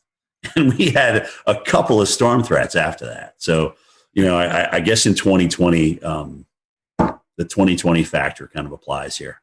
Yeah, but I think it's really interesting how many rapid developers we had, and so many of them close to land. I mean, even look at Iota and Zeta down in Nicaragua. I mean, we had to wait till the last storm of the season to get the Cat 5. I mean, goodness gracious, that's crazy. Yeah, there was definitely a lot of RI this year. And what I felt was interesting is that you didn't see a lot of rapid dissipation over land. I mean, these things stayed strong over land for some time, whether it could be attributed to brown ocean effect or whatnot. But you brought up a good point. When it got wrapped up along cold front, usually when hurricanes enter into a baroclinic environment, they fall apart pretty quickly, or they get pulled up along it and stretched out. And, these storms defied odds this year. You know, some of these just they did. They never got like dry air intrusion. It was like they were like protected from this cocoon. And that's the other thing too. If you get a rapidly developing system that comes ashore and is accelerating onshore, moving onshore, it's going to take a lot longer to wind down. I mean, you should see the mess that Zeta did in northern Georgia. I mean, there's a lot of trees down up here. A lot of trees down up here. And it reminded me of Opal back, I think was it 95? Was that Opal? That's right. But it kind of did, it was like one of these storms that actually was a 5, went down to a 3, but it was holding its own, and then it accelerated up in North Georgia. So it takes a while for these things to wind down, but they just cause a whole bunch of tree damage, man. It's a mess. I think I remember seeing the power outages. It was more in Georgia than Florida, than Louisiana per se. It was like over 1 million without power in northern Georgia. So that was. And it kept going too. I mean, we had a lot of trees down in western North Carolina and up into Virginia too. That's true. That's true. Once we get off hurricane duty, it's kind of hard to lose track sometimes, or it's actually easy to lose track of what actually happens after that. But it's just been amazing to me, these things as they come ashore, especially this year. Like you said, their damage path has been incredible. And even if it's a TS or a depression, I mean, something, it's like they just don't want to die. They don't want to go away. And that's the year it's been. One more for me. I'm going to pass the baton off to Dan. And the question is, you've been to a lot of places this year. I mean, I probably wouldn't be able to remember off your memory, but give us some of the more significant places you went to experience storm chasing, whether it be hurricane or winter storm, even earlier in the year. Well, yeah, actually, Milwaukee was the only winter storm that I did last year, which was kind of mind-boggling because they're so fixated on the Northeast coast. It's like, well, guys, what if Kansas City gets 2 inches at rush hour on a Tuesday morning? That's a big deal. Plus, they were concerned about the COVID thing and everything toward the latter part of the season. I thought that was awesome being in Milwaukee. Great city, seeing the Lake Michigan just go crazy in Milwaukee was pretty awesome. That's kind of started the year. Then we went through all the hurricanes. I went to New Orleans 4 times. And interestingly enough, New Orleans really never got a big threat. Okay. They had the one storm toward the end there that hit them pretty good, but they never really got a big threat that flooded them. And that's really the biggest issue for New Orleans. But flying there 4 times, I thought I'd never done that before. I think they were in the cone like 8 times or something, 7 or 8 times this year. It's just crazy. And then the snowstorm, I just went Bethlehem, Pennsylvania. I knew Philly would change over. I knew they would mix. I knew we'd actually mix with sleet in Bethlehem. I just didn't know we'd get dry. The dry slotted thing is what really killed us. And then to see 4 states with 40 inches plus, I'm like, this is just absolutely nuts. Absolutely nuts. From a low pressure system that I don't even think broke under the 990s when it was doing its work. I mean, really? That's crazy. I know, non-lake effect too. I mean, that was all just the low. I mean, all-time snow in Binghamton. All-time single day. So they broke their all-time single day by almost twice as much snow. So 18 to like 31 or something. I mean, that's crazy stats, man. Crazy stats. Speaking of some of the hurricanes this year, we want to, of course, mention Hurricane Isaias is the Carolinas' kind of biggest hurricane of the year. I was there in Wilmington myself for the storm, and you were over in Wrightsville Beach there, Jim. Yep. So we have a video that we want to play, and kind of the best way to describe what happened there with you. Video says 1,000 words, so we're gonna play the video and kind of just if you could kind of tell us what happened over there in Wrightsville and kind of what you experienced.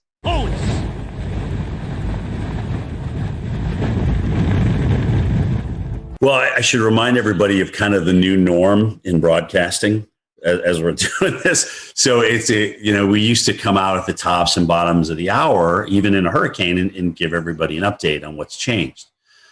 But the new norm is like, okay, well, look, since we've got a great signal, we've got HD audio and video now, why don't you just stay out during the entire storm and take us through the whole thing? And that's kind of a recent change. in the past 5 years, that's kind of what's evolved. But that's a lot harder because you're literally standing in the eye wall. And granted, you're talking about something that was on the high end of Cat 1 and borderline Cat 2 strength here. It's just hard to stand out in winds that strong. And I mean, you see me struggling there. And the only other time I had to take a knee was Isaac in New Orleans, because I know we had a weather group out there. They were measuring winds like 90, 94 miles an hour through those two buildings. And this was very similar to that. And it's just hard to stand there. I mean, you're literally, guys, you go to the gym, you do squats or you do leg presses and things like that. It's hard to hold a press for that length of time. And so I just had to drop down for a second. I mean, the audio wasn't that great. You've got raindrops splatting on the hood of your jacket, so that's making it difficult to hear back at the Weather Channel. So you're just trying to put a couple of words together, a sentence together or two to kind of get you to the next thing. And I'm just trying to remember all the facts that I know, about the storm itself. And of course, you're trying to say the name. I mean, Isaias. I mean, goodness gracious. It took me about 3 days into that just to learn how to say it right. So that was a tough storm. I mean, it was, those winds were up there, 80, 90 miles per hour coming around the side of that building. And it was just tough to stand through it. But again, it's like, take us through the eye wall. That's my job. That's what they're asking me to do. I'm going to do it to the best of my ability. The good news that, I didn't get hit by anything. The good news, the wind was essentially coming off the water, and whatever was being blown off the top of the building was being blown inland and not down at me at ground level. I probably should have had a helmet on, frankly. I definitely should have had a helmet on for that storm. Well, Jim, we've all faced the coronavirus pandemic. Yeah, I know, 2020. So how has this pandemic affect your job? Well, I mean, first of all, you got to wear a mask everywhere you go. And,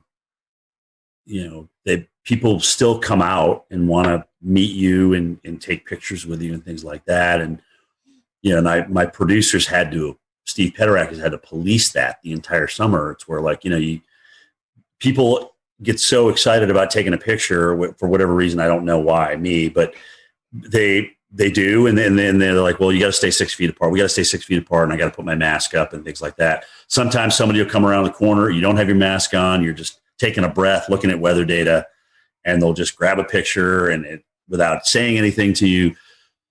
And then management gets upset with you. So that a lot of that to tell people to kind of like, well, take a picture with me, but you got to move away. You got to stay 6 feet away. But I get it. I totally get it. And we played by the rules as best as we could the entire summer and even into this first winter storm that we've dealt with. But that certainly made it more difficult. You got to get more rations because restaurants and things aren't opening. They're closing down a lot earlier. Some of them never even are open. So we got to make sure we can eat for 3, 4, 5, 6 days. We know we're going to lose power, so it's going to be hot in the rooms and things like that. You just got to the pre-planning was a lot different. We had to make sure everything was buttoned up in terms of being able to eat, being able to follow the COVID guidelines. Remind people that, look, at the shelter that you went to last time may not be the one that you go to this time because they're only taking half the people. All right. You may have to go and be bused farther north. And in people that were in the surge zone, it was probably like, how do you convince people? Oh gosh. Okay. Look, it's one thing asking me to evacuate. I know this shelter. I've been there before. It's okay. But now I really don't feel like going on a bus and being shipped to northern Mississippi or northern Louisiana to get out of harm's way. So that took some convincing for folks. But I think the fact that if there was one good thing, if you can call this good, the fact that Louisiana and Mississippi were kind of in the bullseye and were dealing with this so many times, they kind of had the system down. So they just put it back in motion every time we got a new storm. So we didn't have to test so many different areas. That area dealt with some of the worst storms, but they really had it down. That's a very good point. Yeah. Wow, nice. That's the one silver lining. Well, Jim, we're talking about COVID, and I think pre-COVID, this has lost, in my opinion, a lot of attention. And I guess, with as crazy the years has been, but we had a pretty active early spring severe weather season. March 3rd, 4th, as COVID was starting to happen, we had an EF4 tornado that just went right through downtown Nashville. Yep. I mean, it was one of the eeriest video. I mean, it was, I think, one of the most captured videos on Twitter. With that, we also had severe weather here in the Carolinas, where downtown Charlotte, EF2, I believe, that went through just south of town. So, copied with a month later, the Easter outbreak, where we had an EF4 and, of all places, South Carolina. I mean, it was a pretty crazy severe weather season. And then I guess you kind of capped that off with the derecho in Iowa. I mean, what was your thoughts on any of those events that kind of stood out to you? I mean, the record for billion-dollar disasters stands at 16, but that's going to be broken this year. Okay, we are going to have more than 20 billion-dollar disasters. I don't know if it's going to be 21, 22, 23. I'm not sure, but that's just. I mean, this was just an off-the-charts year for big weather. And you're right; it was everything. It was the severe, with the tornado outbreaks, especially in metropolitan areas. It was the number of hurricanes that we had. It just the fires. We haven't even touched on fires out west. I mean, goodness gracious, just again, and there was no stopping it. It literally started at the beginning of the year and just kept on going. And La Nina, as you guys know, especially in the Southwest, does not favor big rainfall. So, you wonder what next year brings once we get into spring and spring bloom, and that starts to dry out, right? So yeah, it's crazy. And I mean, look at the drought growing right now. If you take a look at the drought monitor, it's almost kind of scary seeing it kind of creep out of the Southwest into the central United States and the northern, Omaha. You're not really thinking about Omaha being dry, but they're starting to dry out a little bit. So drought's going to come into play big time as we get into 2021. That's going to be a big player, I think, for a lot of people. But yeah, it was just nonstop, man. I mean, and it would be easy to just say, okay, well, because of COVID, everything was exacerbated. No, no, we had 30 hurricanes. Okay, we had tornadoes hitting big cities, and I mean, it just literally lined up right with each other. And we just had an epic nor'easter, like I said, that dumped 40 plus inches of snow over 4 states, which wasn't one of these things. We saw it early. We knew there was going to be something, but in terms of nailing it down as to just how big this was going to be over the interior of New York and Pennsylvania and New Hampshire and Vermont, we didn't know that until it was really day of. And I guess it's a sore topic for some, but it's something that really needs to be addressed. I think we can contribute the climate change, global warming, to some of these bigger events that's taken place. I mean, they're only getting worse, and right. the climate continues to warm. So I mean, it seems like they're going hand in hand. I mean, what's your? Yeah, I mean, it's time to accept it. It's time to accept we have a warmer planet. We have warmer water as a result of that, which helped us obviously crank out 30 hurricanes, 30 named storms this year. And honestly, I just like we like to operate at 98.6, the planet likes to operate. We'll return to Best of the Carolina Weather Group in a moment. Now your Carolina weather forecast. Here are today's forecast high temperatures for North Carolina. Here are the forecast lows for tonight for North Carolina. Here are tomorrow's forecast high temperatures. And here's forecast rainfall across North Carolina tomorrow. Here are the forecast highs for the day after tomorrow.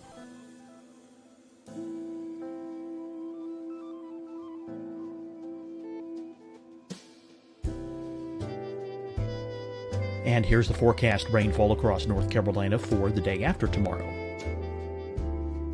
This is the total rainfall forecast across North Carolina for the next 3 days. Here's the severe thunderstorm outlook for today from the Storm Prediction Center.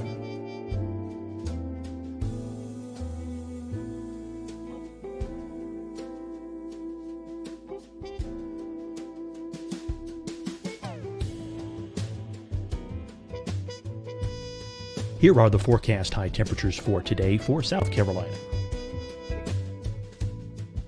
Here are the low temperatures for today for South Carolina.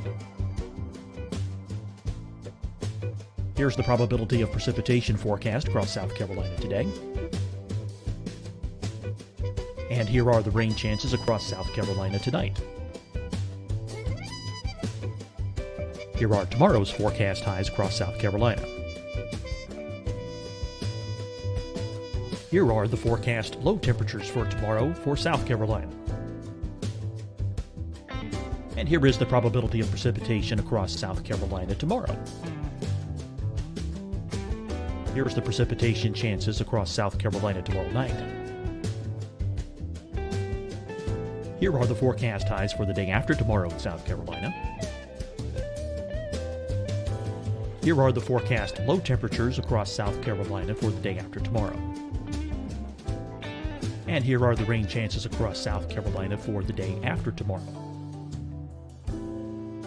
And South Carolina's probability of precipitation for that night. Here's the Storm Prediction Center's severe thunderstorm outlook across South Carolina for today through tonight. Here's the Storm Prediction Center's severe thunderstorm outlook across South Carolina for tomorrow and tomorrow night.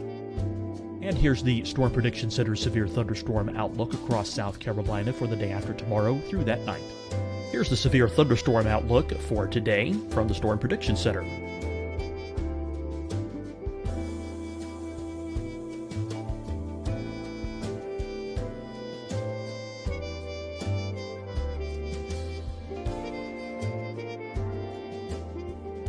And now here's a live look at weather radar across the southeast. Deciding when to wear a mask isn't about who you know or how well you know them. Just ask yourself, will I be with anyone I don't live with? If the answer is yes, get behind the mask. Help slow the spread of COVID-19. Get behind the mask. Learn more at covid19.ncdhhs.gov. Fight the spread and take a stand against coronavirus. Wear a mask in public. Stay at least 6 feet apart from others. And get tested. Join us and fight the spread. Visit scdhec.gov/COVID-19. Getting tested for COVID-19 helps you to take the steps needed to protect yourself, your loved ones, and your community. Find the testing location at scdhec.gov/COVID-19 testing. Hi, everyone. I'm Dr. Mandy Cohen, Secretary of the North Carolina Department of Health and Human Services. And when you follow the 3 W's, you protect your family and your neighbors from COVID-19.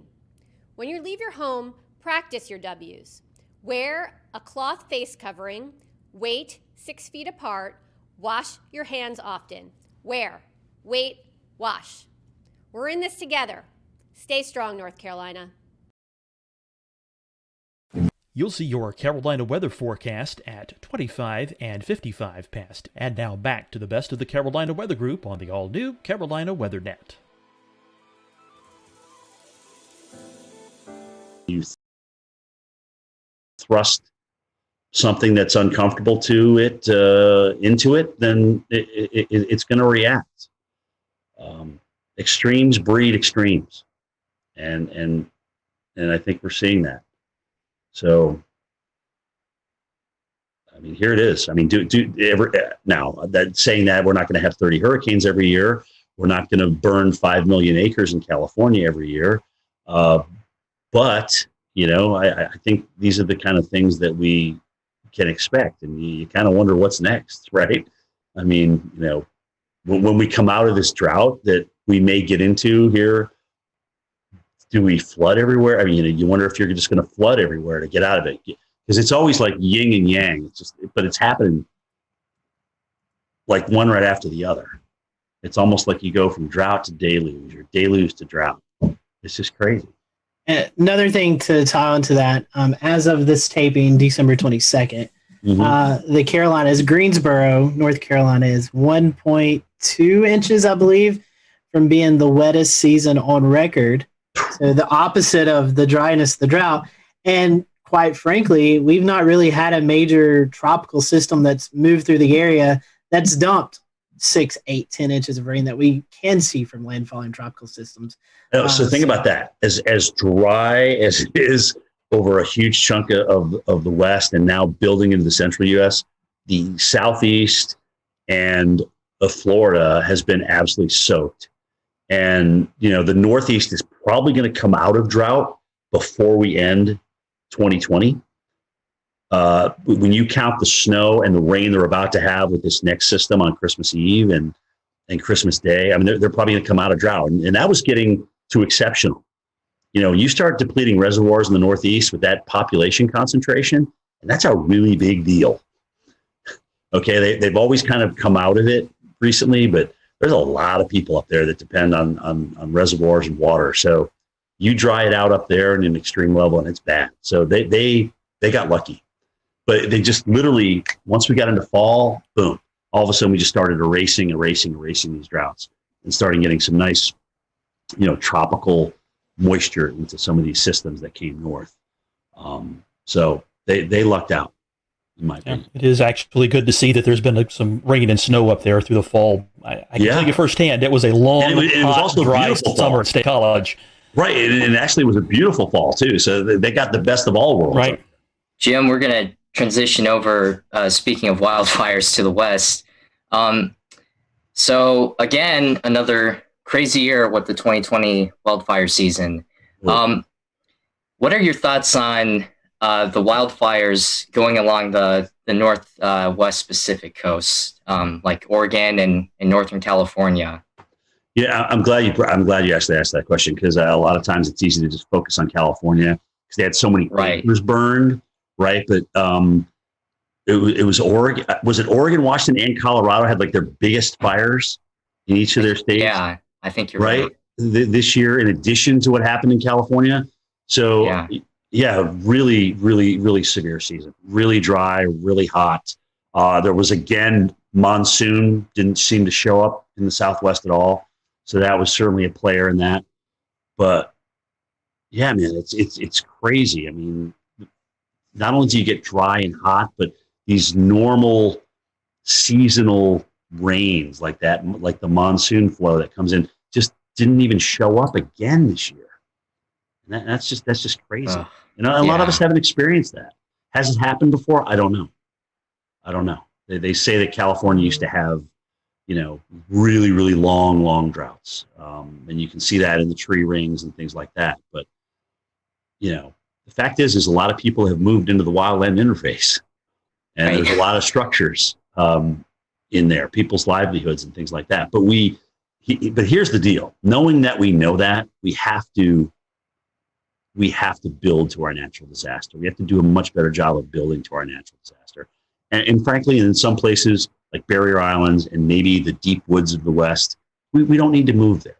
Let's just leave that alone. Let's leave that to nature's preserve. There's plenty of other spots to live in. And we've also seen just phenomenal weather with dealing with fires. Like I think there was a fire NATO out in California this season, and it's just another crazy. One. Yeah, another right. One. Wasn't it the campfire that they had the EF3? Do you remember that?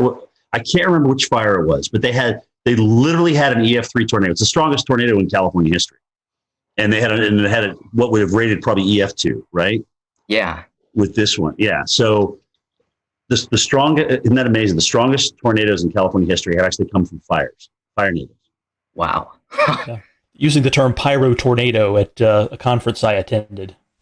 Alex Hoon, one of the incident meteorologists out there, coined that. Are they acknowledging that as the strongest tornado, or are they kind of putting an asterisk by that and just saying? I'm not sure if they're calling that the strongest tornado or whether they're had the asterisk like you said, but it certainly has been recognized as a fire generated tornado. Right. I mean, well, there's video of it. You can see it on the radar signature. I mean, the damage. Right. Signified EF3 damage. I mean, I don't know what else you need, really. I think that was the Loyalton one, right? Is that the Loyalton NATO? Fire NATO? It was the one with the campfire, I'm pretty sure. Yes, the camp one was the big one. That was the big one. Right. That was really wild. I'll say one other thing about the fires was seeing the difference in smoke. You know, when you have your Diablo winds, your Santa Anas in California, the sagebrush, right? You have the white smoke that goes up. But further north you went, it was more peaty. So there, you know, just the fact that fires could burn in these wet environments was a feat of itself. But you could see the different, like the greenish colored smoke and the real dark gray. It was really gnarly on satellite. You know, it was wrapping out over the Pacific Ocean, and boy, that was intense to see. Yeah, you're right. Some of those satellite pictures and the type of pollution that they had in San Francisco for days and days. I got a nephew out there. He's just like, you can't even breathe. You don't even want to go outside. It was really bad. Even inside your home, you could smell the smoke. That's how bad it was. So, yeah, man, we need a break. We need a break. Yeah, that's how I'll remember it. Is just day after day of smoke covering almost the entire western half of the country. Yeah, you remember those pictures? Out there? Yeah, remember those pictures of San Francisco, like orange? Right. Just, literally orange. That's all you can see is an orange glow. You didn't really see sunlight. It was just an orange glow. No. Exactly. It's felt like you're on another planet. Everyone, thank you for watching this episode of the Carolina Weather Group. Stay tuned for part 2 with Jim Cantore coming soon.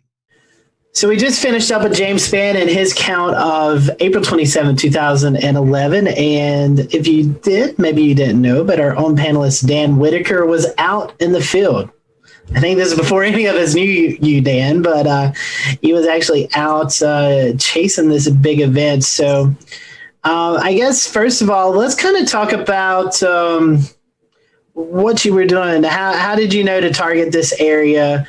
What was the game plan? Maybe a couple of days leading into this high impact event.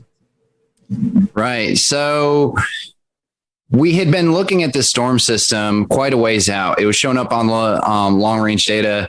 I think a couple of weeks prior, and then it just kept on slowly, seemingly. Everything was coming together the closer we got to that April 27th date. So I was prepared pretty far in advance to get out there to Alabama was where I was loosely targeting. And a couple days ahead of time, I packed up the car and I left town the night before and stayed in the Eastern Tennessee mountains. It's Western for us if we're in that way, but Eastern Tennessee mountains over in Chattanooga, and was prepared for whatever could happen. I've been out to Alabama a bunch of times to go follow and photograph storms, and nothing's come of it. So I didn't know what was going to happen this day. So during the day, walk us through what it was like from the time you woke up to the time that you finally found yourself on a storm. So I had some kind of omens, if you want to believe in that, at least. At the very least, the atmosphere was showing off for me right away. I woke up at my friend's house. He had to go to work, and it was I forget what day of the week it was, but it was a work day. And so he went to work, and I woke up at his house. He said, when you're heading out, just lock the door and behind you and be on your way. And so it was around 8 a.m. or so. I'm getting ready to leave. And there's some early morning storms happening out near Chattanooga. And one of them really started building up. I was watching on radar, and I was like, it's 8 something in the morning. I can't really look too much into this. I'm trying to head to Alabama, and I shut the door behind me. I lock the door. I get in my car, and I pull up at that time I had a full RAM mount, like a computer system in my car. I power on the laptop. It's actually this laptop that I have right here, which is now an outdated laptop system, but it still has some of my data on it. And power on my laptop, and I open it up, and right when I get my laptop open, tornado warning, storms heading directly over my location in a matter of minutes. and there was a strong kind of velocity couplet there when I looked at the velocity data. So I was like, there's some real reason to believe that this could be a threatening storm with a tornado. And so I actually went to try and get back in my friend's house I've 5 minutes, right? So let's get back in the house. No, the door's locked, of course. I can't get back in. And I look around, I'm in a crowded neighborhood with lots of trees everywhere. I can't even see the sky. So I think to myself, okay, well, what do I do now? Right. I don't want a tree to follow me. Right.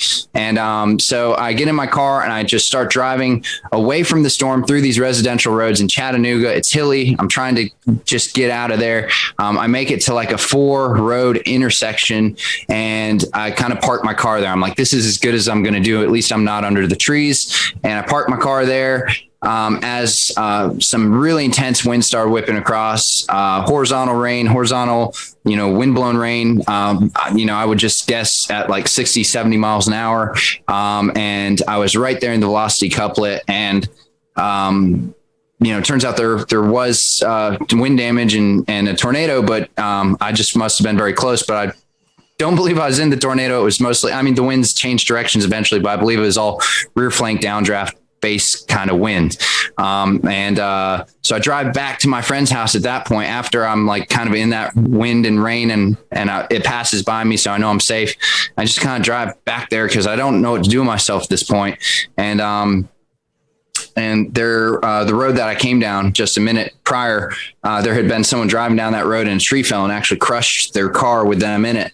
I got there before the emergency response did. And, or just at about the same time. So I pull up and so do they, and I kind of get out of my car and I'm like, what's going on? And, the emergency response person, fortunately, they started trying to, do what they needed to do. And I was like, they've got it figured out. They told me to, leave them alone. So I just kept on heading on my way. I was like, I guess I'll go to Alabama now. And that's how I started my morning. So, pretty intense. Dan, wow. I have a question for you. Sorry, Evan, I didn't mean to step on you.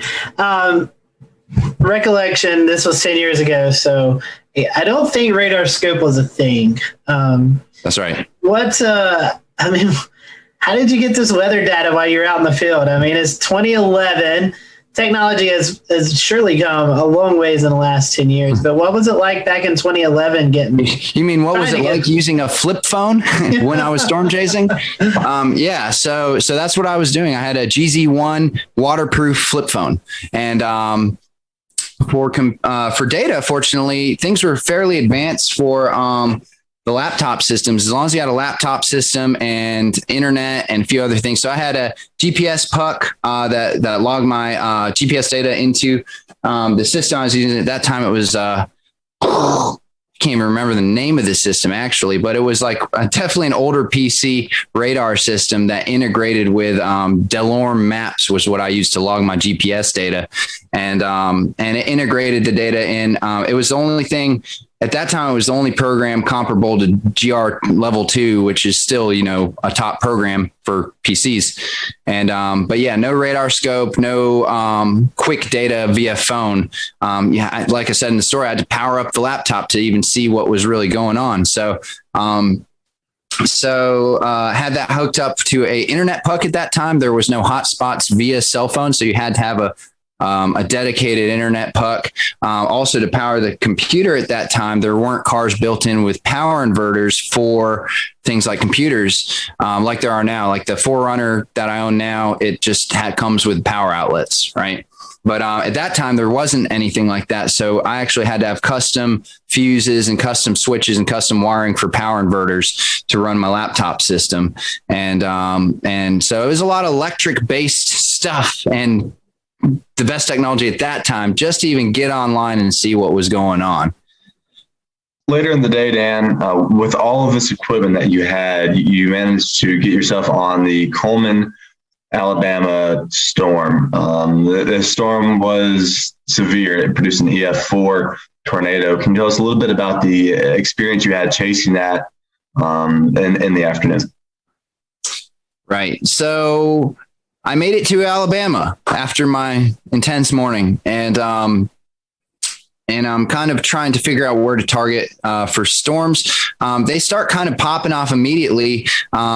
Early in the afternoon, I think around 1 or 2 was the first supercell that I got on, and these storms were classic supercells popping up in every square foot of Alabama that you can put your eyes on radar. So it's just these storms are popping up all over the place, and a lot of little kind of storms, but among the mix, a lot of major strong supercells were developing that were immediately severe warned, putting down things like hail, and a lot of them were starting to go tornado warned even early on in the day. So I chased 3, I think it was 4 different supercells, which I believe all 4 of them or 3 of them were tornado warned before I even made it to Coleman. So I had this long, for those of you who aren't as familiar with how a storm chase would work, you see a storm kind of growing either visually or on radar. You know the ingredients are there for that storm. Then once it grows to become a significant storm, and so you start targeting, you want to target the storm early and get to it before it basically becomes maybe, outdated, so to speak, where it's just overtaken by rain, the visuals are gone, maybe the tornado is gone too. So you want to, if you can be there at the birth of a storm and follow it through, that's ideal. Granted, these storms this day in Alabama were averaging speeds of 40 to 60 miles an hour. So it's kind of hard to stay with them, but that's why you hop around a little bit. So you would start at a storm. Here's the birth of a storm. Great. Let's see what it's going to do. It either outruns you or starts dissipating, and then you pop to the next one. So like I said, I was on, about 4 or 5 of these before I made it to Coleman.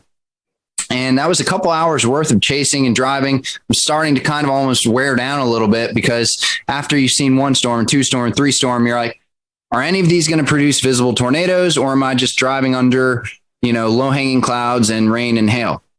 And, so I'm driving towards, I guess this is where the story really starts, right? So I'm driving towards Coleman and into town because I saw a really nice hooked supercell that was heading towards Coleman, and it looked great on radar. It was starting to form a really nice hook, really nice velocity couplet.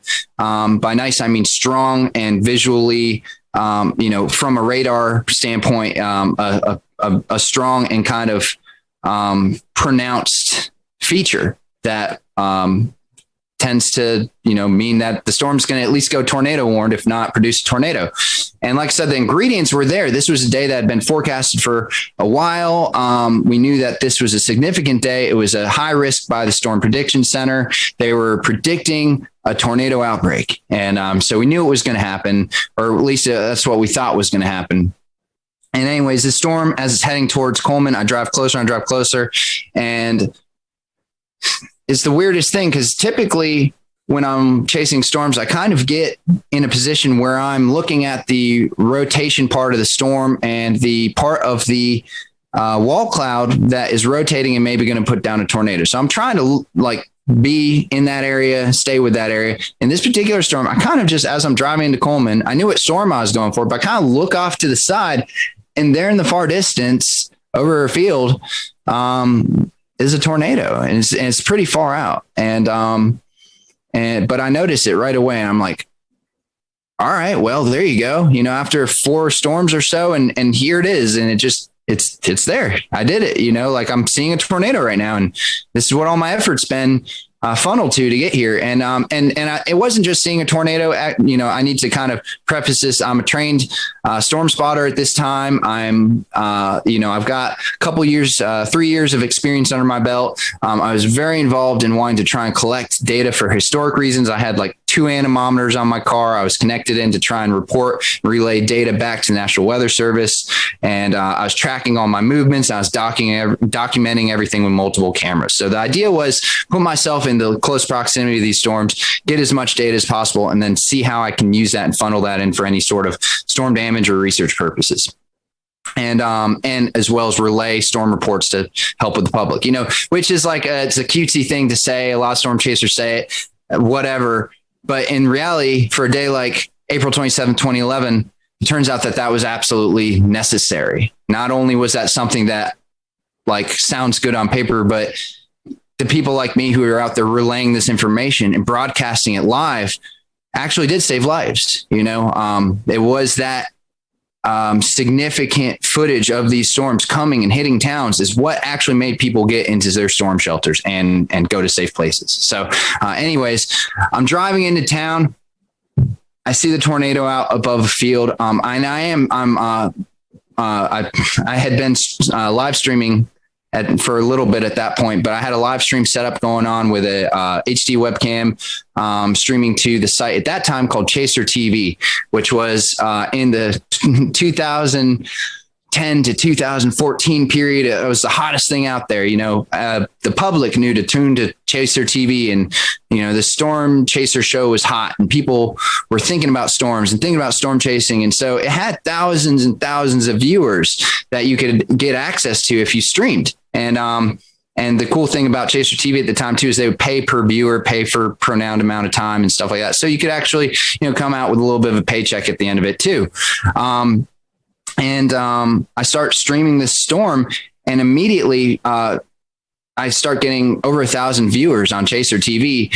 My location is in reference to the radar that everyone's looking at. Everyone sees, wow, he's right in this hook of the Coleman storm. And they start clicking on my stream, and sure enough, they're seeing a tornado. And so they start sharing it. It starts getting shared across social media, screenshotted, and immediately that tornado in real time is getting shared around, the fingers of the internet in 2011. And getting rebroadcasted and put in places where people could actually see this storm. So I was live streaming it. I was filming it with another camera. We'll play kind of the video of what that ended up looking like with my other camera. And then I was taking DSLR pictures, as well as running 2 anemometers and trying to stay in good proximity and location to this storm. So I was by myself, and so I was trying to do all this stuff, and as well as listen to the scanner radio. Anyways, I see this tornado come through, and it's coming closer and closer. It's coming towards me. I'm trying to figure out, is this storm going to do something where it actually hits my location? Or so at one point, and you may see this in the video, where the tornado seems to get close enough to me where all of a sudden you can't really see the gray funnel anymore. Instead, you see just like a mass of dirt. And that's when I think I'm starting to get a little close there. And so I actually back up across the road that was behind me into a gas station. And in my head at that moment, I think to myself, if I drive 30 feet backwards, I can maybe avoid getting hit by this thing and still film it. So that was my thinking. And I don't think I was that close, but I was in stone's throw. I was very close. And then it kind of continues going at an angle in front and away from me. And that's when it touches down fully. You can see it, the funnel reach the ground, and the tornado becomes very pronounced, very kind of like a very defined elephant trunk. And it's kind of, not this big, wide, massive, weird wedge that we would think about when we think about EF4s and very strong, violent tornadoes. But however, and I know this from the comments on my YouTube channel, where some people are saying this isn't a true EF4. Look how skinny it is. But in reality, it's that tight, strong wind whipping around at the bottom that's causing all the damage. And it was, you can tell in the video that it's a very strong tornado, and it was a very strong and destructive tornado. It went through downtown Coleman, destroyed a number of the commercial buildings there, destroyed some houses, and ended up with multiple fatalities, including a newborn. We'll return to Best of the Carolina Weather Group in a moment. Now your Carolina weather forecast. Here are today's forecast high temperatures for North Carolina. Here are the forecast lows for tonight for North Carolina. Here are tomorrow's forecast high temperatures. And here's forecast rainfall across North Carolina tomorrow. Here are the forecast highs for the day after tomorrow.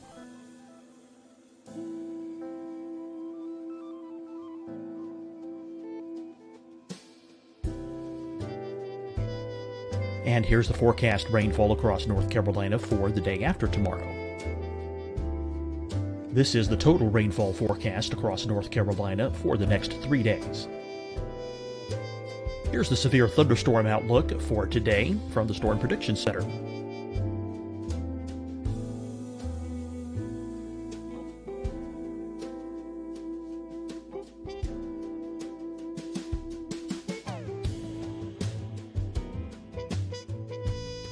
Here are the forecast high temperatures for today for South Carolina.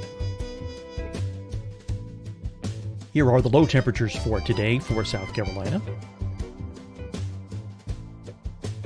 Here's the probability of precipitation forecast across South Carolina today.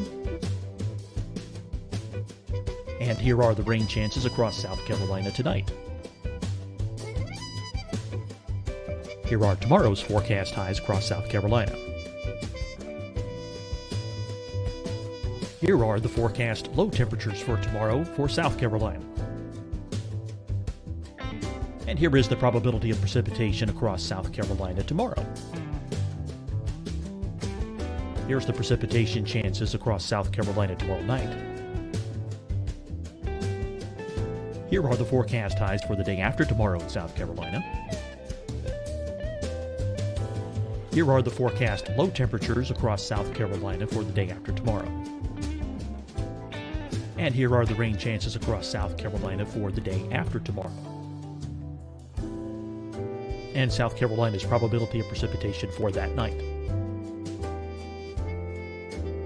Here's the Storm Prediction Center's severe thunderstorm outlook across South Carolina for today through tonight.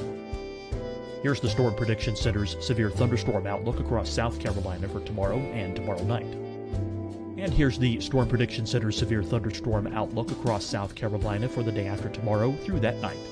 Here's the severe thunderstorm outlook for today from the Storm Prediction Center.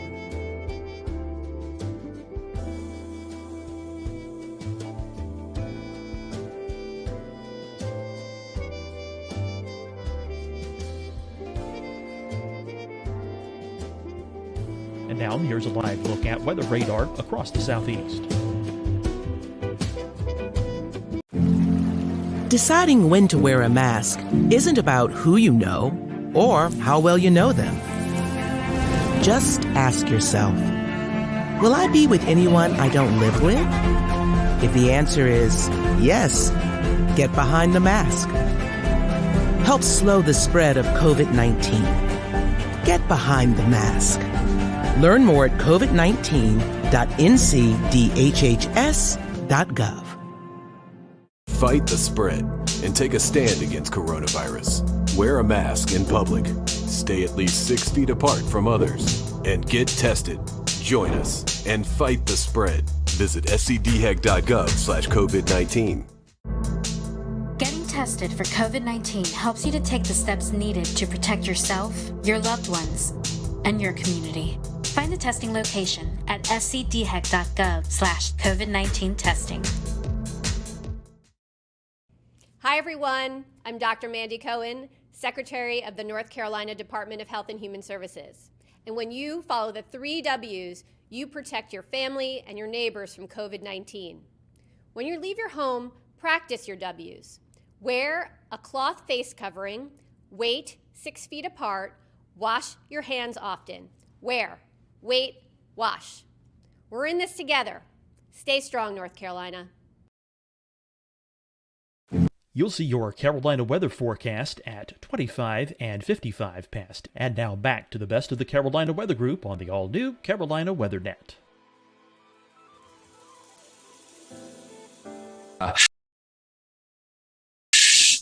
It devastated the city. So as this is happening, here I am, Mr. North Carolina, out of my city in town by myself, in my storm chasing vehicle. Fortunately, I'm prepared for living multiple days out of my car if I needed to, right? That was part of my preparation. So, but I'm thinking to myself, like, what's next? What do we do now? So I tried to follow the storm. And as I keep following it, the tornado gets wider and wider, eventually wedges out into this big kind of gray wedge tornado as it goes off in the distance. The road that I try and travel down is completely covered in trees, and there's there's hundreds of, I will share a picture of it. There's just hundreds of trees down, and you could have had a whole team of people with chainsaws and you would never have gotten through that road. So at that point, I know that my access to continue following this tornado is gone. The tornado is going 60 miles an hour anyways. So it's a lost cause at that point. So I drive back towards town. And here's where it really gets interesting, because this is where things started to really take a turn as far as the reality of the storm. All I could smell was trees and fresh wood. And as I look around through the woods as I'm driving back towards Coleman, the trees are stripped of their bark. They're just bare. It's just bare wood, forests of bare wood, and twisted trees and just devastation. And I'm driving back towards Coleman to try and figure out what's my next move. And I look at the radar on my computer, and there's another storm that's tornado warned and heading right towards Coleman. That is going to be there in 20 minutes, right? But what has just happened is a tornado just devastated Coleman, and at the same time, tornadoes were devastating Tuscaloosa and that's a well-known one, but there are, I think, 5 or 6 tornadoes on the ground at this very moment, and Alabama was in a mess. So Coleman was in a mess, and everybody got in their cars and drove out to the middle of the roads to try and get to their family members. Cell service was completely down at this point. I don't know if it's because cell towers were hit or if everyone was trying to use their cell phones at the same time, but there was zero cell service. You could not use it for anything. The only thing left was internet through my internet puck. So I was able to access radar data and message through some sort of messenger app I was using at that time. And I think email is what it is called. I was emailing people. So I drive back into town. The roads are crowded with people. People are kind of walking around confused. Everyone has their cell phone in their hand. Like, what is this? It's not doing anything. And they see that I'm a storm chaser. I have stormsquad.net on the side of my vehicle and stuff. They start coming up to my car and they're saying, what happened? We're trying to get in touch with our family members. We can't do it. We heard the town was hit. And I was able to actually give as many people as I could the information that I had, which was, there was a tornado. It hit part of town. There's another storm coming. You're going to want to find a place to take refuge. I had a CB radio in my car at that time with a speaker. I got on my CB radio and started driving around and saying there's another tornado warning coming, because nobody knew. And I drove around the town and yelled at people to find safe shelter. And that was really harrowing. Like, I don't know if that's the right word. There's no words to describe. I mean, it was very sobering. I mean, just like, I was focused. I was trying to, at that point, just go into like storm recovery mode. I'm now part of this Coleman community, right? So how do I help them? And that was not my last storm of the day. So I actually left Coleman and went and got on another supercell at that point, because there's nothing else I could do in Coleman that, short of, I warned everyone I could. The storm didn't hit there, so I left. I went out to go get to another storm and chased 2 more tornado warned supercells. Nothing really produced from those. And then the sun started going down, and still no cell service. But I have my radio police scanner and fire EMS scanner, and I'm hearing that reports that there are no gas stations and no gas available to the first responders. And I look at my gas tank at that moment. The sun was just starting to set. I look at my gas tank and I'm on less than a quarter of a tank. Hadn't anticipated on there not being any gas in the state of Alabama, right? And so with very little gas and a lot more storms, all tornado warned, heading my direction, and now it's dark out, I had to do what I now refer to as a kind of a intense game of avoid the tornado for the next few hours. I did it on zero gas. So what I had to do is I would drive out to somewhere where I thought was in between 2 supercells heading my way, because it was just groups of supercells just over and over and over again, all tornado warned. So I'd drive where I thought I was going to be in between the 2. no cell phone service, and limited radar at this point because internet was dicey out where I was. And then I turn off my car and I just sit there in the pitch black and just watch the lightning, both the storms pass on either side of me. I turn back on the car, get the laptop back up, see the next radar run, and figure out my next spot to go to try and be safe. And I did that for a few hours until eventually it seemed clear enough for me to actually get to a city on my zero gas. So I found a city. I don't even remember what the name of the city was, but it's probably 100 miles, 50 to 100 miles from Coleman at that point in Alabama, central Alabama. And I get to the hotel and they say, we don't have power, but you're going to have to pay full price. Sorry. And nobody has power. Nobody has gas. And I said, do you know where the nearest gas station is that has gas? And they said, we're hearing reports that there isn't any gas except for far eastern Alabama on the eastern Georgia, Alabama line. Other than that, nowhere else, even west of here, north of here, south of here, no one has gas. And I said, okay, well, I guess I'm staying here for the night. And so I had just filmed all this video. So I went ahead and I had no power, no gas, but I did have an external battery that I brought with me to power an emergency battery pack to power things like laptops and stuff. So I went ahead and plugged in my laptop, fired it up, got my video uploaded to YouTube. It was my second video I'd ever uploaded to YouTube. The first one was a tornado 2 weeks prior in Alabama, coincidentally, and close by. And this was my second video. And I get it up there. I shut down everything because the battery's going to die. Done for the night. I go to sleep. I wake up the next morning, and the video's got like 80,000 views on it. And my inbox is just full of people saying, can we use a video? Can we use a video? Can we use a video? Just my email's blown up. And I'm like, wow, I guess that's, this was in 2011 before viral videos was really a thing. YouTube's kind of new at this point. And I created at that time, a newsy viral video, and I didn't even know what to think of it. I'd never really seen viral videos at that time. So I was like, well, that's interesting, and whatever. I mean, it's a historic day. So I knew that, my footage was, I'm glad people are seeing it, please share it, and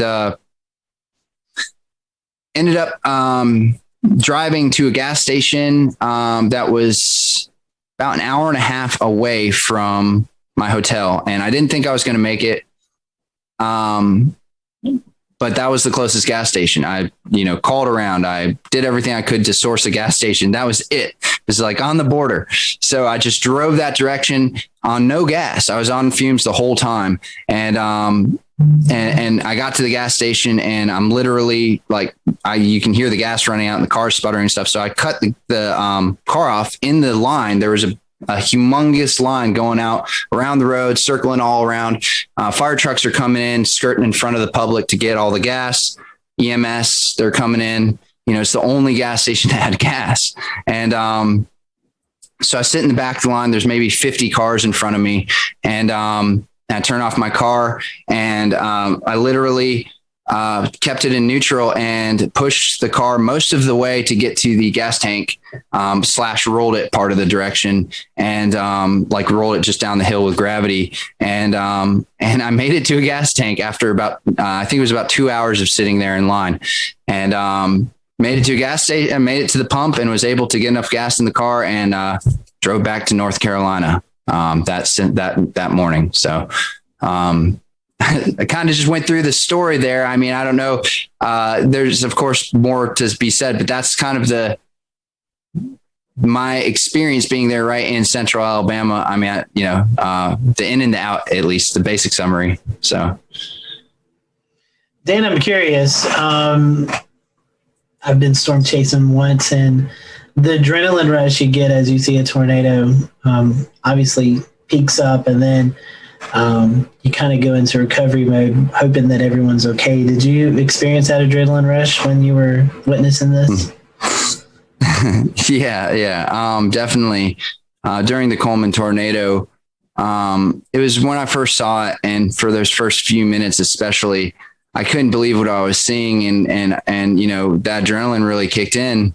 Here I am. It's real. I'm on a tornado. This is a high risk day. These storms are explosive, and I knew that something bad could really happen. And so yeah, the adrenaline popped in at that moment. But it's the weirdest thing. One of the comments on my YouTube video is, why is there no screaming? Where's all the screaming? Where's all the yelling? This is like the calmest tornado video I've ever seen, besides Pico's Hank.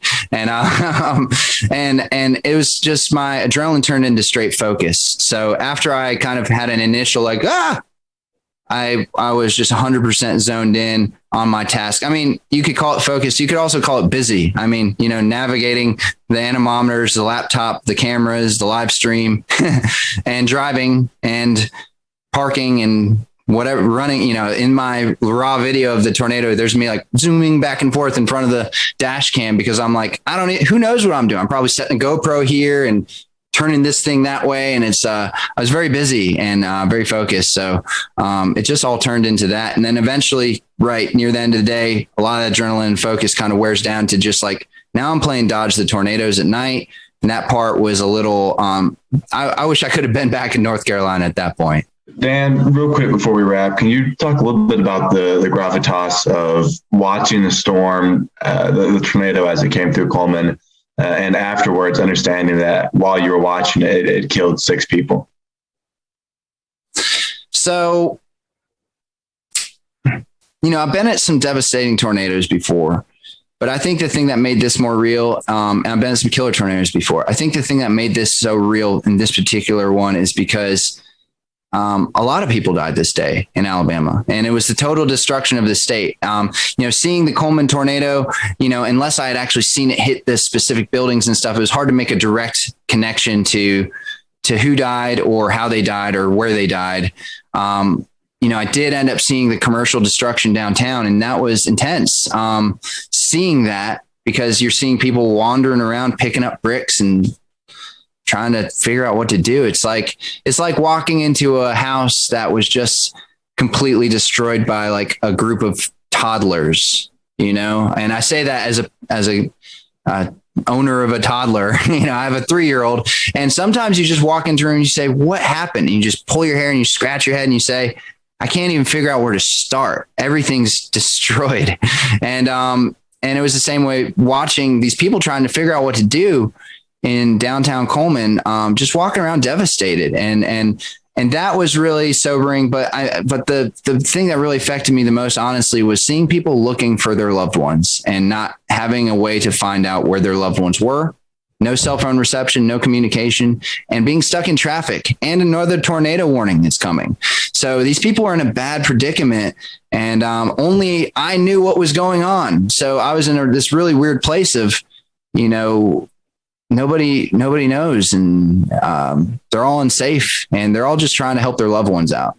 So that was probably the hardest part to be a part of, but the part that I'm most grateful that I was a part of, because I could help, but also because that's the reality of these big storm events is that's what's happening in these communities. And sometimes you don't see that on the news, or you don't know about that, but there's moments there where we're all just trying to look out for each other. And those are the hardest moments.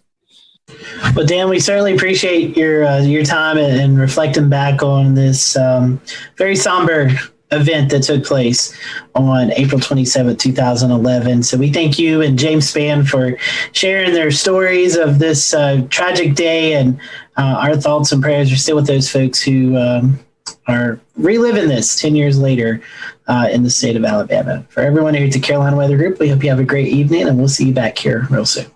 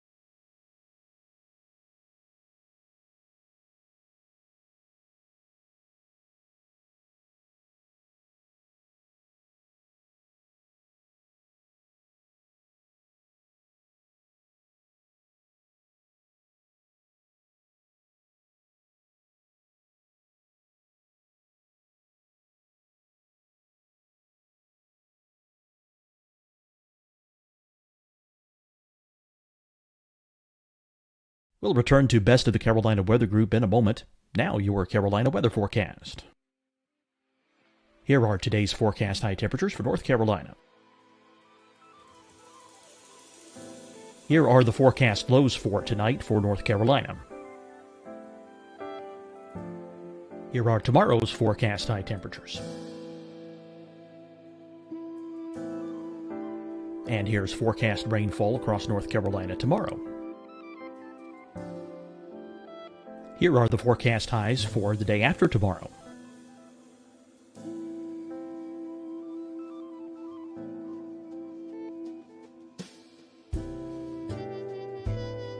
And here's the forecast rainfall across North Carolina for the day after tomorrow. This is the total rainfall forecast across North Carolina for the next 3 days. Here's the severe thunderstorm outlook for today from the Storm Prediction Center.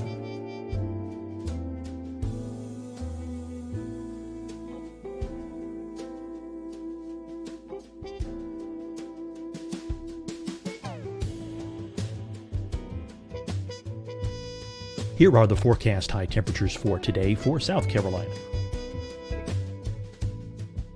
Here are the low temperatures for today for South Carolina. Here's the probability of precipitation forecast across South Carolina today. And here are the rain chances across South Carolina tonight. Here are tomorrow's forecast highs across South Carolina. Here are the forecast low temperatures for tomorrow for South Carolina. And here is the probability of precipitation across South Carolina tomorrow. Here's the precipitation chances across South Carolina tomorrow night. Here are the forecast highs for the day after tomorrow in South Carolina. Here are the forecast low temperatures across South Carolina for the day after tomorrow. And here are the rain chances across South Carolina for the day after tomorrow. And South Carolina's probability of precipitation for that night. Here's the Storm Prediction Center's severe thunderstorm outlook across South Carolina for today through tonight. Here's the Storm Prediction Center's severe thunderstorm outlook across South Carolina for tomorrow and tomorrow night. And here's the Storm Prediction Center's severe thunderstorm outlook across South Carolina for the day after tomorrow through that night. Here's the severe thunderstorm outlook for today from the Storm Prediction Center.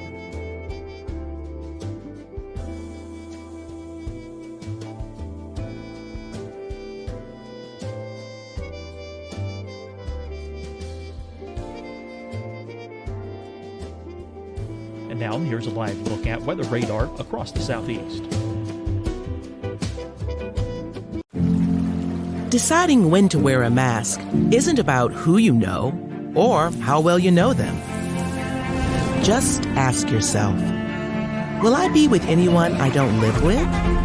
If the answer is yes, get behind the mask.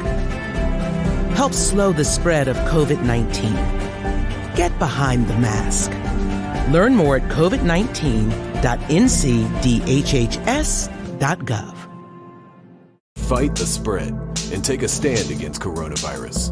Wear a mask in public. Stay at least 6 feet apart from others. And get tested. Join us and fight the spread. Visit scdhec.gov/COVID-19. Getting tested for COVID-19 helps you to take the steps needed to protect yourself, your loved ones, and your community. Find the testing location at scdhec.gov/COVID-19 testing. Hi, everyone. I'm Dr. Mandy Cohen, Secretary of the North Carolina Department of Health and Human Services. And when you follow the 3 W's, you protect your family and your neighbors from COVID-19. When you leave your home, practice your W's.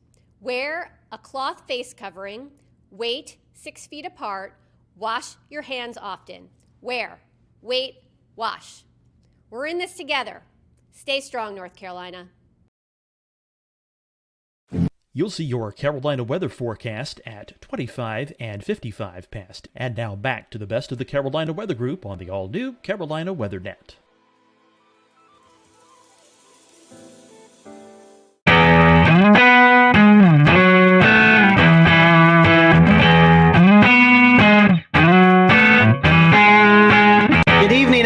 welcome to the Carolina Weather Group. This is the April 15th, 2020 edition of the Carolina Weather Group Get Together.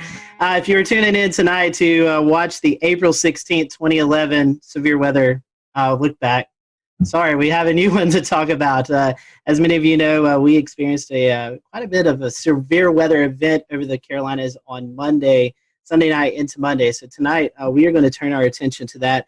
We have a whole host of guests on tonight. We have Rob Fowler on from Charleston, Ed Piotrowski on from Myrtle Beach, Shane Hilton on from New Bern, Brad Panovich on from Charlotte, Tim Buckley in Greensboro, Efren Afonte in Columbia, Kendra Kent in Greenville, South Carolina, and Brendan Goldner, a reporter at WCNC Charlotte. So we really want to say our thank you to them publicly because we put this together at the last minute. So we're very happy for everyone to kind of donate a little bit of time tonight to talk about this.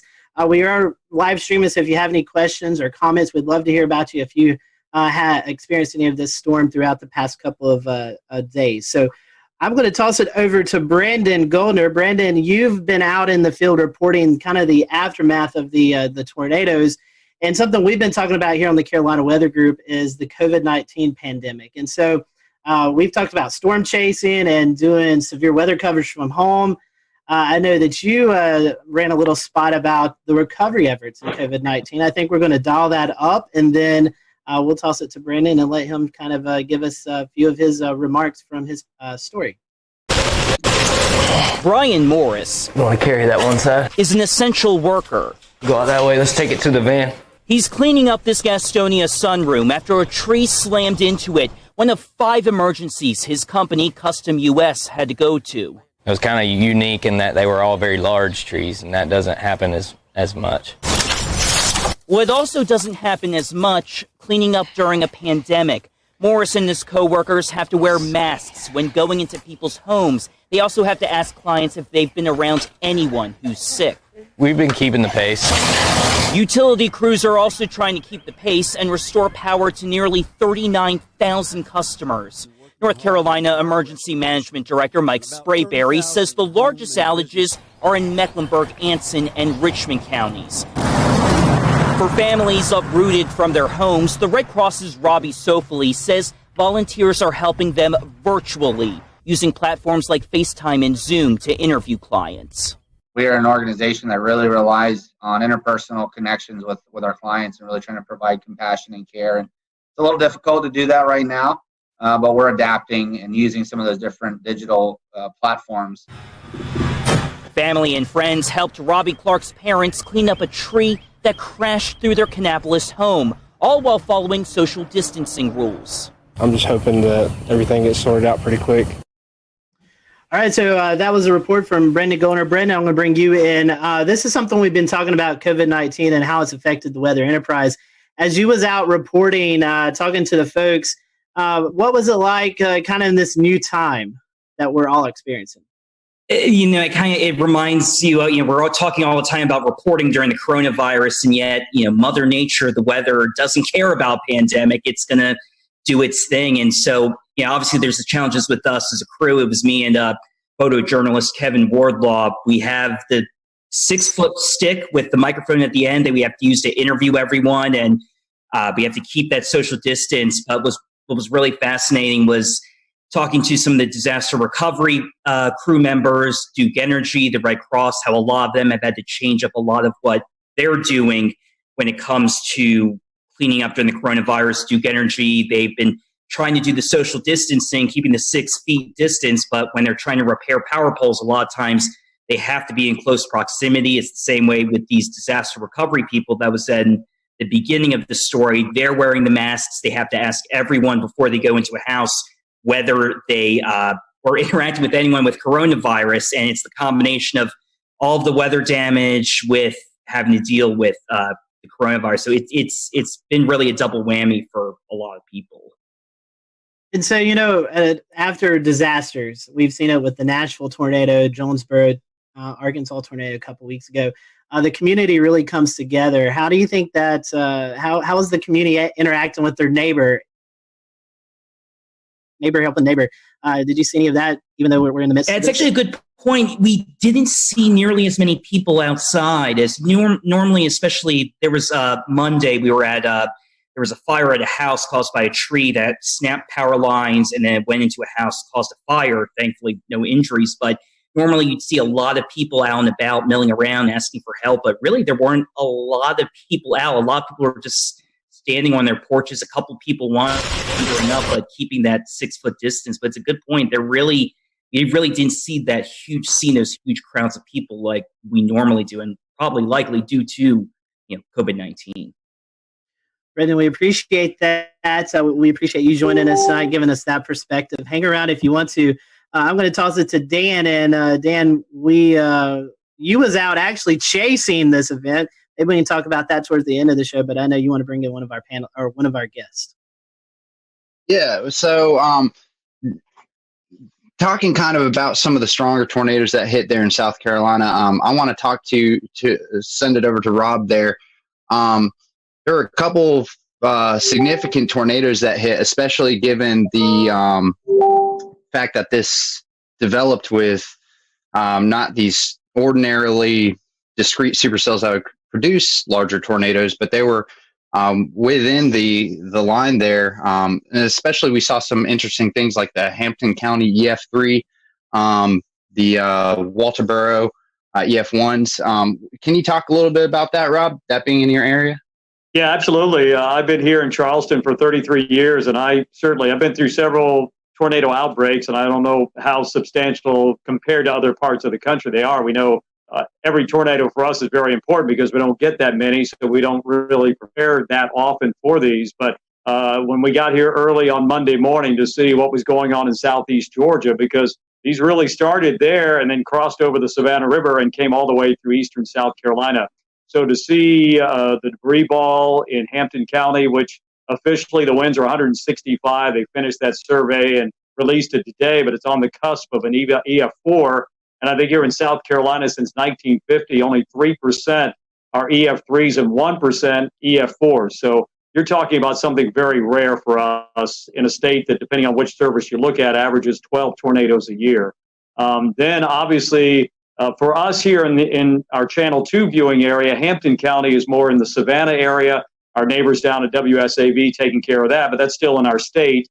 But then Colleton County is the next state over, or next county over. And then we really got concerned there, seeing what was going on in Hampton, transferred to Colleton County. Colleton County, that was released. There were 3 separate EF1 tornadoes there. One of them 110 miles an hour that, if you saw the video, did damage at the Low Country Regional Airport. Unfortunately, we had one fatality there. A tree came through a house and killed a lady there.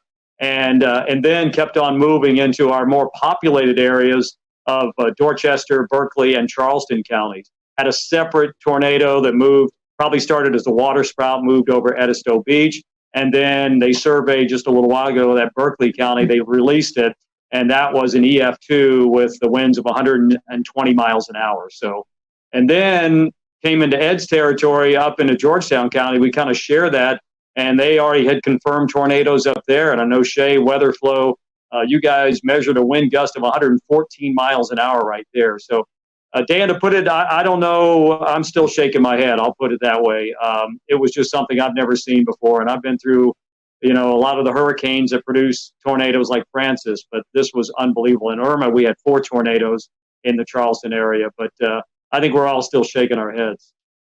Okay. Yeah. Well, and I was watching very closely on radar as that Hampton County tornado started showing up on radar in CC, and also kind of the debris ball that was showing up there. I mean, that was a significant signature on radar that you just don't often see in the Carolinas at all. It's something you generally see more in the deep south of Alabama, Mississippi, or in Oklahoma, Kansas, something along those lines. The damage report has it at least a half a mile of width of that tornado. Fortunately, it seems like a lot of that did happen over rural areas, but that being one of the first tornadoes that happened in that early morning, did that kind of set a precedent for how you were responding to the other tornado warnings and potentially trying to get the message out to people who may have been asleep at this point, knowing that how huge these could be? Absolutely, Dan. I think here personally, myself, Josh Marthers, our morning meteorologist, he was on the air on News 2. I was manning Facebook Live for a long period of time. We know that's become a major way to get information out and get information in. But I think we were looking at that couplet, which was, we just don't get to see that on Velocity products very often here, and to see that continue to hold together all the way across the state. Absolutely. We were able to give warnings upstream. And I know it's a cliche, people write in saying, hey, because we watched you, you probably saved our lives. But I think in this situation, it really comes to play, because we could show it, we could tell them, we knew where it was going, we knew who might be impacted. And if we could give them any warning at all, this was the case. Most of our tornadoes that happen could be a water spout. The couplet's not as well defined. It could be very broad in some cases. So this was really fine, that I think it really prepped us for what we had to do for the rest of the morning. But I think probably the saving grace for all of us is the fact that with the crisis going on, schools were not in session, people were not going to work, they were not in the car on the highways going from point A to point B. So if anything, I think we were able to reach a lot of people in their house, and they could just hunker down right there. And Rob, also, I wanted to ask, how was your response with your audience this early in the morning? This is really early, right? A lot of folks just waking up. There's no commute, but we did get a couple of days of warning out for this event to start happening, right? So we kind of got the word out. But how do you feel folks responded to your? I think the preparation was great. I loved Marshall Shepard's tweet going into this. He said, "I don't want to hear anything about this. Came out of nowhere. Or where did this come from?" Because I think the warnings were there. SBC did a fantastic job, and we tried to disseminate that information here to our viewers. That we couldn't tell them exactly what was going to happen that Monday morning, but we knew that as time crunched a little bit, we felt more confident that something was going to happen and could potentially be a pretty significant outbreak. So I think our viewers were well prepared. And I haven't heard a single comment like, where did that come from? And I never knew that was coming. So I think they were listening, and hopefully we were getting the information to them as quickly and as succinctly as we possibly could.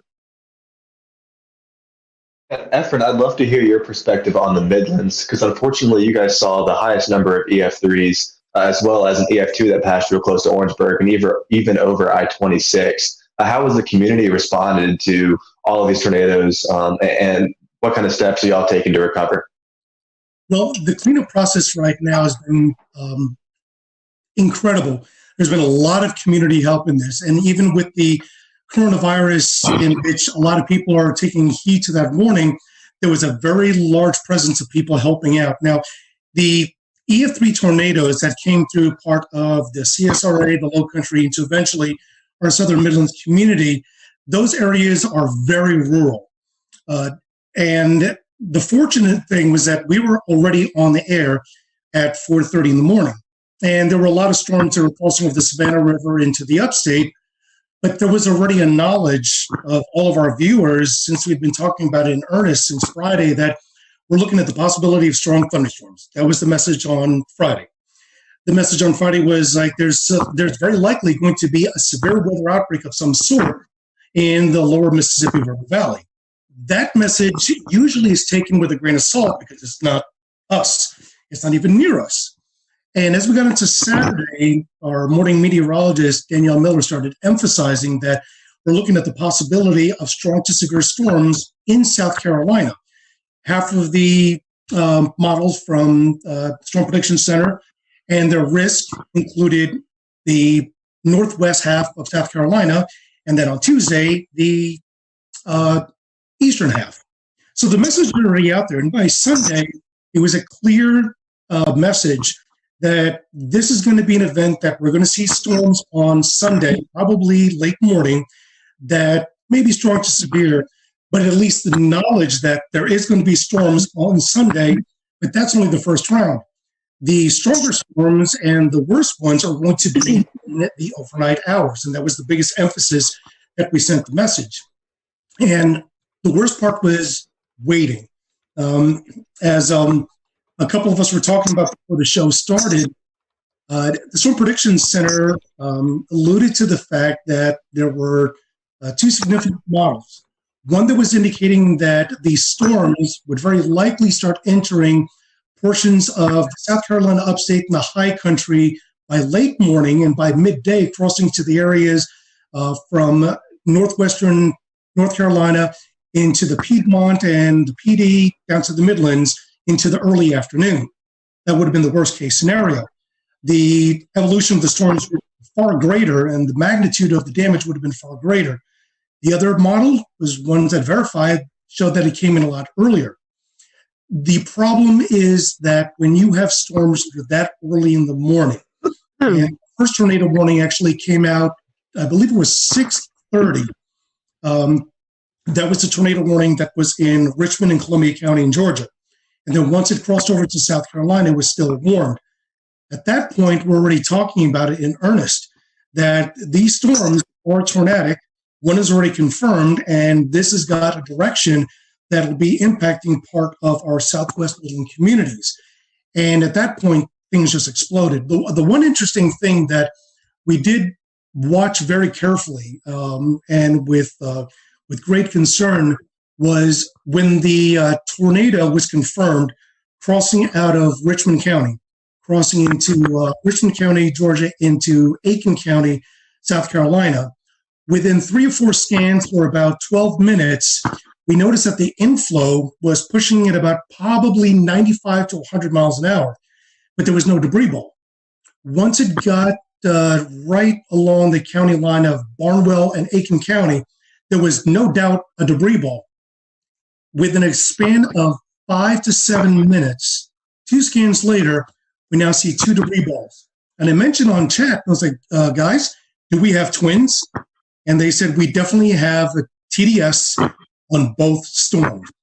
So now we got a bigger issue. We now have 2 tornadoes that are heading almost in the same direction, at least parallel.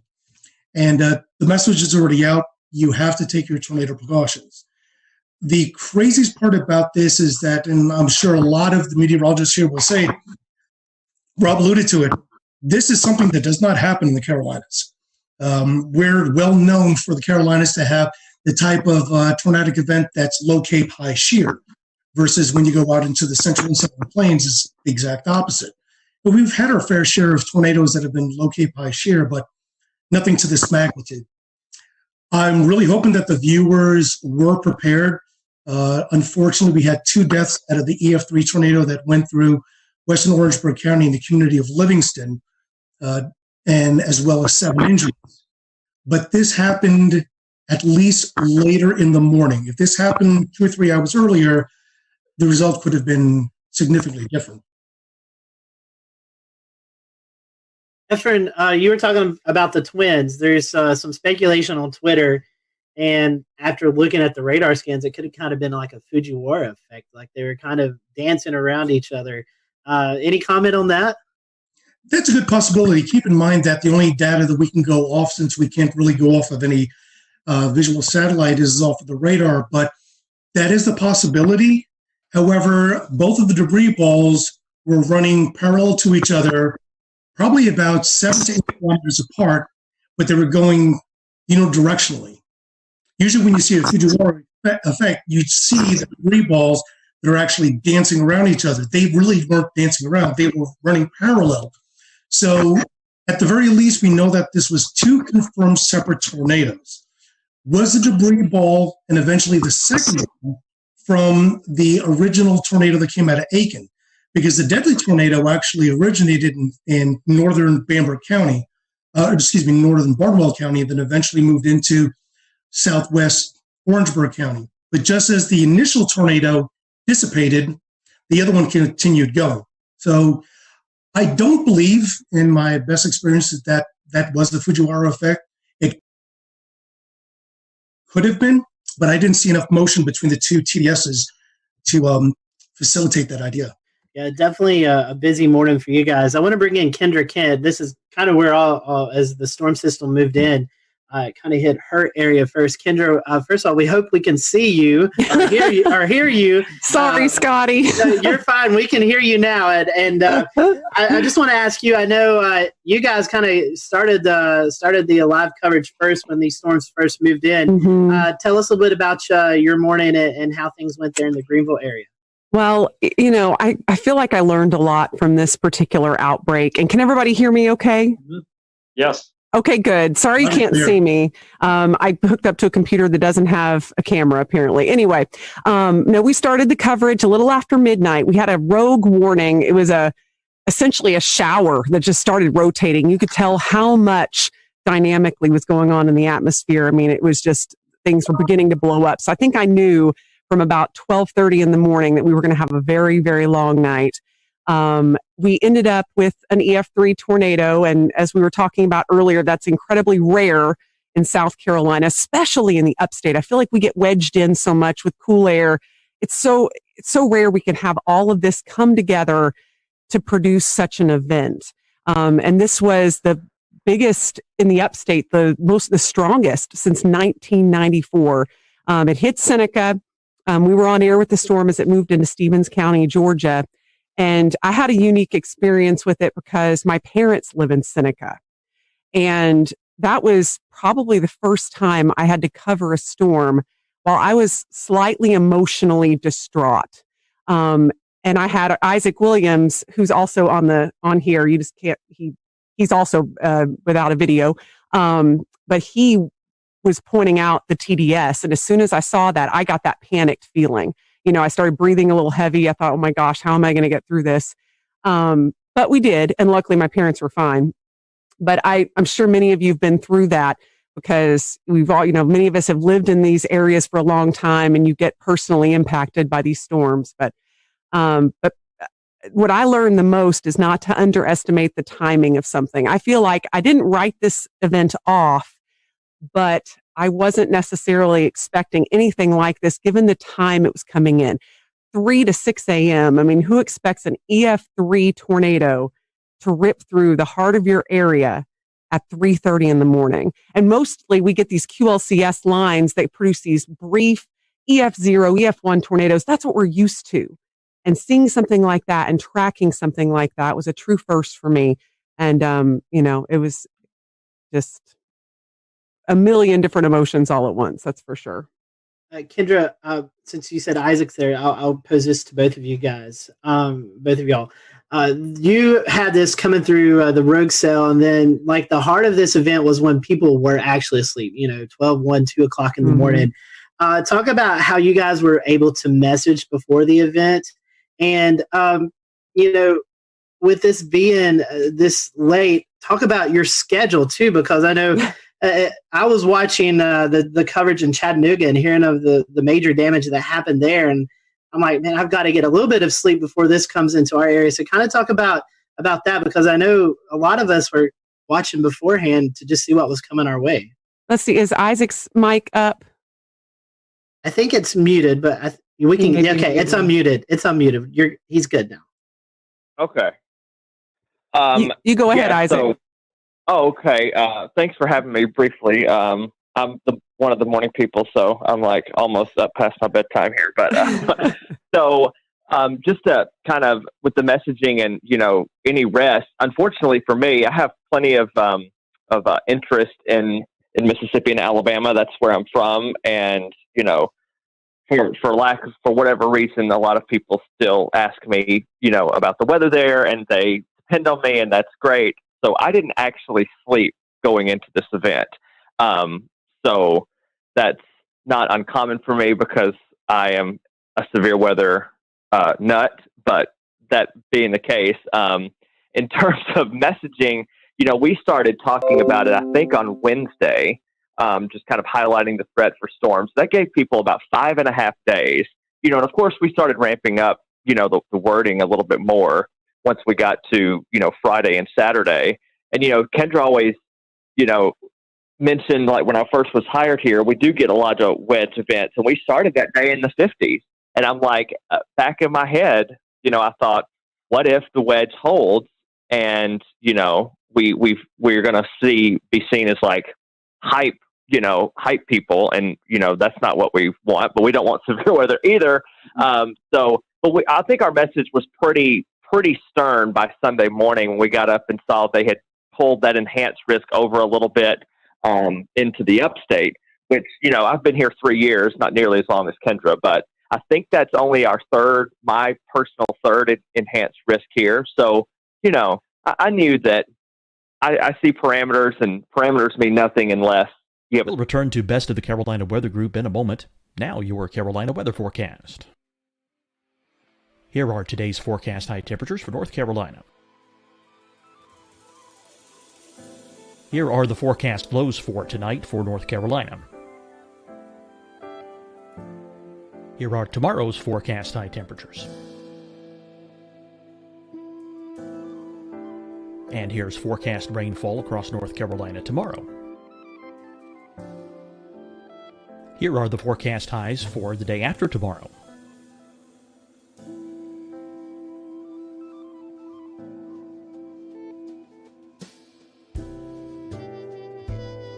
And here's the forecast rainfall across North Carolina for the day after tomorrow. This is the total rainfall forecast across North Carolina for the next 3 days.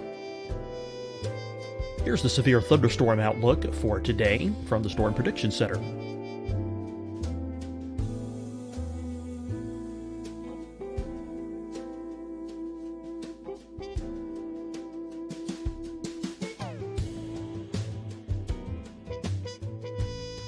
Here are the forecast high temperatures for today for South Carolina. Here are the low temperatures for today for South Carolina. Here's the probability of precipitation forecast across South Carolina today. And here are the rain chances across South Carolina tonight. Here are tomorrow's forecast highs across South Carolina. Here are the forecast low temperatures for tomorrow for South Carolina. And here is the probability of precipitation across South Carolina tomorrow. Here's the precipitation chances across South Carolina tomorrow night. Here are the forecast highs for the day after tomorrow in South Carolina. Here are the forecast low temperatures across South Carolina for the day after tomorrow. And here are the rain chances across South Carolina for the day after tomorrow. And South Carolina's probability of precipitation for that night. Here's the Storm Prediction Center's severe thunderstorm outlook across South Carolina for today through tonight. Here's the Storm Prediction Center's severe thunderstorm outlook across South Carolina for tomorrow and tomorrow night.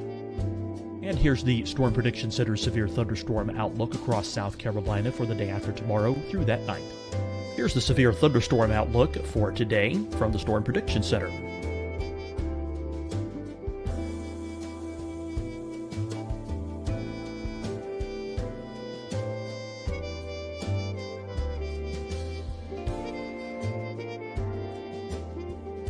And now here's a live look at weather radar across the southeast. Deciding when to wear a mask isn't about who you know or how well you know them. Just ask yourself, will I be with anyone I don't live with? If the answer is yes, get behind the mask. Help slow the spread of COVID-19. Get behind the mask.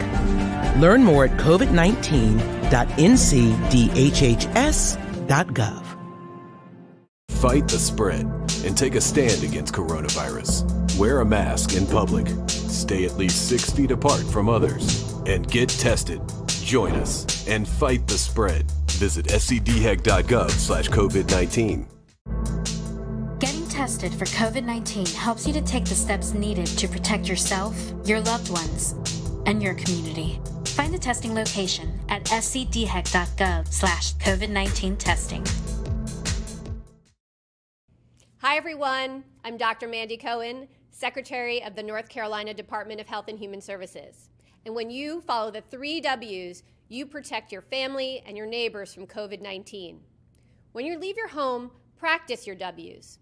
Wear a cloth face covering, wait 6 feet apart, wash your hands often. Wear, wait, wash. We're in this together. Stay strong, North Carolina. You'll see your Carolina weather forecast at 25 and 55 past. And now back to the best of the Carolina Weather Group on the all-new Carolina Weather Net. But I knew with those parameters that we had the potential to have something, fairly unusual happen. but I wouldn't have had the I don't work weekends, so I don't even know if I would have said something about a strong tornado even the night before, just because it's just so rare to get them here. Yeah, and I think just given how late it was at night, and we knew this was likely going to be taking at least some linear form. Yeah, I wasn't expecting that either, and it really it caught us off guard. But to see a TDS like that move through our area, and I know the rest of you all saw that too as South Carolina meteorologists. I mean, just something you don't see every day, and it kind of takes your breath away. They're used to that in Alabama and Mississippi. We just don't get that stuff here. Yeah, and then right after that, right after the Seneca one had briefly lifted right over Clemson, we had the EF2, what ended up being an EF2, another TDS outside of Slater, which that's almost in the 3,000 feet elevation, in the extreme northern part of Greenville County. That debunks the whole tornadoes can't happen in the mountains thing, Definitely. So we were watching that, Evan and I, because Evan doesn't live too far from the line there. One last question, and we'll come back to you guys later on in the show. But at the time, we didn't know how long the tornadoes were on the ground. But I think one of the tornadoes there in the Greenville, Pickens County area was on the ground for around 8 miles. So this were not also big tornadoes, but they're also long track tornadoes, something that we're not too accustomed to as well. Yeah, again, that was a huge shocker. But when you saw the signatures on radar, there was no doubt that was going to be a large tornado. And they even put that in the wording of the warning, which I was very happy about. I feel like that really brought people's attention up. And the thing you mentioned earlier too, these were happening at 3:30 in the morning, probably the worst time a tornado could hit. I mean, when people are in their deepest sleep, and all you can do as a broadcaster is beg people to wake up their kids, get their dog, whatever they need to do, get to their lowest level. And so I feel like this was one of the scariest nights for our viewers, hands down, and no less scary for the rest of the state, of course, but at least it was more toward daybreak for some of you guys. But yeah, for us, it was just the dead of night, and we were just hoping that people were heeding the warnings. Right. And for sure, with that, with the Seneca one, we were in a situation where the TDS was so strong, so fast. Like I don't want to say it came out of nowhere, but like that TDS appeared and it was like violent looking, like on the first scan that I saw. And we were dealing with the situation, like once it went past Clemson, I think we had debris fallout on CC, so we weren't positive that it actually wasn't still down because it still looked like, something could be there. You thought it was like debris being fanned out or whatever, but you weren't sure, even though the circulation looked a little weaker. But I'm like, we're not going to take any chances with it. Obviously the tornado warning was still in effect. And, that was another little unique challenge, is that I've never actually dealt with debris fallout before, where we said, okay, well, this signature is debris, and yet something similar was happening down the line, and we're like, well, this may be actually debris that's still being lofted, but the tornado's not still down. So it was a very unique situation. And again, Kendra keeps bringing this up. It was in the middle of the night at 3:30 in the morning, but I feel like people were wide awake and they were watching and they were prepared, which is good. All through the days, we were like, Kendra made a graphic, I think on Thursday, that said, what do you need to do? It was just like a simple little headline graphic, but it was like so informative about charging your batteries, keeping your phone on not silent if you sleep with it on do not disturb. I remember saying Friday morning, what you can do, you can, sleep with it on loud for one night, because it can help save your life. So it was a insane, again, I worked in Mississippi. I've dealt with, plenty of tornadoes in my day, but yet this is still a first for me as well. All right, and I'm going to go ahead and bring Ed Petrowski from WPDE in Myrtle Beach. And Ed, we saw what looked like the tail end of this Hampton County tornado pop out all the way over at Murrells Inlet. Brad Panovich was nice enough to share a link with us. I'm going to pull it up here and share my screen. Let's see if we can get it to work here. And the tornado that you're seeing here in Hampton County, there's some debate of whether or not it started over on the Georgia side of the Savannah River, but if we look at the start of the track and draw it all the way over to where it exited the South Carolina coast here, then we're looking at about 144 to 158 miles, somewhere in that vicinity. And so, we know this continued on, maybe up even into the Oak Island area of North Carolina, but it's just impressive to see the length and track of that storm. It did pop out in Myrtle Beach, where one of our weather sensors for weather flow got a reading of 114 miles an hour. We had a pressure drop of 7 millibars within a 1 minute time span. So that reading went up within 2 to 3 minutes, from 46 to 76 miles an hour to 114.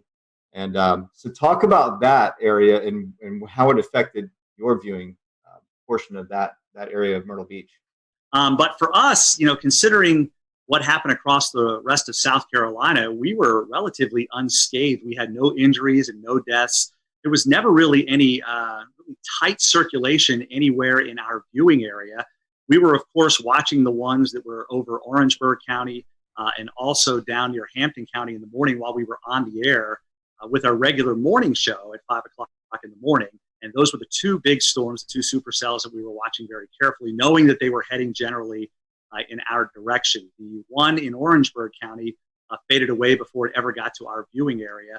But the one in Hampton County that eventually went over Monk's Corner, eventually got into Georgetown County, and they warned for that one where there was EF1 damage done in Sandpit and Graves. And then you hit a really populated area on the south end of the Grand Strand where Litchfield Beach is located and Pawleys Island as well. And they both took a hit on EF0, EF1 tornado. There was substantial damage done to trees and even some homes in Litchfield Beach and also in Willbrook. In fact, one of the things about a lot of people being home is a lot of people took video. So we were able to get pretty good video of at least damage and high wind knocking over trees, but not necessarily a tornado touching down. And then, of course, it went out over the ocean, became a water spout, and that's when it rolled over the Murrells Inlet jetties with the recording of 114 mile per hour winds. And, I look back in that and I think, my goodness, if that was just a couple of miles west of there, we would have had substantial damage on the south end of the Grand Strand. And if it had paralleled the Grand Strand coast, it could have buzzsawed the entire Grand Strand, nearly 60 miles with extensive damage. So we were very fortunate that it actually went out over the ocean.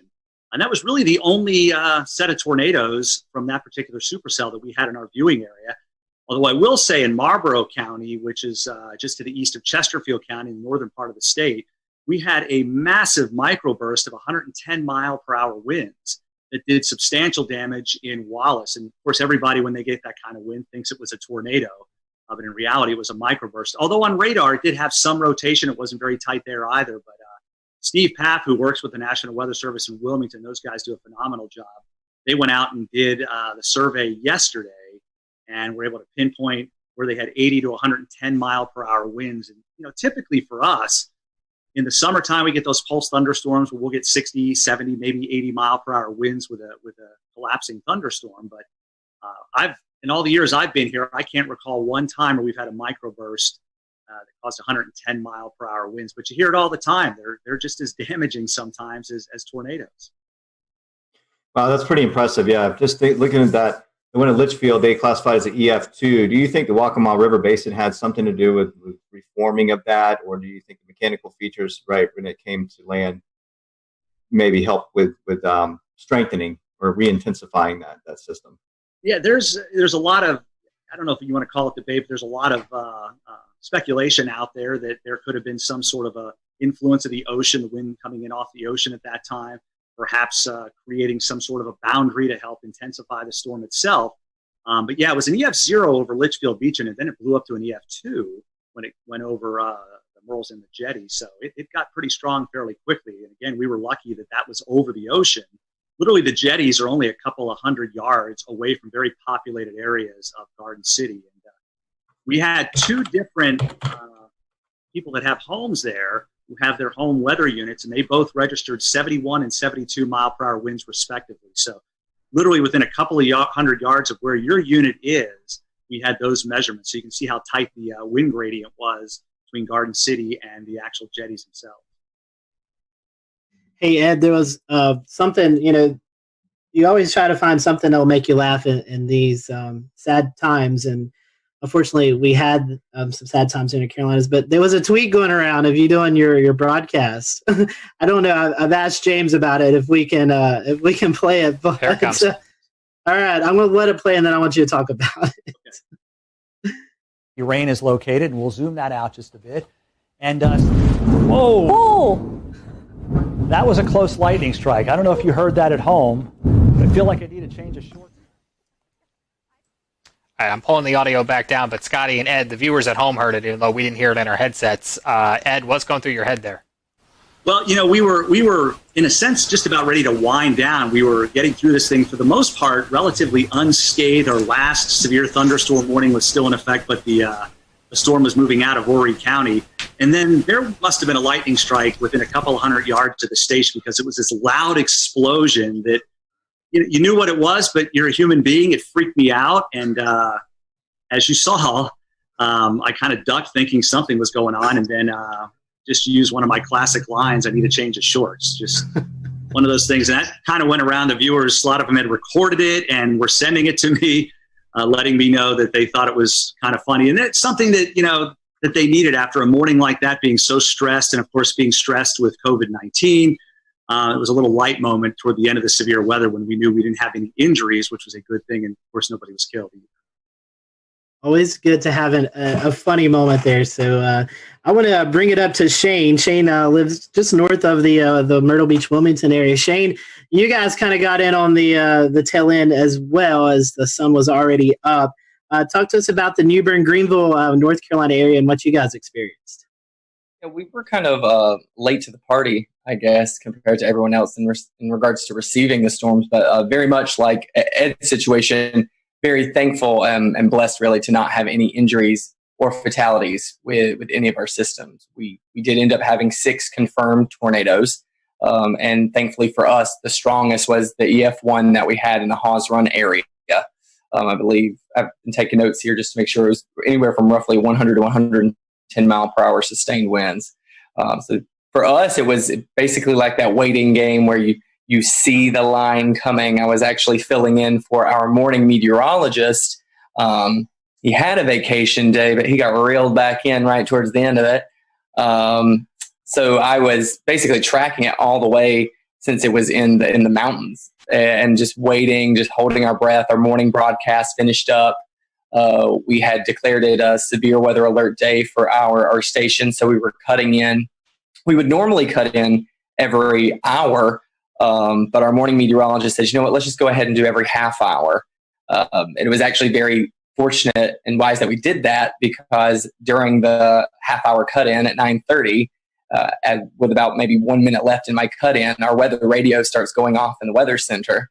And then I said, okay, well, we're starting now. And we were on for an hour and a half with all of the tornado warnings. There just came a point where when we were swapping off, he would just say, we have 4 tornado warnings, and then have to interrupt and say, I'm sorry, no, we're at 5 now. I was like, it just keeps on going back and forth, and it was just like a straight line. So when we're trying to describe it for our viewers, it was almost like a complicated mess. And honestly, that's what I started describing it whenever we would switch off and I would be on the screen. I would just say, I know it is very difficult to kind of pin everything out because every warning was overlapping. And I think with my experience with tornadoes, with coverage I've had, which naturally have had many, especially with our hurricane coverage that we've seen over the years, I've never seen that many warnings stacked back to back to back in a straight line. It was fascinating, but also terrifying at the same time, because you feel like you need to give equal coverage to each warning in each area in your viewing area. Even though we knew the strongest one at the time was the one we were seeing to the south, simply because it had held for the longest amount of time. It seemed like it had the strongest signature. Looking back on social media after everything kind of died down a bit, I was able to see what other meteorologists from around the country had done and taken screenshots and seeing all the feedback and all the scans of it that we weren't even able to see at the time. because we were having to bounce in between 6 different tornado warnings all at the same time. But looking back on it, it was very clear seeing everyone's screen grabs of the tornado warning to the south, that was the strongest one. It had the strongest sustained winds. It had the longest track out of all the tornadoes that we were tracking that morning. And Shane, one thing we were noticing because we were watching that storm is it was going through a fairly populated area, Jacksonville. That's probably one of the bigger cities out eastern North Carolina. So I'm sure that was kind of pressing to want to get that information out to one of the bigger population areas. Absolutely. What was really interesting, something I've never been able to do before while we are doing severe weather coverage, is to be able to pick up anything too crazy on our web cameras. And we did have a webcam situated in the Jacksonville area near the Freedom Fountains. And while we did not see the feature at all, you could see it looked like the flags about to be ripped off of the top of the flagpoles. I've never seen that before, and never been able to capture anything during the height of a storm or during a warning before until this particular system. So naturally, yes, we did have all that concern because even for our specific station, Jacksonville is a very heavy populated area into which they tune into us. They know that we are the closest station to them, so they rely on us heavily. But thankfully, I believe the heaviest damage that was sustained in that area was at a hog farm. So we might have a few pigs that won't be tuning into our broadcast next time. But like I said, just very thankful and blessed that we had 0 fatalities, 0 injuries throughout the entire morning. Shane, I got a good chuckle out of that. Thank you. Tim, we still have 2 areas to cover, Charlotte and Greensboro. So Tim, I want to start off with you. I know you're just dying to talk. We've had you waiting for 40 some odd minutes now, but you guys did have 1 tornado in Alamance County. Can you kind of tell us a little bit about that and maybe some of the relief that you felt that there was only 1 and things weren't quite as bad as they could have been? Yeah, sure. Thanks, guys. So, this kind of thing that we were tracking for days, all of us were tracking it for days. It was pretty much all anyone could talk about for the Easter weekend. So one of the things leading up to it, I kind of sensed I was kind of trying to read the room and on my Facebook page and to see where people's heads are at. It really seemed like people were dreading this and they were very freaked out and they really were spooked, just in the sense of maybe they were stressed out already. I am not a psychologist, but there was just a lot of stress building up. And I think whenever something is coming in the middle of the night, people are really worried, and justifiably so. So one of the things we decided to do is just let them know, we're going to be there the whole night. Because even with, we had the warm front coming through in the afternoon. I'm always worried about those little warm fronts too. You can kind of get little spin ups. So I was there starting at 8, 9 o'clock, and I just stayed till the morning. We had the rest of the morning Mets come in as well to help out. And good thing that we did, because, one of the things, we just kind of walked people through the night. We would just do Facebook Lives and they would chime in and we would say, everything's still okay. You can go to bed, but make sure you have the phone. And you got to wake up if the warnings are issued. And people really did that, and I think it helped out. But you mentioned we had 1 confirmed tornado in our area. We had 9 tornado warnings, and I had no problem with any of the tornado warnings. And a lot of times I'm complaining in the back of my head about some of them, right? None of them were light tornado warnings at all. There was so much rotation in almost every storm that was pushing across our area. Everyone in this chat knows this. We have a radar issue here. The radar beam is so high. So, of course, when we're showing these warnings, it's showing more mid-level rotation. It's not at the ground. So all we can do is say, hey, this storm is spinning like crazy. Our first tornado warning came in at 4:20 in the morning, and we had continuous tornado warnings until 7 in the morning. So we were on for a while with all of those different storms. And it turned out that the last one in Alamance was the one that, in fact, was confirmed. And we confirmed it on air, too. We were watching it, Taran Kirksey and myself, and there was a clear as day debris ball just a few scans after the first couplet showed up. So I believe they talked about this in South Carolina, too. Some of these, they formed, they came right down, and they did the damage right away. And it was very quick. And thank goodness, the Weather Service did a bang up job. They had a warning on it right away. And we were just bouncing around. It was a very busy morning. But I think people were very appreciative that we were there the whole time with them, just kind of holding their hand. There's this storm. Here's what you do. Grab the kids, grab the dog, put a helmet on, put shoes on, and get ready to go. And, we made through it. Thankfully, there weren't there were no injuries or fatalities in that one tornado. On the same token, in the squall line itself, we did have a tree, unfortunately, kill somebody in their home. And one of the things with this line that we also tried to do, you have to give the highlight coverage to the tornado warnings. But this whole squall line, we knew it was capable of putting down 80 plus mile per hour gusts. Just with all the wind fields. So we did try and bounce around and say, hey, you're not in a tornado warning in Guilford here right now, but this line is nasty. So you should probably be in your safe spot too. So it was a very busy morning, but we anticipated it.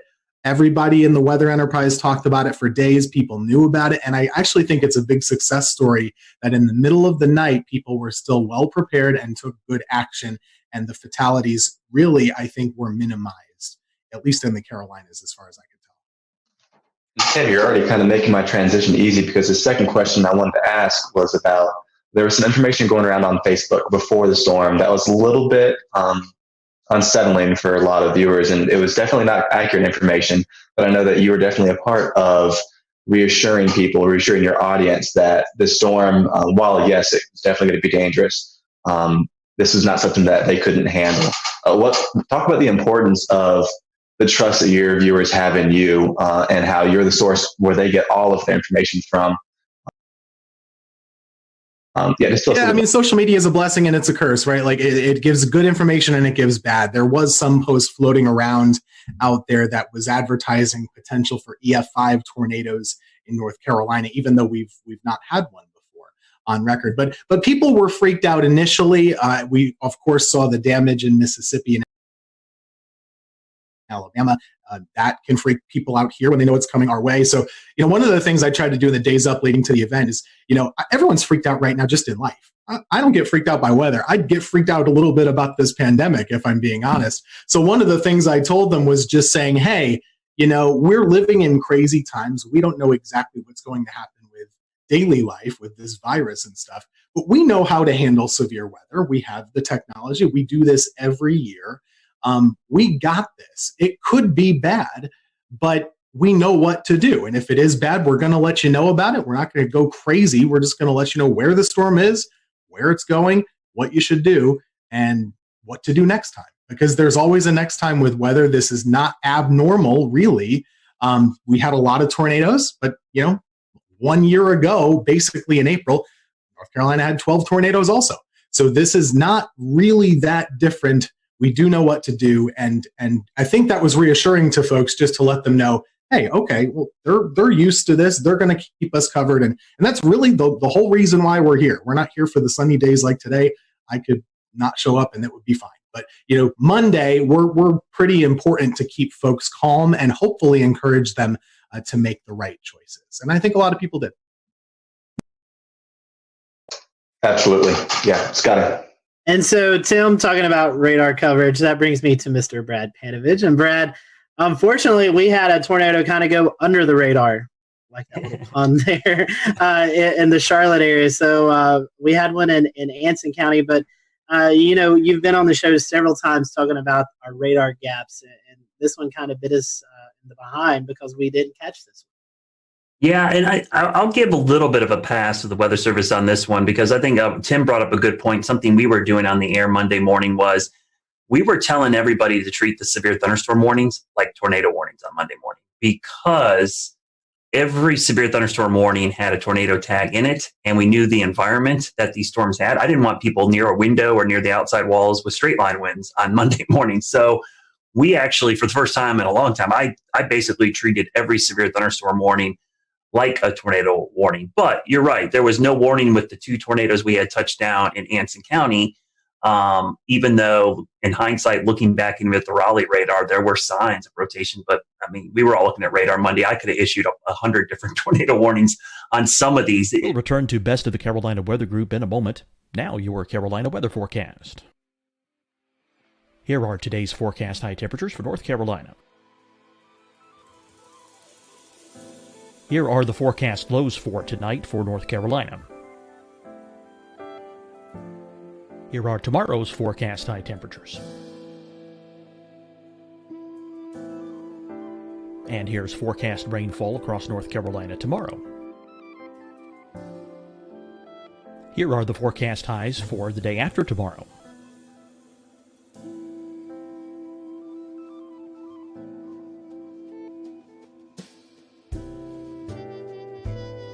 And here's the forecast rainfall across North Carolina for the day after tomorrow. This is the total rainfall forecast across North Carolina for the next 3 days. Here's the severe thunderstorm outlook for today from the Storm Prediction Center.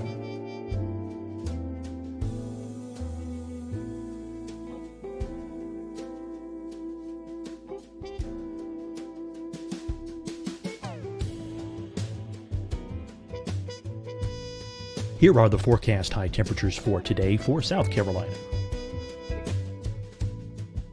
Here are the low temperatures for today for South Carolina. Here's the probability of precipitation forecast across South Carolina today. And here are the rain chances across South Carolina tonight. Here are tomorrow's forecast highs across South Carolina. Here are the forecast low temperatures for tomorrow for South Carolina. And here is the probability of precipitation across South Carolina tomorrow. Here's the precipitation chances across South Carolina tomorrow night. Here are the forecast highs for the day after tomorrow in South Carolina. Here are the forecast low temperatures across South Carolina for the day after tomorrow. And here are the rain chances across South Carolina for the day after tomorrow. And South Carolina's probability of precipitation for that night. Here's the Storm Prediction Center's severe thunderstorm outlook across South Carolina for today through tonight. Here's the Storm Prediction Center's severe thunderstorm outlook across South Carolina for tomorrow and tomorrow night. And here's the Storm Prediction Center's severe thunderstorm outlook across South Carolina for the day after tomorrow through that night. Here's the severe thunderstorm outlook for today from the Storm Prediction Center.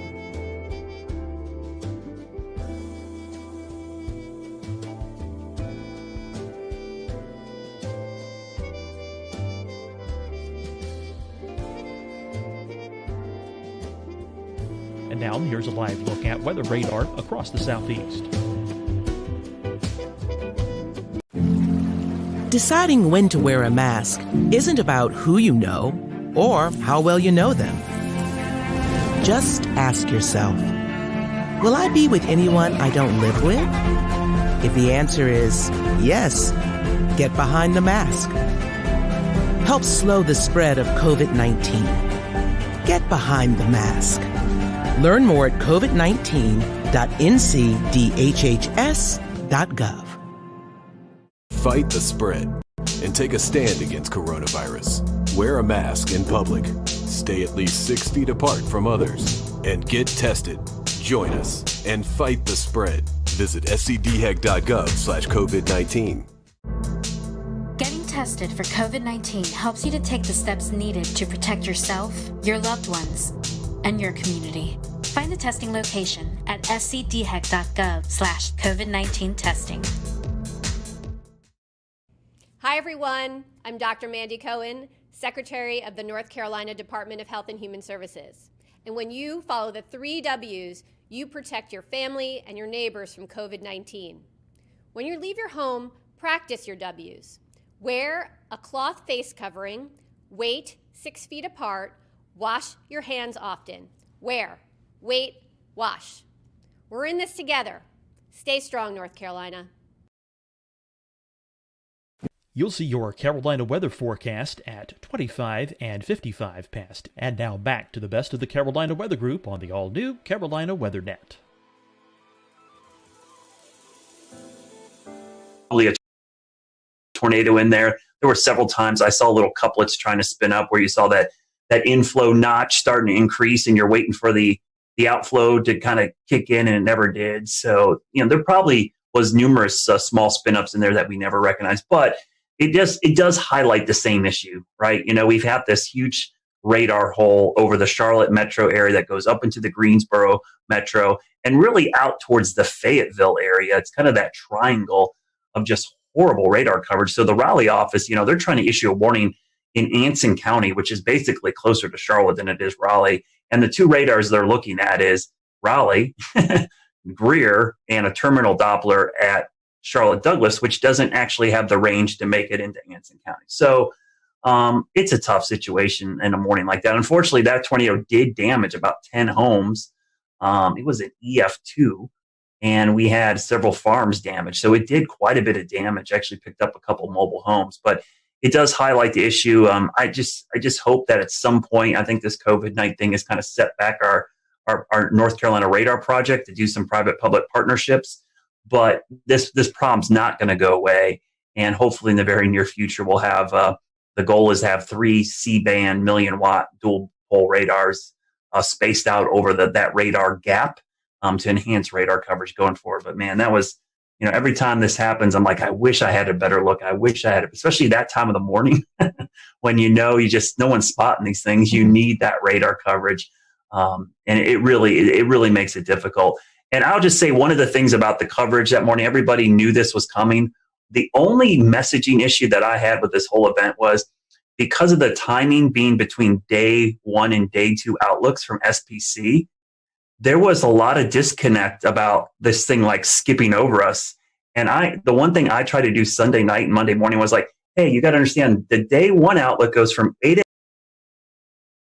a.m. Sunday to 8 a.m. Monday. And then the new one comes out for Tuesday. It's 8 a.m. Tuesday to 8. And so it looked like it was going to jump over the Piedmont, but it really was just an artifact of it being right at that time of day between the two outlooks. So that was the only issue I had communicating. A lot of people thought this was going to happen on Sunday, and it really was a Monday morning event. So from that standpoint, I'm glad a lot of people paid attention, but the timing was a real problem because of the way the outlooks are issued from SPC. Ideally, we'd like to have had it from midnight to midnight. I think that would have had a much better perspective of what's going on. For the viewers, a few asking about radar. For those who may not be familiar with radar, tell us why the Charlotte area, the Greensboro area, Fayetteville area is kind of in that hole. Why does the radar miss those areas? Oh man, it's a lot of politics. I'm not going to lie to you. When the Weather Service was reorganized, for whatever reason, Charlotte, which is, I'm biased, I live here, but it is the biggest city between Atlanta and Washington, D.C., all right? It does not have a radar within 50 miles of the biggest population center in this part of the country. And that doesn't just affect us. It affects Tim up in Greensboro and Winston-Salem. It affects Hickory, Boone.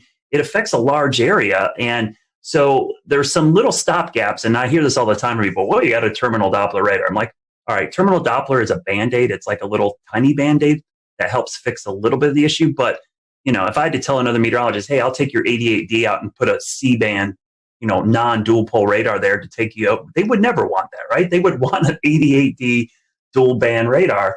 And so it's just a Band-Aid approach. And we just have a huge issue with it. And it's unique to Charlotte. We are the biggest city in the country that does not have a radar within 50 miles of the city. So luckily, local governments are recognizing this problem. We've brought it to their attention. I think everyone brings up their phone app and goes, oh, we've got radar coverage. A lot of people don't understand that radar are like cell phone towers. The farther away you are from the dish, the worse your reception is. And so in Charlotte, we got this big population center, and our closest radar or set cell phone tower is in Greer, South Carolina.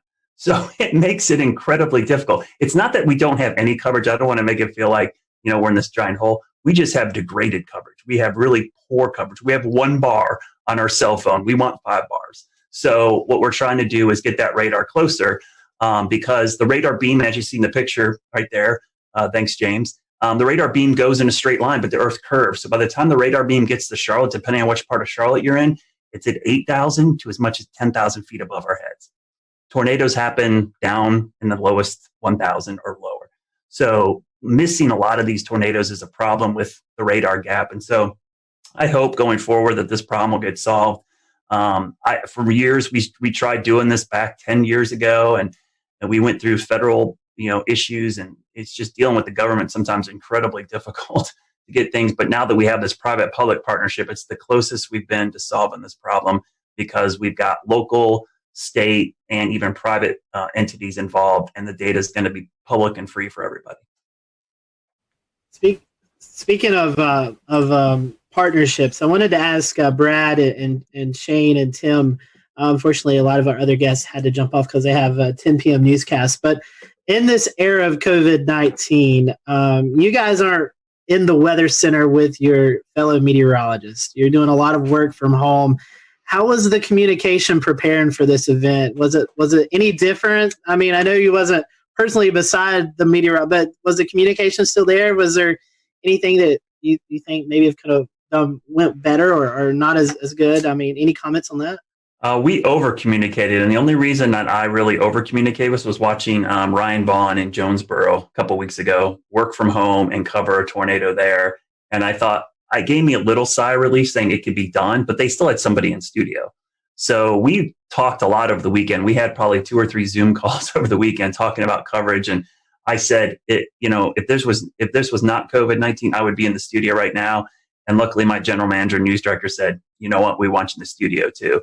So for the first time in a month, I was actually in the studio instead of home. And I worked in the morning show. Normally, I'm an evening shift person, but I came in and tag team with Larry. We did do social distancing. We never crossed paths. We stayed away. I stayed in one location, which unfortunately meant I didn't get to go to the key wall, but I could be in the weather center with a standing shot and do it. So I think, and to answer your question, Scotty, we actually over-communicated, probably more so than we ever had, because we knew the logistics of this was going to be really problematic. Yeah, just to echo that, we did the similar thing. We had the fun part about planning is you get to be on Zoom calls with your boss like every other day, right? So we had a lot of Zoom calls just like this, and it made planning a little bit more tricky, because we really had to advocate for the necessity of being in the studio. And it's not just a presentation thing, like that's somewhat cosmetic, but I don't have a generator at my house. None of the folks on our weather team do. So that was really the thing. What if? And we have 3 folks working, but it could sure happen that all of us lose power. So we really needed to be there. But when we were, I was at we have a separate room key wall. I was there. I didn't talk to anybody. You can see Ruben is and zooming. then in the studio, Taran Kirksey was there in front of a monitor wall with a computer with our graphics. And we had another meteorologist at home just doing like this and Facebook and stuff. So it really worked out well, but it was more planning and, just jumping through all the hoops that we all have to do just to go to the grocery store or something like that now. Strange. Yeah, I think kind of just like adding on top of that, this situation has brought anything, it's teaching everyone, in a communication field, how to communicate even more, or the importance of communicating more. In our case, we are still fully broadcasting from our station. We don't work from home. I typically will do noon shows twice a week, and then I do double shifts on the weekend, all of our morning and all of our evening shows. So I'm usually the only one in the station for the meteorologist on Saturdays and Sundays anyway.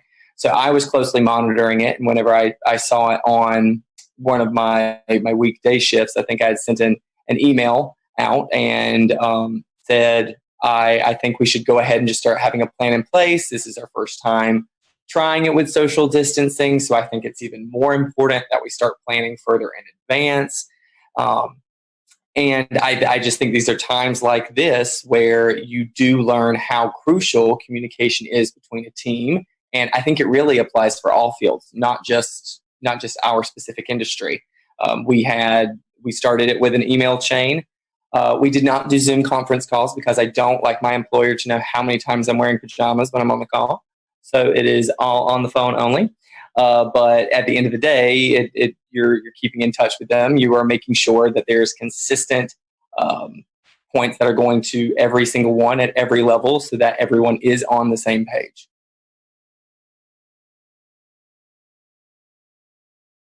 Yeah, I was going to say real quick, Tim, we had that same issue. That was our biggest concern, was the generator issue. I have a great setup here. I'm great, but man, if I lose power, out of luck. I have backup for my router, but I don't have backup power to my computer or backup power to any of the lights. So that was a big concern. And I thought for sure with just the wind field that we were going to have trees and power lines down all over the place, so we would lose power. So yeah, that was an easy call for us. And honestly, it was kind of nice to be in the station. Not that I wanted to be covering severe weather at 2:00 in the morning, but man, it wasn't nice. That's the first time I saw my morning meteorologist in a month. So it was really cool to be in there. One weather thing, actually, the surprising part, we talk about how many tornadoes there were. We kind of expected a lot of tornadoes. The fact that the wind field didn't materialize as much in regular severe thunderstorms, I thought was surprising. There wasn't a lot of widespread damage in the squall line. There was a lot, but not as much as I thought there maybe could have been. Yeah, I agree. Only thing I'll say is that, and I'll give a shout out to Shay and WeatherFlow, because I have 2 WeatherFlow stations on my roof. I had 30 minutes of continuous gust over 50, which was the highest sustained gust above 50 since probably Hurricane Michael came through here. I've had those things for 2 hurricanes passing overhead, or at least the remnants, and that was by far the highest. So yeah, it was really impressive. And what happened in our viewing area was we had a lot of wake up calls. People just heard that roaring sound of the wind and the rain hitting their windows, and people were freaking out. They woke up, and so it was easy for me to get people to act because it was so loud. It woke people up from a sound sleep. That sound, and we had a lot of people sheltered in their bathroom for these straight line winds. But yeah, I'm surprised we didn't have more damage, Tim, but I was really impressed with the data from my roof. I looked at it and I'm like, I actually had a camera up there that swung around and broke off, and I had to fix it again because my house got hit by a tornado back in February. So and I had a 71 mile-an-hour wind gust with that storm. So it's been crazy having all these events at my house and having this data now collecting from my house. My wife's texting me. She's like, the kids are freaking out. Should we go downstairs? I'm like, yes, go downstairs. Well, Brad, what a way to QC those stations with a camera breaking, right? And then the stations are still standing. But I mean, that's pretty impressive if you think about the mechanical features over land, how trees and other homes block wind, and you're still getting gusts like that. You could almost assume that just above homes, right at the treetop level, probably several knots stronger just because of those mechanical features. But yeah, even here along the coast, just like Tim said, I was surprised we didn't see a lot of those, those gust fronts or there's really strong convergences right ahead of the storms. It never really materialized here. I mean, we got 30 to 40 knots, and then maybe one little spike upwards, but we didn't see any of these big blasts of wind like we normally do here at the coastline, where the energies just drop out of the storm, and then we get a long line of really strong wind. So that was a good thing because it was less damage over the entire area, even though we did have one tornado along the coastline, immediate coastline, and even one just inland. But a lot of folks just saw a lot of heavy rain, lightning, and just some gusty wind at times. It wasn't terrible. So, I mean, there's a little bit of reprieve from that storm, at least here along the immediate South Carolina coast, except for Murrells Inlet area and Litchfield. Yeah, so today's date, I think, is kind of significant, too. The initial thing we were going to air today was going to be about the 2011 tornado outbreak that everybody really thinks about when they think about the strongest storm system maybe they've lived through or seen. We chose to do this instead because this was such a significant severe weather outbreak. Going kind of back to you, Brad, and anyone else who wants to talk about it, is there any sort of feedback that you're receiving from the public that this is going to be kind of the new thing in their heads as the biggest severe weather threat that they've seen? Or how do you think this compares as far as response to what we kind of saw on April 16th, 2011? I remember that April well, because that is the highlight of that month, but there were 4 separate significant severe weather events back in April. We had a derecho, we had baseball-sized hail, and we had the tail end of the Tuscaloosa tornado outbreak actually affect the Carolinas. And then April 16th, which I remember that night because I stayed up all night long and watched that line of supercells pass over Charlotte, not touch down, and then immediately as the sun came up, start spinning. But I think what helped us out on Monday, 2 things. One, COVID-19, everybody's home. They're sheltering in place already. But 2 was our tornado outbreak back in early February. that was still fresh in a lot of people's minds. We had significant tornadoes that morning, and that wasn't too long ago. And that was in Charlotte. That was, we had EF1 damage across a big chunk of South Charlotte, including my backyard. So I think that in the back of people's minds helped. And anybody who's worked in emergency management or done this, the level of preparedness is only as good as your memory of the last disaster. And in this case, having that last disaster kept people prepared. And so they were kind of ready for this. Yeah, for here, this one is not going to be remembered for years for most of the Piedmont area, and at least near the Triad, I wouldn't say, except for the folks who actually were in the tornado path in Alamance County. Just to add to this time of year, it's always very busy. 2 years ago today is the anniversary of the Greensboro tornado, which is still so fresh. We had a reporter do a story today. How is East Greensboro doing? The answer is, still not great, unfortunately. It was a really rough urban tornado, a strong EF2 that came right through the city, stayed on the ground for 30 miles, all the way up basically toward the Virginia border. And that was just 2 years ago. So for a lot of folks, that's still what they remember. Or maybe it's always very personal. So if you're in High Point, you remember the High Point tornado in 2010, right? It just depends on who you are and where you've lived. For me, that April 16th event is still, way up here and everything else is way down. I was working in Wilmington, but that thing was another level. And that year was just another level of severe weather. And I'll just add my own commentary to that. It was a year ago that we had a tornado outbreak here in the Carolinas. I don't even remember the number. But a year later, our thought is already bouncing back to 2011 and not a year ago. Yeah, that was 12, and it was Good Friday. I remember that very clearly. You're right. Scotty, I think that was the first time you sought shelter in your... I remember doing that, but I couldn't remember what date it was. Like, I forgot 2 years ago. I knew the Greensboro tornado, but I didn't know it was today's date. That's... Monday the 13th is my son's birthday. And I remember on his first birthday, we were doing severe weather coverage, and on his second birthday, we were doing severe weather coverage. Yeah, I was in the basement live on this show when that happened. So yeah, crazy times. But anyways, guys, thank you so much for coming on. As Tim was talking about, I'll go ahead and kind of let the secret out of the bag. We pre-recorded the April 16, 2011 look back. So next week, we're going to be airing that. So you'll see Tim back next week on our show. He'll be with us with a lot of other great meteorologists who kind of look back over that event. So we just hope all those, especially who are affected by this tornado outbreak, our thoughts and prayers are with you guys, and hopefully you'll recover quickly. And like Tim and Brad has said, this is the peak season for severe weather in the Carolinas. So we'll continue to monitor the weather for the rest of the month and even into May as is really kind of a high peak for severe weather. So we appreciate you joining us tonight. Big thank you to all of our guests tonight. This was a last-minute show, and we got coverage from every market except the Raleigh market, but I don't really think there was much going on in severe weather-wise with tornadoes in that market. So we appreciate everyone coming on tonight, and we will see you back here next Wednesday night for another edition of the Carolina Weather Group, and we hope you have a safe and happy weekend.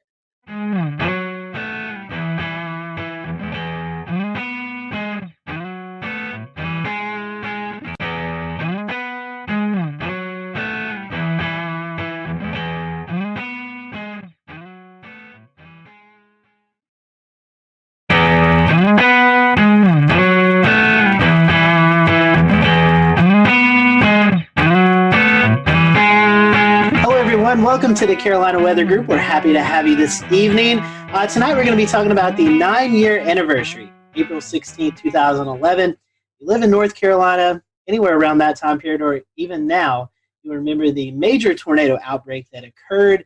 And tonight we're going to be looking back at that event. We have with us tonight Mike Mays, Chief Meteorologist at WRAL. We also have with us Dan Whitaker, Jeremy Gilchrist. They were out in the field chasing these tornadoes, and so we're going to get their perspective. Also with us, we have Tim Buckley, who is the Chief Meteorologist at WFMY, but at the time was working in Wilmington, North Carolina at WWAY. And we have Gannon Medwick on with us, who is chief meteorologist at WECT in Wilmington, but at the time was working at WNCT in New Bern, North Carolina. And we have with us Jeff Orrock, and he is the meteorologist in charge at the NWS office in Wakefield, Virginia. But at the time, he was also working at the NWS in Raleigh. So we have a big group of guests with us tonight. So looking forward to each and everyone's perspective of this event. I do want to hand it off to Mike first, kind of let him give a brief background of his recall of this event, because he has to run and get some things done. So Mike, I want to kick it off to you first, and tell us a little bit about your perspective. I know you was on the air during the event, so kind of talk to us about the lead up to the event and any memories during covering the tornado that you remember. First off, I'll apologize. We got our cleaning crew coming into the studio, so it's probably going to get loud because he's pushing his garbage can around. I recall a few days prior to the event, which happened on a Saturday, SPC putting us in a risk. I believe it was moderate on that Friday, and then Saturday morning I woke up to a high risk. Now, at the time, Greg Fischel, who was the chief meteorologist at the time, was out of town. He had a family emergency up in Pennsylvania, so he had to leave. So I have never covered an event as massive as the one that happened on that Saturday without him being here. So it's kind of like he's Batman, I'm Robin, and then Batman's gone and Robin has to take over. So for somebody who's never been the lead, it was kind of nerve-wracking. But I had Nate Johnson with me, who had tornado coverage experience. He was the chief meteorologist in Abilene, Texas. You guys probably all know Nate. So that morning, just the way the atmosphere felt, you could tell something was coming. And around lunchtime, 1 o'clock, we started having the tornadoes develop over the Sandhills. The first one, I believe, was in Sanford, had caused the damage to the Lowe's home improvement store there and tracked to the north and east. Now, I've been here in North Carolina since 1994. I've been in tornado coverage, but I've never had tornado coverage of long track tornadoes like the ones we saw that day. And at one point, we had 4 tornadoes on the ground, and Nate and I were juggling back and forth, where I was handling 2 tornadoes, he was handling 2. It was just an incredibly rough day, and I'm sure everybody here in this group has their own stories about what happened. The hardest part for me, I guess, was watching that tornado leave Sanford, and it was making a beeline to my house, to my neighborhood. I have family in town, and I was hoping and praying that they were watching the coverage on TV. And I know, Tim, you're on TV. How do you get the point across to people that you know to take shelter? I couldn't stop and pick up the phone and say, hey, listen, a tornado's coming to the house. You need to take cover. So that's one thing that was upsetting to me. The tornado passed about 50 yards from my house. I damaged the subdivision right next to mine. I had some damage to some fencing. That was about it. I was very fortunate. And then after it passed my neighborhood, it was heading right here toward WREL.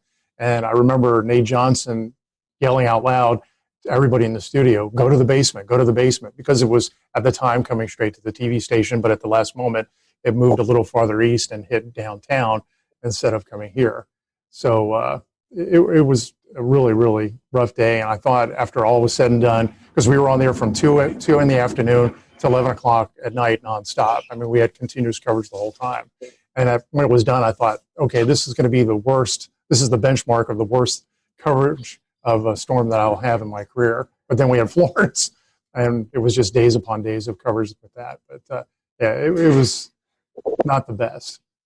And Jeff, from a National Weather Service perspective, how did y'all prepare, and how were y'all getting the message out in the days ahead of the event? Yeah, I mean, the fact that we had the moderate risk the day before, and we already had a feeling we were headed into a high risk, to be honest with you. So, we were already heavily staffed for that day. We already had a pretty good game plan. And I want to say by the time the storm started to move in from the west and really get going, I want to say we had at least a dozen people in the weather office, and we sectorized warning operations so that we could have 3 or 4 different folks issuing tornado warnings simultaneously, and at the same time, folks working with Skywarn. I was kind of helping lead operations and also doing a lot of phone calls to the emergency managers. There's a lot of spin up ahead of this. There was a lot of email traffic, a lot of email briefings the day before. I remember even briefing Seymour Johnson Air Force Base because they were. We'll return to Best of the Carolina Weather Group in a moment. Now your Carolina weather forecast. Here are today's forecast high temperatures for North Carolina. Here are the forecast lows for tonight for North Carolina. Here are tomorrow's forecast high temperatures. And here's forecast rainfall across North Carolina tomorrow. Here are the forecast highs for the day after tomorrow.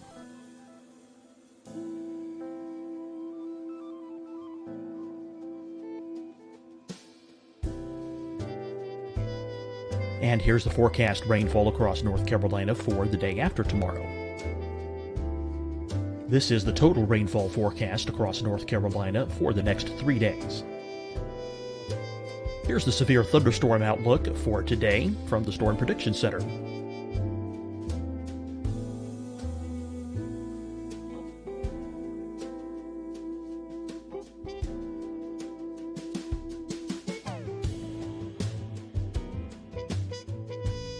Here are the forecast high temperatures for today for South Carolina. Here are the low temperatures for today for South Carolina. Here's the probability of precipitation forecast across South Carolina today. And here are the rain chances across South Carolina tonight. Here are tomorrow's forecast highs across South Carolina. Here are the forecast low temperatures for tomorrow for South Carolina. And here is the probability of precipitation across South Carolina tomorrow. Here's the precipitation chances across South Carolina tomorrow night. Here are the forecast highs for the day after tomorrow in South Carolina. Here are the forecast low temperatures across South Carolina for the day after tomorrow. And here are the rain chances across South Carolina for the day after tomorrow. And South Carolina's probability of precipitation for that night. Here's the Storm Prediction Center's severe thunderstorm outlook across South Carolina for today through tonight. Here's the Storm Prediction Center's severe thunderstorm outlook across South Carolina for tomorrow and tomorrow night. And here's the Storm Prediction Center's severe thunderstorm outlook across South Carolina for the day after tomorrow through that night. Here's the severe thunderstorm outlook for today from the Storm Prediction Center.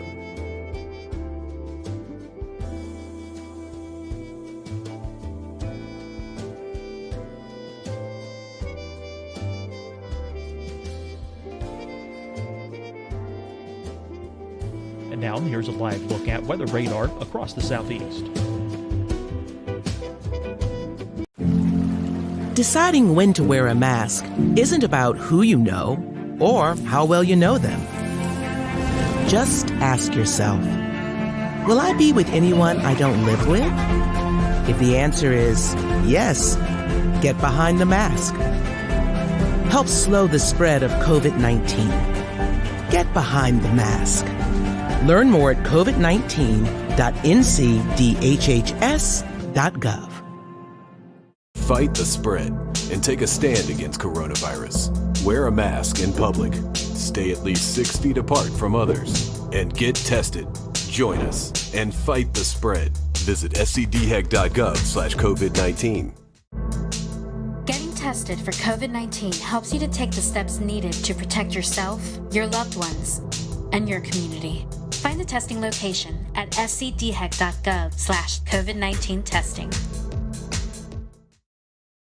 Hi, everyone. I'm Dr. Mandy Cohen, Secretary of the North Carolina Department of Health and Human Services. And when you follow the 3 W's, you protect your family and your neighbors from COVID-19. When you leave your home, practice your W's. Wear a cloth face covering, wait 6 feet apart, wash your hands often. Wear, wait, wash. We're in this together. Stay strong, North Carolina. You'll see your Carolina weather forecast at 25 and 55 past. And now back to the best of the Carolina Weather Group on the all-new Carolina Weather Net.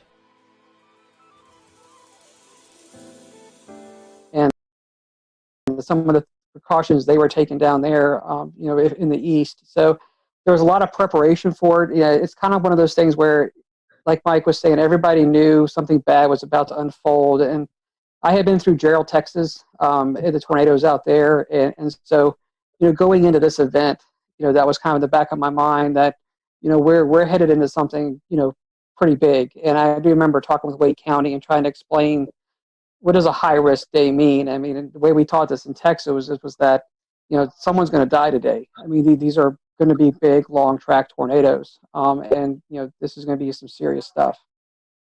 Jeff, you're talking about Skywarn, the Storm Spotter group, and Jeremy and Dan. I want to bring you in here in just a second.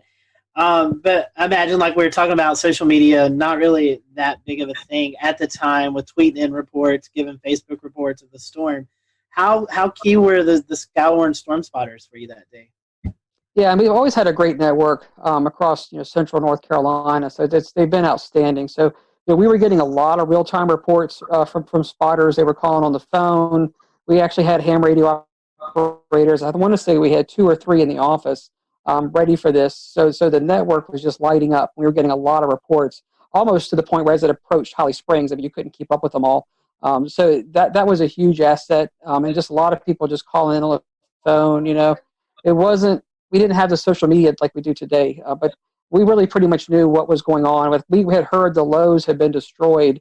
About the time it was getting into Wake County, we'd already heard that the Lowe's hardware had been severely damaged or destroyed down there. And of course, you could see the debris ball on radar. So you kind of had a sense that this was really serious stuff going on. But there was a lot of great real-time reports, not only across the Raleigh area and down towards Sanford, but also with the Fayetteville up to a Wilson tornado.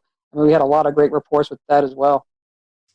Mike, one question for you made me think. You're saying that before Florence, this was the biggest event you covered. Do you see any storm fatigue, even from 9 years from now, people kind of comparing severe weather events to April 16th? There was a lot of anxiety every time a risk would come up. You'd feel that. You'd feel what happened on April 16th. I would worry every time we had a SPC 3-day outlook, and on the 3-day outlook there was like an enhanced risk or maybe just a slight risk, and what it would be when we finally got to that day. And I got to the point where I was dreading severe weather coverage because of what happened that day. I'd get anxiety, I'd get scared, but I've gotten past that, and that's a good thing. I remember that day when we had the 4 tornadoes on the ground at one time. I was worried about, okay, how are we going to cover this? You can't show everything at one time. And we had to make sure, Nate and I had to make sure that we spent enough time on each storm to let people know that, it was coming to their communities, that they had to remain safe. But how do you juggle 4 tornadoes, inform everybody in their paths, and make sure you allot enough time so they know what's going on? We tended to hang with the one that went through Raleigh more and Fayetteville more because it was affecting larger populations, but that was the hard part and the worrisome part, that we weren't giving enough, coverage to one tornado and giving too much to another one. Tossing over to Tim and Gannon as well real quick. This was a career-defining event, one of the biggest, or definitely the biggest in North Carolina. Are there any specific memories or stories that you remember hearing about that day from viewers? So I was in the Wilmington area, and if you look at the map, the kind of the final one with all the red lines, it confirms where all the tornadoes were.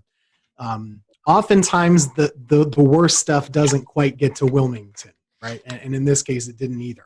So city of Wilmington was fine. A lot of the populated coastal centers were fine. But on the periphery, in the rural areas, most of the tornadoes that we were covering for about 8 hours that day, Robeson County, Columbus County, Duplin County, Onslow County, those counties inland were the ones we were talking about the most. Bladen County had I think, a 4 fatality storm. We, as always we do, actually got a lot of angry phone calls that day because most of the people in our area, they weren't seeing much other than blue sky. It was a really nice April morning. It was close to 80 degrees, I remember, breezy. There were NBA playoffs on at the day, so we were kind of fighting that battle in the newsroom, right, keeping people at bay a little bit. while we were doing tornado coverage. Now, later on, people understood how serious it was, especially once you started to see like the destroyed those foods and everything. But that was my first time ever really doing tornadoes, to be honest with you. It was my second year in Wilmington. Prior to that, I was in college. So I didn't know a lick about tornadoes. I grew up in upstate New York. I went to school in Pennsylvania. We don't get tornadoes. I mean, not really. So this was new for me too. But myself and Jerry Jackson, we were there for about, I think we went on TV at 2 and we went off at about 8. So it was a while covering these things. And it was just amazing to me how there were very few, if any, false alarms. There were a million tornado warnings and there were a million tornadoes, to use hyperbole. But they were pretty much each cell produced as it was going through, and it was just boom, boom, boom, one after the other. And a lot of damage was done, especially to the rural areas in southeast North Carolina. My second daughter was born on the 11th. I didn't come back to work till Friday. Just throwing stuff out there. Saw the slight to moderate risk, alerting for storms going into Saturday. I was third on the pecking order to be coming in because we had our weekend person, we had our chief, and I was doing mornings. But it became clear, especially what was going down in central North Carolina. I was personally at home watching Nate Johnson with that tornado. It looked like a wedge, looked like a cloud just right to the ground that I was going in. And it's coming back to memories about just making sure you spend time on one storm to identify where the rotation is and give enough lead time before you have to move on to that next storm. And at some points, there were 6, 8 active warnings. Just a blur the way it just continuously unfolds. You hit a storm, you move on to a storm, you circle back. Population centers, as Mike mentioned, preferred. There was the one at Tarawa Terrace in Jacksonville. That was a big center in the Greenville-New Bern television market. Jacksonville is the largest city. We had to hit that. Then we saw the storm report that the Bertie County storm had actually killed numerous people, ended up killed 12 people. So that was surreal. When you are warning for storms and getting reports of damage, but no reports coming down off the wire or whatever, that there's fatalities, and then all of a sudden numerous fatalities is still weird to talk about. End up being 12 in Bertie County. And then finally just going home that night, this event had everything. The event had everything. The setup, and then the final. I mean, sometimes we say as meteorologists, we save lives. This was literally the only time that we were able to, some of our crews went out to Snow Hill in Greene County, and they were able to say, standing with a family in their house that was completely destroyed except for the interior part. And they said they were listening to our broadcast, and they went into that interior part. So just a surreal event that I never want to forget. And I wanted to, so thanks again to give me a chance to talk to you guys about it and share the similar experiences.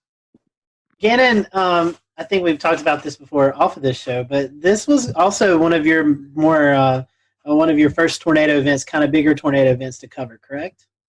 Yeah, I'd gotten to Greenville in October of 2004. There were a couple of active springs and falls as per usual. 2008 sticks out. But like Mike and Tim said, I mean, they're just usually just a couple tornadoes and then you move on. And maybe they're in rural areas and maybe they're not, exceptional damage producers. But then this one just is bold-faced, italicized, and underlined when you look back on it. So yeah, the biggest event, and thank God it's still the biggest tornado event. Dorian was a huge producer, but still nothing compares to April 16, 2011. I've been to a few conferences, and I've heard, Jeff, I'll send this to you. Obviously 2011 remembered for the Tuscaloosa, Alabama, April 27th event.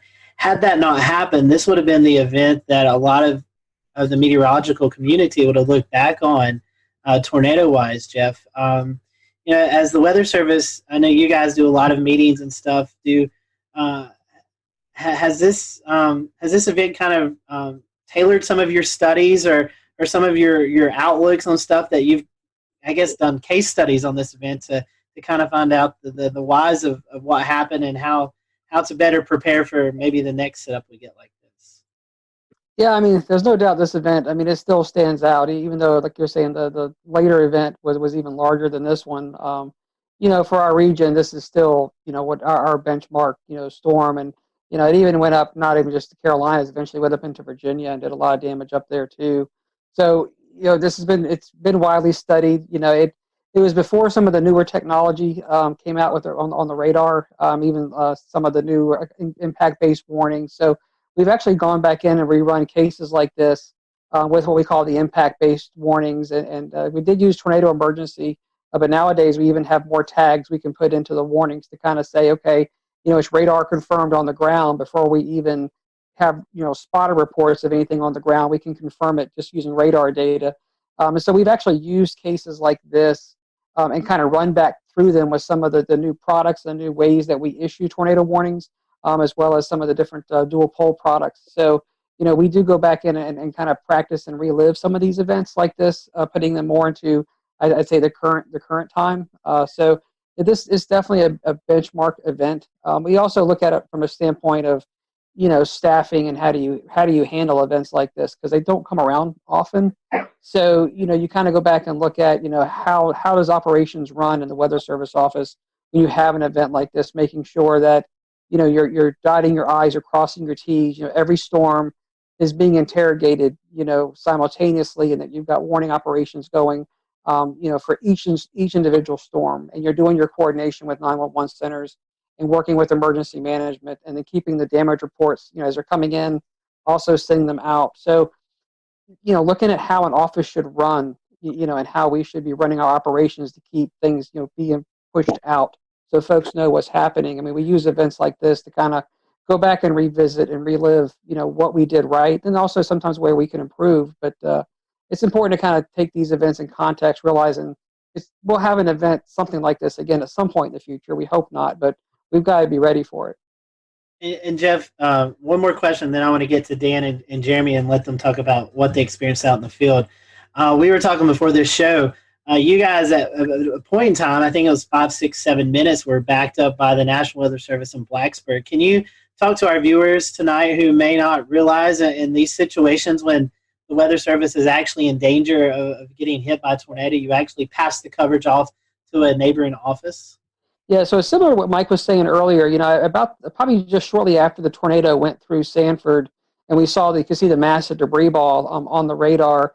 Before it got to Holly Springs, we realized that this thing was coming into most likely southern Wake and eventually the south side of Raleigh, where the Weather Service office was. So I remember I picked up the phone and talked to the Blacksburg office. So we're paired so that a neighboring Weather Service office can really kind of basically restart their computer system, and they can come up as if they're, the Raleigh Weather Service office. So we called them probably almost half an hour out and just said, hey, look, we may get to the point where we've got to be backed up if this thing gets too close, so be ready to go, giving them a chance to get the radar up and running, the warning system up and running, things that they would need. And I think we called them back, I want to say about probably 15 to 20 minutes later, and we basically said, okay, this thing may really come get us now. So I remember saying, if you hear from us again, you've got it. And so then what we started doing is we had 12 people in operation. So as it got closer, we started funneling some folks downstairs into the lower part of the building.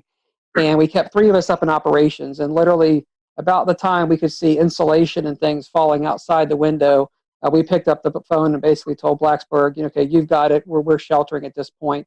And we had already issued the tornado emergency for Raleigh. So the warnings were already out for Raleigh. And then we sheltered downstairs, like you're saying, for probably about 7 minutes, and then came up. And the tornado passed just to our east, going up South Saunders Street.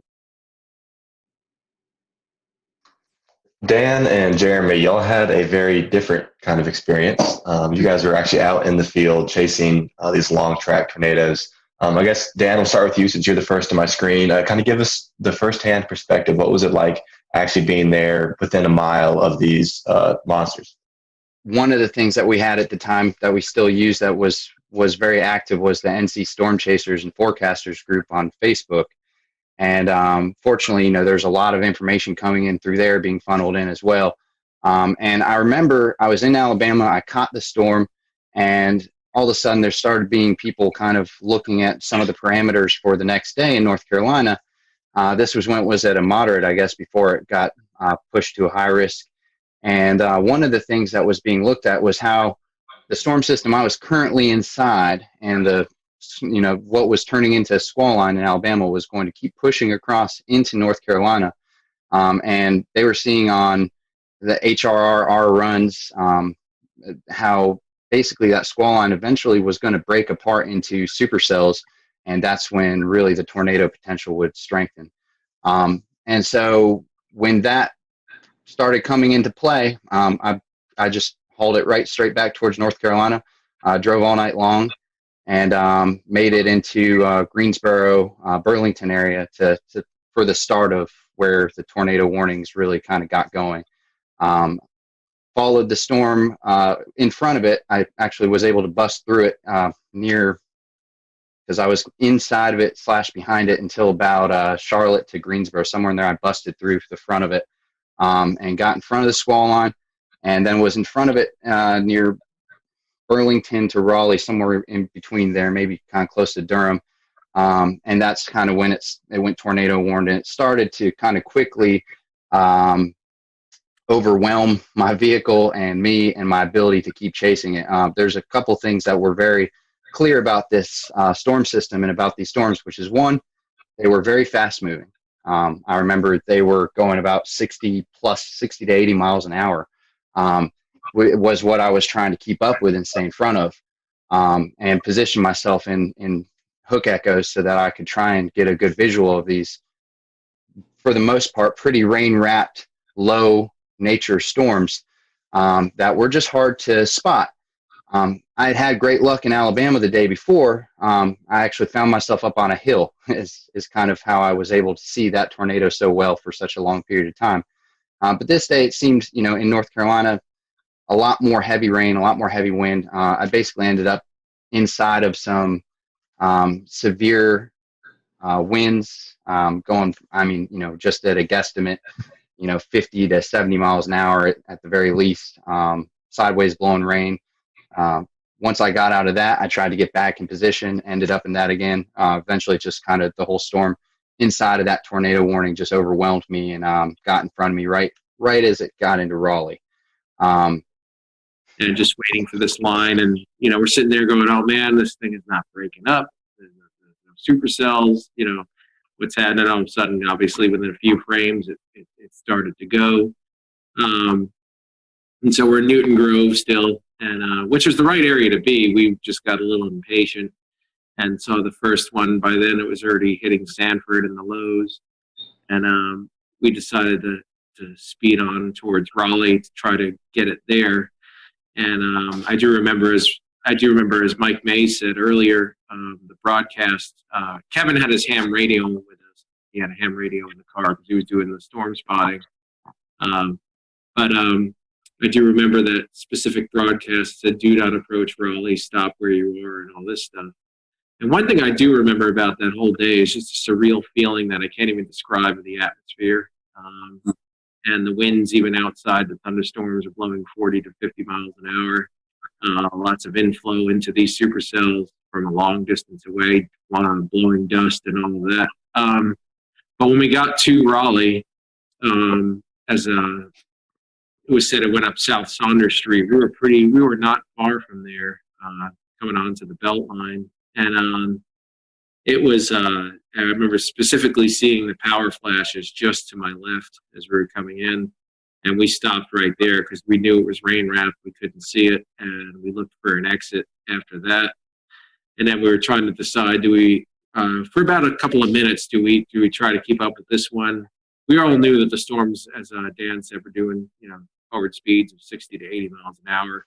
We're already behind it. We're in a metro area. We're like, no, let's get out of here. Let's go for the next one down the line. That was the Wilson storm. And interestingly enough, that storm hit Fayetteville first. that next cell down the line.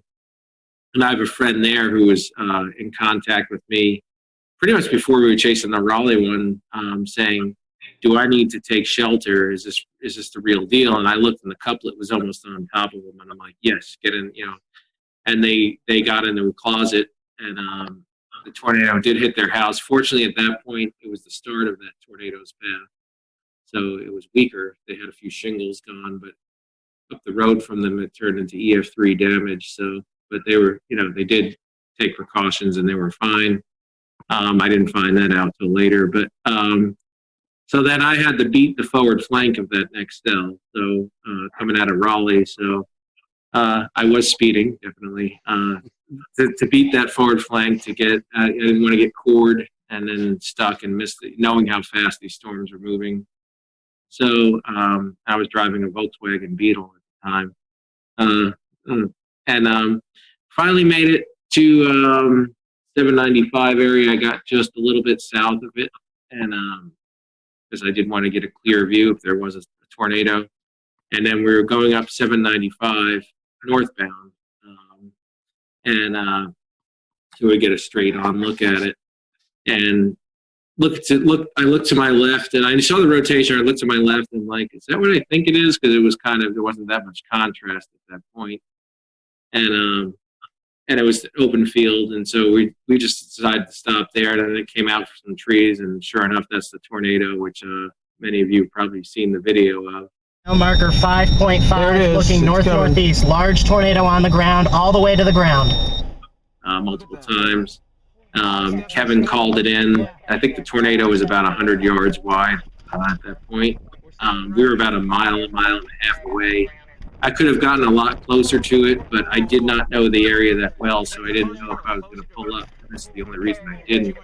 I didn't want to lose the view we had, and I knew how fast it was moving. I knew we had one shot to get a look at it, and that was going to be it, and then it was going to be gone. And so we decided, all right, we got a good view here. Yeah, no, we're not super close, but we'll just stay where we are, and we're safe here. So we watched it, and then kind of faded into the rain from where we were as the rear flank downdraft came around. And we got hit by that a little bit. And then after that point, we took off for the next cell down the line, which we ended up in Farmville outside of Greenville. And we just missed it. We weren't fast enough. These storms were moving way too quickly. So we just had to find we actually had to use an escape route and go into the rain and hail so we get away from the couplet and let it pass because we weren't going to be able to see it from where we were. And then, so we did. And then we went into Farmville, and we saw the damage there. It just happened, but immediately, amazingly, the emergency crews were there. They were probably there within a minute or two after the storm passed. And so we took a look for a minute, and I remember letting, again, cell phone. I mean, smartphones were relatively new, but I did have one, Pickle 3. And I remember just letting a guy whose house got damaged use it to call his family. And then we wanted to get out of the way of the emergency services as quickly as we could. So then that was it. And then there was a squall line behind that. That was it, and then we went home after that. And then the last thing I remember is going to the NC State Library to upload my footage to YouTube, since I had the super fast connection, as quickly as I could. And I think I remember emailing Mike Mays and sending him the link or something like that right away. And then Ariel, I know, put it up. And then it actually ended up in a few things, like a National Geographic did a special on that whole spring because, as Dan said, there were a number of outbreaks that spring. Everybody remembers Tuscaloosa and all that. This was one of 3, I think, major outbreaks that they covered in that series. And so it ended up kind of spreading from there. And I think it is still my most viewed video to this date. But and that was about it. That was about the general summary of my day right there. Were you guys able to, after this event, in the days to come, to go out and survey some of the damage? If so, what kind of stuck out to you guys? our biggest storm was in Bladen County, in Elizabethtown specifically. There were 4 fatalities there between, I believe, Elizabethtown and closer to Bladenboro. Also, a couple tornadoes. We'll return to Best of the Carolina Weather Group in a moment. Now, your Carolina weather forecast. Here are today's forecast high temperatures for North Carolina. Here are the forecast lows for tonight for North Carolina. Here are tomorrow's forecast high temperatures. And here's forecast rainfall across North Carolina tomorrow. Here are the forecast highs for the day after tomorrow.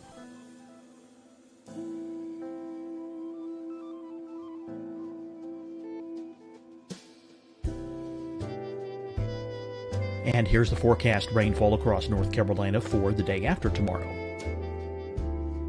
This is the total rainfall forecast across North Carolina for the next 3 days. Here's the severe thunderstorm outlook for today from the Storm Prediction Center.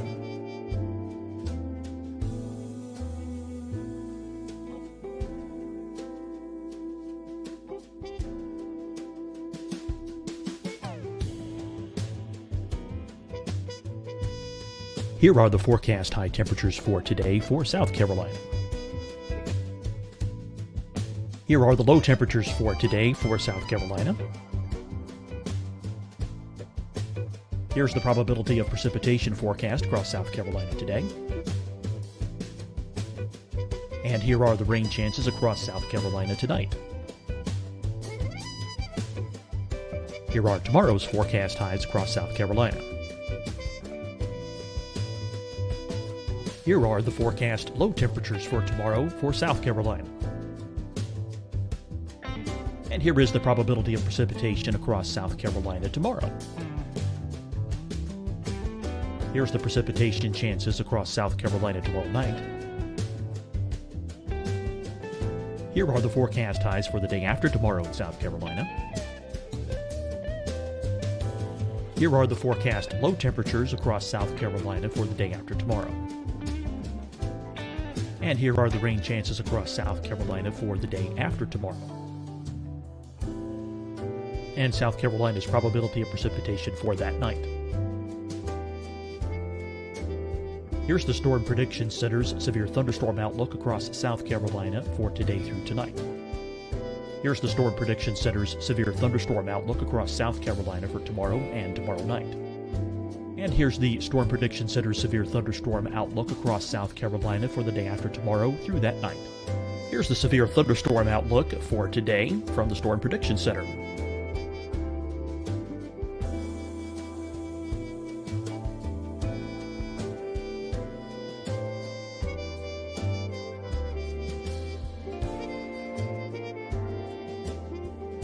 And now, here's a live look at weather radar across the southeast. Deciding when to wear a mask isn't about who you know or how well you know them.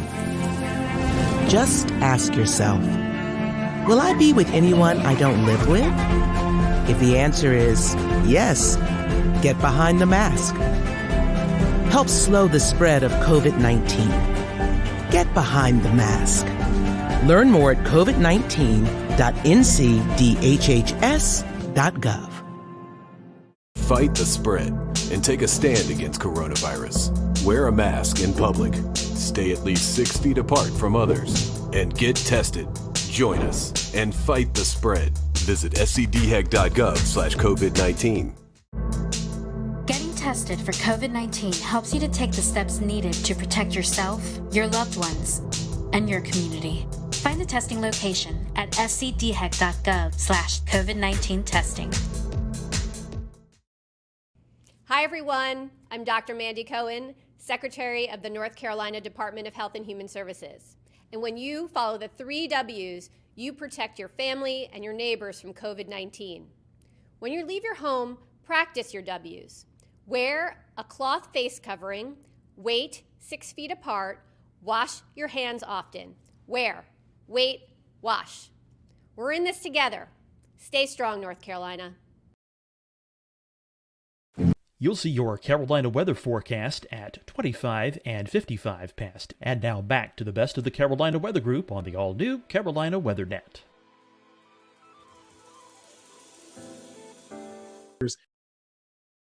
I'll say they had a tough time coming back from those reports because a lot of the structures really were just torn apart. It was EF2 damage, but a lot of mobile homes, a lot of weakly built structures there didn't stand a chance at all based on the strength of the storms that day. So like we usually see in North Carolina, a lot of times the tornadoes are short-lived and on the grand scale rather weak. This was just, there were a ton of tornadoes and most of them were really strong ones by our measure at least too. So the damage was much worse than we usually see in a tornado outbreak. It was tough to watch. I remember a lot of people really, if they weren't personally affected by it, emotionally they certainly were, and there was a big outreach to try and help folks in the weeks following. So I have a question, Tim, coming back to you. How do you think the public responded as these warnings were going off and folks were being warned, hey, look, stay inside. These tornadoes are canvassing a wide area. There's no exacts, but do you feel like a majority of the public really responded well to that, or do you think maybe it was a learning lesson for a lot of folks? Well, I think it is difficult. Every event is different, right? And I think after this event, probably people took warnings more seriously because this was such a significant one and really a generational one. On that day, I can't really speak to how individual folks reacted. I think it was hard for them to understand. It was such a beautiful, bright, and sunny day in most of the areas until those storms got right up on top of you. So it was almost difficult to understand to the layperson how serious the weather really was. So a lot of these tornado warnings, like Dan was saying earlier, these storms are going 60, 80 miles per hour. The polygons were pretty big to account for that size, and you might have the warning going off and you're still in the sunshine, right? So that's not a typical response where you're going to shelter right away. You might take your time. So I do think that there was, number one, a challenge with it being a midday on a Saturday, a little harder for folks to maybe be paying attention normally. I guess it was always a case-by-case basis, but you look at the fatalities, there were a lot.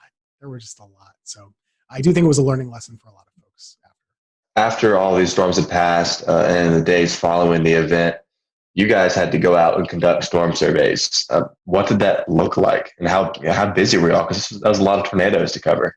And so within the first day, we knew we needed to get the fatal tornadoes that were long track. We needed to get those really well defined. And so we got those done. And then there were still some additional surveys on those two. But then really you spent the rest of the week going out into different areas. It took about a week to survey the entire area to get all the tornadoes in. But we focused on the ones that we knew were the worst, that there was the most attention on, just to get the EF rating, the tracks, the intensity, really identifying how the people died. When we lost people, that's a tough thing to have to do, to go out there and work with families that have lost everything. And a lot of times they're out there picking over their stuff. You want to learn what they've gone through a little bit, but you've also got to be very careful. But most people really do want to talk to you and tell you their story. So we get out there and interact with them. The Lowe's was just an incredible story where they had heard the warning, and then somebody came in to the front of the Lowe's and basically said the tornado's coming. And I remember we talked to the manager. He got on the loudspeaker in the store and just told everybody to go to the back where the bathrooms were. There's more infrastructure in the back. And, of course, the tornado hit. It blew in those big sliding glass doors. It blew those in. The whole front wall of the Lowe's hardware blows in, and the front roof collapsed. And so the manager in that Lowe's, who knows how many lives he saved. But there was a lot of good stories like that, but there was a lot of tough stories with a lot of loss through the day. That makes it tough. But it took us a week to get our hands around all of the damage across central North Carolina. What's your lasting memory from this event? If you could share it with the folks who are watching, what's your lasting memory from the event? I'll start with you first, Jeremy. Well, with me, I think it was just even more than the tornado itself, was just a surreal feeling that entire day, and the surreal feel of the atmosphere, those winds, like I said, that were inflow into the storms themselves. Just the, kind of nervous like Mike Mays almost being a little bit scared. I think we all were a little bit. I mean, at least I was at the same time as being, excited to possibly see a tornado. Of course, I don't want to see anyone get hurt. Nothing quite compares to what that system did. Everything from the speed to the tops of the storms being, in a lot of cases, kind of lower topped. And especially the moment where it went from the squall line into breaking up into those individual supercells, and seeing that, like Jeremy said, happen in a couple of frames on radar, aka 10 minutes in time, all of a sudden it went from a messy situation to you have 8 of the most textbook supercells in a line sweeping across the state at a high speed. Being in the middle of that and seeing the actual sun break through the squall line as those storms separated was just a surreal moment, something that I haven't seen happen in North Carolina since, or anywhere really for that matter. I mean, every now and then a strong storm system will separate from a squall line to supercells, but I've never seen anything to that degree. This was a long week event for us because it took a long time to get all the surveys done. But I mean, going back to that day, things I remember, obviously being in the office, but just how well everything did work. We did lose, more people than obviously you never want to lose anybody. We saved a lot of lives that day, and so going out there and seeing how much devastation there was and how many people were doing the right thing and seeing how well things went in the weather office. I remember watching WRAL, like Mike was talking earlier, and they had tornado emergency just in big, bold red across the bottom of the TV set. They were on wall-to-wall coverage. We were getting great spotter reports. It was one of those days where everybody was intensely worried. We all had a heightened awareness, but everything really worked the way it was supposed to work. I mean, everything we had practiced, all the work we've done with the media and Skywarn and the training inside the office, it just all came together. And so, while we lost people that day, and that's always a tragic thing, there was a lot of things that did work and a lot of people came together and I'd say performed at a top level. And at the end of the day, it saved lives. For me, I was definitely still a kid at the moment. I think I was 23 years old or 24 years old or something like that. And thankfully, Jerry Jackson, who I was working with at the time, he had drilled with us very basic severe weather coverage do's and don'ts. Like 3 simple things. Tell folks where the storm is, where it's going, what they should do, and then tell them again. And if you have more than one storm, do 1, 2, 3, however many you have, then go back to the first one. So we really boiled it down to basics. I think we did a pretty good job that day. And I think, this event really prepared me for further events down the road to not get too amped up, too nervous or whatever. Just kind of keep it simple, tell folks what they need to know and what they need to do. And that's really the whole reason why we're here, right? So this is a big moment for North Carolina and, just personally for me and kind of seeing what the weather can do and why we're here. I do remember one point, I couldn't tell you what time it was, but it was just, we had a little Viper radar system from Barron in the office. That was our primary drive thing. And I remember we would go out and expand and zoom into like Kansas or Oklahoma when they would be having their events, and we would see what the radar would look like. And I remember just thinking to myself at some point, I should be seeing I-35. I should be seeing like OKC and Wichita as delineators here. Instead, I'm seeing Kinston and Goldsboro. And it was just really crazy to see those kind of returns. Everything, classic supercells all lined up in a row. Gentlemen, we definitely appreciate your time tonight. Thank you for going over this with us. Thank you guys who are watching tonight. Thank you for allowing us to step back in Carolina weather history and talk about this event. Be sure to check out this week. We'll be posting some more updates about this event throughout our social media pages, so be sure to check that as well. So for everyone here at the Carolina Weather Group, we hope you have a great evening, and we'll talk to you next time.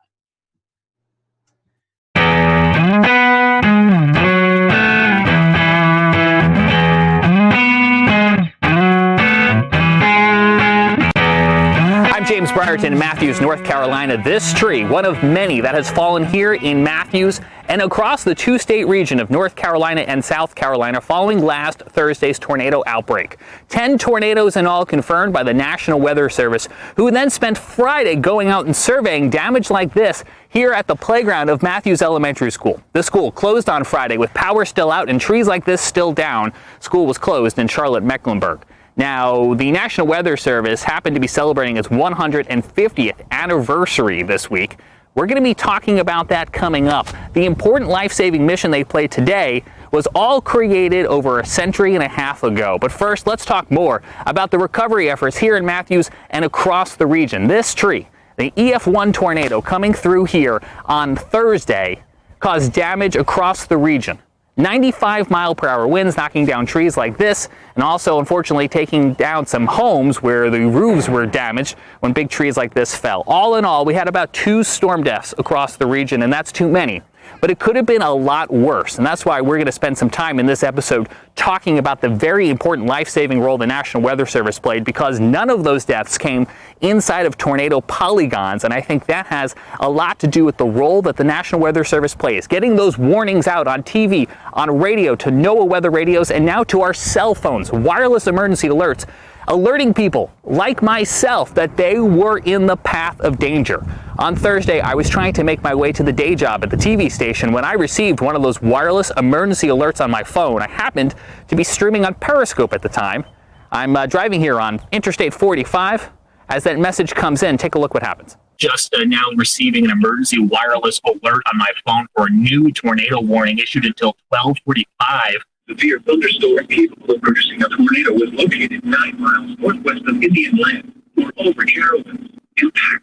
Flying debris will be dangerous to those. All right, so this actually might be a problem for me. All right, ladies and gents, we might be seeking shelter here in the next little bit because I'm going to be coming right into this, and that is not my intention. As soon as this lets up a little bit, I'm going to go and look for some damage in that area. Right now, I am not moving. I am just to the south of that warning. That is where I want to stay. I do not want to be in the thick of it, but I want to be able to move quickly afterwards to take a look at what might be going on around there.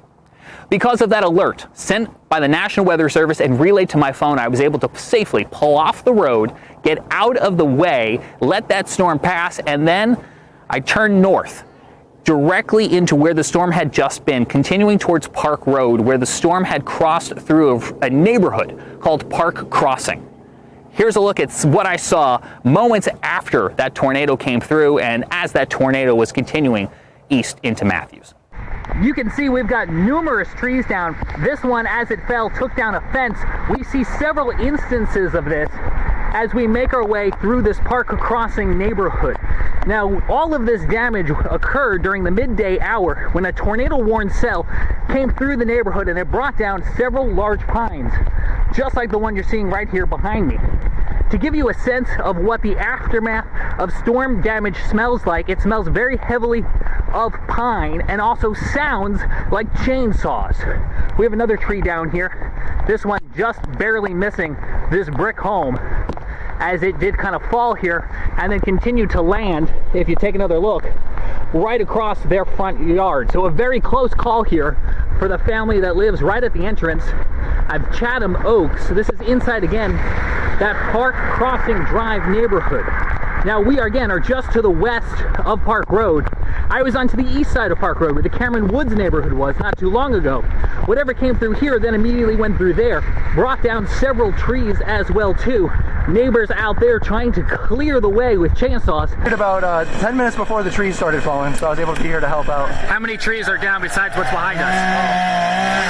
I'm not one for hyperbole, but it's countless at this point. There's trees on houses, there's a lot of roads that are blocked. We're just trying to get cleaned up so people can get through. And also clear those storm drains, because as you can see, the rain is continuing to fall here at this hour, and so all of this water is going to need a place to run off. So you can see neighbors trying to also clear those drains as well. Back out here in the Park Crossing neighborhood, you can see this fence was no match for whatever came rolling through here a little bit earlier on, knocking down not only the wood sections of the fence, but also tearing it right from the brick pillar. The National Weather Service will be looking at damage like this and like the tree laying across the road to determine what exactly rolled through here during the height of the severe weather. The EF1 tornado that came through Mecklenburg County, not even the strongest of the storms we saw. This EF2 tornado caused damage in Gaston County near Kings Mountain, where it toppled 4 of those huge metal transmission towers that Duke Energy runs to bring power into the region. It took 150 workers this past weekend to get all of that cleaned up and back up and running. And when they twisted and laid on the ground, I mean, it just the structures were twisted. If you're going to look at the footing of that, you'll see where it was a twist. It wasn't a break, it wasn't a bend. It just twisted the structures and they came down together. So it was a very severe wind that caused these structures. From Gaston County to back here in Mecklenburg County, those were just 2 of the tornado warnings that were issued here for the greater Charlotte area. Numerous storms across the region, a lot of them in that greater Charlotte area. Joining us now from his home in Morganton, North Carolina, is Scotty Powell with a look at some of the other storms. Scotty. One of the first tornado warnings to be issued was for Cleveland and Lincoln County. The National Weather Service was able to confirm an EF1 tornado touchdown 1 mile west of Lawndale in northern Cleveland County. The end location was 3 miles northeast of Fallston, right near the Cleveland and Lincoln County line.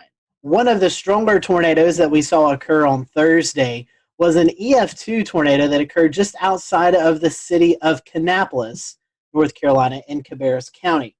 The tornado began just west of Interstate 85 near Lane Street. The awning of a service station was damaged. The strongest damage was found just east along Pless Road, where several homes were damaged from this tornado.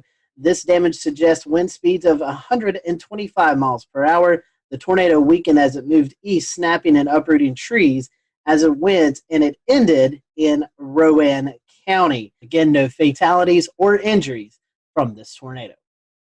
I'm Carolina Weather Group panelist Scotty Powell. Thank you so much, Scotty. Continuing our coverage now with even more of those storm survey results from the National Weather Service. Here's Evan Fisher. One of the first tornadoes to occur last Thursday happened in Spartanburg, South Carolina. This one touched down pretty early in the day, before noon. It had a path length of 10.26 miles, so the second longest of the day, and a rating of EF1. This tornado did the most damage near the mall, just to the west, Westgate Mall in Spartanburg. As you can see here, there's a bunch of EF1 damage indicators near the mall area. However, as it tracked closer to Spartanburg, it did weaken a bit, and as it passed through downtown, there was minimal tree damage with just EF0. We had a pair of tornadoes in Stanley County, North Carolina, the first of which was pretty short-lived, only 0.4 miles long, the maximum width of 100 yards. Peak winds around 100 miles an hour, only did some minimal tree damage. However, the other one was a little bit longer with a path length of 7.3 miles, albeit discontinuous damage. But you can see here that there was damage indicators on the eastern side. Then again over here where there was a little bit more civilization. This tornado occurred just to the west of Albemarle, out in kind of a rural area. But nonetheless, this one did damage a child care center, ripping off some roofing, as well as damaging some manufactured homes with trees that fell onto these homes. This one actually had a maximum width of a quarter mile, 400 yards, which is one of the more impressive widths of any of the tornadoes on Thursday. Moving a little bit further east, I guess all the way to the east, we actually had one tornado up in northeastern North Carolina in Gates County. As you can see, compared to all the others, if we zoom out, the rest of the tornadoes were down here near Greenville and Charlotte and Greensboro and Raleigh. However, there was one up here in Gates County, rated an EF0. Kind of flip over to the damage survey here. Tracked about 3 miles with peak winds of 85 miles an hour. Touched down near Taylor Mill Road and Askew Road, and crossed Turner before doing some tree damage, as well as a few homes suffered damage, mainly from falling branches. From Evan Fisher now to Tim Pounds, who joins us with a look outside a storm that crossed from Georgia into South Carolina. Well, thanks, James. The storm team out of the Columbia, South Carolina office of the National Weather Service confirmed that an EF1 tornado touched down in southwestern Aiken County. This occurred near Vaucluse in the Springfield Church Road area near Stableview Farm. Luckily, there were no injuries or fatalities indicated with this storm. And it was a pretty short-lived storm with maximum wind speeds of 105 mile an hour. The tornado only had a path length of about 1.15 miles and a maximum width of 75 yards. Another area of concern in the Augusta area was the Savannah River. The U.S. Army Corps of Engineers indicated that there was going to be a lot of extra flow from all the rain that occurred in the area, and they had opened the floodgates on the Strom-Thurmond Dam, releasing almost 30,000 cubic feet of water per second. So it was going to be a lot of water going down below the dam in the next few days. But other than that, that's about the extent of the storm report here in Augusta. James? Also had a lot of water that fell. A lot of water that fell from the sky, making it possible for big trees like this to fall in very spongy soil, but also challenging the water systems, the watersheds, the rivers, the creeks that now have to take all of that water that fell and eventually funnel it out to the Atlantic Ocean. We're watching rising waters along rivers and creeks and waterways that are now having to try to cope with all of that water. When you take a look at the debris that remains days after the tornado outbreak of last week, you have to pause and think for a moment and realize that it could have been a lot worse. But if it wasn't for the folks who tirelessly put in long hours at the National Weather Service, not only forecasting and warning about storms like this, but then spending hours and days afterwards going out into the field and looking at debris and conducting their storm surveys, well, frankly, if we didn't have the National Weather Service, we'd be in a lot of trouble. Now, the National Weather Service celebrated 150 years on Sunday. We, of course, wish them a very happy birthday. Now, we had Tom Nizzle on our program a couple weeks back. Now, Tom spent years at the National Weather Service in Buffalo, New York, before coming south to work at the Weather Channel. He now resides just across the border in Tennessee, and he's a bit of a National Weather Service buff, you could say. And he was very happy to spend some time with us to enlighten us on the history and the important role that the National Weather Service has played in its first 150 years and counting. Tom, you got to know the National Weather Service from the inside. What does this 150th anniversary mean? Well, I'm old. I'm not quite that old, but man, I look back. I have 32 years in the National Weather Service. They're celebrating their 150th anniversary. So do the math, man. I've been there for 1/5 of their entire history. I am old. But I'll tell you, I love going back and look at the history of a National Weather Service for the United States. And a lot of it has its roots back to my hometown, Buffalo, New York, which was one of the original 24 forecast offices in the U.S. when the National Weather Service, under a different name, began back in 1870. It's amazing when you think about the United States and think about the roots of weather and weather observations. My gosh, when our forefathers came here to the U.S., think about the fact that everything they did in their lives had some connection to the weather. I mean, they spent most of their time outside. It was an agrarian society. So two of our most famous weather observers and our most famous original weather people in the United States were two of my favorites, a guy by the name of Ben Franklin and Thomas Jefferson, right? Franklin was amazing. He was one of these Renaissance men that was interested in everything, and he was a great scientist. Franklin, by the way, was the first person to really study and chart something that's right offshore of the Carolinas, known as the Gulf Stream. That really was actually discovered in a way in a scientific basis by Ben Franklin. Franklin also took weather observations every day. How about Tom Jefferson, another Renaissance man? This guy took weather observations on a regular basis, and he shared those observations and developed a network with people that were around him. In fact, the cooperative weather observers in the United States today, their top honor that they can get is the Jeffersonian Award for them taking weather observations. So those are two of the guys that really started things off. You know, we get into the 1800s, and as the country began to expand out to the west, all right, now the beginning of the 1800s, Weather Service actually went into a national operation in 1870. So 70 years before that, the U.S. was moving out and expanding to the west, and based on Thomas Jefferson's suggestions, the Lewis and Clark expeditions, they wanted to take science observations. Most of the Army surgeons who were trained as scientists would take weather observations on a daily basis, and they would mail them back in. They would, arrive months later into places like the Smithsonian where they would gather this information and bring all this information together, begin to plot it onto maps and try to understand this array of data that we are gathering across the country. But my gosh, none of it was timely. It took months to get that information. So you come across to about the mid 1840s, and we had this amazing invention that takes the science of meteorology and rockets it forward.